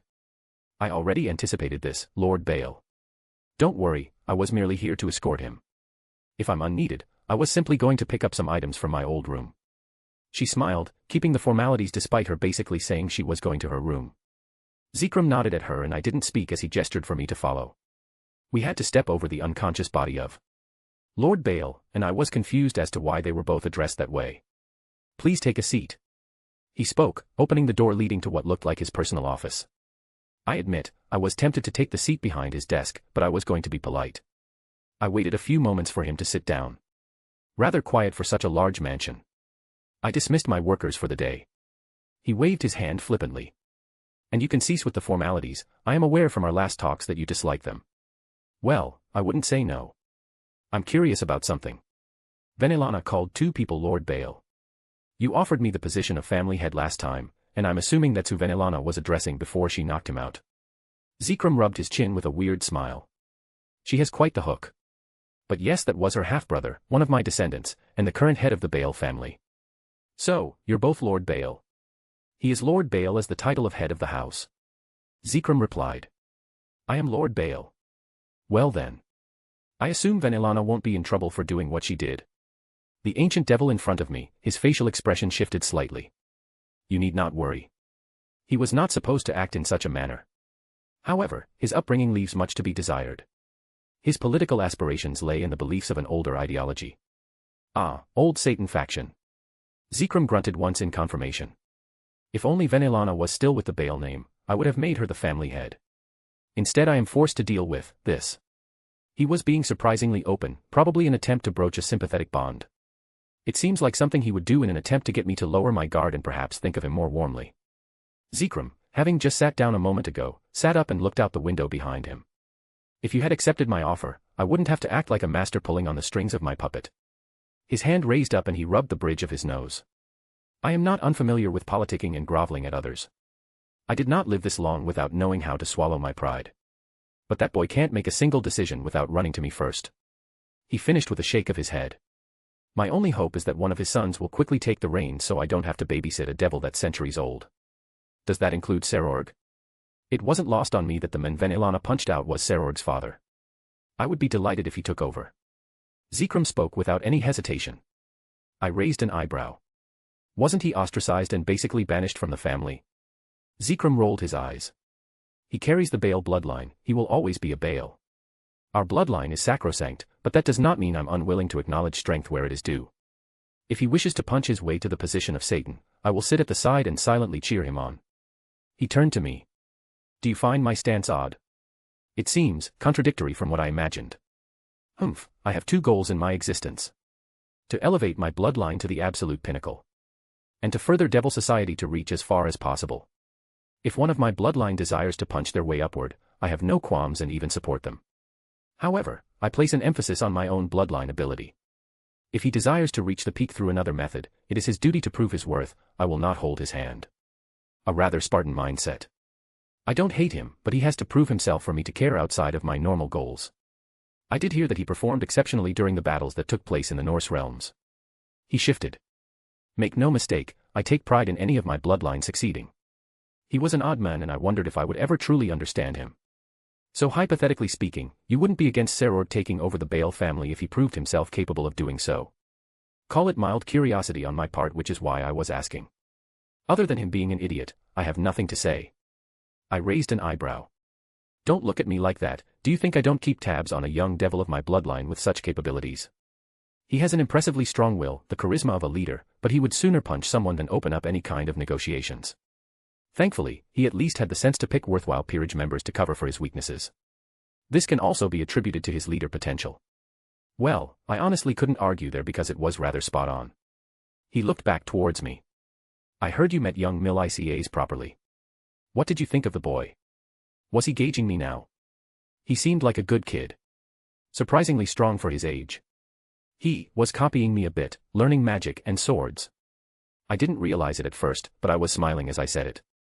Zekrom Baal let out a short laugh. He is a good descendant of mine. He is intelligent and gifted with his bloodline. I enjoy the times I watch over him. He will make a good head of the Gremory family. What about Venelana's daughter?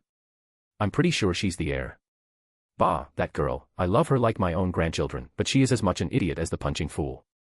A different flavor of idiot, but one all the same. He paused as if he just had an epiphany. Why are there so many idiots in my bloodline? Certainly that must be a coincidence. He shook his head. Regardless, she will become a phoenix because her head is stuck in the human world. I decided not to poke at that bear because it involved a great many things I didn't know the full details of. Should we cut to the chase now? We had a polite conversation about random things, I didn't want this to drag on much longer. What was so critical that you requested a meeting like this? Very well. He sat back down at his desk. Tell me, do you know of Reincarnated Lucifer? I am aware of who he is, but I have never met him. Zekrom frowned. He is the son of the original Lucifer. A weapon that my lord and our mother created together. She carried him for 6 years, 6 months, and 6 days before giving birth. A sort of ritual, for which the details I am not privy to. He surpassed the originals in every way. However, he lacked any drive, any desires. He supported the old Satan faction during the Civil War simply for the fact that he felt like he should because of his father. He disappeared for the longest time and only reappeared in the underworld several days ago, whereupon he visited me. It was also noted that he was a member of the Cows Brigade. I pointed out. Quite, and you would know more about that than me, it seems. He cast his gaze at me oddly. I'm not surprised to hear he was a member. His mindset, even by my own history, I would call him a particularly evil individual, even if he does not often dirty his hands with such things. The son of Lucifer is evil. Color me shocked. I snorted. Yes, it shouldn't be a surprise. I honor my former liege, but I am not blind to the atrocities that occurred. My respect and adoration is not the same as blind obedience. I supported the new Satans for a reason. All right, I'm neither questioning your stance, nor do I particularly care where you fell on the spectrum. It was clear where he was right now, and that was enough for me considering how distant we were. He came to speak to me, as I said. However, the topic of our conversation was you. Zekrom Bale stated, looking at me intensely. He asked me about your details, how you grew up, your acquaintances, your desires, your goals, your life. That made me give pause for consideration. So he's looking into me. I suppose I should have expected to attract their direct attention sooner or later in this manner. I believe it was a personal interest on his part. He mentioned feeling kinship to you and wanted to know more. I don't know what to say to that. I am of the same mind. Zekrom admitted, shaking his head. My intention was to invite you here and give you a warning while also properly providing you insight into what you were potentially getting involved with. Thank you for the goodwill then. I could appreciate the sentiment when it was given. He was being genuinely helpful and I would be an asshole if I didn't acknowledge that. He smiled rather, grandfatherly. Even if it's the child of my former liege, I will not allow them to harm a Bale. He spoke with sure pride. Truthfully, I feel this is merely the prelude to something else. Something is building up, and I believe this Cows Brigade is a part of it at the center. He stopped looking at me in a scrutinizing gaze. You know. Pardon. Do I have a tell I don't know about? You have knowledge then. I shouldn't be surprised. Those yokai were the ones who revealed them to the world. He tapped his desk. You have a source of knowledge I'm unaware of, that is obvious. Venelana is obviously out, those brats on the thrones are running around like headless chickens. Odin. No, from the reports, Loki was a member of the Cows Brigade and was hostile to you both. The yokai, despite the show, are too low on the ladder. His eyes were strange as they narrowed as if he was looking at something in the air and then they widened. The Death Goddess. I see, that makes sense then. He rubbed his chin. Curious. Did he just sniff out who I was in contact with by only the few clues left behind? He stopped, dropping it as if it were unimportant. Would you be willing to tell me what this Cows Brigade is planning? I can offer payment, and I'm even willing to sign a contract. This is the reason I hate dealing with old monsters. I grumbled under my breath and closed my eyes for a moment or two. I haven't even told my girls or anyone else yet because I didn't know much myself. Could I even trust him? I mean, I barely knew him, but so far, all our interactions were positive. And the goodwill he showed already wasn't something I was going to ignore. I believe we can trust him. My Zanpakuto spoke up. Having more allies may prove beneficial. Zekrom Bale is very old and has reach and connections that may prove beneficial. I was on the fence, but if my Zanpakuto thought it was worth a shot. I guess in the worst case scenario, everyone finds out about this, which, it just means everyone is aware. It also alerts out enemies that we know and could muddy the waters. Have you ever heard of the apocalypse beast mentioned in the Bible? 666. Zekrom's demeanor immediately changed. He usually kept his emotions in check, only softly expressing himself. But in this instance, the armrests of his were shattered by his hands, and his aura exploded outward. That arrogant son of a bastard.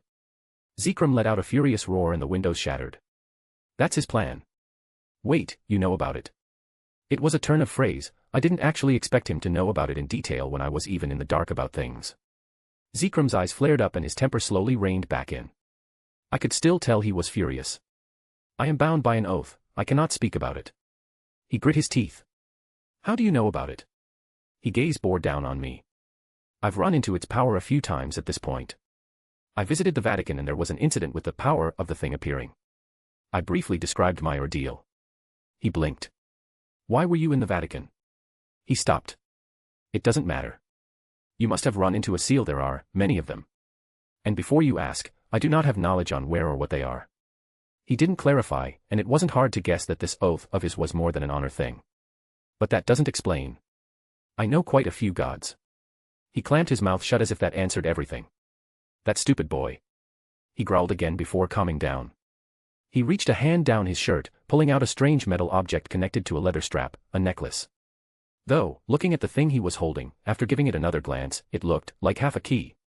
It was oddly shaped and white in color, but I didn't notice anything particular about it otherwise. I met the biblical god once. Rather than from afar, I mean. He seemingly changed the subject. He appeared in my home, right in front of me.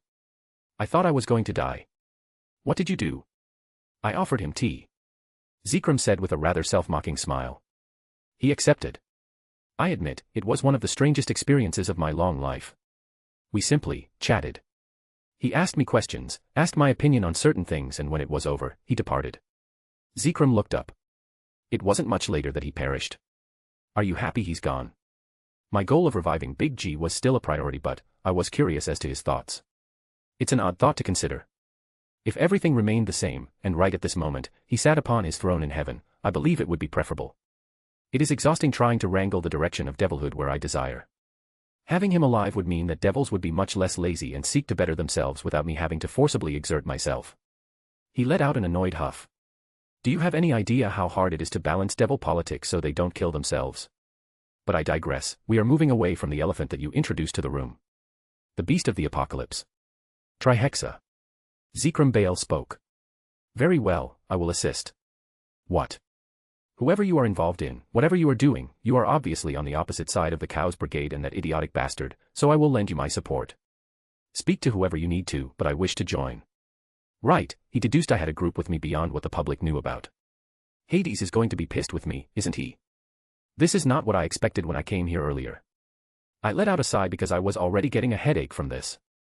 I have no idea what I'm doing at the moment, but I will talk to a few people. That being said, perhaps we shouldn't make it obvious regardless of what happens, that we are on polite terms. Yes, do what you want. Zekrom waved his hand. Make a show of it, storm out, I'll sell it afterwards. He looked off. I will begin making my own preparations. The underworld is not without its own failsafes. Well, this meeting ended rather abruptly, but neither of us could be blamed, we were both focused on other things at the moment. Well, if Zekrom was going to offer his full support, then I wasn't going to turn it down. At ******. Zekrom Baal POV. Zanvas, get in here. Yes, Lord Baal. He was kneeling on the ground already. I hope your sister didn't give you any permanent damage. I said dryly, looking him over.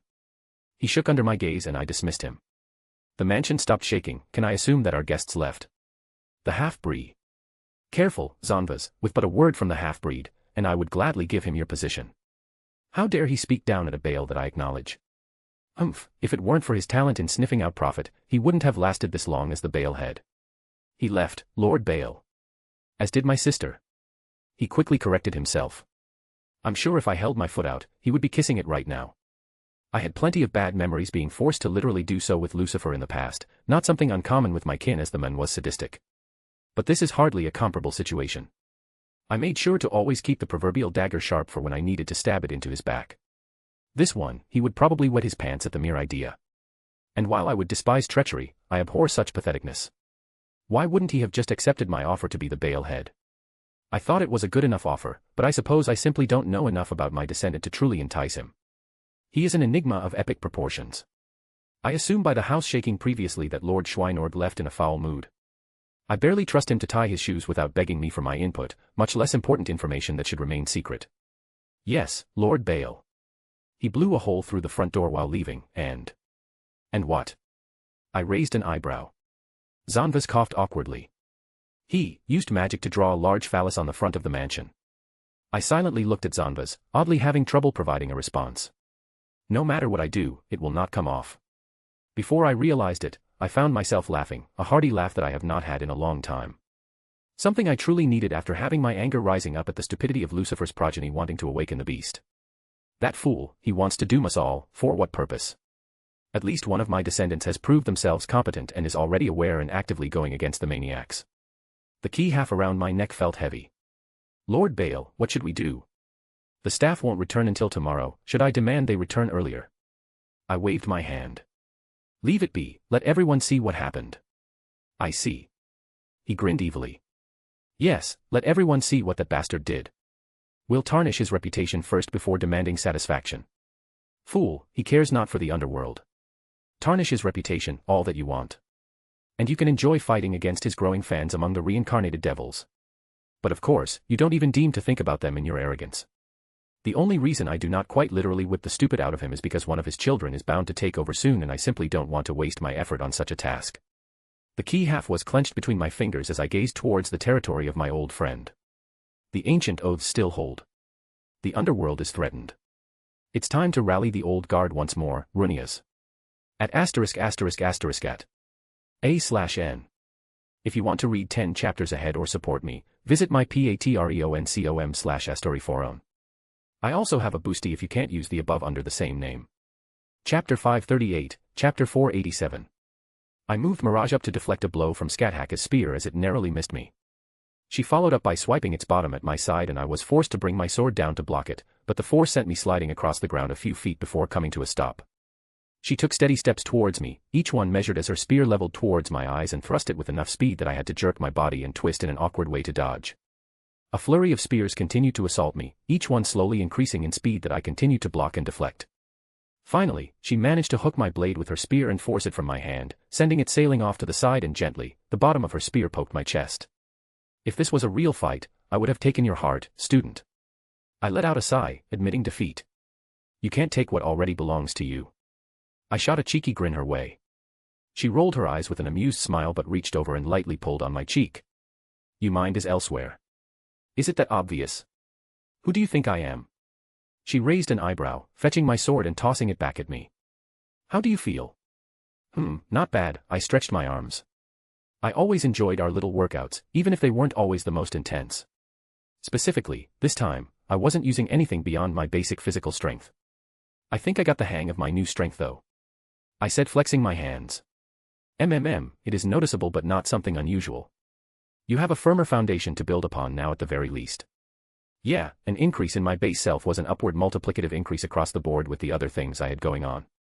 I would never say no to a costless strength boost as it were. I appreciate you helping though. I wanted to see where I stood with just that little bit added on. I am always here to assist student. She spun her spear, stabbing it into the ground. However, that is not all you have for a showing, is it not? She quirked a smile. I scratched my head and relented. My new authority, its true power requires certain conditions, but there is something I can do without them being met. From my shadow, a gigantic hand emerged and grabbed hold of her, lifting her up off the ground.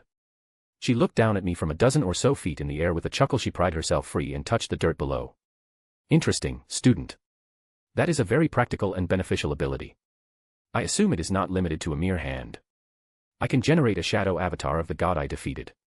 It's not unprecedentedly strong, but it's a good tool to add to my arsenal.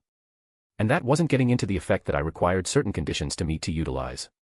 Though it had an extreme counter towards fire and sun-related abilities. Which is why Hanuman was able to stop the arrow released from the bow, as the origin is the authority of a sun god. I look forward to seeing it truly unveiled in battle. She spoke happily.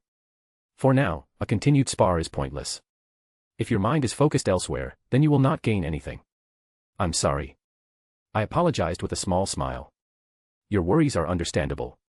She quickly closed the distance between us and grabbed my cheeks before placing her lips on mine for a quick kiss. Our time has ended regardless. You have other duties to attend to.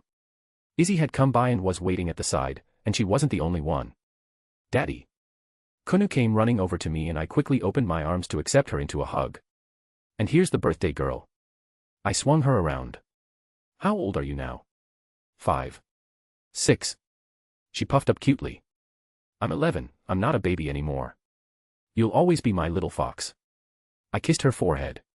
Did you get me a present? She asked so bluntly. I chuckled and rubbed her head. A present, what for? My birthday.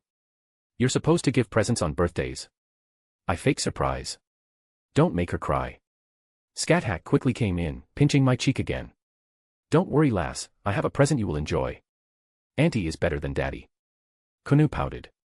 Yes, I am much better, aren't I? Scat-Hack laughed. Now, off you go. We must prepare for your celebration. Well, it wasn't much of a surprise, rather obvious as well.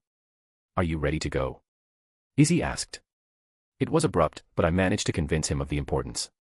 Yeah, let's quickly do this. I feel anxious enough that I don't want to put it off if I can help it. Well, mixing business and pleasure did leave a sour taste in my mouth, but it's not like Kunu would just be sitting in a corner somewhere. We will be prepared for your return. Scat-Hack said again with a rare hint of gentleness as she gazed at us. By Anti-Scat-Hack. Kunu waved as I created a portal at Izzy's beckoning. The air around us shifted quickly as the harsh, deathly air of the underworld took over.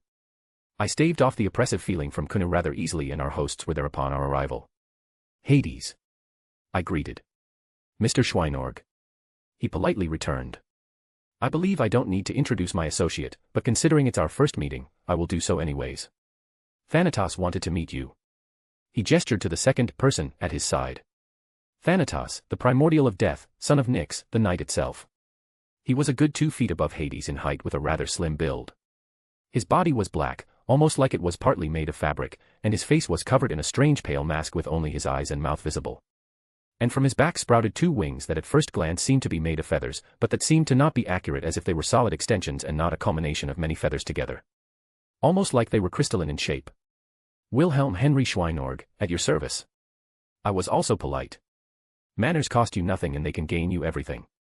The primordial tilted his head and seemed to smile lightly. Don't mind him, he rarely speaks.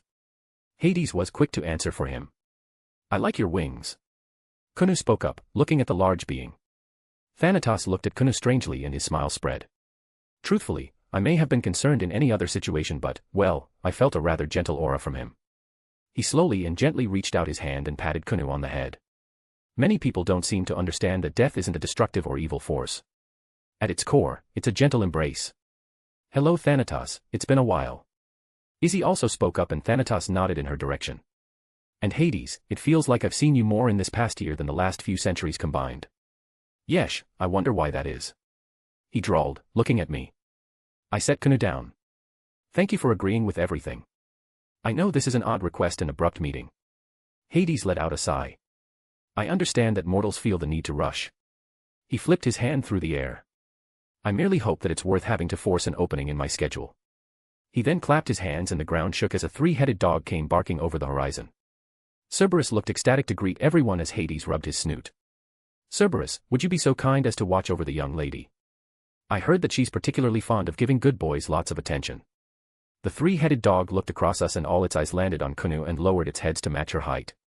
So big. Kunu threw her arms open at the first head and they seemed to accept her rather quickly. I had Izzy message Hades and ask him permission to bring Kunu so she can play with Cerberus for a little bit while we have a quick meeting.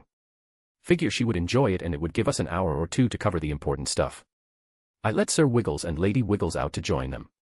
Hades had a rare smile as he looked at them.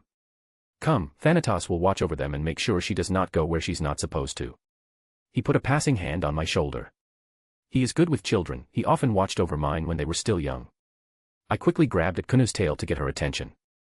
Behave yourself while Daddy has a quick chat with his friend, all right? Thanatos is in charge. I'll be good. She promised. I looked up and Thanatos silently met my gaze. I gave him a thankful nod and I followed along with Hades and Izzy to our secret location as Hades forced our arrival through his divine power. In our secretive room where we plot, Odin was already there, waiting. So, the gangs all gathered. Odin. Brat. Odin returned. And the cougar. Izzy's lips twitched. I heard you went to Olympus. Odin's grin immediately fell, and he let out a groan. Funny enough, Hades also raised a hand, covering his face. Please don't mention that it was a headache for me as well. The god of the underworld sighed. How bad was it? Could have been worse. Odin shrugged. You know how the song and dance goes, Zeus puffs his chest, I call his bluff. We make threats at each other. At least for now, he is. Placated. Hades forced out. Though, I fear it is only a temporary measure. Zeus is very paranoid, he simply won't accept others' words or threats. Especially with Father now walking free upon the Norse realms, he is even more on edge. Any issue with Atlanta and Achilles? Hades' lips thinned. I told him that their souls were still safe and sound in Elysium, which is not a lie. They both expressed wanting to visit their home, and I wasn't in a position to deny their request. It was going to come out eventually, and they more than deserved the chance to meet certain people they missed. I guess we'll cross that bridge when we get to it. How's Asgard doing? About the same. It's only been a few days. Odin snorted, stretching his back. Though the way I've been bouncing around various factions trying to calm people down, it sure feels longer. I share the sentiment. I've bounced around a few worlds now and it really does feel like Asgard was, months ago. Enough of the pleasantries, I'm very busy and I did not anticipate this meeting, so I was forced to push some of my work off. I want to know what was so important that both yourself and Izanami were adamant about this gathering. Hades finally cut straight to the point. Did you hear any news from the Vatican? I asked. Hades, while not upset or in a mood, visibly calmed down. Merely some words that there was a disturbance. That was me, or rather, an extension of my presence there. And before you ask, I was invited. But to make matters short, I accidentally tripped a seal that was under St. Peter's Basilica. The presence in Pandora's box resonated with it and broke the seal, releasing a wisp of power from the same source. It nearly caused the Archangel Gabriel to fall. But that's beside the point. I hurried over to visit Pandora to see if she could glean anything from it. I paused for a moment, catching my breath and letting my words settle in. Have you heard of the Apocalypse Beast, Trihexa? Hades's expression stiffened and even Odin seemed to tense up. Are you positive about this? Odin asked.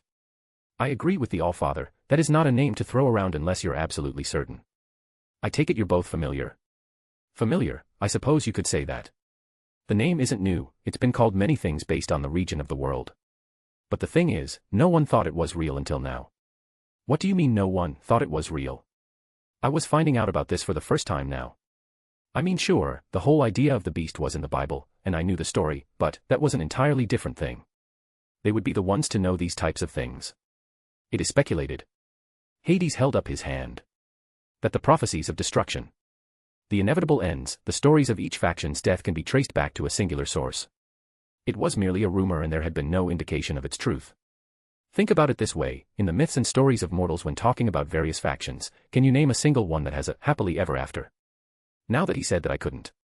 Sure, there were plenty that didn't outright mention an end like the Norse's Ragnarok, like the Greeks that was more vague such as the prophecy of Zeus being overthrown or the Gigantomachia and things like that. I pursed my lips and really thought about it. Not directly responsible for destruction, not Surtur carrying out his prophesized role, you're talking about the concept of civilization destruction. Something seeped into the core of the world that no faction can escape, an apocalypse. In a manner of speaking. Hades nodded. As I said, it was merely a whimsical speculation. This is assuming that we are to believe the source. Odin also added. I am likely to accept it out of goodwill, but this is something that needs verification. Agreed. Hades' eyes glowed briefly. This is no longer a matter about resurrecting the biblical god, this has escalated far beyond. Tracing back the origins of the box, it was in Loki's hands and my father's hands, and the connection there is the Chaos Brigade. Is that their true goal then? To unleash this monstrosity on the world. Did you not know anything while you were there? Hades shook his head. They were careful about the dissemination of information. I also did not care about their overt goals as it did not seem substantial at the time. Izanami, what are your thoughts? I can understand your reservations, even hearing it myself I am concerned.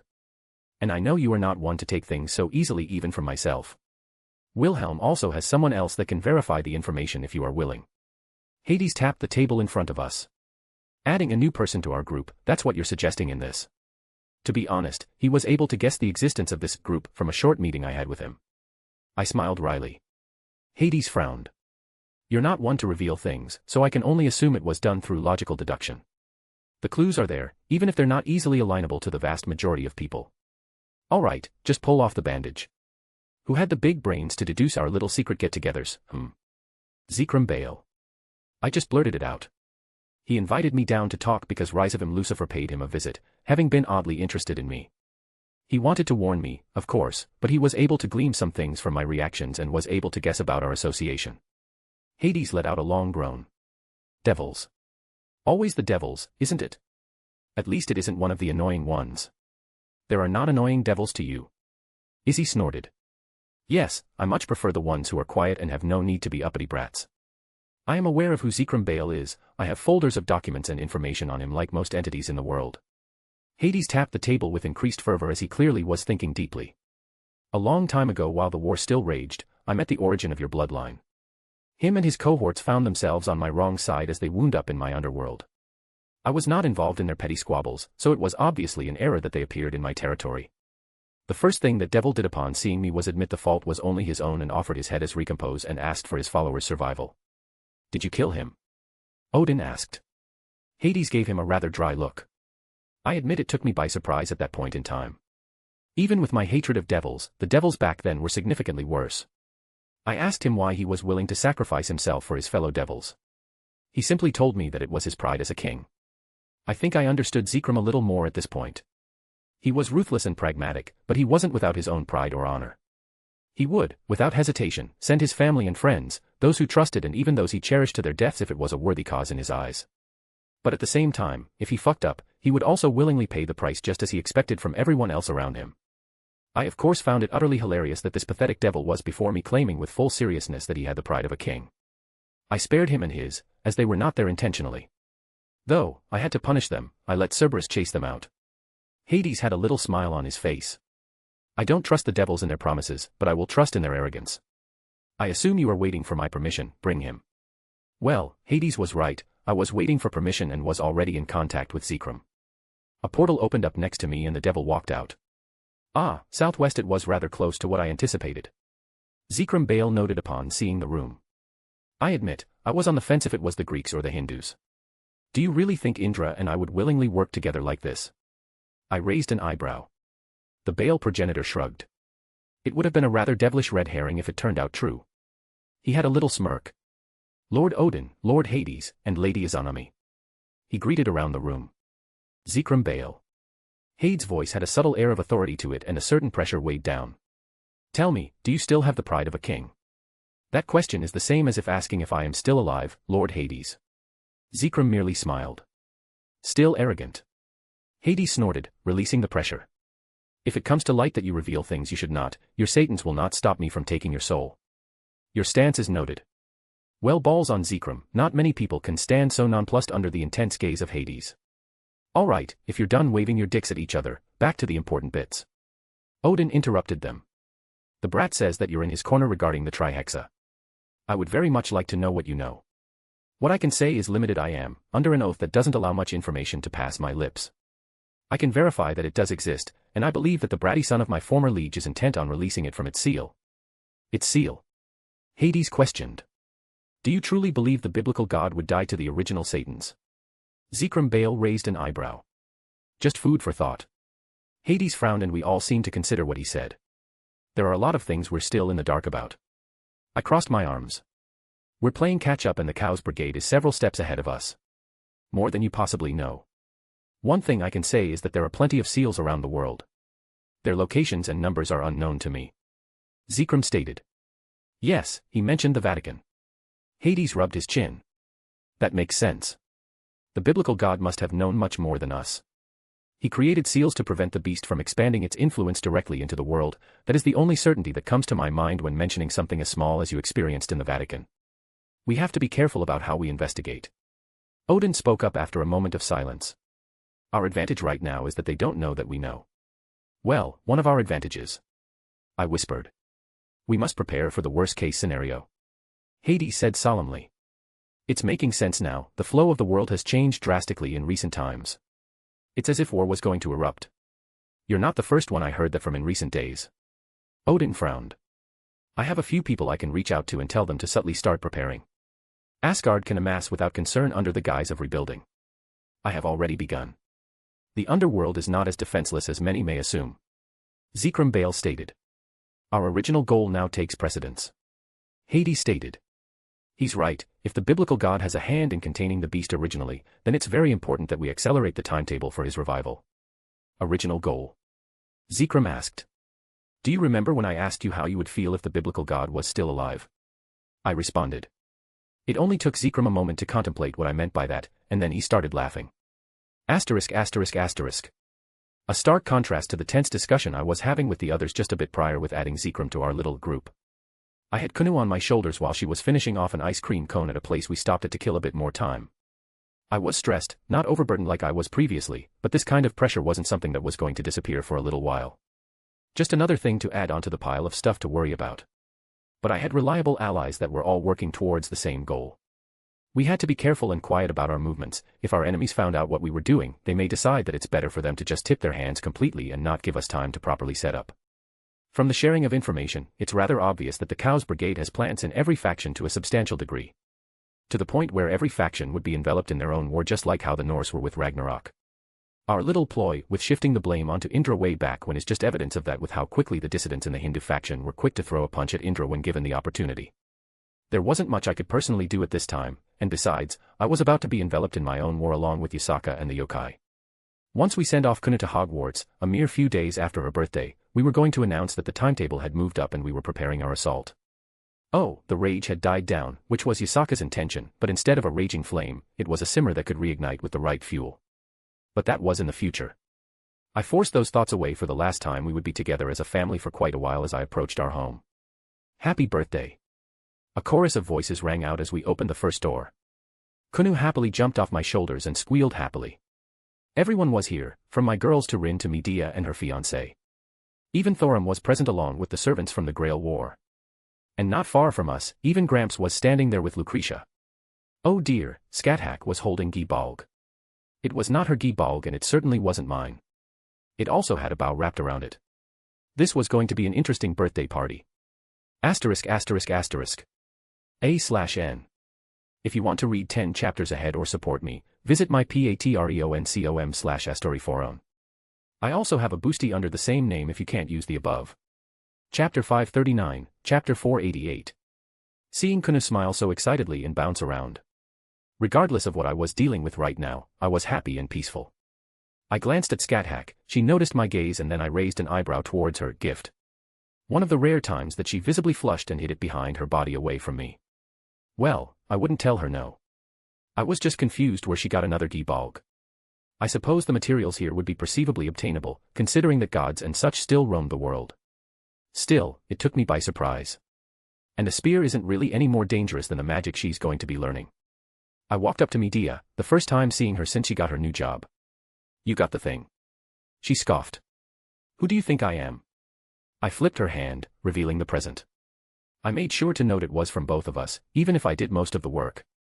Please, you stole it and wanted to do the work, as you say, yourself. I rolled my eyes. And it's not like I wasn't doing anything else. I technically had 2 presents for Kuna, counting this one. And Kazuki, it's a pleasure. Thank you for attending with your busy schedule. There was time available to attend. He said simply. But at this point, I learned that was his way of saying he was happy to be here. What about my busy schedule? Medea asked. That's a funny joke. I smiled. Medea huffed, crossing her arms. You're insufferable. For real though, how's it over there? No one treating you badly? Work okay? Medea's face brightened significantly. It's amazing. Well, the magic leaves much to be desired, and it's not like I'm teaching anything complicated. And don't get me started on all the nonsensical rules the government has about what is allowed and what not. But, they're nice, and I don't think there was a day that went by while I was preparing ahead of time that I regret taking the offer. Of course, I've yet to have to deal with a bunch of brats. It sounds like she found a place to settle down. I was happy for her. I have the cake. Reika came in from the kitchen, carrying the item in question. A rather large cake and clearly handmade if the little bits of frosting on Reika's hands and arms was anything to go by. It's wonderful. Yasaka cooed. Kunu, make sure to thank your Auntie Reika for making it, she was in the kitchen all day. I love it, thank you Auntie Reiku. Kunu threw her hands up happily. I'm happy to help, Reika smiled brightly. We all gathered around her as she blew out her candles. Of course, she immediately wanted to start opening presents, but I don't think anyone had the will to deny her at this point. Mom, Dad. She grabbed at both me and Yasaka. You both first. Both Yasaka and I shared a look. Why don't we wait last for what your dad and I are going to give you? She smiled. Well, our gift was something a bit less tangible in comparison to most things here. Why don't I go first? A new voice entered the room, a rather familiar one. Wearing a kimono and elongated head, Nurarihion popped inside underneath. Well, some of the people here noticed. Particularly Gramps and Meridia and Izzy didn't look too surprised. I was truthfully not paying much attention. I wasn't aware you were invited. Yasaka rolled her eyes. Our little princess is having a birthday. Tell me one birthday of hers I missed. The old yokai hummed. He probably wasn't invited because she knew he would show up anyways. Grandpa. Kunu smiled happily. All right, little princess, I heard you're going off to school in another country, so I got you something good. He held out his hand, producing a gourd of all things. A traditional, sake gourd, that is. Granted, it was beautifully etched with sakura flowers and other imagery, but it was still something used for alcohol. If there is sake in there, we're going to have a talk. Yasaka intoned. The old yokai just chuckled. Come on, I'm not that bad. He tossed it to the little fox.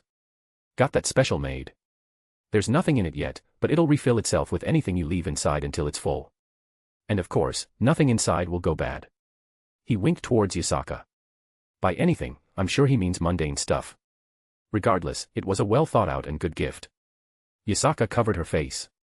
Kunu, remember you're too young to drink alcohol. Sake is icky anyways. Kunu held out her tongue.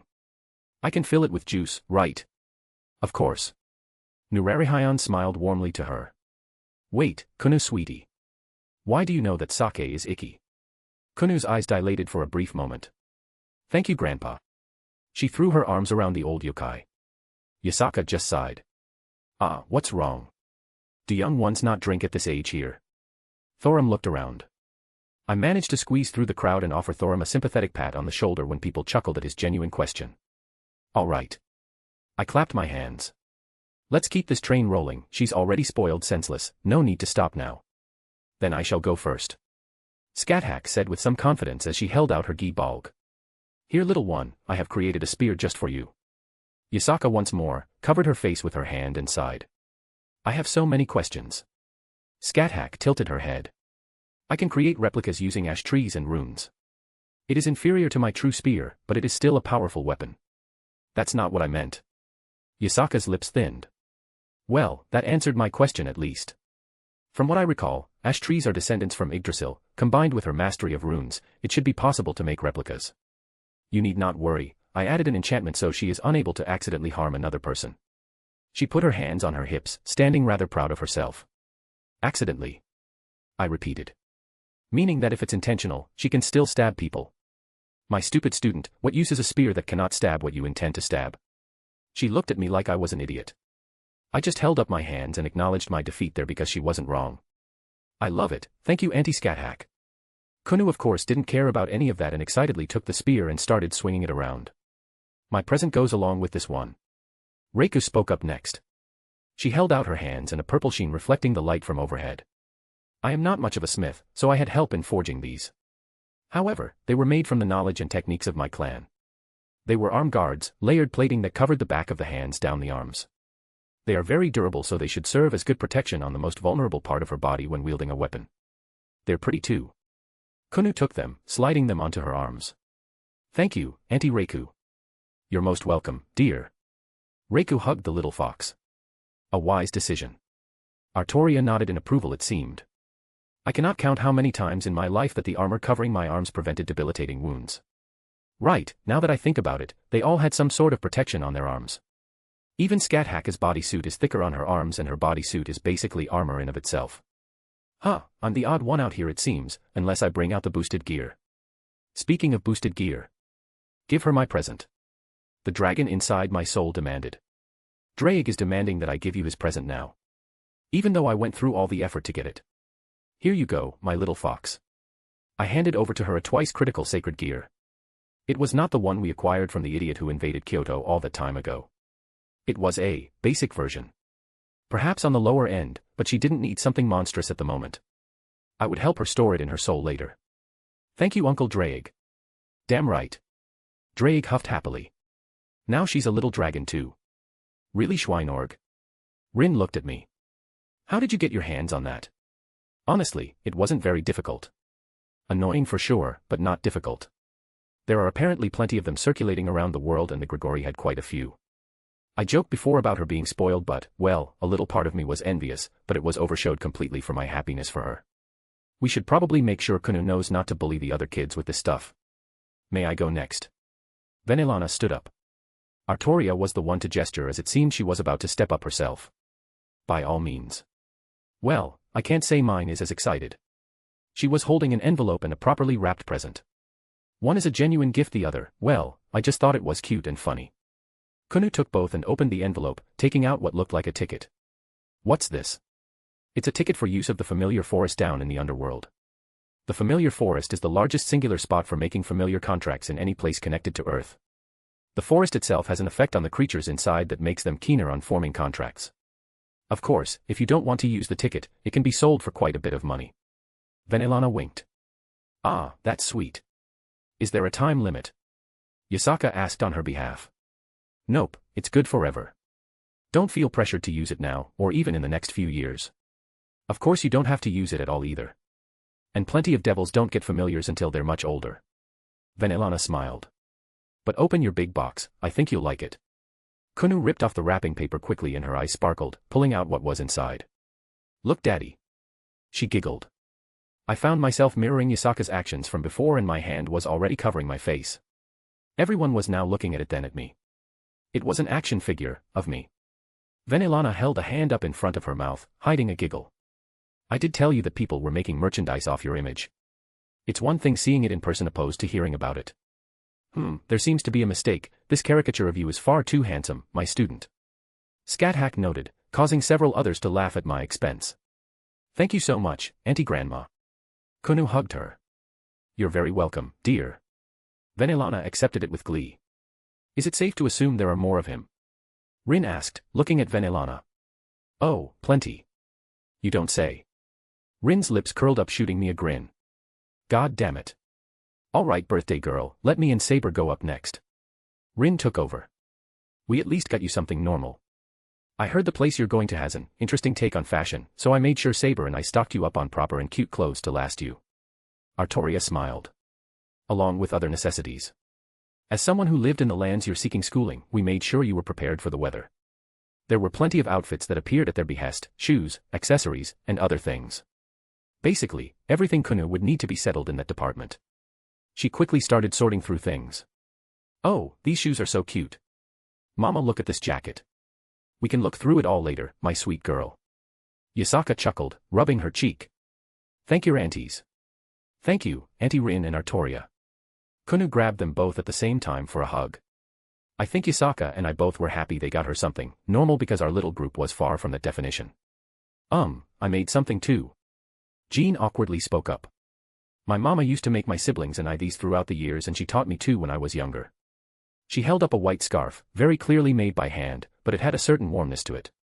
England can be chilly like they said. Kunu, like a missile, was already wrapped around Jean in a big hug. I love it, thank you Auntie Jean.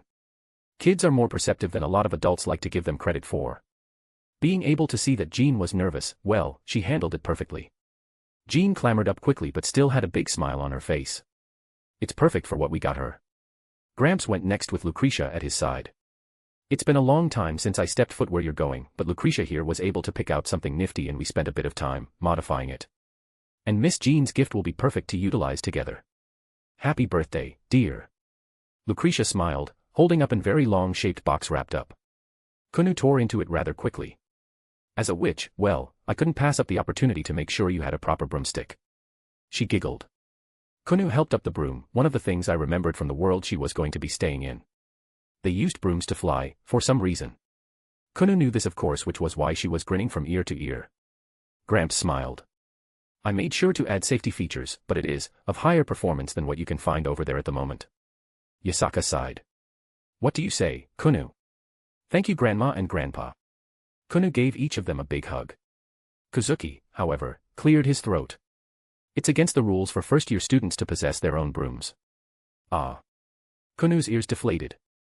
Is that so? Gramps frowned as well. However, there is no such rule about a teacher holding onto it for the first year. He said without any expression. Kaya, hubby, Medea squealed towards her fiancé. Gramps is right, it's going to be damn cold the higher she flies up, so Jean's scarf would be beneficial. I snuck around and when no one else was looking our way, I made sure to kiss Jean's forward. The Saintess made a cute noise of embarrassment. The stern Japanese teacher pushed up his glasses and revealed a large box without much opulence. I have taken the liberty of searching for the optimal school supplies that do not go against the rules but will create a smoother learning environment. Kunu just tilted her head.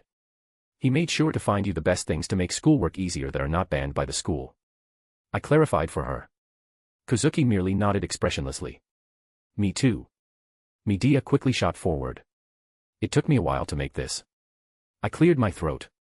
And your dad helped. She rolled her eyes. Partly, somewhat.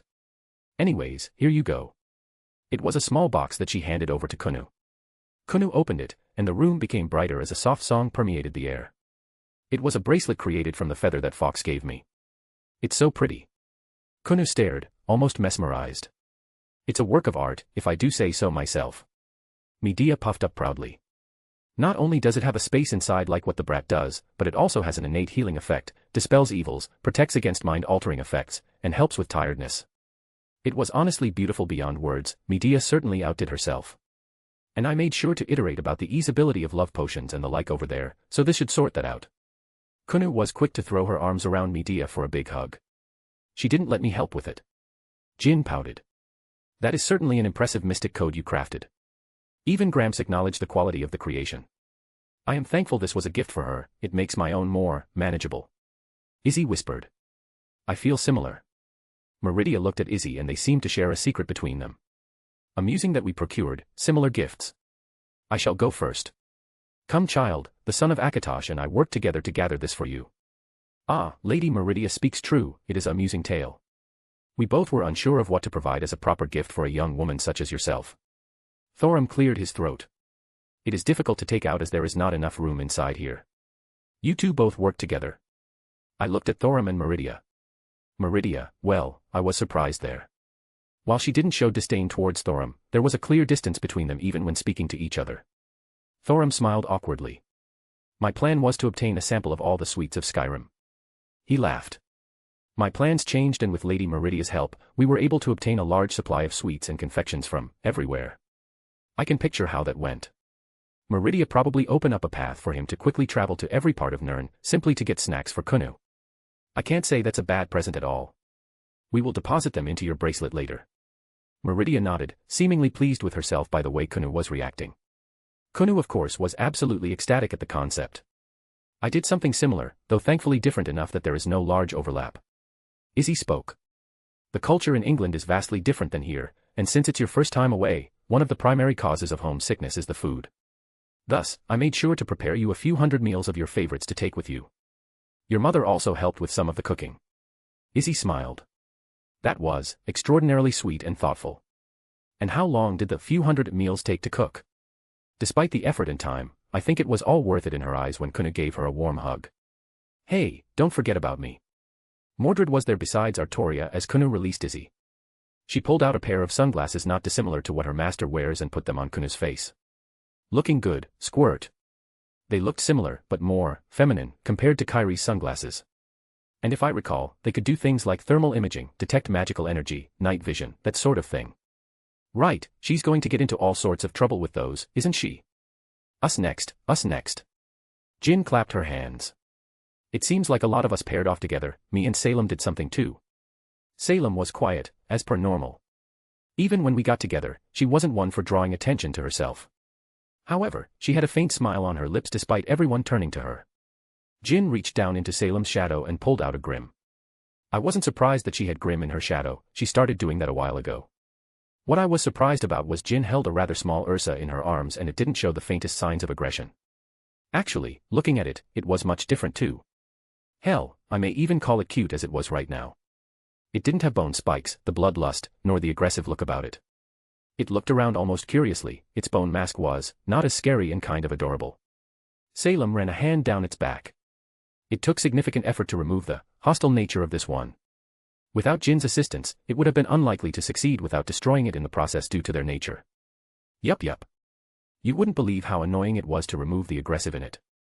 Now, it'll listen to orders, and it won't attack without prompt.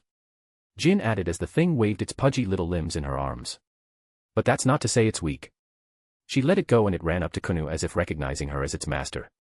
Before anyone else could raise a word of either complaint or gratitude, Kunu was already hugging it, squealing with joy. Mama, look, it's so cute. If there was nothing negative about it, I wasn't going to say no. And it's not a living being, so it technically isn't against the rules for her to have it at school. Jin quickly spoke, having apparently read the rulebook I brought back with me. Also, watch this. Jin snapped her fingers, and the tiny Ursa broke free from Kunu's arms and delved into the little fox's shadow, hiding inside. Why, it's a nice pet, it's meant to protect her. An autonomous construct that can come to her protection if needed. Yasaka seemed to relent due to the flurry of emotions that flashed across her face. What do you think, Kunu? I love it. She squealed again as the Ursa popped back out. It was kinda dopey. I'm assuming Jin and Salem went through a lot of effort to make it less threatening in appearance just as well. It will also get bigger. Salem looked away. What was that? Yasaka raised an eyebrow. Nothing. Jin whistled innocently. Regardless, it was clear they put a substantial amount of work into the present to make it presentable and useful, so we were all grateful. There was a plethora of other presents stacked up, things sent from outside the immediate family, from clans and close associates of Yasaka, as it's a form of etiquette, but frankly, Kunu didn't seem too interested in those. What about my present from Mom and Dad? Kunu looked at us both. Yasaka and I looked at each other and smiled, moving closer to our little fox. Our present is a little, special, sweetie. Yasaka held her from behind while I wrapped her up from the front. Relax and don't fight against what's coming. Your mother and I are going to release your aura. Well, it was mostly me, but Yasaka's aura was going to be present as a more symbolic gesture. We talked about it and decided that she was old enough to be trusted with the power, so to speak. It was an intimate experience, not so much that you had to do it privately, but we were literally baring our souls to each other. I guided my aura into Kunu and Yasaka did as well. I sort of latched onto hers and allowed it to swirl around mine as I reached for Kunu's soul. For it is through freedom that we achieve immortality. Through this we become a paragon of liberation and choice, to rise above fate. Infinite in possibilities and unbound by death, I release your soul and by my hand, free thee. Kunu's aura burst out a golden hue like Yasaka's but a faint red shimmer on the edges. However, Kunu erupted in tears, complete sobbing as she grabbed hold of my shirt and buried her head into my chest. The bearing of souls to one another opens each up to their truest emotions. It was intense and vivid as the people involved felt it on a level that was hard to describe. While releasing her soul, she could in turn feel both myself and Yasaka. And she knew she was loved. At ******** at /n. If you want to read 10 chapters ahead or support me, visit my patreon.com/astoryforon. I also have a boosty if you can't use the above under the same name. Chapter 540, Interlude 38. Olga Marie Animosphere POV. MASH, immediately make contact with Chaldea. As soon as we appeared, I started giving out orders. Hinako, do you sense any enemies nearby? Samuel, prepare defensive spells and obscure our presence. Small sprouts bloomed underneath us as flowers unfurled and vines arched outwards. A bounded field created from natural means separated us from the world. I did my best to hide us, Director. Samuel saluted. He had come a long way. I was honestly impressed. Druidism is basically a lost art, yet he took to it with unnatural talent. Or maybe it's the fact that his teacher is a demigod, who knows? I can't sense the blood of any humans nearby, only animals. Hinako replied. Connecting with Chaldea, connection established. MASH declared as the magical screen appeared with Roman's face. Director, everything good on your end? Roman's voice came on quickly enough. Rayshift successful, Roman. Begin step 2, run setup protocols so we can bring over the servants. I told him. It was our first time doing this with a grail acting as our energy source. We had to take all the precautions, so things didn't metaphorically, and perhaps, literally blow up in our faces. Alright. MASH, keep your shield anchored and don't move it, this should only take a few minutes. Roman stated. That might be a problem, we got company. Hinako replied, and on the horizon, we could see dust clouds being kicked up as hundreds of mounted people charged our way on horses. Reinforcing my eyes, I could vaguely tell that they were armored and wielding weapons. They were moving, unnaturally fast. Wait, were those guns they had? The bullets flying by our heads answered that question. Are those guns? Ritsuka squawked.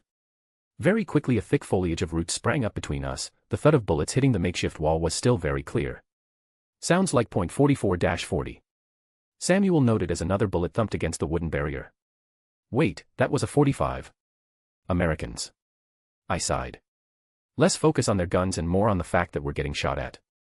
I thought this was supposed to be ancient Rome. Ritsuka shouted over the gunfire. It is. That's what our readings showed. Do you want me to take them out? If it's just normal guns, I can handle that. Hinako volunteered. Allow me, mademoiselle. Pierre spoke in his thick French accent. Wait, what? I looked at him as he reached into his large jack and pulled out. Is that dynamite? He looked at me, then at the dynamite in question and lit them with a lighter he flicked open. It burned away a few moments, the wick of it getting smaller and smaller as the bullets thumped against the barricade. No. He finally confirmed and tossed them over with supernatural force, a basic application of reinforcement. The explosion was strong enough that we could hear nothing over the winds it kicked up, and even the ground beneath our feet trembled. "It's magic dynamite," he replied. I just stared at him with my mouth open. I knew he was making things with Castor, and that he brought supplies with him and said they were explosives, but not like that. The bullets stopped at least, even if my ears were ringing. The elemental was the first to peek around the girl, and she assured us that the coast was clear, even if the scene was bloody. "Next time, a little warning," I huffed. "And how many of those things do you have?" "A few." "How many is a few?" He pulled open his coat and I could see more than a few strapped to his body in every conceivable spot. "I suppose the situation calls for certain applications of destructive force." "Director, did something happen?" "You cut out for a few moments." Roman's voice came back up. I blinked, forgetting about Roman in the chaos. "What do you mean?" "Mash, did you move your shield?" "No, Director, the image just became distorted and then it cut out." The girl shook her head. "Director, I'm cutting in here." I detected a strange frequency that interfered with our signal. Da Vinci pushed her face past Roman. "It's magical in nature, and rather weak, so it should be nearby." My immediate thought was the people trying to gun us down. "Hinako, can you bring the stuff those people were using over here? Anything intact, please." I scrunched my nose, merely glancing over. It was a very bloody scene. "Sure, let me handle everything." She rolled her eyes. "What happened, Director?" "Some cavalry started shooting guns at us." I threw my hands up. "Roman, why were there guns in the 1st century?" "Ah, is that a trick question?" I groaned, rubbing the bridge of my nose. "Please double-check our location." "I already did, Director. The year is 60 AD during the reign of the Roman Empire, and you shouldn't be too far away from the capital."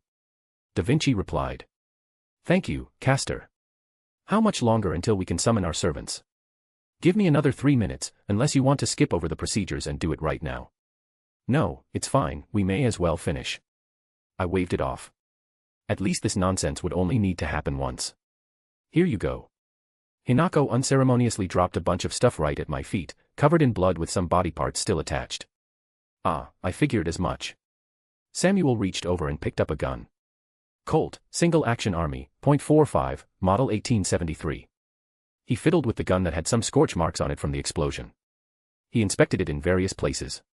"This was made recently, but there's no serial number. Not filed off or nothing, just doesn't have one." "How can you tell?" I was oddly impressed. My uncle owned a gun shop. I worked with a lot of guns when I was younger. He'd take me out shooting some of the old stuff, and I always liked the Colt series. "The patina here should be more worn down." He pointed to the cylinder. "And the grip has almost nowhere like it should from sweaty hands and such." "Interesting, so that suggests there is someone capable of mass-producing guns." "Based on what I'm seeing, that's Roman armor, and I see no officer decals, which implies these are normal scouts or cavalry. So by that logic, if they had these kinds of weapons, that means they're widespread." Da Vinci analyzed. "Can't tell much about the rifle, unfortunately." Samuel dropped the remainder of the bigger gun onto the ground. "But should be about the same from the looks of it." "I think we can assume the reason for this singularity then." Ritsuka chuckled awkwardly. "Here you go, Ritsuka." Samuel stuffed one of the pistols into his hand along with what looked like a leather strap filled with ammo. "Simple rules, don't point it at nothing you don't want dead, and also assume it's loaded. If they got guns, it's best to carry some ourselves, I reckon." I found no reason to disagree.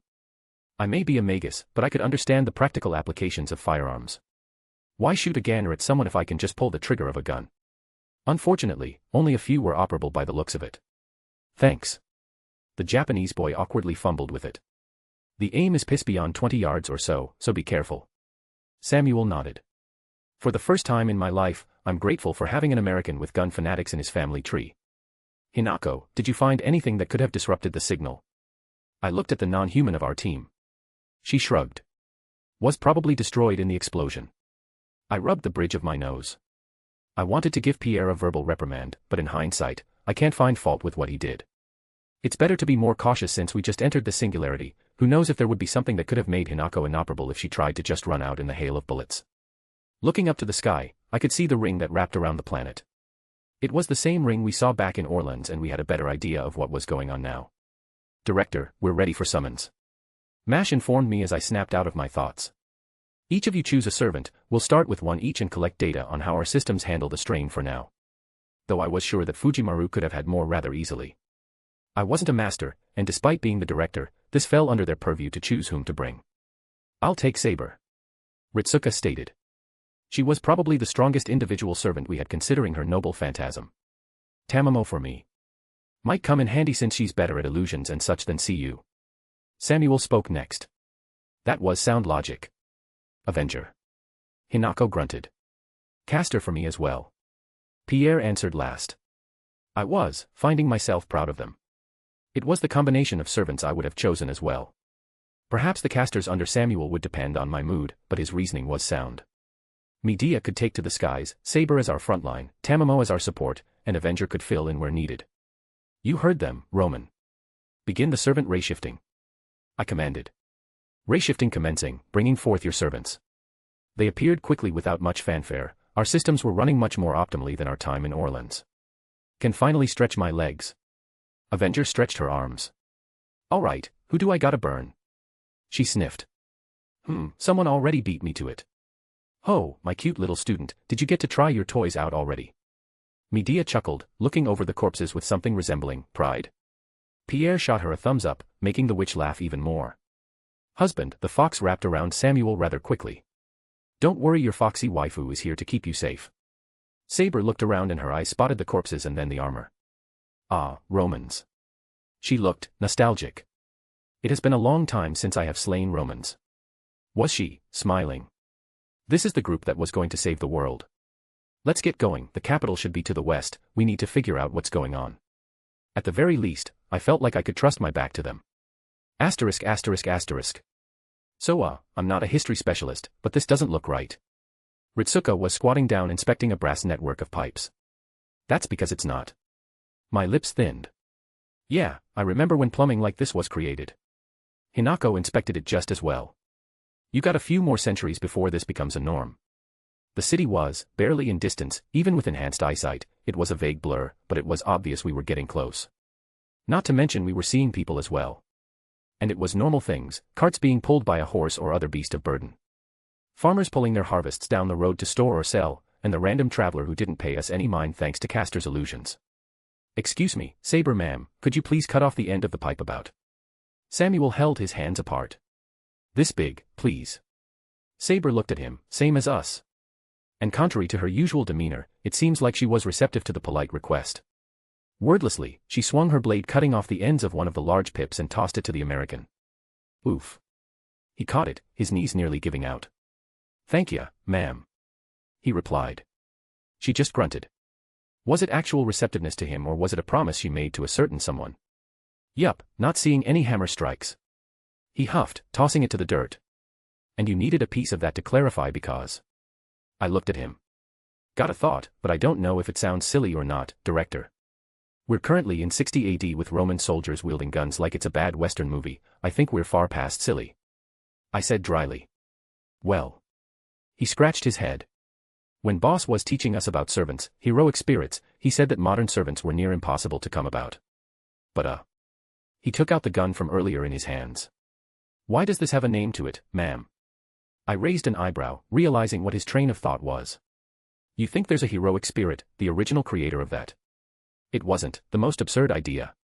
Boss told us that mages disdain firearms, but the Colt is probably one of the most well-known brands to ever exist. There's a saying from back in the day, God made men, but Samuel Colt made them equal. And the pipe?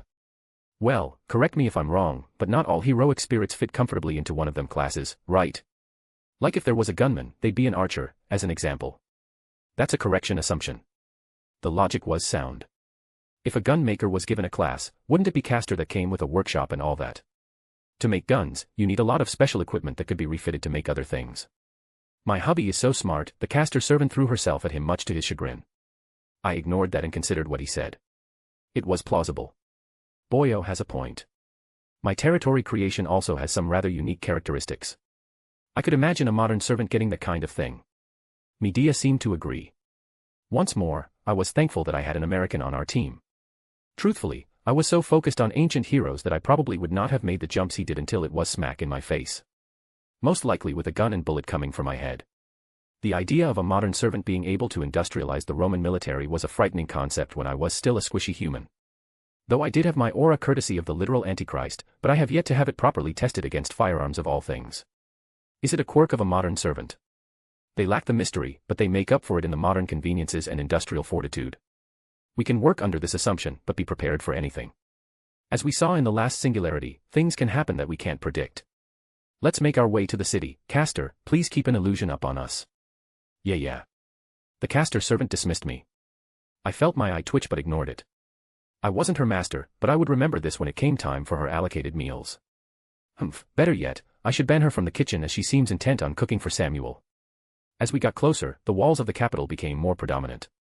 Of course, the outliers were very noticeable. I wouldn't quite call them modern, but early 1800s technology was a far cry from what was possible in the 1st century. Especially when the guards and soldiers had holsters and guns at their sides along with their shields and spears. Though what made us all stop in our tracks was something much more significant that stood out. There was a large white screen that hung down from the wall, and on it was the flickering of light as images flashed across it. Black and white images coming from a projector. A woman appeared on the screen looking very similar to our saber. The words, Nero Claudius Augustus Germanicus, when stars align, in large letters with directions to the nearest theater. How indecent. Our saber made a really strange noise in contrast to her usual demeanor, and glancing her way there was a slight flush on her cheeks. She was staring at the movie promotion, as the presumed Emperor Nero was on screen, a near reflection of our saber except she wore a dress with a visible front so you could see all the way up her legs and her undergarments. Her chest was much more predominantly displayed just as well, and when the images of the Emperor spun around there was a butt window on her dress. Right, I think we found the source of the singularity, because the Emperor was holding a certain chalice in her hand so blatantly. Puffed. The Avenger covered her mouth barely containing her laughter. I was going to ask if you knew her but considering that she actually has something on her chest, I'd say you're not related. Be careful, the idiot might trade up for the superior model. Care to repeat that? Saber roared, swinging her sword down with reckless abandonment. The illusion around us shattered as the blast collided with the wall. And suddenly hundreds of soldiers swarmed out of the gate, pointing guns at us. Right, these are the people that were going to save the world. Asterisk. Non-canon Omake, The Foolish Genius Part 2. The reactions were mixed between the crew of the Astral Express. I'm not surprised, I think if anyone who interacted with Herta in any capacity had found out she was married, they would probably have similar reactions. Herta, she is many things. Particularly, she isn't good at navigating social niceties. She is very blunt and to the point. She was the kind of person who would tell you to immediately come see her because she needed your help, and not elaborate or respond to any questions, basically ignoring you completely until you came. And it wasn't an act out of maliciousness or disdain. Simply, she relayed what she needed to and didn't see the point in further communication. There were just things that didn't make sense to her and she didn't care to bother with them, which gave her a reputation for cold indifference. And it didn't help that the vast majority of people interacted with her through her puppets, making it even more detached in feeling. She had hundreds of puppets, each one programmed to do specific tasks, but she could also bridge her consciousness to them if she wanted and control them more manually. It was partly intentional to help with her multitasking, but it was partly because of a situation that arose that didn't allow her true body to operate properly. When did? About a year ago. I answered. Madame Herta is one of the most premier researchers and, well, geniuses in the universe. Wouldn't it have been public knowledge and a topic of conversation if she had gotten married? Himiko asked. It's complicated. I forced a smile because I've said this line how many times now. Mr. Schweinorg, we're going to need more than that if you want us to continue a friendly relationship. Welt stated, pushing his glasses up. Yeah, tell us how you seduced Madame Herta. Stell demanded. Not how I would have asked, but I'm honestly curious too. March pinched her. The one person who had been awfully silent, Danhang, leaned in looking interested too. I really wasn't getting out of this, was I? Do you know what Herta is most famous for among regular people? I asked. Well, she solved a lot of conjectures and put forth many more. The amount of scientific papers she wrote, Himiko went off. Didn't she make that reverse aging technology? Stell interjected. Yeah. Herta, while being phenomenally intelligent, to the normal people they don't care much about that kind of thing unless they see tangible results. So, the uproar caused by her reveal of de-aging technology was widespread. It makes sense. Welt nodded. The idea of biological immortality is an intriguing thought and something many people would do anything they could to get their hands on. However, now that you mentioned it, there has not been word about it since. It's no secret that Madame Herta requires Asta to fund the majority of her research, but her addition was only recent in accordance with the advent of the space station. I find it strange that Madame Herta would not have utilized the technology for further funding. There was a problem with it. Dan Heng crossed his arms, closing his eyes. That's right. They were rather quick on the uptake. She couldn't release it to the public or even private interests because there was an issue. She couldn't stop her de-aging process. That. March's eyes widened. But that was years ago. Is she okay? She's fine now. I smiled. That's good then. March nodded happily. I assume you were involved then? Welt asked. As I said, I worked as a retrieval specialist for a while. Basically, I used it as an excuse to travel to interesting and obscure places using the Genius Society as a sort of badge to get around without much fuss. It wasn't exactly uncommon for people to work for individuals from the Genius Society even if they weren't the normal type of organization. Most of the Genius Society members were recluses or loners, but even they often needed outside assistance to acquire things. And being to flash a proverbial badge that proved my association, it tended to open a lot of doors or let me move around as I pleased. When it first happened, Herta was one of my biggest clients, so to speak. She requested a lot of rare and hard-to-acquire things. I don't mean to brag, but I am very good at what I do. And eventually, I was working with her rather closely. Ah, it's just like a fairy tale. March cooed. You two worked so closely together, eventually you both fell in love and... I let out a snort and barely held back laughter. We hated each other for the longest time. Oh. March pouted. There was a point where we were both doing things to intentionally piss the other off. Forgive me, but the thought of Madame Herta getting into a pissing contest with someone. Quite. Welt nodded. The thought goes against my own experiences interacting with her. As I said, we worked a lot together for a long period of time. Eventually, well, I think she started to look forward to when I returned from my assignments. Very few people are willing to call out Herta on her bullshit. There was one assignment where the payment I demanded from her was that she had to start talking to me properly. No hiding behind puppets or sending me a single text and expecting me to understand what she wanted, that kind of thing. Huh, she does that a lot. Stell scratched her cheek. Though it was always adorable when she would finally lose her temper and stomp her foot because I forced her to uphold basic niceties with me. How are you doing? How was your trip? Good morning. Those simple things annoyed her so she forewent them almost completely towards everyone. What changed?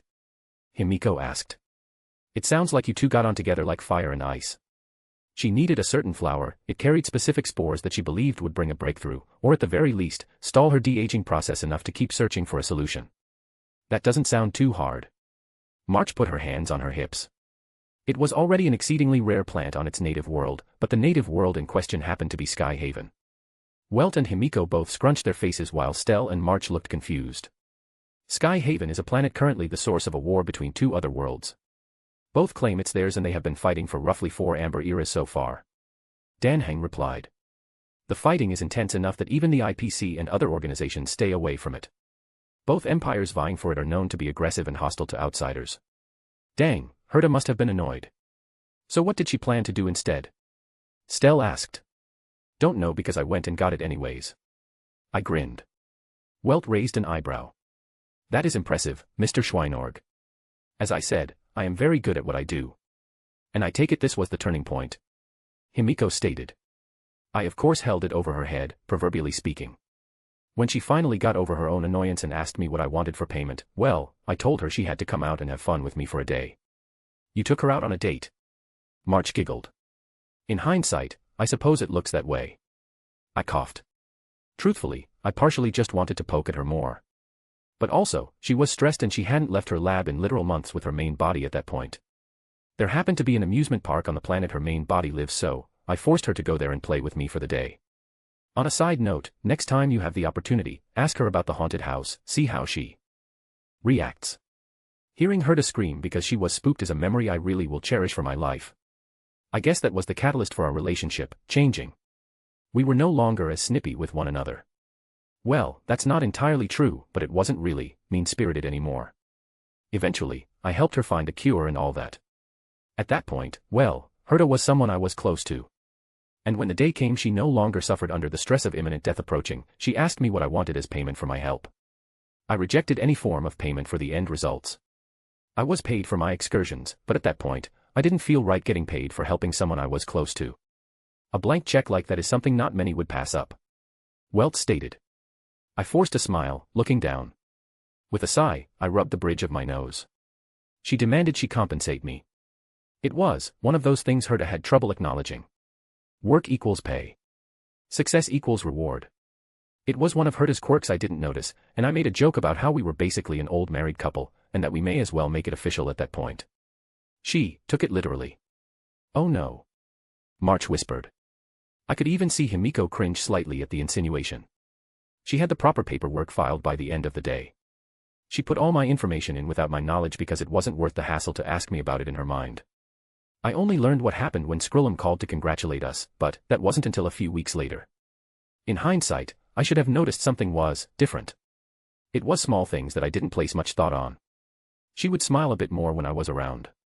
When we ate our meals, she started sitting next to me rather than across from me.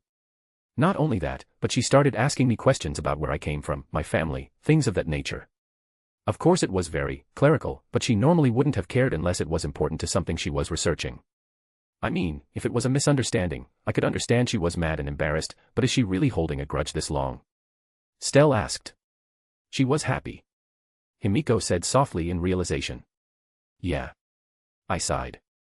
Skrillum said that he had never seen her to express herself so overtly before when she informed him of our marriage. Oof. Stell scrunched her face. Yeah, that'll do it. Never thought I'd hear about her getting her heart broken. It was a messy fight. I didn't hide it, but I also didn't expand on how bad it was. She kicked me out and refused to ever speak to me again. Every attempt I made was rebuked. The few points of contact I had with Skrillum mentioned that she hadn't stepped out of her lab for months afterwards, and even the direct use of her puppets was scarce outside of unavoidable commitments. I can tell. Stell looked at her phone. Madame Herta is still blowing me up. I think I've gotten more messages from her in the last few minutes than the entire time I've known her. Here she suggests that we kick you out of the train while it's still going. Personally, I like her suggestion that we tie you to the front of the train. She even said she would look the other way if we accidentally crashed into the space station. Oh wow, she's angry. March blinked. Assuming we believe you, Mr. Schweinorg. What are your plans? Welt asked, getting right to it. Well, I originally intended to sneak in there without drawing attention to myself. I looked at Stell. Whoops, Stell bashfully chuckled. I suppose I'll just have to make it up as I go along now. I sighed. And what was your plan after successfully sneaking onto the space station? Frankly, it sounds odd that you just decided to not rectify the misunderstanding beforehand. I forced a smile because I could understand how he perceived it. This is my last resort. I originally wanted to give her some space, but she quickly disappeared. That is to say, she abandoned her old lab and took everything of value, and I don't know where she is. Those that do know, she forbid them from telling me. I've sought out some of her other puppets that she uses in other places, but as soon as she noticed me, she made them self-destruct. I know for a fact that the puppets inside the space station don't have that mechanism thanks to Skrillum, so here I am. Himiko crossed her arms. Most people would take someone blowing themselves up as a hint to leave the person alone. I know how it looks from the outside. Normally, I would absolutely take such an obvious hint, and I wouldn't resort to something like this. God, I must sound like a creepy stalker to her. But I also have this feeling in my chest that I have to do this. And what's your plan once you finally get to talk to her? I set a small, unassuming box on the table in front of us. All right, we're in. Operation to get her married is a go. Stell posed, putting her hands on her hips. Ignore her. March sighed. As much as I would like to assist, it seems unwise to intervene in personal matters. Welt replied. I don't need you all to interfere, I just would like that you don't, interfere negatively. I chuckled a little. I can promise that I won't cause any real problems. Himiko and Welt shared a look before Himiko opened her mouth. If it's just a ride to the space station, I suppose that's acceptable. And she is aware you're traveling with us, whatever happens afterwards, we can say we had no hand in. I do appreciate it. I smiled.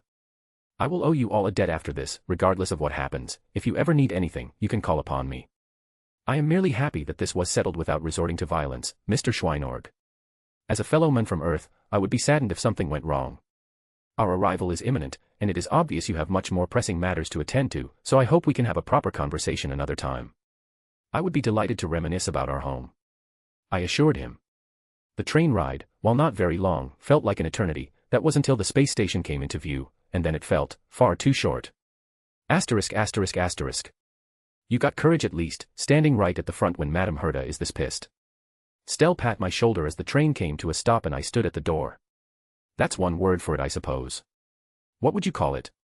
Stupidity. I said blatantly. Stell snorted with laughter. I like you. I'll make sure no one takes pictures when you pee yourself after getting tazzed by the security. Other than you, right? She didn't even hide it as she nodded. Everyone should keep a record of memorable moments in their lives. She's oddly likable.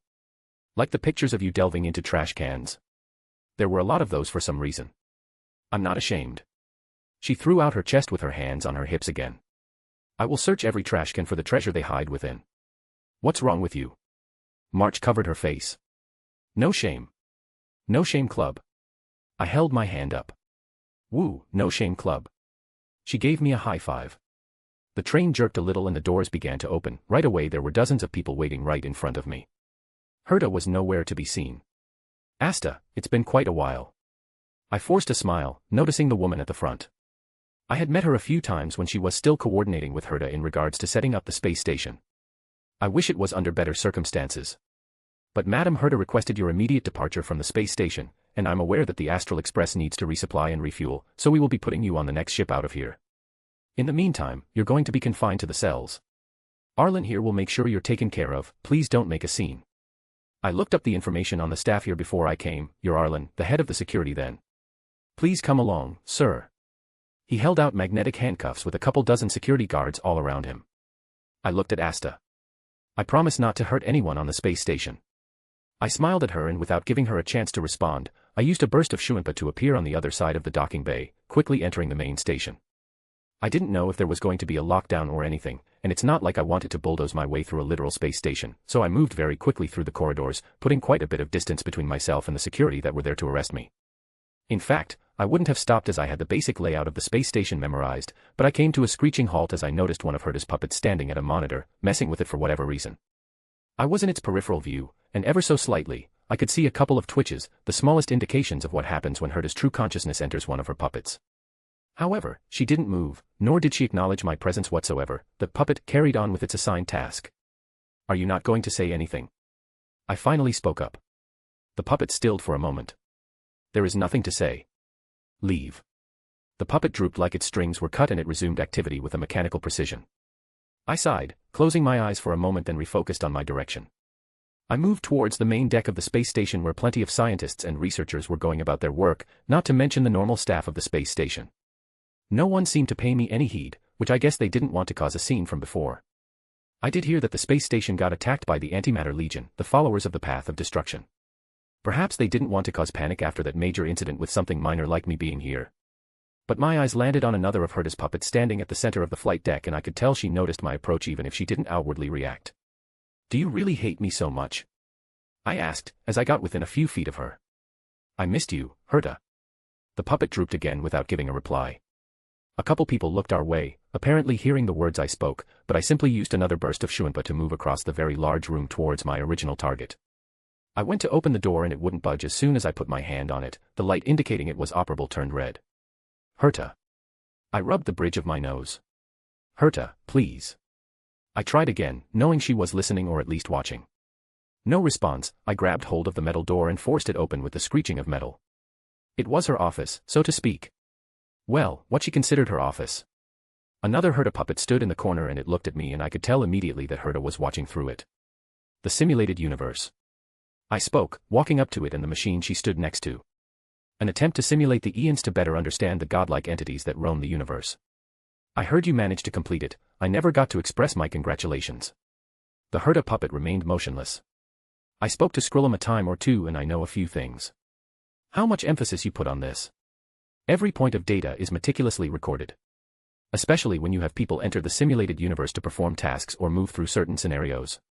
He told me that you have a simulated puppet inside that after the end of every scenario, gathers the data from the participants. I went to the machine, standing on the proverbial switch. Of course it was more complicated than that, but it wasn't difficult to turn on as it was meant to be operable by, well, less than those of Herta's intelligence. She had quite a few people that came and entered it to simulate battles, experiments, or reenact historical moments to better gather data. Her consciousness always briefly pops over to go over any data retrieved that had importance. I'll make a situation where you have to talk to me. I gave her a warm smile. Idiot. Her words barely reached me as I entered the simulated universe. Though calling it a simulated universe wasn't quite accurate, as it wasn't vast enough to contain a true universe. But regardless, it took the concepts of the world simulation from Chaldea and went much further down the path. Regardless, I fell onto a barren earth. The sky was red, and there hung a cracked and shattered moon overhead with constellations I didn't recognize. There was not a living thing on the planet beneath my feet as it was desert anywhere. A Herta puppet shimmered into existence not far from me. Herta. My face brightened. She crossed her arms and frowned. Since you won't leave me alone, then you can suffer through one of my experiments. I turned the senses filtration off. Every sense you experience is perfectly replicated, including pain. You're welcome to give up and run away. She had a little smirk on her face. I'm just happy to see you and hear you talk to me again. I smiled. Shut up. She stomped her foot rather cutely, even if it was her puppet. She held her hand up, pointing her finger to the horizon. If you don't want to experience a pain worse than death, then go away and leave my space station. Over the horizon they came. First it was the sound, then the thunderous steps. At first I thought they were mountains, but no. Insects that could eat the mountains. I thought came slowly marching my way. 8 of them in total, each one so utterly massive that I've never seen a monster that matched them in sheer size. But the sound I heard wasn't coming from them. It was the specks that blotted out the starry sky. Millions upon millions of flying insects, they sort of looked like beetles, each one the rough size of a car. Lastly, flying above all of them, one member of the species in particular held an authority and aura above all of them. Even its color seemed to merge with the lights of the stars. That's an emanator of propagation. Herta informed me. This scenario is not properly tested yet, it's a recorded battle during the swarm disaster. She crossed her arms with a huff. Just leave, otherwise you're only going to get hurt. If I leave, it will be a regret for the remainder of my life. I looked at her then glanced back at the oncoming tide of monstrous insects. They will devour you, quite literally. They will strip the flesh from your bones, and you will feel everything, every excruciating moment. Herta spoke, but there was a hint of warning rather than maliciousness. Are you worried about me? I shot her another smile. How about we just sit down and talk properly? I have a lot of things I want to say. She scoffed, her virtual image fading away, even if her voice lingered. I'll consider it if you complete the scenario. Though, I think she meant that mockingly. Well, if that's what it takes. My Zanpakuto fell into my hand as I looked at the millions of enemies that seemed to stretch on endlessly. Bankai. A/N, don't expect it spoiled next part. Asterisk. A/N. Was doing a time skip for until next chapter, thought it was a good spot to put in an interlude to show what Chaldea has been up to in the meantime. I won't do these often cause I know they would wear out their welcome rather quickly, but every now and then I post one just to show what's going on in the background. Specifically, this singularity is really wonky because Lev wasn't around to personally mess things up. Nero get her hands on the Grail, and things just went pear-shaped from there. On a side note, the next 2 parts of Looking Glass are up on Patreon, as are 2 parts of Kuno's Hogwarts adventure. Both of which have parts coming up released soon over for you guys. If you want to read 10 chapters ahead or support me, visit my patreon.com/astoriforon. I also have a boosty if you can't use the above under the same name. Chapter 541, Chapter 489. After Kuno's birthday, the days seemed to pass by quickly. It was rare that I wasn't running around doing something. I mostly just stayed home making sure the time I spent together with Yasaka and Kuno was memorable before she went off to school. Yasaka was, well, she put up a nice facade in front of Kuno, but I caught her crying more than once in the interim. For the longest time, it was Yasaka and Kuno only, and now they were going to be separated. I couldn't fault her for a small breakdown every now and then, but she held herself together rather well. To her credit as a wonderful parent, Kuno never noticed anything amiss and Yasaka never once even hinted at stopping Kuno from attending. But, the day finally arrived. Kuno was currently running around the house, doing her last-minute packing. That included trying to grab a lot of random things she thought she would need. We had to step in when she came up from the house storage holding a few weapons, trying to add them to the pile of stuff she wanted to bring. Admittedly, it was fun watching her go around in a rush trying to grab anything she could. I think the past week or so we've spent together did a lot to suit the worry for both of them. I'm ready. Kuno raised her hand up to the sky and shouted as loud as she could. Are you marching off to battle? Yasaka deadpanned because Kuno also summoned all of her weapons. That is to say, she was wearing the arm protectors from Reiku, the spear from Scathach was in her hand, she had her magic sunglasses on, and her aura was flared up and even her twice critical was summoned. Among other random bits and ends she picked up. Do you have your wand? I asked. Kuno went still and her eyes widened as she frantically started searching, both physically and inside her storage bracelet. I still couldn't help but admire the craftsmanship on that thing, Medea truly outdid herself there. Granted it was created from the feather of a literal phoenix, a mythological beast that had some claims to divinity based on the origin and often fought with dragons in legends, but still. No. I can't find it. She dropped all her stuff. Stop giving her a panic attack. Yasaka nudged me with a snort. I flipped my hand over, holding her wand. You left it on the counter a couple hours ago. I held it out for her to take. Remember not to lose it in the future, never let it leave your sight if you can help it. If it's not in your hands, make sure it's inside your bracelet. I gave her a little bit of advice. For a beginner magus, mystic codes that assisted casting weren't uncommon. In Rin's instance, she has her Azoth dagger and her gems always within proverbial reach, and that's not considering Ruby. Especially where she's going, wands are treated as another limb for the wizards and witches there. I believe I heard the Ollivander mention that wands were historically very personal. To the point where in the past, it wasn't rare for spouses to not even let each other touch them. I could understand the sentiment. I get very protective of my treasures and only let those close to me touch them. Kunu started wildly swinging around her wand to show off her magic skills. That is to say, she was casting Lumos on and off because that's the only spell she learned so far. Well learned from this branch. She had a few random spells she picked up from school here, but they don't focus on real magical lessons here, considering yokai who use magic are rather rare in comparison. Is it finally time? Scathach walked into the room, joined by Venelana at her side. Remember my lessons, little one. Stab them in the heart. Kunu jabbed her wand aggressively. Yasaka let out a sigh. As a last resort. She clarified. Kunu, tell me the rules we discussed. No hurting other classmates too bad. She tilted her head. And no killing classmates unless I have no other choice. She added. And we mean no other choice. We're trusting you with a lot of dangerous things, Kunu. You're growing up and you deserve to take on some responsibility. We only hope you realize what this means. Yasaka took a stern tone despite trusting her daughter completely. Scathach gave a warm smile. She has a good heart. If someone ends up dead, it will be with a clear conscience. But remember, little one, taking a life is easy, living with the weight of such a decision is hard. Right, all of us here have so much blood on our hands that it's easy to forget the first time we had to take a life. It was perhaps easiest for me considering my circumstances. I was disillusioned rather easily when I left home. I only hope that Kunu retains her innocence for as long as possible. You specified classmates, what about adults? Venelana asked. Mama said that if an adult tries to kill me then I don't have to hold back. Kunu replied. And what else? Yasaka coaxed her. But go get Auntie Medea if I can run away. Good girl. Yasaka's tail swept out, grabbing Kunu, making the little girl giggle and whine simultaneously as she was pulled in for a big hug. Dare I ask that you talked about things a girl her age should know as well? Venelana whispered. Yasaka's expression darked. We had that conversation. If something like that is in the cards, well, a dead body will be the least of that place's concerns. I think I did rather well to stop myself from letting my anger boil over at the thought of someone doing that to my daughter. Oh, before I forget. A small delayed birthday present. It took me until last night to finish it and I didn't really think about it until afterwards. Venelana's eyes lit up. Without warning, she took out an older-looking camera and quickly snapped a picture of all three of us together. Immediately, the camera made some motorized noises and the pictures popped out of the bottom. A picture before she leaves.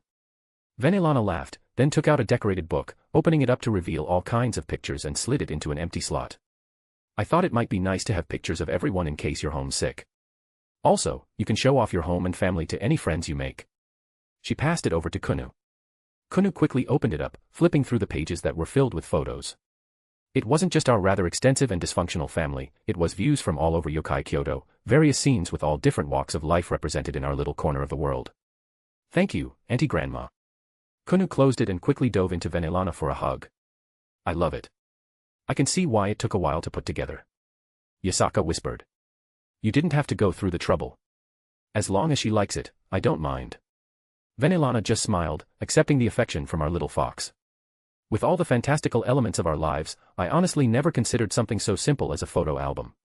Ironic considering one of the dates I took Reiku on was to make exactly that for us. Why don't you take the camera too? Make sure to take lots of pictures so you can fill up the photo album and show your parents when you come back. She also gave it to Kunu without a second thought.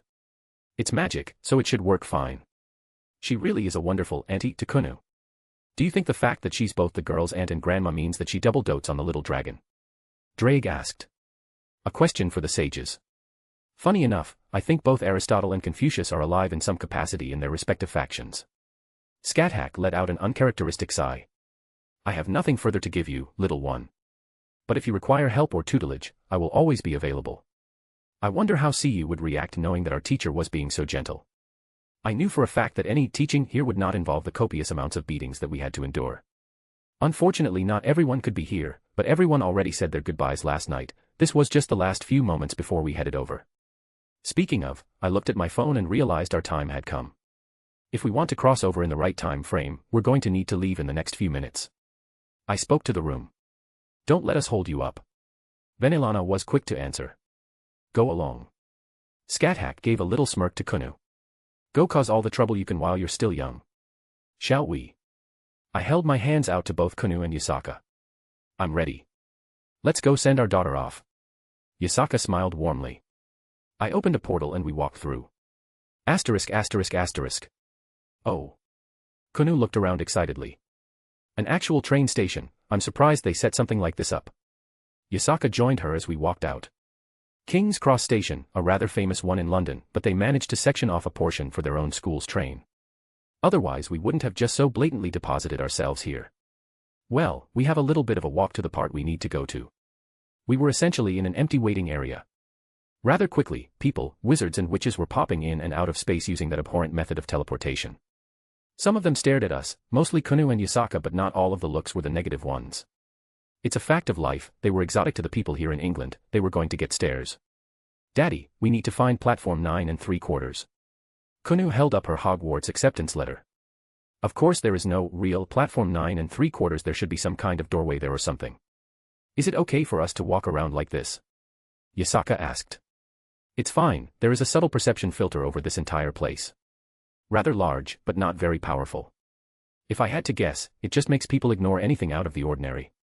The size of it is a detriment to its power, it seems. As long as you don't shout about your tails or ears, no one is going to pay it any head. Probably smart considering how many magical kids come through this place when they want to hide themselves from mundane people. And from the peeks at the culture of the witches and wizards here, it's probably needed since they would have trouble integrating into mundane norms easily. Kunu ignored all of that and pulled both of us along, counting the platform numbers until we came up to what appeared to be our destination. I could tell because there were spatial fluctuations. An illusion cast over an archway that led to an adjacent space. However, it was sealed for some reason. And we weren't the only ones trying to enter, as there were a couple young boys fallen over with carts full of luggage. I would question their destination if it weren't for the owl one of them was carrying in a cage. They seemed rather confused as they pushed against the spot that should be the entrance. Excuse me, boys. This wouldn't happen to be the entrance to platform 9 3/4, would it? I asked them, breaking them from their growing panic. A young orange-haired boy, a proper ginger not like Ichigo. And another black-haired kid with an interesting scar on his forehead. For some reason, I vaguely recall something about a boy with a matching scar. Well, I'm sure it's not important. Blimey, they have tails. The orange-haired kid blurted out, seeing Yasaka and Kunu. Ron. The black-haired one said under his breath. Sorry sir. Yes, this is the entrance to platform 9 3/4, but, we can't go in for some reason, it turned solid. Ah, thank you. I ignored the rude outburst, he was a young kid after all. And I walked up and put a hand on the brick archway. Looks like someone sealed it up haphazardly. Let me give you a hand. I held out my index finger and pushed it into the brick. And like water, ripples pulsed out and I dragged my finger downwards, reopening the pathway. There you are, it should be ready to go. Wicked. I shot them a little grin and twisted my hand, making sure their carts were pulled upright and all their luggage was deposited back into their carts. Just a minor application of telekinesis. They looked Kunu's age, or thereabouts, so I maybe wanted to show off a little for her potential classmates. Thank you, sir. The black-haired kid said with a tone of genuineness. Well, aren't you a polite young lad? I paused, taking another look at him, in particular at his scar, because I felt a very faint sensation from it. I hope this isn't rude of me, but your scar. The black-haired kid seemed to slump and look nervous. That's right, he's Harry Potter. The orange-haired kid said proudly, apparently on his behalf. I tilted my head and then I remembered. Right, I heard there was a famous kid in this country. I nodded in understanding. Something about splattering a Dark Lord when he was an infant.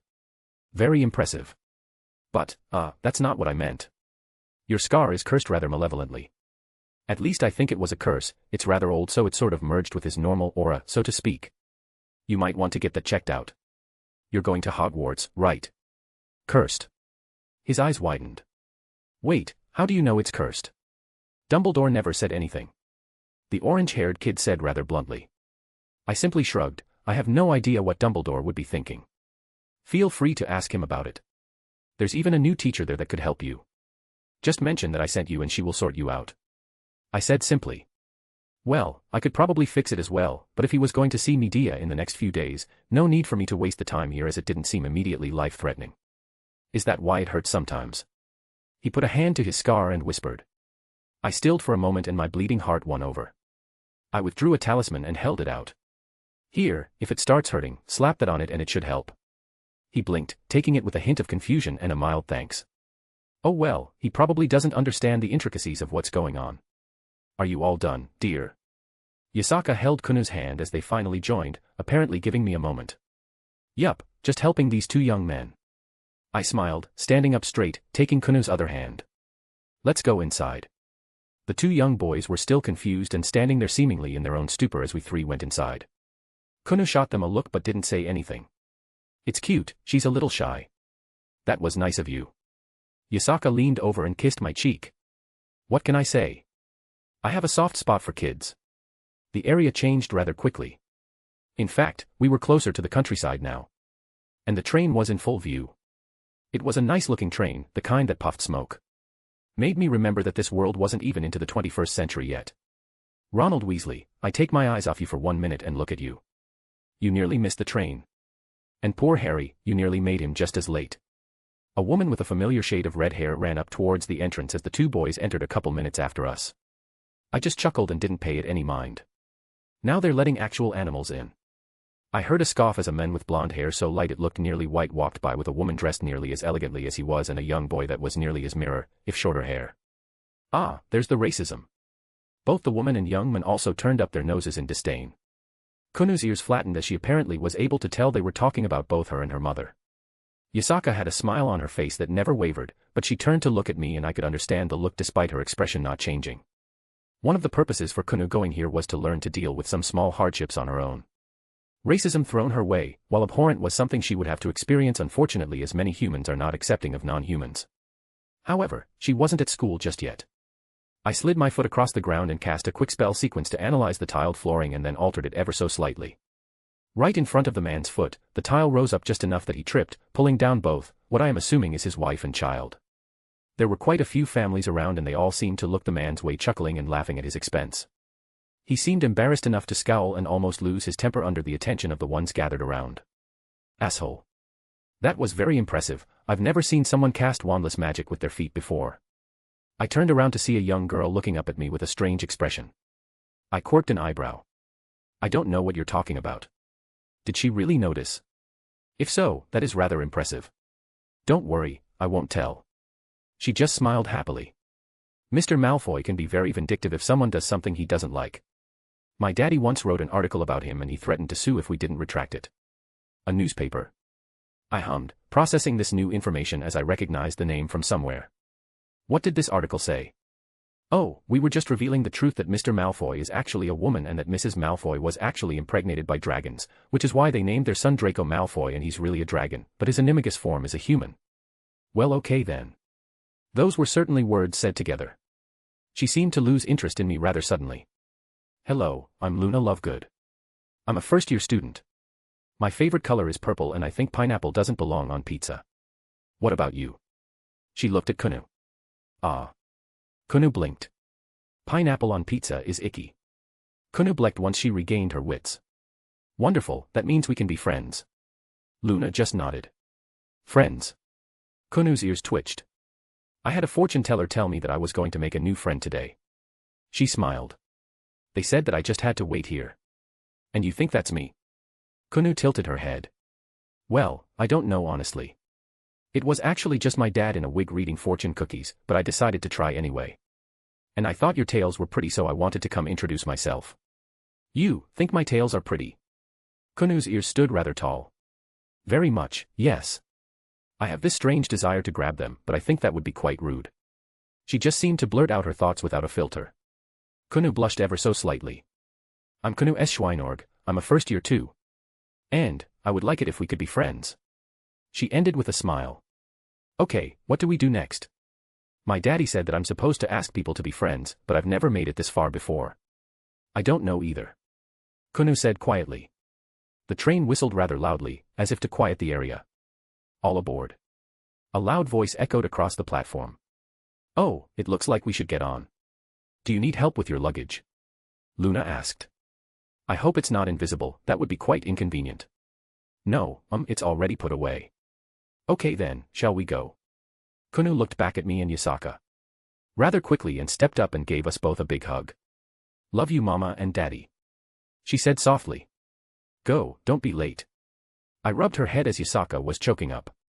Goodbye Mr. and Mrs. Kunu's parents. Luna waved. She is quite the character.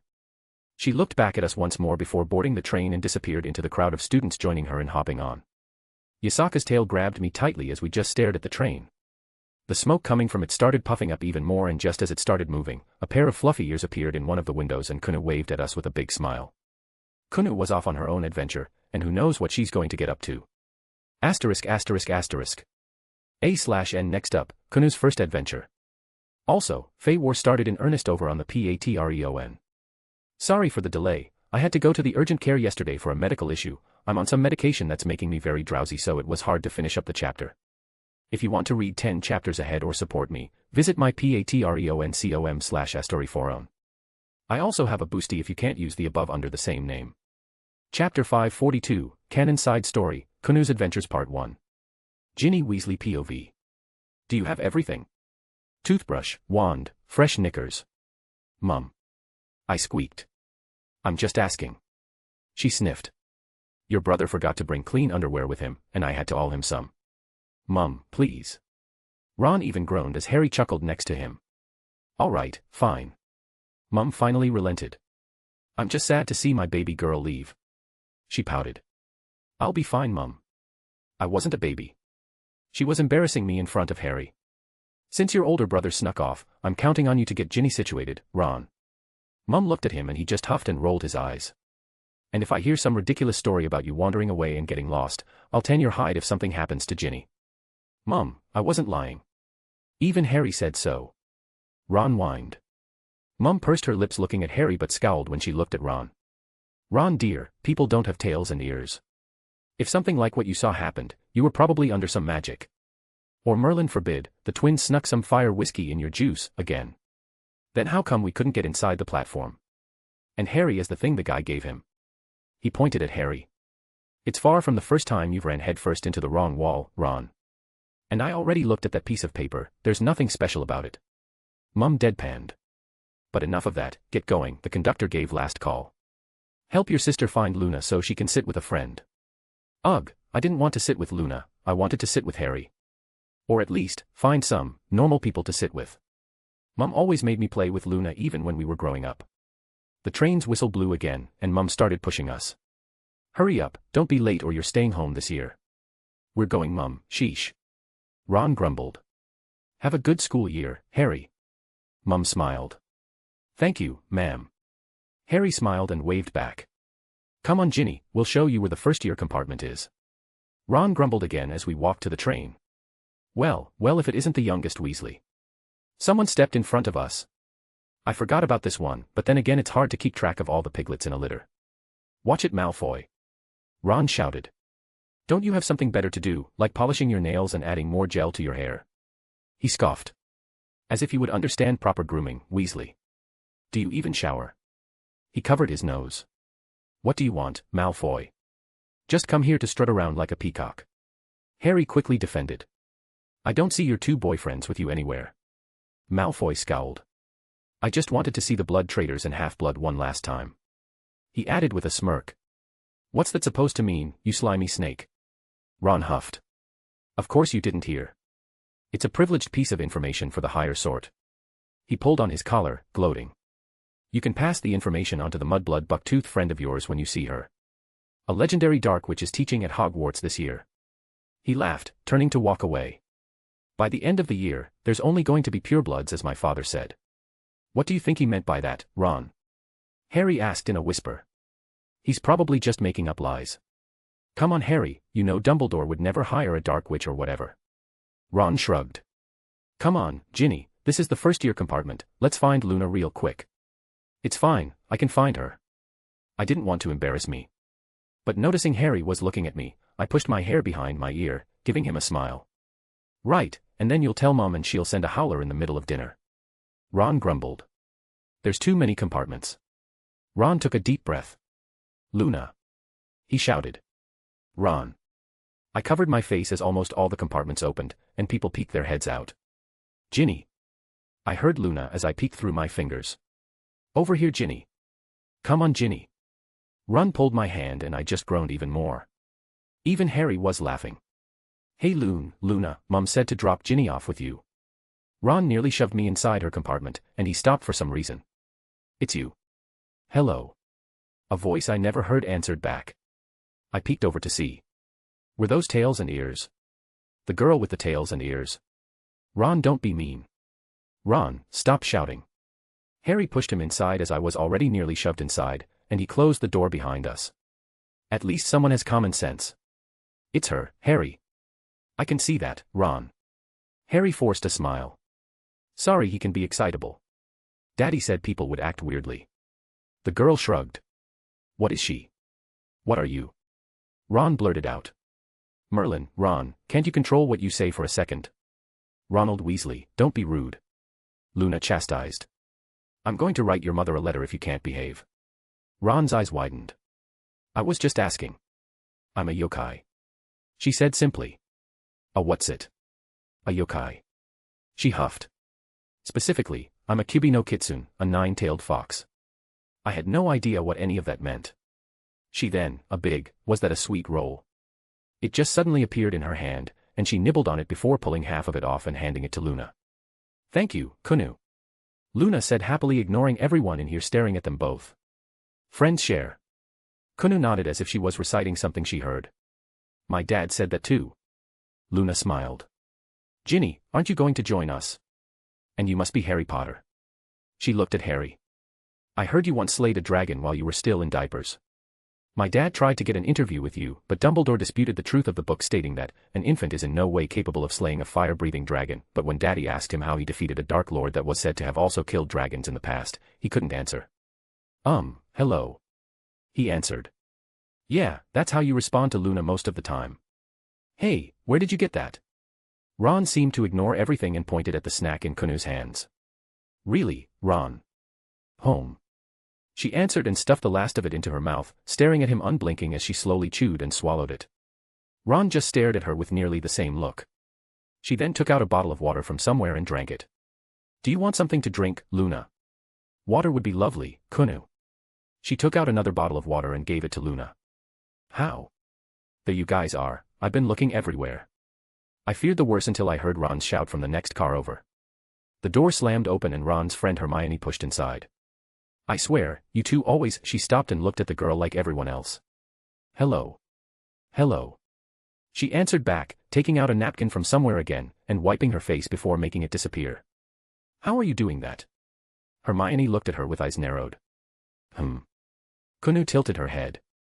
You're just making things appear and disappear. Magic. That, obviously, but how? Magic. That's not an answer. Mione, come on. Harry tried to calm her down. This is a first year, I'm Kunu. She said in monotone. Kunu Schweinorg. Hermione tilted her head. I think I've heard that name before. She's here from Japan. Luna spoke. And I'm Luna Lovegood. Hermione opened her mouth but closed it again. I'm Hermione Granger. What type of magical creature are you? I thought they didn't let magical creatures into Hogwarts. Is it a type of magic of your species that lets you make things appear and disappear? You're very rude. Kunu frowned.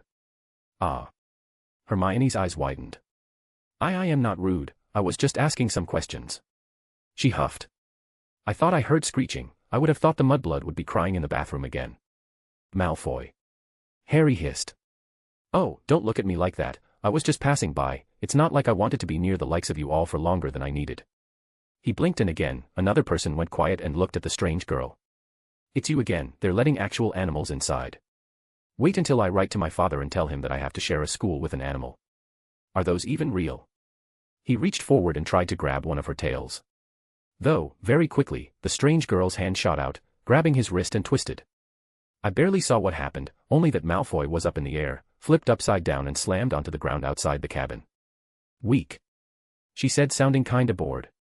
The strange girl, without any expression change, shut the door and locked it. Merlin, Ron whispered. Wicked. Harry grinned. Is he going to be all right? I asked, quietly. The girl nodded. I made sure not to break his wrist. Why, you can't just go around attack people like that. Hermione gaped. Daddy said if someone tries to touch me inappropriately, I'm allowed to. She replied. Well, it's Malfoy. She pursed her lips. But how did you do that? With my hand.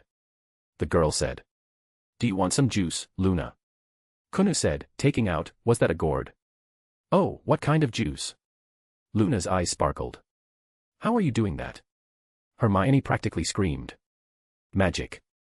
The poor girl silently screamed this time. Why don't we get going, Hermione? Harry awkwardly put himself between them. This compartment is for first years, let's go find out own. The door opened, and thankfully Malfoy wasn't there anymore. Hermione huffed, stomping her foot. Fine. Yeah, Malfoy said something about a dark witch teaching this year. Ron started wildly retelling how Malfoy stopped us when we first got on the train as they left the compartment. Well, that was strange. Luna commented. They're weird. Kunu nodded. I don't think either of you should be calling other people weird. Do you want some juice? Kunu offered. Sure. I hesitantly answered, and before I could blink she took out a cup and was pouring. Oh, it's apple juice. Thank you. Kunu smiled. You're welcome. Luna also smiled. Japanese people are very big on manners. She stated. Is that why she was being weird before? Oh, I'm Ginny Weasley. I introduced myself. I'm Kunu Schweinorg. The girl was much more expressive than before. Is it your first year too? Why yes, this is my first year at Hogwarts. Ginny and I lived next to each other. Luna stated. All of her family have been in Gryffindor. What house do you think you're going to be in, Kunu? How do they decide? Kunu asked. My brothers told me that they had to wrestle a troll. I said quietly. But I don't believe them. For some reason Kunu's eyes lit up. We get to fight trolls. That's strange, my daddy told me that we put a magic hat on our heads that reads our minds and tells us where we belong. Luna looked confused. That seems silly. I pursed my lips. Yeah, that's silly. Kunu laughed. I should have known, my dad was trying to trick me. Luna sighed. I guess it makes more sense that we have to fight a troll to secure our spot in Hogwarts. It is the best school in the world. I'm not very confident in fighting a troll though. You can use my spear. Kunu offered. Spear. I looked at her weirdly until a red spear appeared in her hand, and for some reason, I found it hard to breathe and the hairs on my neck stood up. Oh, that's a pretty shade of red. Luna clapped her hands. But I've never held a spear before. Why do you have a spear? Auntie Scathack said that the spear is the best weapon or someone who doesn't know how to use a weapon. Kunu nodded like she was proud of herself for relaying that.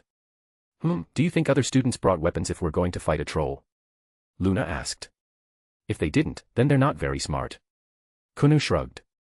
I couldn't disagree. Luna accepted. What is wrong with these two? Hey Ginny, what do you think your brother meant by a dark witch? Luna looked at me. I heard that we have a handful of new teachers at Hogwarts this year. Malfoy said that there's a legendary dark witch teaching this year. I relayed.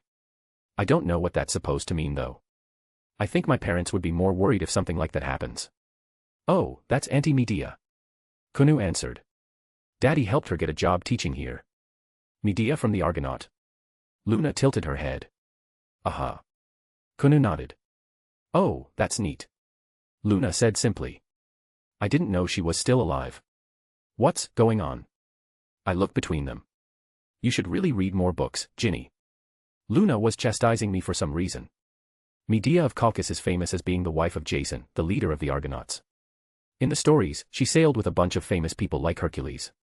Auntie Medea doesn't like people mentioning her ex-husband. Kunu responded. How do you even know something like that? I've read a lot of books trying to find references to crumple-horned snorkax. There are a lot of myths from Muggles that reference magical things, so I thought maybe there would be a clue there. Luna sighed. That's how I know about yokai too. I never did get to meet any when I went to Japan though. I don't even know what's going on anymore. Ginny, you seem to have more rackspurts than normal. What are rackspurts? Kunu asked. They're these little invisible creatures that float into your ears and make your brain go fuzzy. Yeah, she has a lot of rackspurts. Kunu agreed. This was going to be a long train ride. Do you want some snacks? I have a lot. She held her hands up and floating around her were all kinds of snacks and sweets I've never seen before. Maybe it wouldn't be so bad. Asterisk asterisk asterisk. First years over here. First years, 4 to a boat. Was that Hagrid? Everyone said Hagrid was a half-giant and he was really nice. Hagrid. Kunu threw her hands up and ran at the half-giant, jumping onto his shoulder. Oh ho, hello there Kunu. He chuckled, patting her on the head before setting her back on the ground as everyone looked at her with strange looks. Come along, 4 to a boat everyone. Luna just smiled and followed along with Kunu and I, hesitantly followed too. There was another girl that was alone and we had an open spot so Hagrid ushered her to join us. Wait there, lass. Hagrid looked at Luna. Why are you holding a spear? He scratched his head. It's her wand. Kunu lied through her teeth. Huh, really? The half-giant looked at her for a moment then shrugged. The other girl in the boat looked at me as if she wanted an answer, but I had no idea what I was supposed to say. It didn't take long for the boat to start moving across the lake as they headed for Hogwarts. It wasn't the first time I saw the school, so I wasn't staring at it like all the other kids. Though the lake was really pretty at night, the way it reflected the stars. Is it a race? Kunu asked as the boats were floating by themselves forward. Luna's eyes widened. That must be it, Kunu. She clapped her hands together. It's a race of course. Luna, I don't think it's a race. I said quietly. Are we allowed to use magic to win? Kunu asked, her ears twitching. The other girl was just staring blankly at Kunu's tails and ears so I felt like I wasn't going to have any help here. Well, it is a magic school, so obviously. Luna replied. Kunu's hands opened up and she was holding pieces of paper between them. They sort of looked like the one that Harry showed Mum earlier. She threw them out and they hit the water and the water immediately froze under the other boats. It wasn't immediate, but very quickly the other kids panicked as they stopped moving. There were cries of confusion, panic and worry among them. A few of them had the bright idea to climb onto the ice, as awkward as it was, and their boats tipped over. More than a handful of people fell into the water. Thankfully the ice broke. Unfortunately, that was because massive tentacles shot up out of the water grabbing at people. A monster. Kunu stood up, the boat rocking from the waves the monster was making. Let's go save them. She hopped off the boat and landed on the ice that was unbroken and started running at it. Wait for me. Luna was much more awkward, but she somehow stood up on the ice, almost falling down a few times before sliding gently along after her, still holding that spear. I don't know what I should have been surprised about. The giant monster, or the fact that a girl with fox ears and tails was throwing fire at it and Luna was trying to stab it with a spear. Asterisk asterisk asterisk. Sorting Hat POV. I was so excited, it was almost time, my favorite part of every year. Those bright young faces coming through Hogwarts doors for the first time, the magical school opening up before their eyes and the sense of wonder they had. Oh, I felt it in every strand of magic that made up my being. It was my purpose to sort each and every one of them to the house that best fit them, but I so did enjoy my job. Of course, my second favorite day of the year was watching the graduation of the students who finally finished out their schooling here, seeing what wonderful wizards and witches they became. So exciting, I prepared my new song as well. I can't wait for everyone to hear it, I spent quite a few months on it.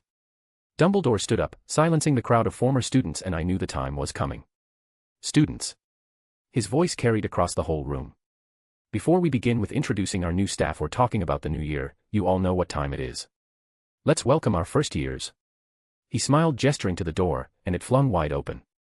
His smile was met with a rather dreary atmosphere as Professor McGonagall strode in with a very annoyed look on her face and, why was she holding a spear? She strode up to Dumbledore and whispered into his ear. Oh dear. He spoke, seemingly forgetting that he had cast a spell to let his voice reach everyone in the room. Ahem, let's welcome our first years. Very quickly, I noticed Professor McGonagall passing the spear off to one of the new teachers, for some reason as the new teacher had a sheepish look, taking it and putting it somewhere out of view. The atmosphere utterly ruined, the new students came through the door with nearly all of them completely soaking wet, dripping everywhere onto the floor. Students, line up and wait for your names to be called, then you will sit here and be sorted. Professor McGonagall stepped next to me, announcing the hall. What about my song? I looked at her. Sorry Sorting Hat, but unfortunately, we need to quickly finish this sorting due to extenuating circumstances. I heard her mention something about several students sent to the hospital wing under her breath. Very well. I sighed in my non-existent heart. I suppose such things happen from time to time. Martha Fitzgerald. The professor declared. A young lady with a nice shade of orange hair and freckles nervously came up and sat down as the professor put me on top of her head. Immediately, I saw the reason for every student being drenched. Oh dear, did someone mistake the Kraken as being a monster? Well, her memories were rather vague. Let's get down to business. Ah, so innocent and expressive. A muggle born, that's fine. Let's see, very inquisitive, but it's shut behind the door of social expectations. A stern mother and father, a rigorous home life, lack of friends. What she needs is Hufflepuff. The Great Hall broke out in claps as the girl stood up and was moved towards the Hufflepuff table. She'll do good there, making lots of close friends without the weight of overt expectations bringing her down. She'll do well on her own and for her own reasons. Ernest Patrick. The professor called out. I barely had to touch his head. Gryffindor. Penelope Tidings. Ravenclaw. Reuben Hawkins. Slytherin. Cole Bradley. Slytherin. Alan Saunders. Hufflepuff. Several in a row were rather easy. Then again, rarely do I have a difficult child to sort. Most children aren't so set into a certain mold that makes it difficult to decide where to place them. Luna Lovegood. Ah, that's a name I haven't heard in a while. I remember her parents, the lovely people they were. The young girl sat on the seat and the professor placed me on her head. Well. Hello, Mr. Hat. Luna spoke, in her mind of course. Hello, Miss Lovegood. I replied in her head just as well so no one else could hear. It's not often that students talk back to me. It's always fun when I get a witty one. I thought I was going to have to fight a troll. She pouted. I think it's more concerning that you are disheartened that fighting a troll is not part of any test. I'm afraid that your father had it right. Though it's tradition not to spoil the sorting. But I guess it was fine in the end. I'm curious about her little friend that I'm seeing a lot of here. Are you real? She asked me. Are you asking me if I am a real entity or if I'm a living being, Miss Lovegood? I was good, but I wasn't able to pull every thought from someone's mind. The first. I am on your head, Miss Lovegood. But maybe you're a figment of my imagination. Well, you certainly have a very activate imagination. And I'm thankful that there are magical contingencies against me having an existential crisis. In that case, the entire school would be a figment of your imagination, would it not? I hadn't considered that. Well, she's still a young lady, it's fine to let her have her flights of fancy. I think a better question is why you thought it was a good idea to run at a Kraken with a spear, Miss Lovegood. Just for that I was very tempted to throw her right at Gryffindor. Complex thoughts are much harder to grasp than memories. Of course I had to help my friend. Daddy said that friends help each other. She smiled. Did he specifically say that if your friend fights a Kraken, you should join her? Yes. Well, I can see the memory of him saying that nearly word for word. Though Daddy said that I have to do it properly with a harpoon. Do you think he'll be mad that I used a spear instead? I see you have a rather inquisitive mind, Miss Lovegood. I ignored her question because I had no honest idea how to answer her. Not much of a schemer though, even if you have a healthy ambition. Your courage mostly extends to jumping into danger with your friend, which is concerning in its own way. You certainly have a fierce protectiveness and love for friends and family, but your mind is something very unique. Despite everything else, the desire for knowledge, albeit for odd reasons, is a very predominant trait, therefore, I'm going to have to say. Ravenclaw. I came off her head and she skipped happily over to the Ravenclaw table. She would do good there, I think. Kunu Schweinorg. The professor seemed particularly annoyed here. About half the room hushed. Well, it certainly must be surprising for them, even for me. I've only ever sat on the head of one yokai once before, and it wasn't even a proper sorting, just a visitor from Japan who wanted to experience it.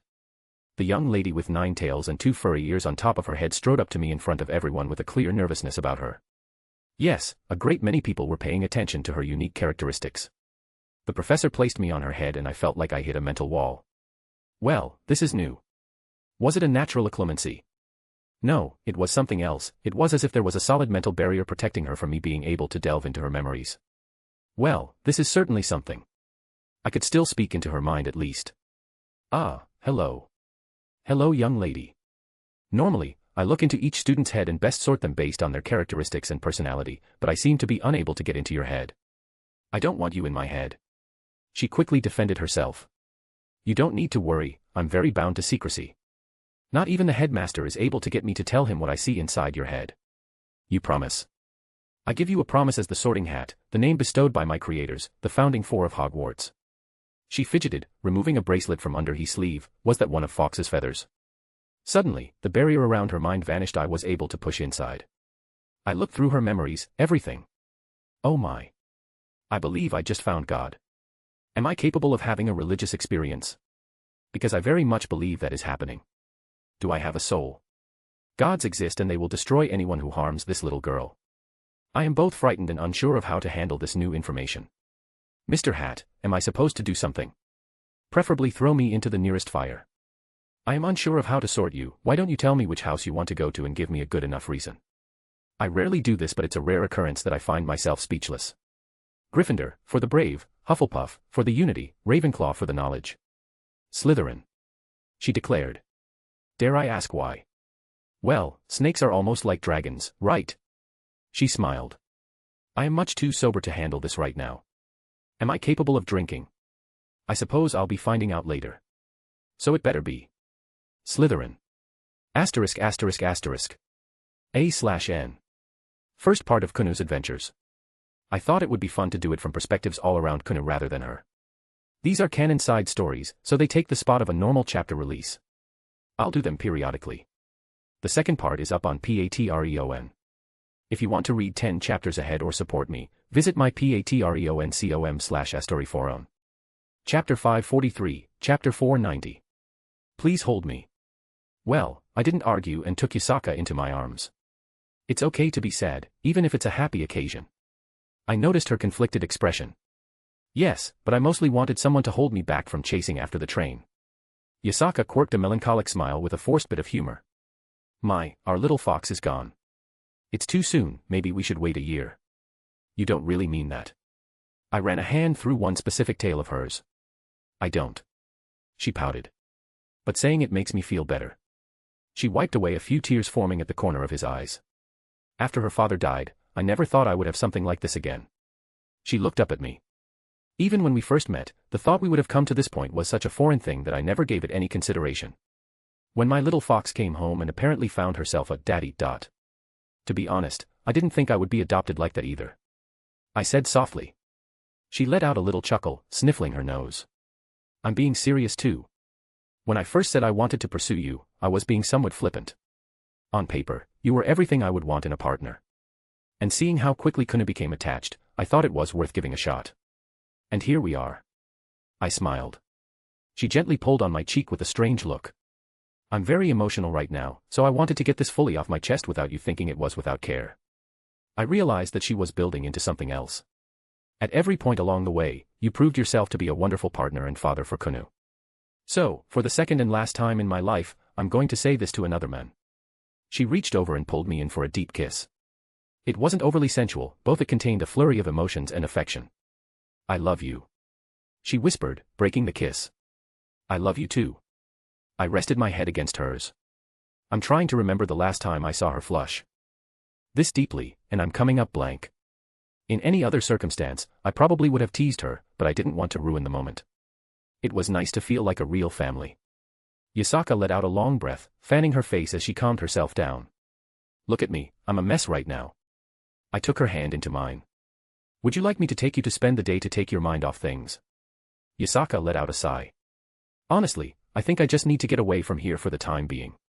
And as loath as I am to say it, probably throwing myself back into my work would be best to take my mind off things. While that doesn't sound like a healthy way of dealing with the new distance between her and Kunu, I couldn't exactly say I would do something dissimilar. I throw myself into my own things when there's something bothering me to take my mind off it. Whatever you need, I'm here to help. I reassured her.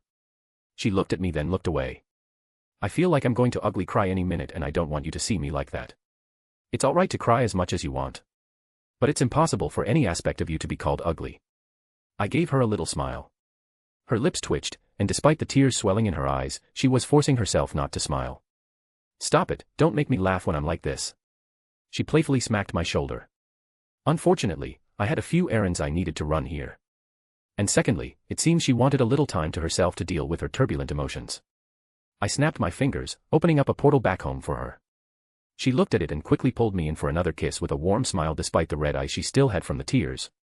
I watched the mother of my daughter walk through. She said she never would have imagined this situation beforehand, and I could agree with her. I wonder what my younger self would have said if he could see where he would have ended up.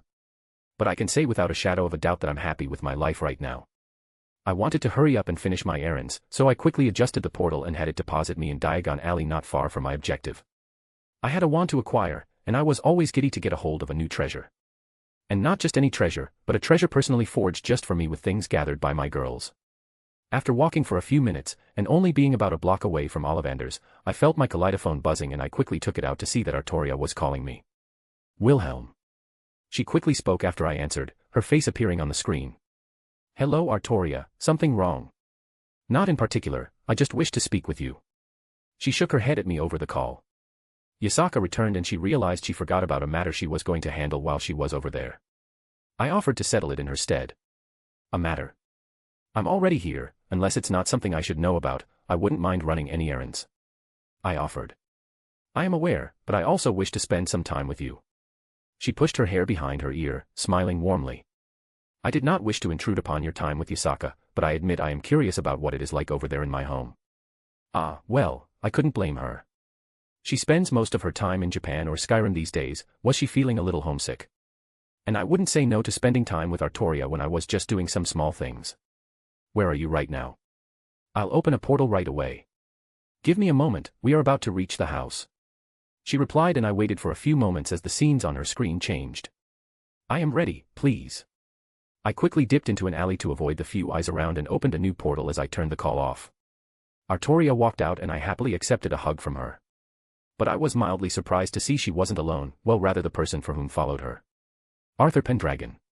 I looked at the young man descended from Artoria's bloodline from my birth world. It had been a while since I've interacted with him as our paths didn't cross very much. He was basically under Artoria's purview while serving his punishment. I can't say I'm particularly enthused to see him as what his group tried to do to Kanu isn't something I would forget anytime soon even if he didn't directly have a hand in things. Lord Schweinorg. He bowed. Yasaka had a matter she needed taken care of. Do you know where this Gringotts bank is? Artoria asked me. Arthur here will be handling the menial task. I walked up the alley and they followed and I looked back and forth to get my bearings. Down that way a few blocks, it's a white building, you won't miss it. I pointed. Arthur bowed and silently went about his business. I didn't question Artoria in front of him, but as soon as he was out of earshot, I raised an inquisitive eyebrow at her. Sending the unpaid intern in your place, huh? She smiled. If there was one lesson I learned in my life, it is to delegate responsibilities. Is that what we're calling it? That is what Agravain always called it. She nodded to herself. He required a break regardless. Mayhaps he would have overworked himself without orders to cease. I have been forcing him to perform less strenuous tasks. He basically already knew our secret, considering how we didn't really hide things in front of him, so I wasn't going to point out his sudden appearance here. What exactly is he doing?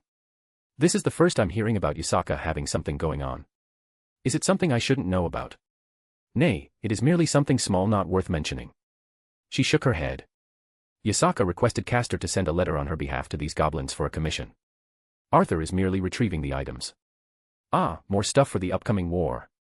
Makes sense, she's been doing this all over the place and across multiple worlds.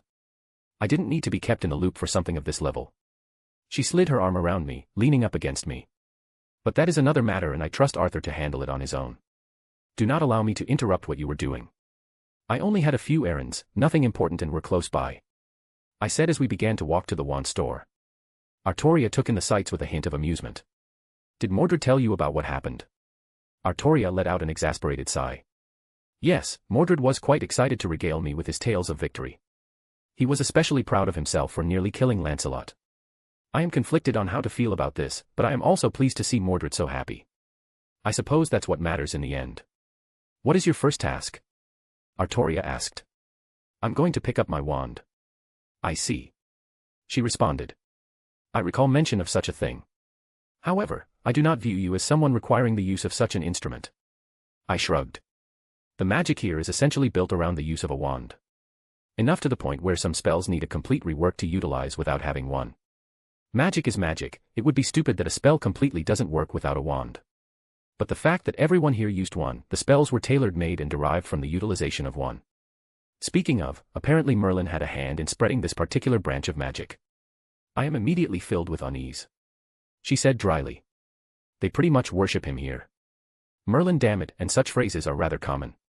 I think I heard someone curse saying, Merlin's balls.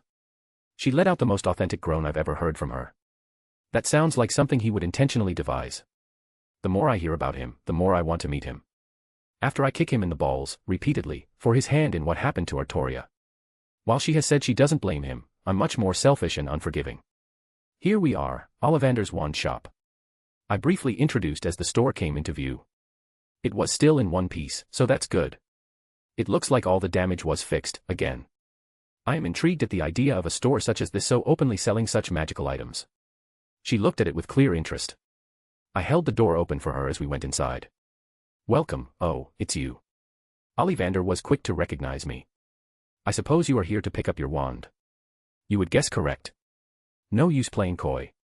He looked at me sighing, but then he eyed Artoria with a strange look in his eye. Are you here to get yourself a wand as well, young lady? I may be a lady, but I am far from young, good sir. Artoria replied. Of course, my apologies, miss. Artoria Pendragon. Artoria introduced herself. Of course you are. He cleared his throat. You should be careful about introducing yourself as such. You're not going to question it? I asked. And considering how they view Merlin, well, I would think the Pendragon name would be held to a certain standard. Were there even any living Pendragons here? If the little time I have spent in your presence, I have learned not to question things that appear in your vicinity, Mr. Schweinorg. He said with a blank look.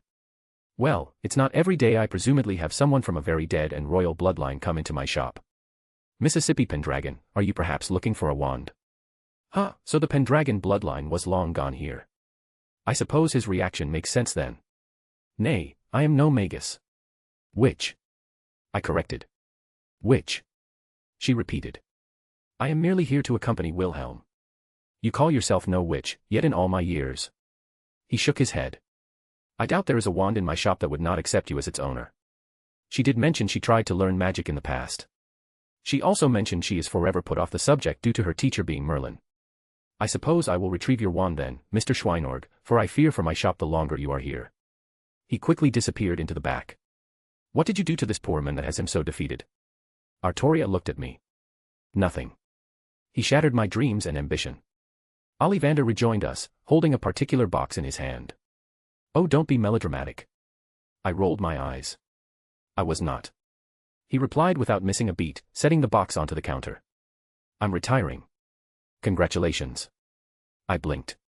I will be searching for a suitable apprentice to pass my craft onto. He let out a long sigh. Do you know why, Mr. Schweinorg? I have a vague feeling I'm going to be blamed for something. Because of this right here. He ran a finger across the box. This is my greatest masterpiece. I can say without a shadow of a doubt, nothing I make will ever come close to this. During the process of creating it, I don't even remember half of what happened. It was as if the wand was using me to craft it rather than the other way around.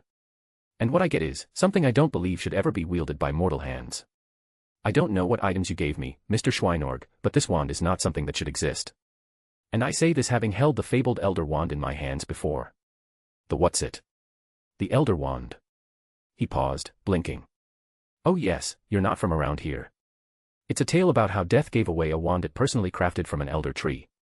He waved his hand dismissively, clearly not wanting to repeat the story or legend or whatever it was. But I digress, this is my finest work, and I will never be able to top it.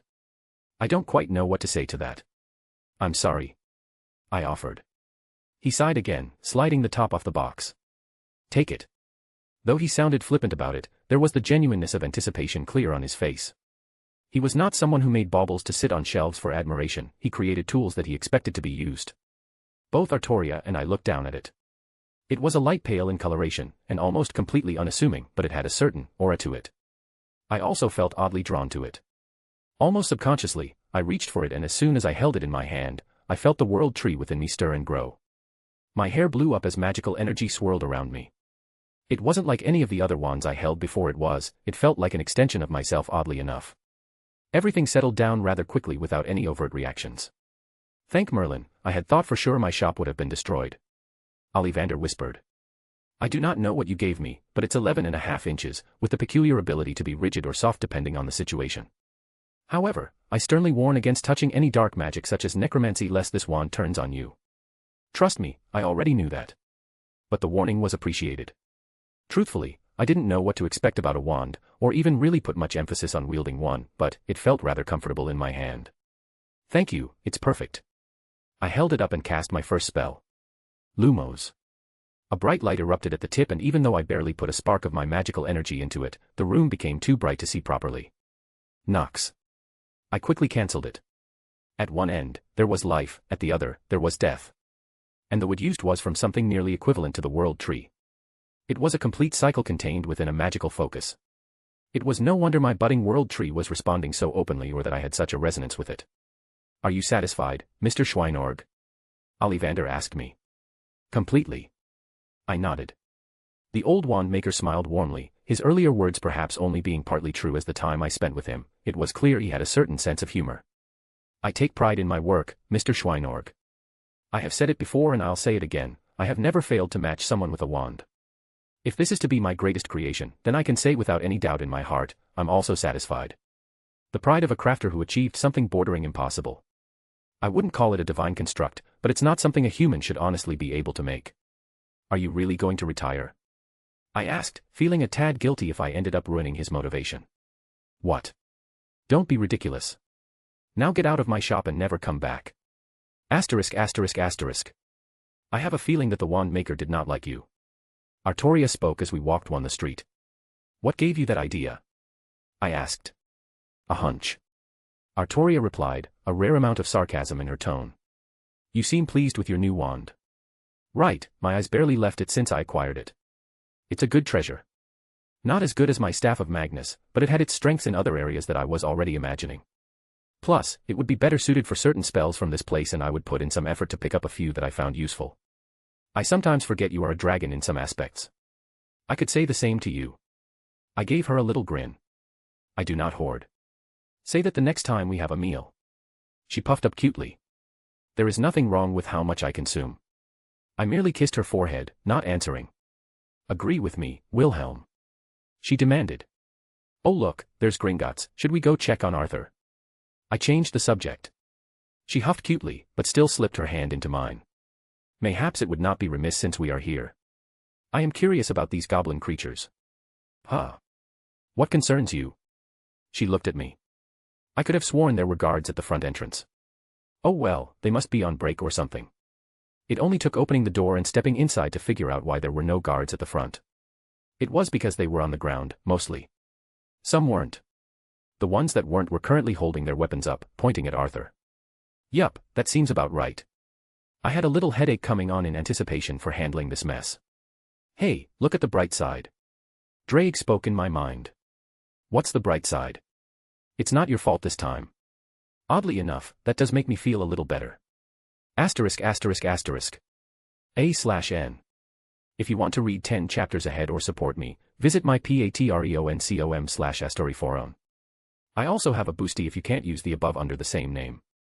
Chapter 544, Chapter 491. It didn't look like Arthur was going for kills or slashing off limbs, so we at least had that. Though I truly wonder how this even got started, because I know for a fact he wouldn't have initiated without a very good reason. There was a moment when we came in that no one really noticed us, understandably so because of what was going on. A handful of goblins, well, I admit I was curious how they fought when I first met them. They had cold weapons but were rather short. But they were jumping around with an odd amount of grace and ease despite being fully covered in plate armor and wielding halberds. Arthur, however, dealt with them rather easily. He also had the mind to turn his blade sideways when dealing a blow to take them out. Despite being able to cut the entire building in half if he desired, he was using the barest power needed to either deflect or attack with each movement. I hadn't actually seen him fight in a long while, and this was certainly far from his peak strength, but I feel like his movements were sharper and more precise. Truthfully, Artoria and I just stared for a bit. I think she was genuinely confused and surprised at what was going on. Even with what Arthur was involved in, he never seemed like the type to get into a fight like this on a whim. Well, that was until the goblins sitting at their desks in their suits started climbing up and about to jump at him. Artoria released her presence. Enough. The whole room came to a screeching stop. Well, except for Arthur, who ignored the tension and knelt towards her with his sword stabbed into the ground, waiting for orders. Would someone kindly explain to me what is happening? Artoria's gaze cast over the crowd, mostly consisting of goblins. Thankfully, there were no other patrons here at the moment, perhaps due to most parents and such seeing their kids off at the train to Hogwarts. My ward is under siege by many of your guards. If he is at fault, then I will bear the consequences with a rightful apology. However, I demand an explanation. I was attacked without provocation. Arthur spoke first. I defended myself rightfully and even held my hand. Well, the fact that there were no serious wounds on the goblins he took down spoke to his sincerity. You attacked first, human. One goblin, I think I recognized him as the bank teller from when I was here last. You attempted to apprehend me for no crime committed. I defended myself from unjust shackles. That's not. Is this true? Artoria looked at Arthur. I swear on my honor, my lady. He nodded. Her gaze flickered back to the goblins who understandably flinched when she bore down into them. Odd that they were behind so, pressured, even if Artoria's charisma was off the charts. They were being deferral to her when the goblins were much more standoffish to me. This is an attack on the goblin nation. The bank teller got into a tizzy, nearly running up into Artoria's face after he took a moment to recover. I was quick to dissuade him as he came to a stop, staring down two barrels. We can settle this matter with words, she did a double take, looking at me. Wilhelm, why do you have a gun? Kyrie gave it to me. I shrugged, still keeping it level at the goblin. I just randomly asked if he had any more at some point in the past and he just threw an old double barrel of his at me and told me to keep it. Does she think I don't keep random toys in my ring along with everything else? The funny thing is, they had so many magical defenses, that in a logical situation, a gun would be superior here versus a wand for a regular wizard. Or that was how I was rationalizing it to myself. Honestly, I just had the random thought about firearms and the magical society here, and since it was on my mind when we came in, I just grabbed it. As I was saying. She blinked once. We can settle this matter with words, preferably. The goblin audibly gulped. I should use guns more often, I rarely have a situation where they're useful though. What is going on here? The back door slammed open and Ragnuk, the bank manager, stormed out along with a plethora of guards at his side, looking ready to fight.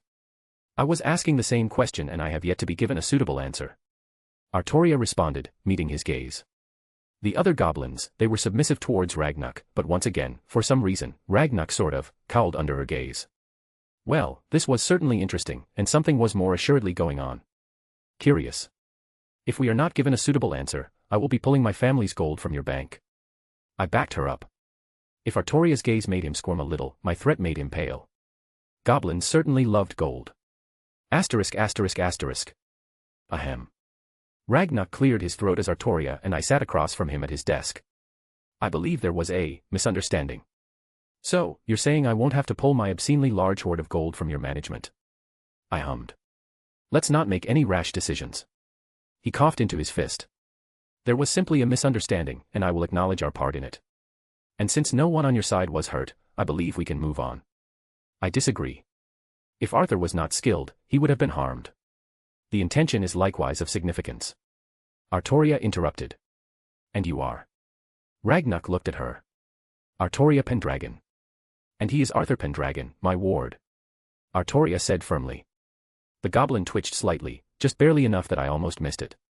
It was his name that set them off, wasn't it? I put the pieces together. He must have introduced himself and for some reason or another, they took offense to his name. I pointed my thumb at Arthur. The goblin at the counter became belligerent once I introduced myself. Arthur nodded. He was insulting and demanded that I stop wasting his time and provide my real name. I of course took offense and relayed my truthfulness, but he refused to believe me. It escalated until he demanded the guards detain me. Ragnuk, I wasn't being very serious with my threat, but if this is how one of ours is going to be treated, I don't believe business will continue. Despite your obvious dislike for wizards, and perhaps humans in general, you seem to be competent and somewhat objective in your business approaches. I would hate to have to go through the trouble of shifting everything around. Artoria didn't speak, and I wasn't one for speaking on her behalf, but I was also involved on the business side of things, so I left an opening for her to contribute either way. She chose to stay silent, so I also didn't push any further. He looked at me silently, then at Arthur and Artoria. Your names are truly Pendragon. That is correct. Artoria answered. Ragnuk furrowed his brow. And I assume that is not just a naming convention that you decided to take up recently? He asked, though that seemed rhetorical. I invite you to contemplate how old my grandfather is based on when he opened the vault and know that he is older than that. I offered. Ragnuk frowned, seemingly deep in thought. You used a sword. I am a knight. Arthur spoke firmly. Ragnuk's mouth opened slightly and it shut again. He apparently was finding himself having trouble responding. I will listen to your explanation on the behavior of your subordinates. It is obvious that there is a reason. If the reason satisfies me enough, we will accept an apology and move on from this misunderstanding. Artoria stated. Assuming you are not weaving an elaborate tale, I will answer sincerely. Ragnar clenched his jaw. However, if I find out that this isn't the case, understand that removing your gold will be the least of your concerns. He all but growled. Speak. Artoria demanded. Ragnar first let out a small sigh, removing his glasses, and rubbing the bridge of his nose. What do you know about the history of Britain on the magical side? Assume I know nothing and speak your matters. Artoria easily avoiding any pitfalls in her lack of knowledge. Very well. He grumbled. You humans, you wizards and witches, you all hold Merlin up as your idol. He silently scoffed. Oh yes, he was an impressive wizard, even we acknowledge him as a genius never seen before. But it wasn't Merlin who united the lands, it wasn't Merlin who stopped the fighting, who gathered together not just the human nations but the non-humans as well. Oh, I can see where this is going. You speak of the tales of Camelot. Artoria said softly. Of King Arthur uniting the realm under their banner. The goblin seemed like he was about to scowl towards Artoria, but once he looked at her his expression stiffened and he adopted something a tad more polite, perhaps unconsciously. Yes, the fairy tale story that even muggles know. He waved his hand flippantly. Back when the tribes of the centaurs were united, when the Fae still wandered the lands, and the goblins lived above ground. He pursed his lips. Before the line of Ragnarok, far into the past and with names lost to history, the Goblin King at the time swore fealty to King Arthur. Artoria raised an eyebrow. I see. Humph. He nearly scoffed again, but Artoria's expression seemed to somewhat cowl him once more. It wasn't merely bowing our heads. It was respect, earned that is. Our numbers were much fewer, we were all but slaves to stronger races, forced to forge weapons and do menial tasks. It is a dark part of our history, much is lost but we know that the human king extended a hand and fulfilled every promise he made to our king and people. It's entirely possible our people would have died out if not for him. It appears you held the king in high regard. Artoria noted. Of course we did. Ragnar smacked the table. We are an honorable people, unlike you humans. And it wasn't just us goblins. Every major tribe on these lands swore the same oaths. We held true to the ancient agreements forged by our ancestors to the king until the humans broke it on their end. Tell me, do you know when the first goblin rebellion occurred? I do not. She answered. The goblin scowled again, not directed towards Artoria. It was the precursor to the Statute of Secrecy. The ideals of it, the laws that the humans paraded around and came together for, they trampled upon the promises and the rewards given to our people. Until that point, even after the bloodline of the human that our people respected disappeared, we still acknowledged it. Artoria's brow furrowed as she seemingly processed that. It sounds as though you were loyal until the end. You believed that my ward was insulting a figure exalted in your people's history that was owed a debt of gratitude. I could imagine that Artoria's earlier anger had been relatively resolved after listening to his rant for several minutes. The goblin pursed his lips. Unlike you humans, we do not forget debts or gratitude. Well, I can't deny that humans have a short memory when it comes to things their ancestors did. I could see how the goblins would be pissed. I see, I can understand your viewpoint. Arthur seemed to accept it as well. It must have sounded like a bad joke mixed with an insult when I introduced myself. He nodded in understanding. Yes. The goblin seemed a bit taken back by Arthur's genuine acknowledgement of the situation. Was he expecting it to be dragged out for some reason? However, I am the insulted party. My lady, if it is acceptable, I will accept merely an apology for the misunderstanding. It is clear they hold my namesake in clear regard and as his descendant, I feel I must uphold his virtue. Arthur politely bowed his head. If Arthur accepts an apology, I will not bring it up again. Artoria closed her eyes. Ragnar took a deep breath. On behalf of Gringotts Bank, I apologize for the misunderstanding. As for compensation, there is no need for compensation. Arthur interrupted him. Pardon. Ragnar blinked. I said an apology is enough, I stand firm on those words. Arthur denied.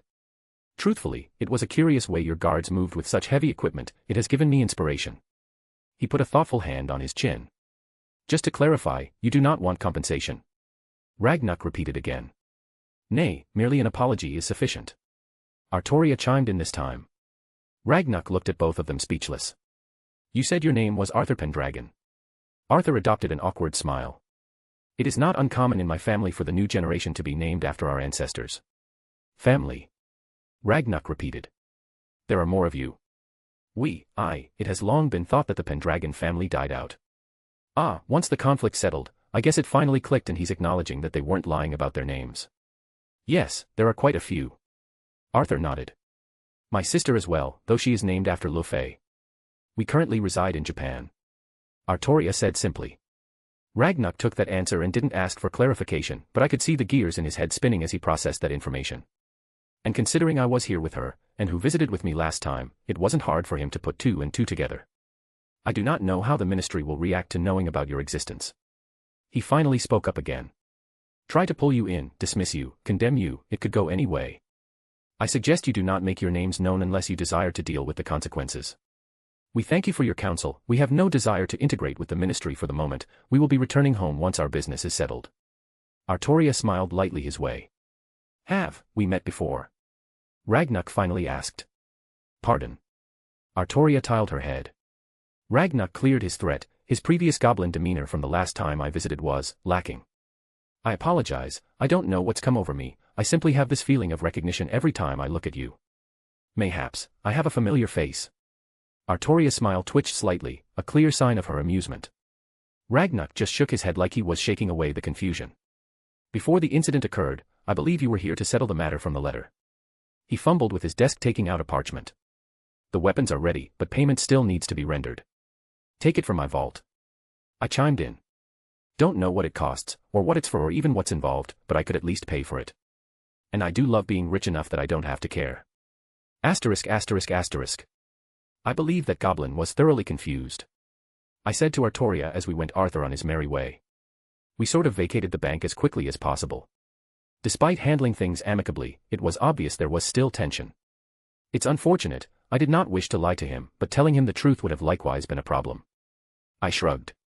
You technically didn't lie. No, I merely mislead him with vague answers. She sighed to herself. It was strange. What was strange? His reactions to you. You noticed as well. She frowned slightly. You feel responsible? I asked, noticing her expression. She tilted her head back and forth in thought. I know it is not logical for me to feel responsible for things that happen in worlds not my own. Emotions aren't always logical. Regrets pile up and we try to do what we can to bear them more easily. A great many regrets. Artoria acknowledged. They have become less burdensome in recent days.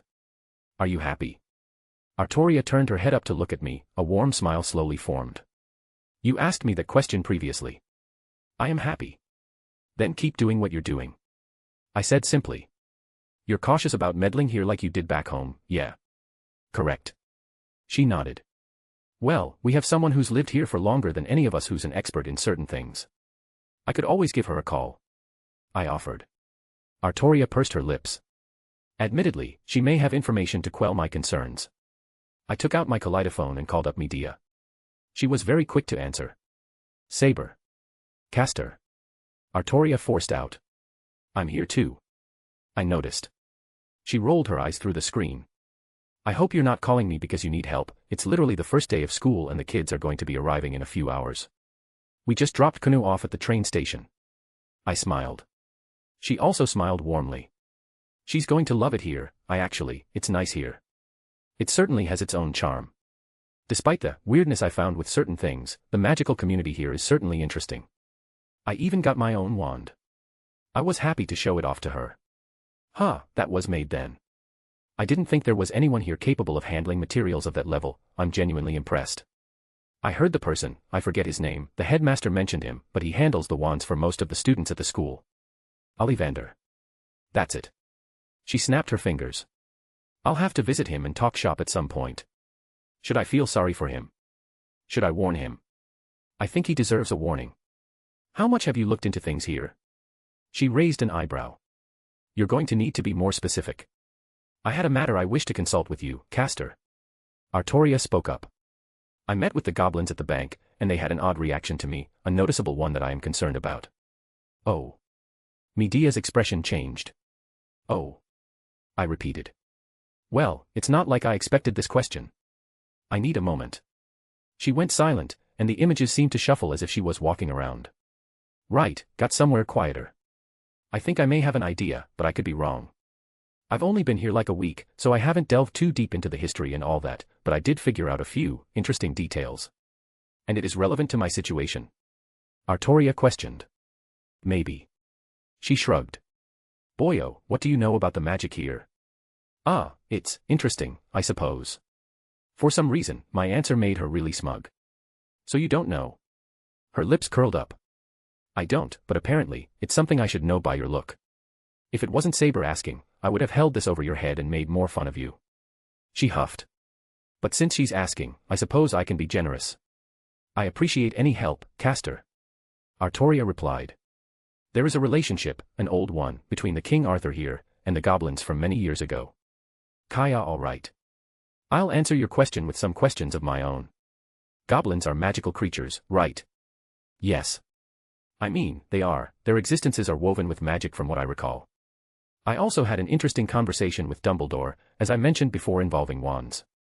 He told me a rather intriguing tidbit about wands choosing their owners. It sounds rather nonsensical, doesn't it? Where are you going with this? I was confused. You said that goblins were involved with Saber's true identity from this world, were there words used like oath, agreement, treaty, or such and such? Yes. Artoria nodded. Well, Boyo, you claim to be smart. You got enough hints here to figure it out. Medea chuckled. I thought about those 3 points she made and everything I knew already. Granted, I didn't research too much into this world as Gramps already assured me it was rather safe. Not to mention, in my preliminary searches myself, there wasn't anything overtly dangerous. But then again, he mentioned something odd about this world, and I hadn't figured it out. Wand chooses their wielder. Goblins being magical creatures, and old oaths being relevant. Oh. My eyes widened. Oh look, you figured it out. Medea grinned. Really? Yup, took me by surprise too. It's rather interesting, don't you think? That's a way to describe it. I processed this new information and I was. Thank you, Medea. No problem. I gotta go, last-minute preparations. By Saber, Medea ignored me and hung up, but my mind was elsewhere. I blankly put my kaleidophone away. Wilhelm, what was Castor talking about? I was silent for a moment as I chose the best way to say this. The magic here, in some capacity, has a will. Asterisk asterisk asterisk. A/N. If you want to read 10 chapters ahead or support me, visit my patreon.com/astoriforon. I also have a boosty if you can't use the above under the same name. Chapter 545, Chapter 492 plus Looking Glass Part 7. It was a surprise to learn this newfound information. Perhaps though, it made sense in hindsight and I probably should have given it consideration previously. Right, as I looked back on all my previous thoughts about how the magic here worked, and the strange inconsistencies, it really did make sense. Wands choose their owner. The average wizards and witches here don't need to understand how their spells work because there's an underlying mechanism that shouldered part of the burden in spellcasting. Oh, I was sure without a shadow of a doubt that the truly great wizards and witches here knew how their magic and spells truly worked. But for the mediocre, they were content to simply wave their wands without asking any questions. Wilhelm. Artoria spoke, breaking me from my thoughts. You went silent and stared off blankly. Sorry, got lost in thought, lots of things are clicking into place now. Right, I said that the magic here is alive. I tapped my chin. Would you please clarify that? I assume you don't mean that it operates in the domain of a divine spirit or god. She responded. Oh no, nothing like that. I quickly waved off those concerns or thoughts. It's. Geez, how do I phrase it? I would say it's closer to back home with the world. The dual aspects of the world and humanity. Artoria asked. Yeah, something like that. Are you concerned? Concerned. I pondered her question. No. Taken by surprise and with a mild amount of trepidation, perhaps. But I don't have any overt concern. It's simply the makeup of the world and how it operates. I never thought that magic would have an unconscious will associated with it. Though, correlating it to Gaia or Aleia wouldn't be a perfect fit either, I think. It's more like. It's like heaven's system from back home. Maybe with less intelligence. Knowing what I do, that's about the best approximation I could make. Maybe I was wrong, maybe I wasn't. But as I said before, I wasn't overly concerned. Especially since Medea didn't seem concerned either when she in particular wanted nothing to do with higher powers if she could help it. I see, and how does this correlate to the oddities I experienced? She asked. If I had to hazard a guess. A magical species swore magical oaths to King Arthur. She furrowed her brow, letting out a small sigh. The world, no, the magic here recognizes me as King Arthur. As a servant, she quite literally wears her history and legend around her.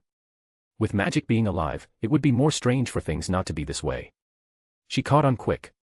That's my thought. Magic seems much more interwoven in the history of this world just as well. A more active user base across the centuries. I would say your existence, or rather your alternate's existence, held significance in a metaphysical sense for this country. She had several prophecies about her back home. That might mean a lot more here where magic was alive. It's utterly fascinating to truly think about. Magic, magical energy at its core, mana, the lifeblood of a planet. Rather than the planet itself developing its will, the magic did instead. It's like, if my hands were the brain of my body instead of, well, my brain. If you feel no concern, I will not dwell on it. I do not intend to spend an overt amount of time here. She said simply. Does the nature of this place have any significance for you? Not, really. I mean, beyond the few people I care about living here for the time being, I didn't really have any attachments. I had a few ideas about some experiments for here when I have time. I took out my wand and rolled it between my fingers. You could always learn magic too if you wanted. The nature of it here makes it even better as a starting place than I initially thought. I shot her a smile. She let out a small laugh. I have no desire. If I require any magical ability, I have both you and Rin to assist me. She finished with a smile. I won't try to convince you if you don't want to. But I will say, you're missing out on something particularly good. Something good. She repeated. Beyond the convenience of spellcraft, I fail to see what I am missing. I pointed my wand at her, well, rather at her chest area. Here's one of the basic spells the kids here learn early on. Alohamara. She stared at me, twitching slightly. Wilhelm, did you just use magic to unhook my bra? Yes. Yes, I did. I said proudly. One of the handful of spells I actually went over in my spare time, which I will rectify. But it's a spell for unlocking things. Which can be interpreted and used rather subjectively. I love magic. She had to awkwardly pull her bra out from her sleeve, giving me a look before depositing it into her bracelet. You are aware that simply asking me would result in the same outcome, yes? Artoria stated. So if I asked you to take your shirt off? She started unbuttoning her shirt. As long as you make it so no one else can see us. Yes, ma'am. I really love magic. Asterisk asterisk asterisk. Knock knock. I opened the door to Yasaka's office with Artoria in tow. Are we disturbing anything? Not at all, come in. My beautiful fox smiled. Hello, Yasaka. Artoria greeted with an equally beautiful smile. Hello, dear, did you have fun?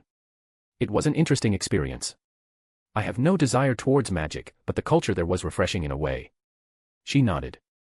We both sat in the empty seats opposite of Yasaka. Yasaka looked at Artoria, her nose twitching, and she shot her a knowing smile. My Artoria, on the other hand, flushed slightly, avoiding her gaze. She does have quite the nose. How are you doing? I asked. Yasaka's expression changed silently, but it never dipped back into the melancholy from earlier today. I'm good. I'll be good, I should say. I just needed some time to let it sink in that our little fox is gone for a while. I didn't say anything, but truthfully, I thought both Yasaka and Kuna were a tad too dependent on one another. Which may sound odd considering they were mother and daughter, but Kuna needed the opportunity to leave the nest. Did Arthur deliver the supplies you ordered? Artoria asked. Yes, he also told me what happened. I shouldn't be surprised, it seems there's always something. She lightly chuckled.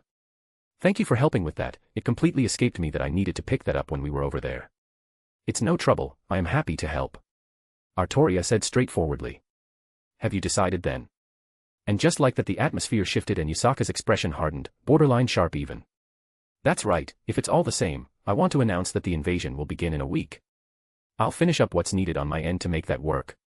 I'll need Avalon and the harp that you won over from the angels. I already had the preliminary stuff out of the way, it was only a matter of bridging the material world and the realm of the Fae. I was fairly confident in getting it finished in that time frame, but worst case, I could call in help from Gramps. Artoria without a second thought handed Avalon over to me. It always made my heart feel good knowing she trusted me with something so precious without any secondary thoughts. Yasaka also set the harp on her desk, it was rather large to the point where it nearly fell over. And what about preparations for the invasion? I took both items and put them properly away. You're finally asking about that, Yasaka chuckled. Yeah, I hadn't had much of a hand in that besides a more logistics role of gathering resources or helping on the outside. I could freely admit that commanding an army or being a general was not one of my talents nor something I had any real experience with. And I wasn't going to interrupt the people who didn't know what they were doing. Yasaka got up from her desk, stretching her back. Why don't we go inspect things? She held out her hand. Artoria's knights and my soldiers are in about the same area. You've been to the training fields at the edge of the city. I knew what she was asking and opened a portal without any extra prompt. Mordred should be leading the training today. She will be happy to have visitors. Artoria smiled as the three of us went through the portal, stepping out onto the training fields. Very quickly, the forces of the yokai and allies came into view. Sprawling tents and newly established structures were seen methodically placed. And of course, the tens of thousands of different yokai were all over the place. Very quickly, a shadow appeared overhead and landed onto the ground in front of us. Soma was kneeling towards Yasaka, and dozens more Tengu joined him at impressive speed. Lady Yasaka, you grace us with your presence. Soma led them in kneeling towards her. Don't mind me, I'm just taking Wilhelm to inspect our forces. Yasaka nodded to them, basically telling them to go about their business. Return to what you were doing. At your leave. The Tengu quickly dispersed on the winds and returned to the corners of the training fields. They were stronger than I remembered. I've had Soma train with them for a while now. Yasaka hummed as she led us across the fields. He's gotten much stronger and really, the fervor has incited quite a bit of growth across everyone. A structured and grouped training regime is often more beneficial to the average warrior or soldier. Artoria nodded.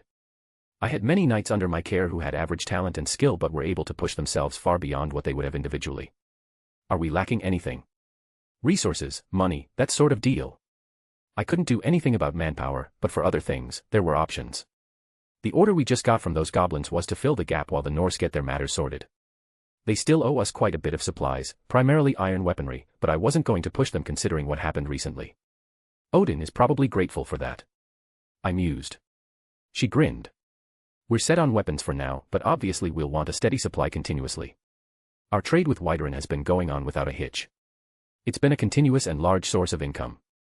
Not to mention we've been able to buy surplus of other things from that region while filling them with things they're lacking.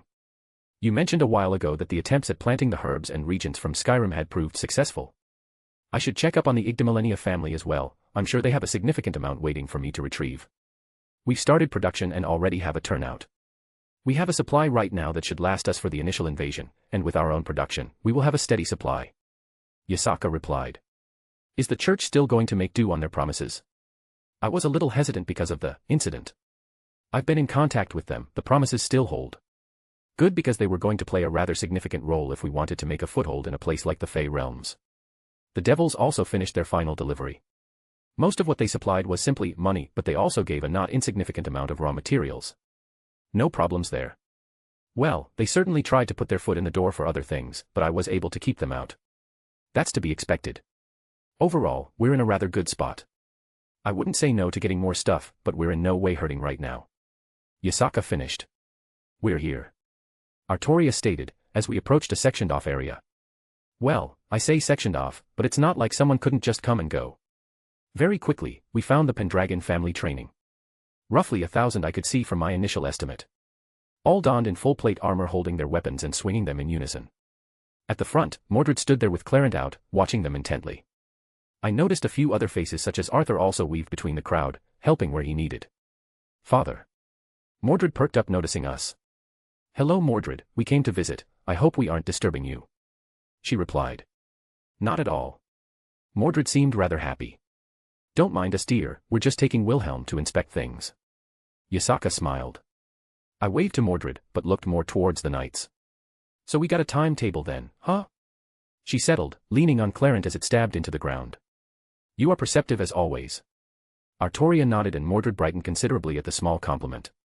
You have done a wonderful job, Mordred. Could you please tell Wilhelm about the knights under our command? Of course, father, she puffed up proudly. We got 1,014 knights, and 102 magicians ready to fight. At a minimum, we got every single one of them to what they call mid-class around here.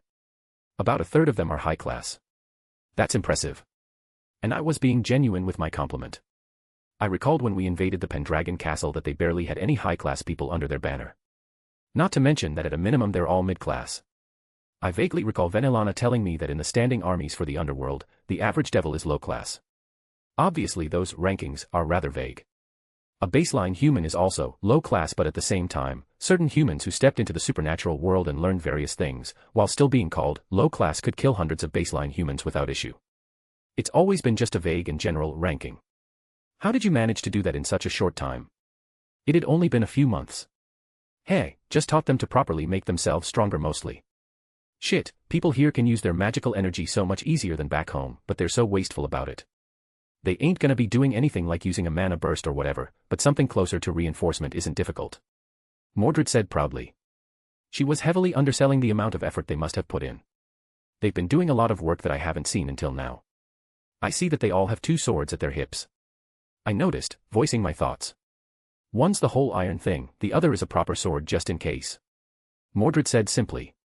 By nature, the iron swords are not as sturdy, too brittle compared to steel, even if they are a weakness to our foes. We thought it appropriate to carry both. Even if a steel sword does not hold the same weakness, it is still a sharp edge that can harm them. Artoria added. True, a sharp sword backed by a knight with that amount of strength can just as much cut off the head of a fairy. Iron simply is an innate weakness that the creatures of that realm hold. Technically, it's not iron exactly, as Fae also have a certain aversion to fire, if to a lesser extent. It's a link to civilization. Iron was perhaps the biggest contributor to the building of human society. Though, that's technically wrong too, as it's not quite civilization that Fae have an aversion to, rather it's order. They're chaotic beings, even back home, because they're aligned with nature as nature spirits. Here, it's different, but they're still creatures that hold opposite existences to the idea of order that permeates the human world. It's why the church's methods are so effective against them. A structured and orderly form of worship backed by the belief of billions of humans etched into the civilization of humanity itself. The church's holy power is poison to devils. The church's structure and belief is poison to Fae. Kinda of amusing to think about. I'd hazard a guess it's the reason that the Fae retreated almost completely from the world. It became much too orderly for them to live here any longer. Or maybe, I'm wrong, who knows. The magicians are training with the druids and some yokai people who do similar things. You wanna go check them out too? Mordred offered. I'm already here, I should familiarize myself with what's going on now that there's a countdown. Asterisk asterisk asterisk. I let out a breath, stepping out of a portal onto a rooftop near the center of Yokai Kyoto. I just looked out and watched the city below, and thousands upon thousands of faces walked down the streets for their daily lives. The vast majority of them were yokai, but at the same time, they were also different yet coexisted here without issue. I admit, I was worried about this place being attacked in response to our invasion. This was my home, and I would be damned if I saw it harmed without doing anything preemptively. With a short burst of Shuinpa, I arrived at a familiar structure not far away. An obelisk. I made this thing how long ago? An automated magical defense terminal. It was originally just a proof of concept, but there were now hundreds scattered around Kyoto in preparation. I put a hand on it to make sure it was still operating correctly. It hadn't been triggered just yet, and it still housed hundreds of talismans ready to deploy should the situation call for it. Jin had taken up the job of implementing defenses for Kyoto in the interim. She copied my obelisks and more. There were a crazy amount of magical defenses ready to be activated in the event of an invasion. Yasaka did mention that they had it under control when the devils brought up protecting Kyoto as part of payment, and that Jin said she would handle it, but to see it in person was an entirely different matter. Jin was such a hard worker, I needed to do something special for her. Brat. Drake's voice suddenly resounded in my head. Don't talk. Listen to me, I need you to stand very still and don't turn around. Drake, what's wrong? I didn't notice her until now. She's always been stupidly good at hiding her presence. Stay calm, don't draw attention to yourself. Hopefully she didn't notice. So this is your new host, Great Welsh. I heard a feminine voice and turned around, much to Drake's panicking. Pale blue hair, with blue eyes and matching blue dress. I almost mistook her hair for flowing water at first glance. I was genuinely surprised I didn't notice her until Drake said something and she was standing this close to me, because my instincts immediately flared up once she entered my perception. Stronger than the heretic god I recently fought. She stared at me, as if waiting for me to respond. Do something. What do you want me to do? Anything. Pull some of your bullshit. Alright, I got something. Sorry, you got the wrong person. I replied without missing a beat. We're dead. Really? She tilted her head. Yup. Oh, my apologies. I'll be on my way then. I did an about face and took a step to walk away, only for the same woman to be standing in front of me. But this time, her aura enveloped the area and the phantom image of a massive blue dragon looked down on me. Did you think I would say that? She narrowed her eyes. I am Tiamat, and I am owed a debt. Asterisk asterisk asterisk. Non-canon Omake, Through the Looking Glass Part 7. Son. I was young and stupid, okay. I sighed, covering my face after Mom learned how Meridia and I first met. I don't think I needed to mention how it would have only taken her a snap of her fingers to make me disappear if she were in a bad mood. It all worked out in the end, so chalk it up to a life lesson. More like young and horny. Scat Hack snorted. Well, she isn't wrong. I think it more erred on the side of young and stupid, personally. I think my situation was young and horny. Vanillana spoke. I groaned, letting my head hit the table. Actually, I'm happy I'm here right now. My other self smiled happily. I really want to hear more now. Mom had a rather pensive face and I had no idea what she was thinking. Eventually she shook her head with a sigh.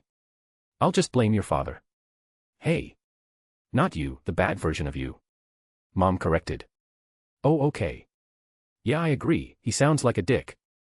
My alternate father nodded along. I forced myself from throwing out an insulting retort without thinking. I had to remind myself that this wasn't my version of my father, thus it would have been needlessly rude. And which one is she? Mom asked, pointing at my phone that was still on the table. I grabbed it, flicking the screen to the side until it landed on Meridia and slid it back over to her. She's pretty. Yeah, she is. I found myself smiling. The back door slid open as someone had rejoined us. Why did everyone leave me out there? Issei whined, limping back inside.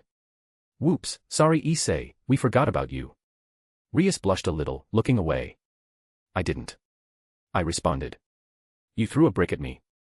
Issei pointed at me looking pissed off. Nah, that wasn't me. I said with a completely serious face.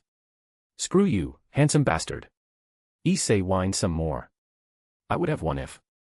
Rias clapped her hands, interrupting him. Alright Issei, if you're going to rejoin us, stop making a scene. She forced out, probably because of the glare that Mom was giving her. We'll talk about the fight later. Issei grumbled and sat down next to her. Who's the girl with the tails and ears? He looked at Kunu. That's my daughter, and if you make a single comment about her body, there is not a single person in this room that can stop me from ripping your head off. I narrowed my eyes. I may put up with it and be annoyed with the others, but that absolutely is not acceptable towards my daughter. The message seemed to get across because he shrank back under my stare. Why am I not surprised that you ventured to a world unknown and all you did was seek out women? Glasses girl scoffed. I rolled my eyes. Yup. She just scoffed again. Well, fuck you too. Mom only wanted to know about my girls, then so be it. That was how I met Meridia. I then corrected the mistakes I made and went off to the world I intended. It was another Earth and I had memories of it from before, so it was easy to find the Mages Association over there and get inside. That's when I met Artoria for the first time. The blonde lass with the hair in the bun. Scat Hack pointed out to my mom. Ah, she's adorable. Mom cooed. That's Auntie Artoria. Kunu smiled. She's really nice and she showed me how to use a sword. Oh Daddy, show your cool sword. Oh, I forgot about my sword. Well, I do so love showing off my treasures. Right, this is my sword I had made in Skyrim, it helps me cast my magic. I said proudly, putting Mirage onto the table. And also Dawnbreaker, the sword I got from Meridia. I set it down together. Half the table recoiled at the sight of a holy weapon. I think it took them a moment to realize they weren't going to burst into flames. That is, a powerful sword. My alternate father's smile twitched. I liked when people praised my treasures. Right, and that was when I met Artoria for the first time, as I said. Graham's student was having a spar with someone else and she was sitting off to the side. I recognized her immediately and I admittedly admired her for a long time. Didn't you say you met her for the first time? My mom tilted her head. Oh right. I almost forgot. Her name is Artoria Pendragon, but you would probably know her better by King Arthur. They went silent. Like, from the stories? My other self asked. Yeah, except the King Arthur from there was a woman who hid her gender during her rule. I clarified. A reincarnation? Rias asked. Nope, the literal King Arthur, I reiterated. Did she never die in that world then and live that entire time? Well, it's complicated. I pursed my lips thinking how best to briefly explain this. Over there, when someone who is famous and was worshipped after their death, they ascend to the metaphysical realm known as the Throne of Heroes and become heroic spirits. In specific circumstances, it's technically possible to summon a portion of the heroic spirit into a container known as a servant. Artoria is a Saber-class servant and was summoned by Rin during something known as the Holy Grail War. Holy Grail. My alternate father reacted more expressive than any other point. Wah, brother. Rias looked at him. Vanillana, the other Vanillana looked at Rias. His reaction is understandable, the Holy Grail is a volatile sacred gear. At least over here it is, I don't know anything about over there. But every time its wielder appears here, something happens that gets recorded in the annals of history. I haven't run into the one from here, but it's a bit different. For one, it's not that Holy Grail. A long time ago, a family of mages came together and utilized an aspect of true magic, were able to craft the heavens feel ritual. Essentially, it's a battle royale between 7 servants and their summoners, called masters. The ritual is completed once only one servant remains, and the winners get to utilize the Holy Grail, which was only named such after the church started interfering with the ritual, and make a wish. There is a lot to unpack there. My other self said. And what do you mean by a wish? I've heard plenty of stories where that goes wrong. My mom asked. Well, normally, it would be just that. A near omnipotent wish, but that isn't to say it's not without certain limitations. As for this particular circumstance, the Grail was corrupted by an evil god trying to manifest into the world. Any wish would bring about calamity, so Rin and Artoria utilized her noble phantasm to destroy the Grail. Noble phantasm. Several of them repeated. A noble phantasm is usually the armament of a heroic spirit, their crystallized legends. I took that opportunity to put Ascalon onto the table. This is a noble phantasm, I picked up, Ascalon. What? Issei's boosted gear lit up as his drag exclaimed in shock. I can feel the dragon-slaying power of that sword and it's significantly stronger than the one I recall in the past. Isn't Ascalon supposed to be a holy sword, why can't I feel anything holy from it? Rias asked. It was wielded by St. George, but it was more a dragon-slayer sword back there. I shrugged. If a noble phantasm is the weapon of these servants, and you claim that she is King Arthur, then that implies her weapon is the famous Excalibur, correct? Glasses Girl asked. So it never broke over there. It was my turn to scoff. Don't compare the toy here with her sword. Excalibur over there, it's the strongest weapon of the planet. Truthfully, I didn't feel like sitting here explaining every little detail of my home. Well, I don't understand much of that, but I suppose it gives me some sort of context. Mom just smiled while rubbing Kunu's head. Kunu of course was just happily listening to the story without a care in the world. Keep going, tell me about my daughter. Despite it seeming like others wanted to ask me questions, I ignored their looks and continuing. There's not much to say. I met up with Zelretch. Wait, the guy you reincarnated from. My other self exclaimed. He did it at some point in the future, at that point in time, it was barely a theory so I made sure to catch up with him. That sounds awkward. It was, but I just called him Gramps to make it easier. To be honest, despite being from Zelretch, I felt like my own person at this point. Wait, you're saying he did it intentionally? Glasses Girl's eyes widened. How is that possible? If anyone could just reincarnate themselves, it would be more widespread. Because it's Zelretch and he doesn't do things by common sense. That's not an answer. Anyways, I met up with Gramps and got a bit closer to Artoria. But at that point, I was focused more on looking for a teacher. I looked up and smiled at Scat-Hack. With Gramps' help, I was able to open a path to the land of shadows where I met Scat-Hack. I snapped my fingers, remembering something else. Oh yeah, almost forgot I also got my staff from Skyrim, the Staff of Magnus, a divine construct owned by the god of magic from there. It was important to open the way, so I put it on the table. Glasses Girl crossed her arms. Did you steal this one too? Hey, yeah, you stole the boosted gear. You never said anything about that. Issei stood up, pointing at me. Yeah, what's your point? I rolled my eyes. Give it back, my other self needs it to build his dream harem. So you're saying you're useless without Draig? Mom's hand was quickly pulling on my cheek. Stop starting fights. And Issei, worry about yourself, you still have brick marks on your face. I didn't notice any difference. I managed to get out before Mom pulled even harder. You are preoccupied, shall I speak of our first encounter, student? Scat-Hack put a hand on my shoulder. Do what you want. I sighed. Did she know I didn't really want to talk about it? I remember that young boy approaching me through the harsh cold and hordes of undead monsters that populated my realm. He came upon me and asked me to be his teacher. I couldn't deny his request due to the effort it took to reach me. She smiled in nostalgia. It took much effort to beat out his arrogance. Seems you failed in that regard. Sona snarked. Yes, but thankfully I was able to teach him taste it seems. Scat-Hack replied, not missing a beat. Sona just had her mouth hang open, clearly not expecting a jab back like that. I love you so much. I looked up at her with a big grin. Hush. She snorted, pushing my head down. He spent a few years under my tutelage until he reached a point I was satisfied with. Her expression changed, a sad smile as she looked down at me. However, I wronged him. It's fine. There is no need to defend me. I felt her hand run through my hair. Wilhelm, what happened? My mom asked, noticing the obvious tone. I was tired and weary of life after being forced to remain within the realm of shadows for thousands of years. Due to the conditions of my existence, I was forever bound and unable to leave. She spoke softly. Knowing that he felt strongly towards me, I still asked him to kill me so I could die in battle. You're one of those servants, aren't you? My alternate father spoke. I am. She confirmed. But how? This student of mine. She smiled a bit warmer. He foolishly threw himself into another Grail war and fought his way to a victory just to bring me back. Because I didn't want to live my life without you. I mumbled. How could I not accept those kinds of feelings? The atmosphere got a lot heavier at her admittance. I also got a new sword. I changed the subject, putting Whisper onto the table. And also, I have her old spear. I added Gibalg. Kunu pushed out of Mom's arms and came up to hug me. She really was a perceptive little girl. Venilana also came over and wrapped her arms around me.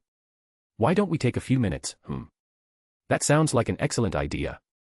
Mom clapped her hands. Why don't I go make some snacks and get some drinks ready since we're going to be here for a while? Wilhelm dear, why don't you show your daughter where you grew up? Mom smiled. I know she was trying to give me a moment to collect myself, but genuinely, I had nothing good to say about this place. But even so, I took the offer because I didn't realize how much this whole thing still hit me. I don't think I've ever shared the story with other people outside of my immediate group. It felt weird. Come on sweetie, why don't I show you around? I took Kunu's hand as I led her away, putting a little bit of distance between me and them. Really, it's almost a bit overwhelming in all honesty. Seeing the faces of people I have a lot of intense feelings towards, both good and bad, in one room like that in addition to everything else. Daddy, you went to school around here, right? Kunu asked as we walked out the front door, as I intended to just go for a short walk with her around the neighborhood. I may have exaggerated even in my own head. I suppose not everything about this place was bad. I had some decent memories of the general town. There was an arcade a few blocks away that I spent some time at. There was a nearby park that I enjoyed taking walks through. There was an aquarium that I also snuck into a time or two because I liked seeing the various sea creatures and it was a nice quiet place for me to relax. It's not too far away. I measured the distance in my head. Can we go see it? I want to see where Dad went to school. Well, the school was certainly a place I had mixed feelings about. Alright, I suppose we could go check it out. It's way after school hours so there shouldn't be any students there. A short trip there wouldn't be remiss. Let's go. Asterisk asterisk asterisk. Kunu at least enjoyed the short walk to the school. I don't know what was so exciting about the walk, but she took it all in with wonder. And she kept asking me about everything I passed. Is it normal for kids to want to know about their parents' history like this? I would ask Yasaka about it later. Or maybe Mom could answer that question. She probably has good parenting advice for me since I have no idea what I'm doing the vast majority of the time. Here we are, Kuo Academy. I can admit that seeing the front gate hit me with nostalgia. Can we go inside? Kunu looked at me, pleading. I relented, and even though the gate was closed, I picked her up and hopped over. Well, the front doors weren't locked, not surprising considering the devils basically come and go after school at their leisure. We walked right inside with Kunu looking left and right and she had a rather strange look on her face. What's wrong? I finally asked. I thought it would be different. She admitted. You thought it would be more exciting. Everyone talked about devils back home. I thought if they ran the school, it would be different. She nodded. Ah. Sorry to disappoint, it's a rather normal school. But why don't I show you one of my favorite spots? I had a secret spot in the auditorium where the theater club practiced every day after school. There was a half room that was walled over that you could get into by removing an air vent. It's a secret room that no one knows about. A secret room. Her eyes widened and she smiled brightly. Takao. A voice called out and I snapped towards the source, recognizing it as one of Rias's peerage that I met back home as well. Takao. He said again, his brow furrowing once he got closer. I looked at Kunu and she looked back at me and I slowly had a smile form on my face. That's right, it's me Takao. What's wrong, Kiba? I'm fairly sure that was his name. Kunu held a hand over her mouth to stop herself from laughing. Why do you look? He seemingly had trouble finding the right words. Ah, magic accident. It was the first thing I thought of off the top of my head. Kunu was giggling under her hands. He just blinked. You're taller, and your hair. Yeah, don't worry, it'll wear off later. I nodded, projecting confidence in my answer despite utterly bullshitting. Right. He clearly believed me. And, this is... Oh, this is Kunu. I'm watching over her because everyone else was busy handling the magic accident that I mentioned a moment ago, and since I'm basically useless, I figured I could babysit for a little while. She's a yokai, but don't worry about that. I reassured him. Right. I just crossed my arms. You're welcome to give them a call. Even, Dad is there because of the magic accident. The funny thing is, technically, I wasn't lying. That seemingly made him relent a bit. How long is Rias going to be? Riser Phoenix is going to be here any minute. She was supposed to be here. Not to mention Aquino and Issei ran off not long ago and she's nowhere to be found either. He rubbed his head, letting out a sigh. I actually tried calling, but they weren't answering. I was about to run over there until I saw you. Holy crap, did they just completely forget about something important in the wake of me appearing? Riser Phoenix wasn't the guy she was supposed to marry, right? Was he coming to talk about something important? Didn't they already have a rating game or whatever to settle it in Rias's favor? What was he popping over here for? Well, I could imagine there were a lot of things that needed to be settled in the aftermath of that kind of incident. Well, as their elder, I should handle the situation in their place. Don't worry, let me handle it. I puffed up my chest. Come again. I mean, I can entertain them at least. You know, as the son of Lucifer, they would have to give me face. I threw out the quickest bullshit reason I could think of. Are you sure? He sounded skeptical. This sounds like a horrible idea. Do you have a better suggestion? We could just tell him that there was an emergency and postpone the meeting. He replied with, admittedly a logical response and probably the most reasonable one as well.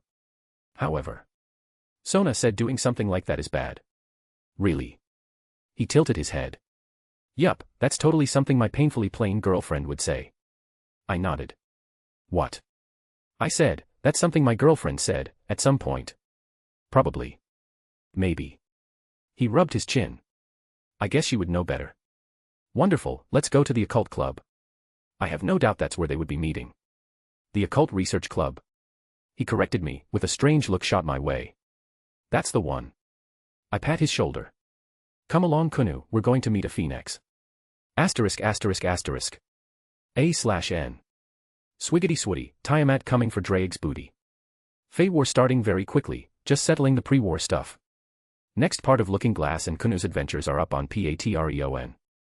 If you want to read 10 chapters ahead or support me, visit my patreon.com/astoryforum. I also have a boosty if you can't use the above under the same name.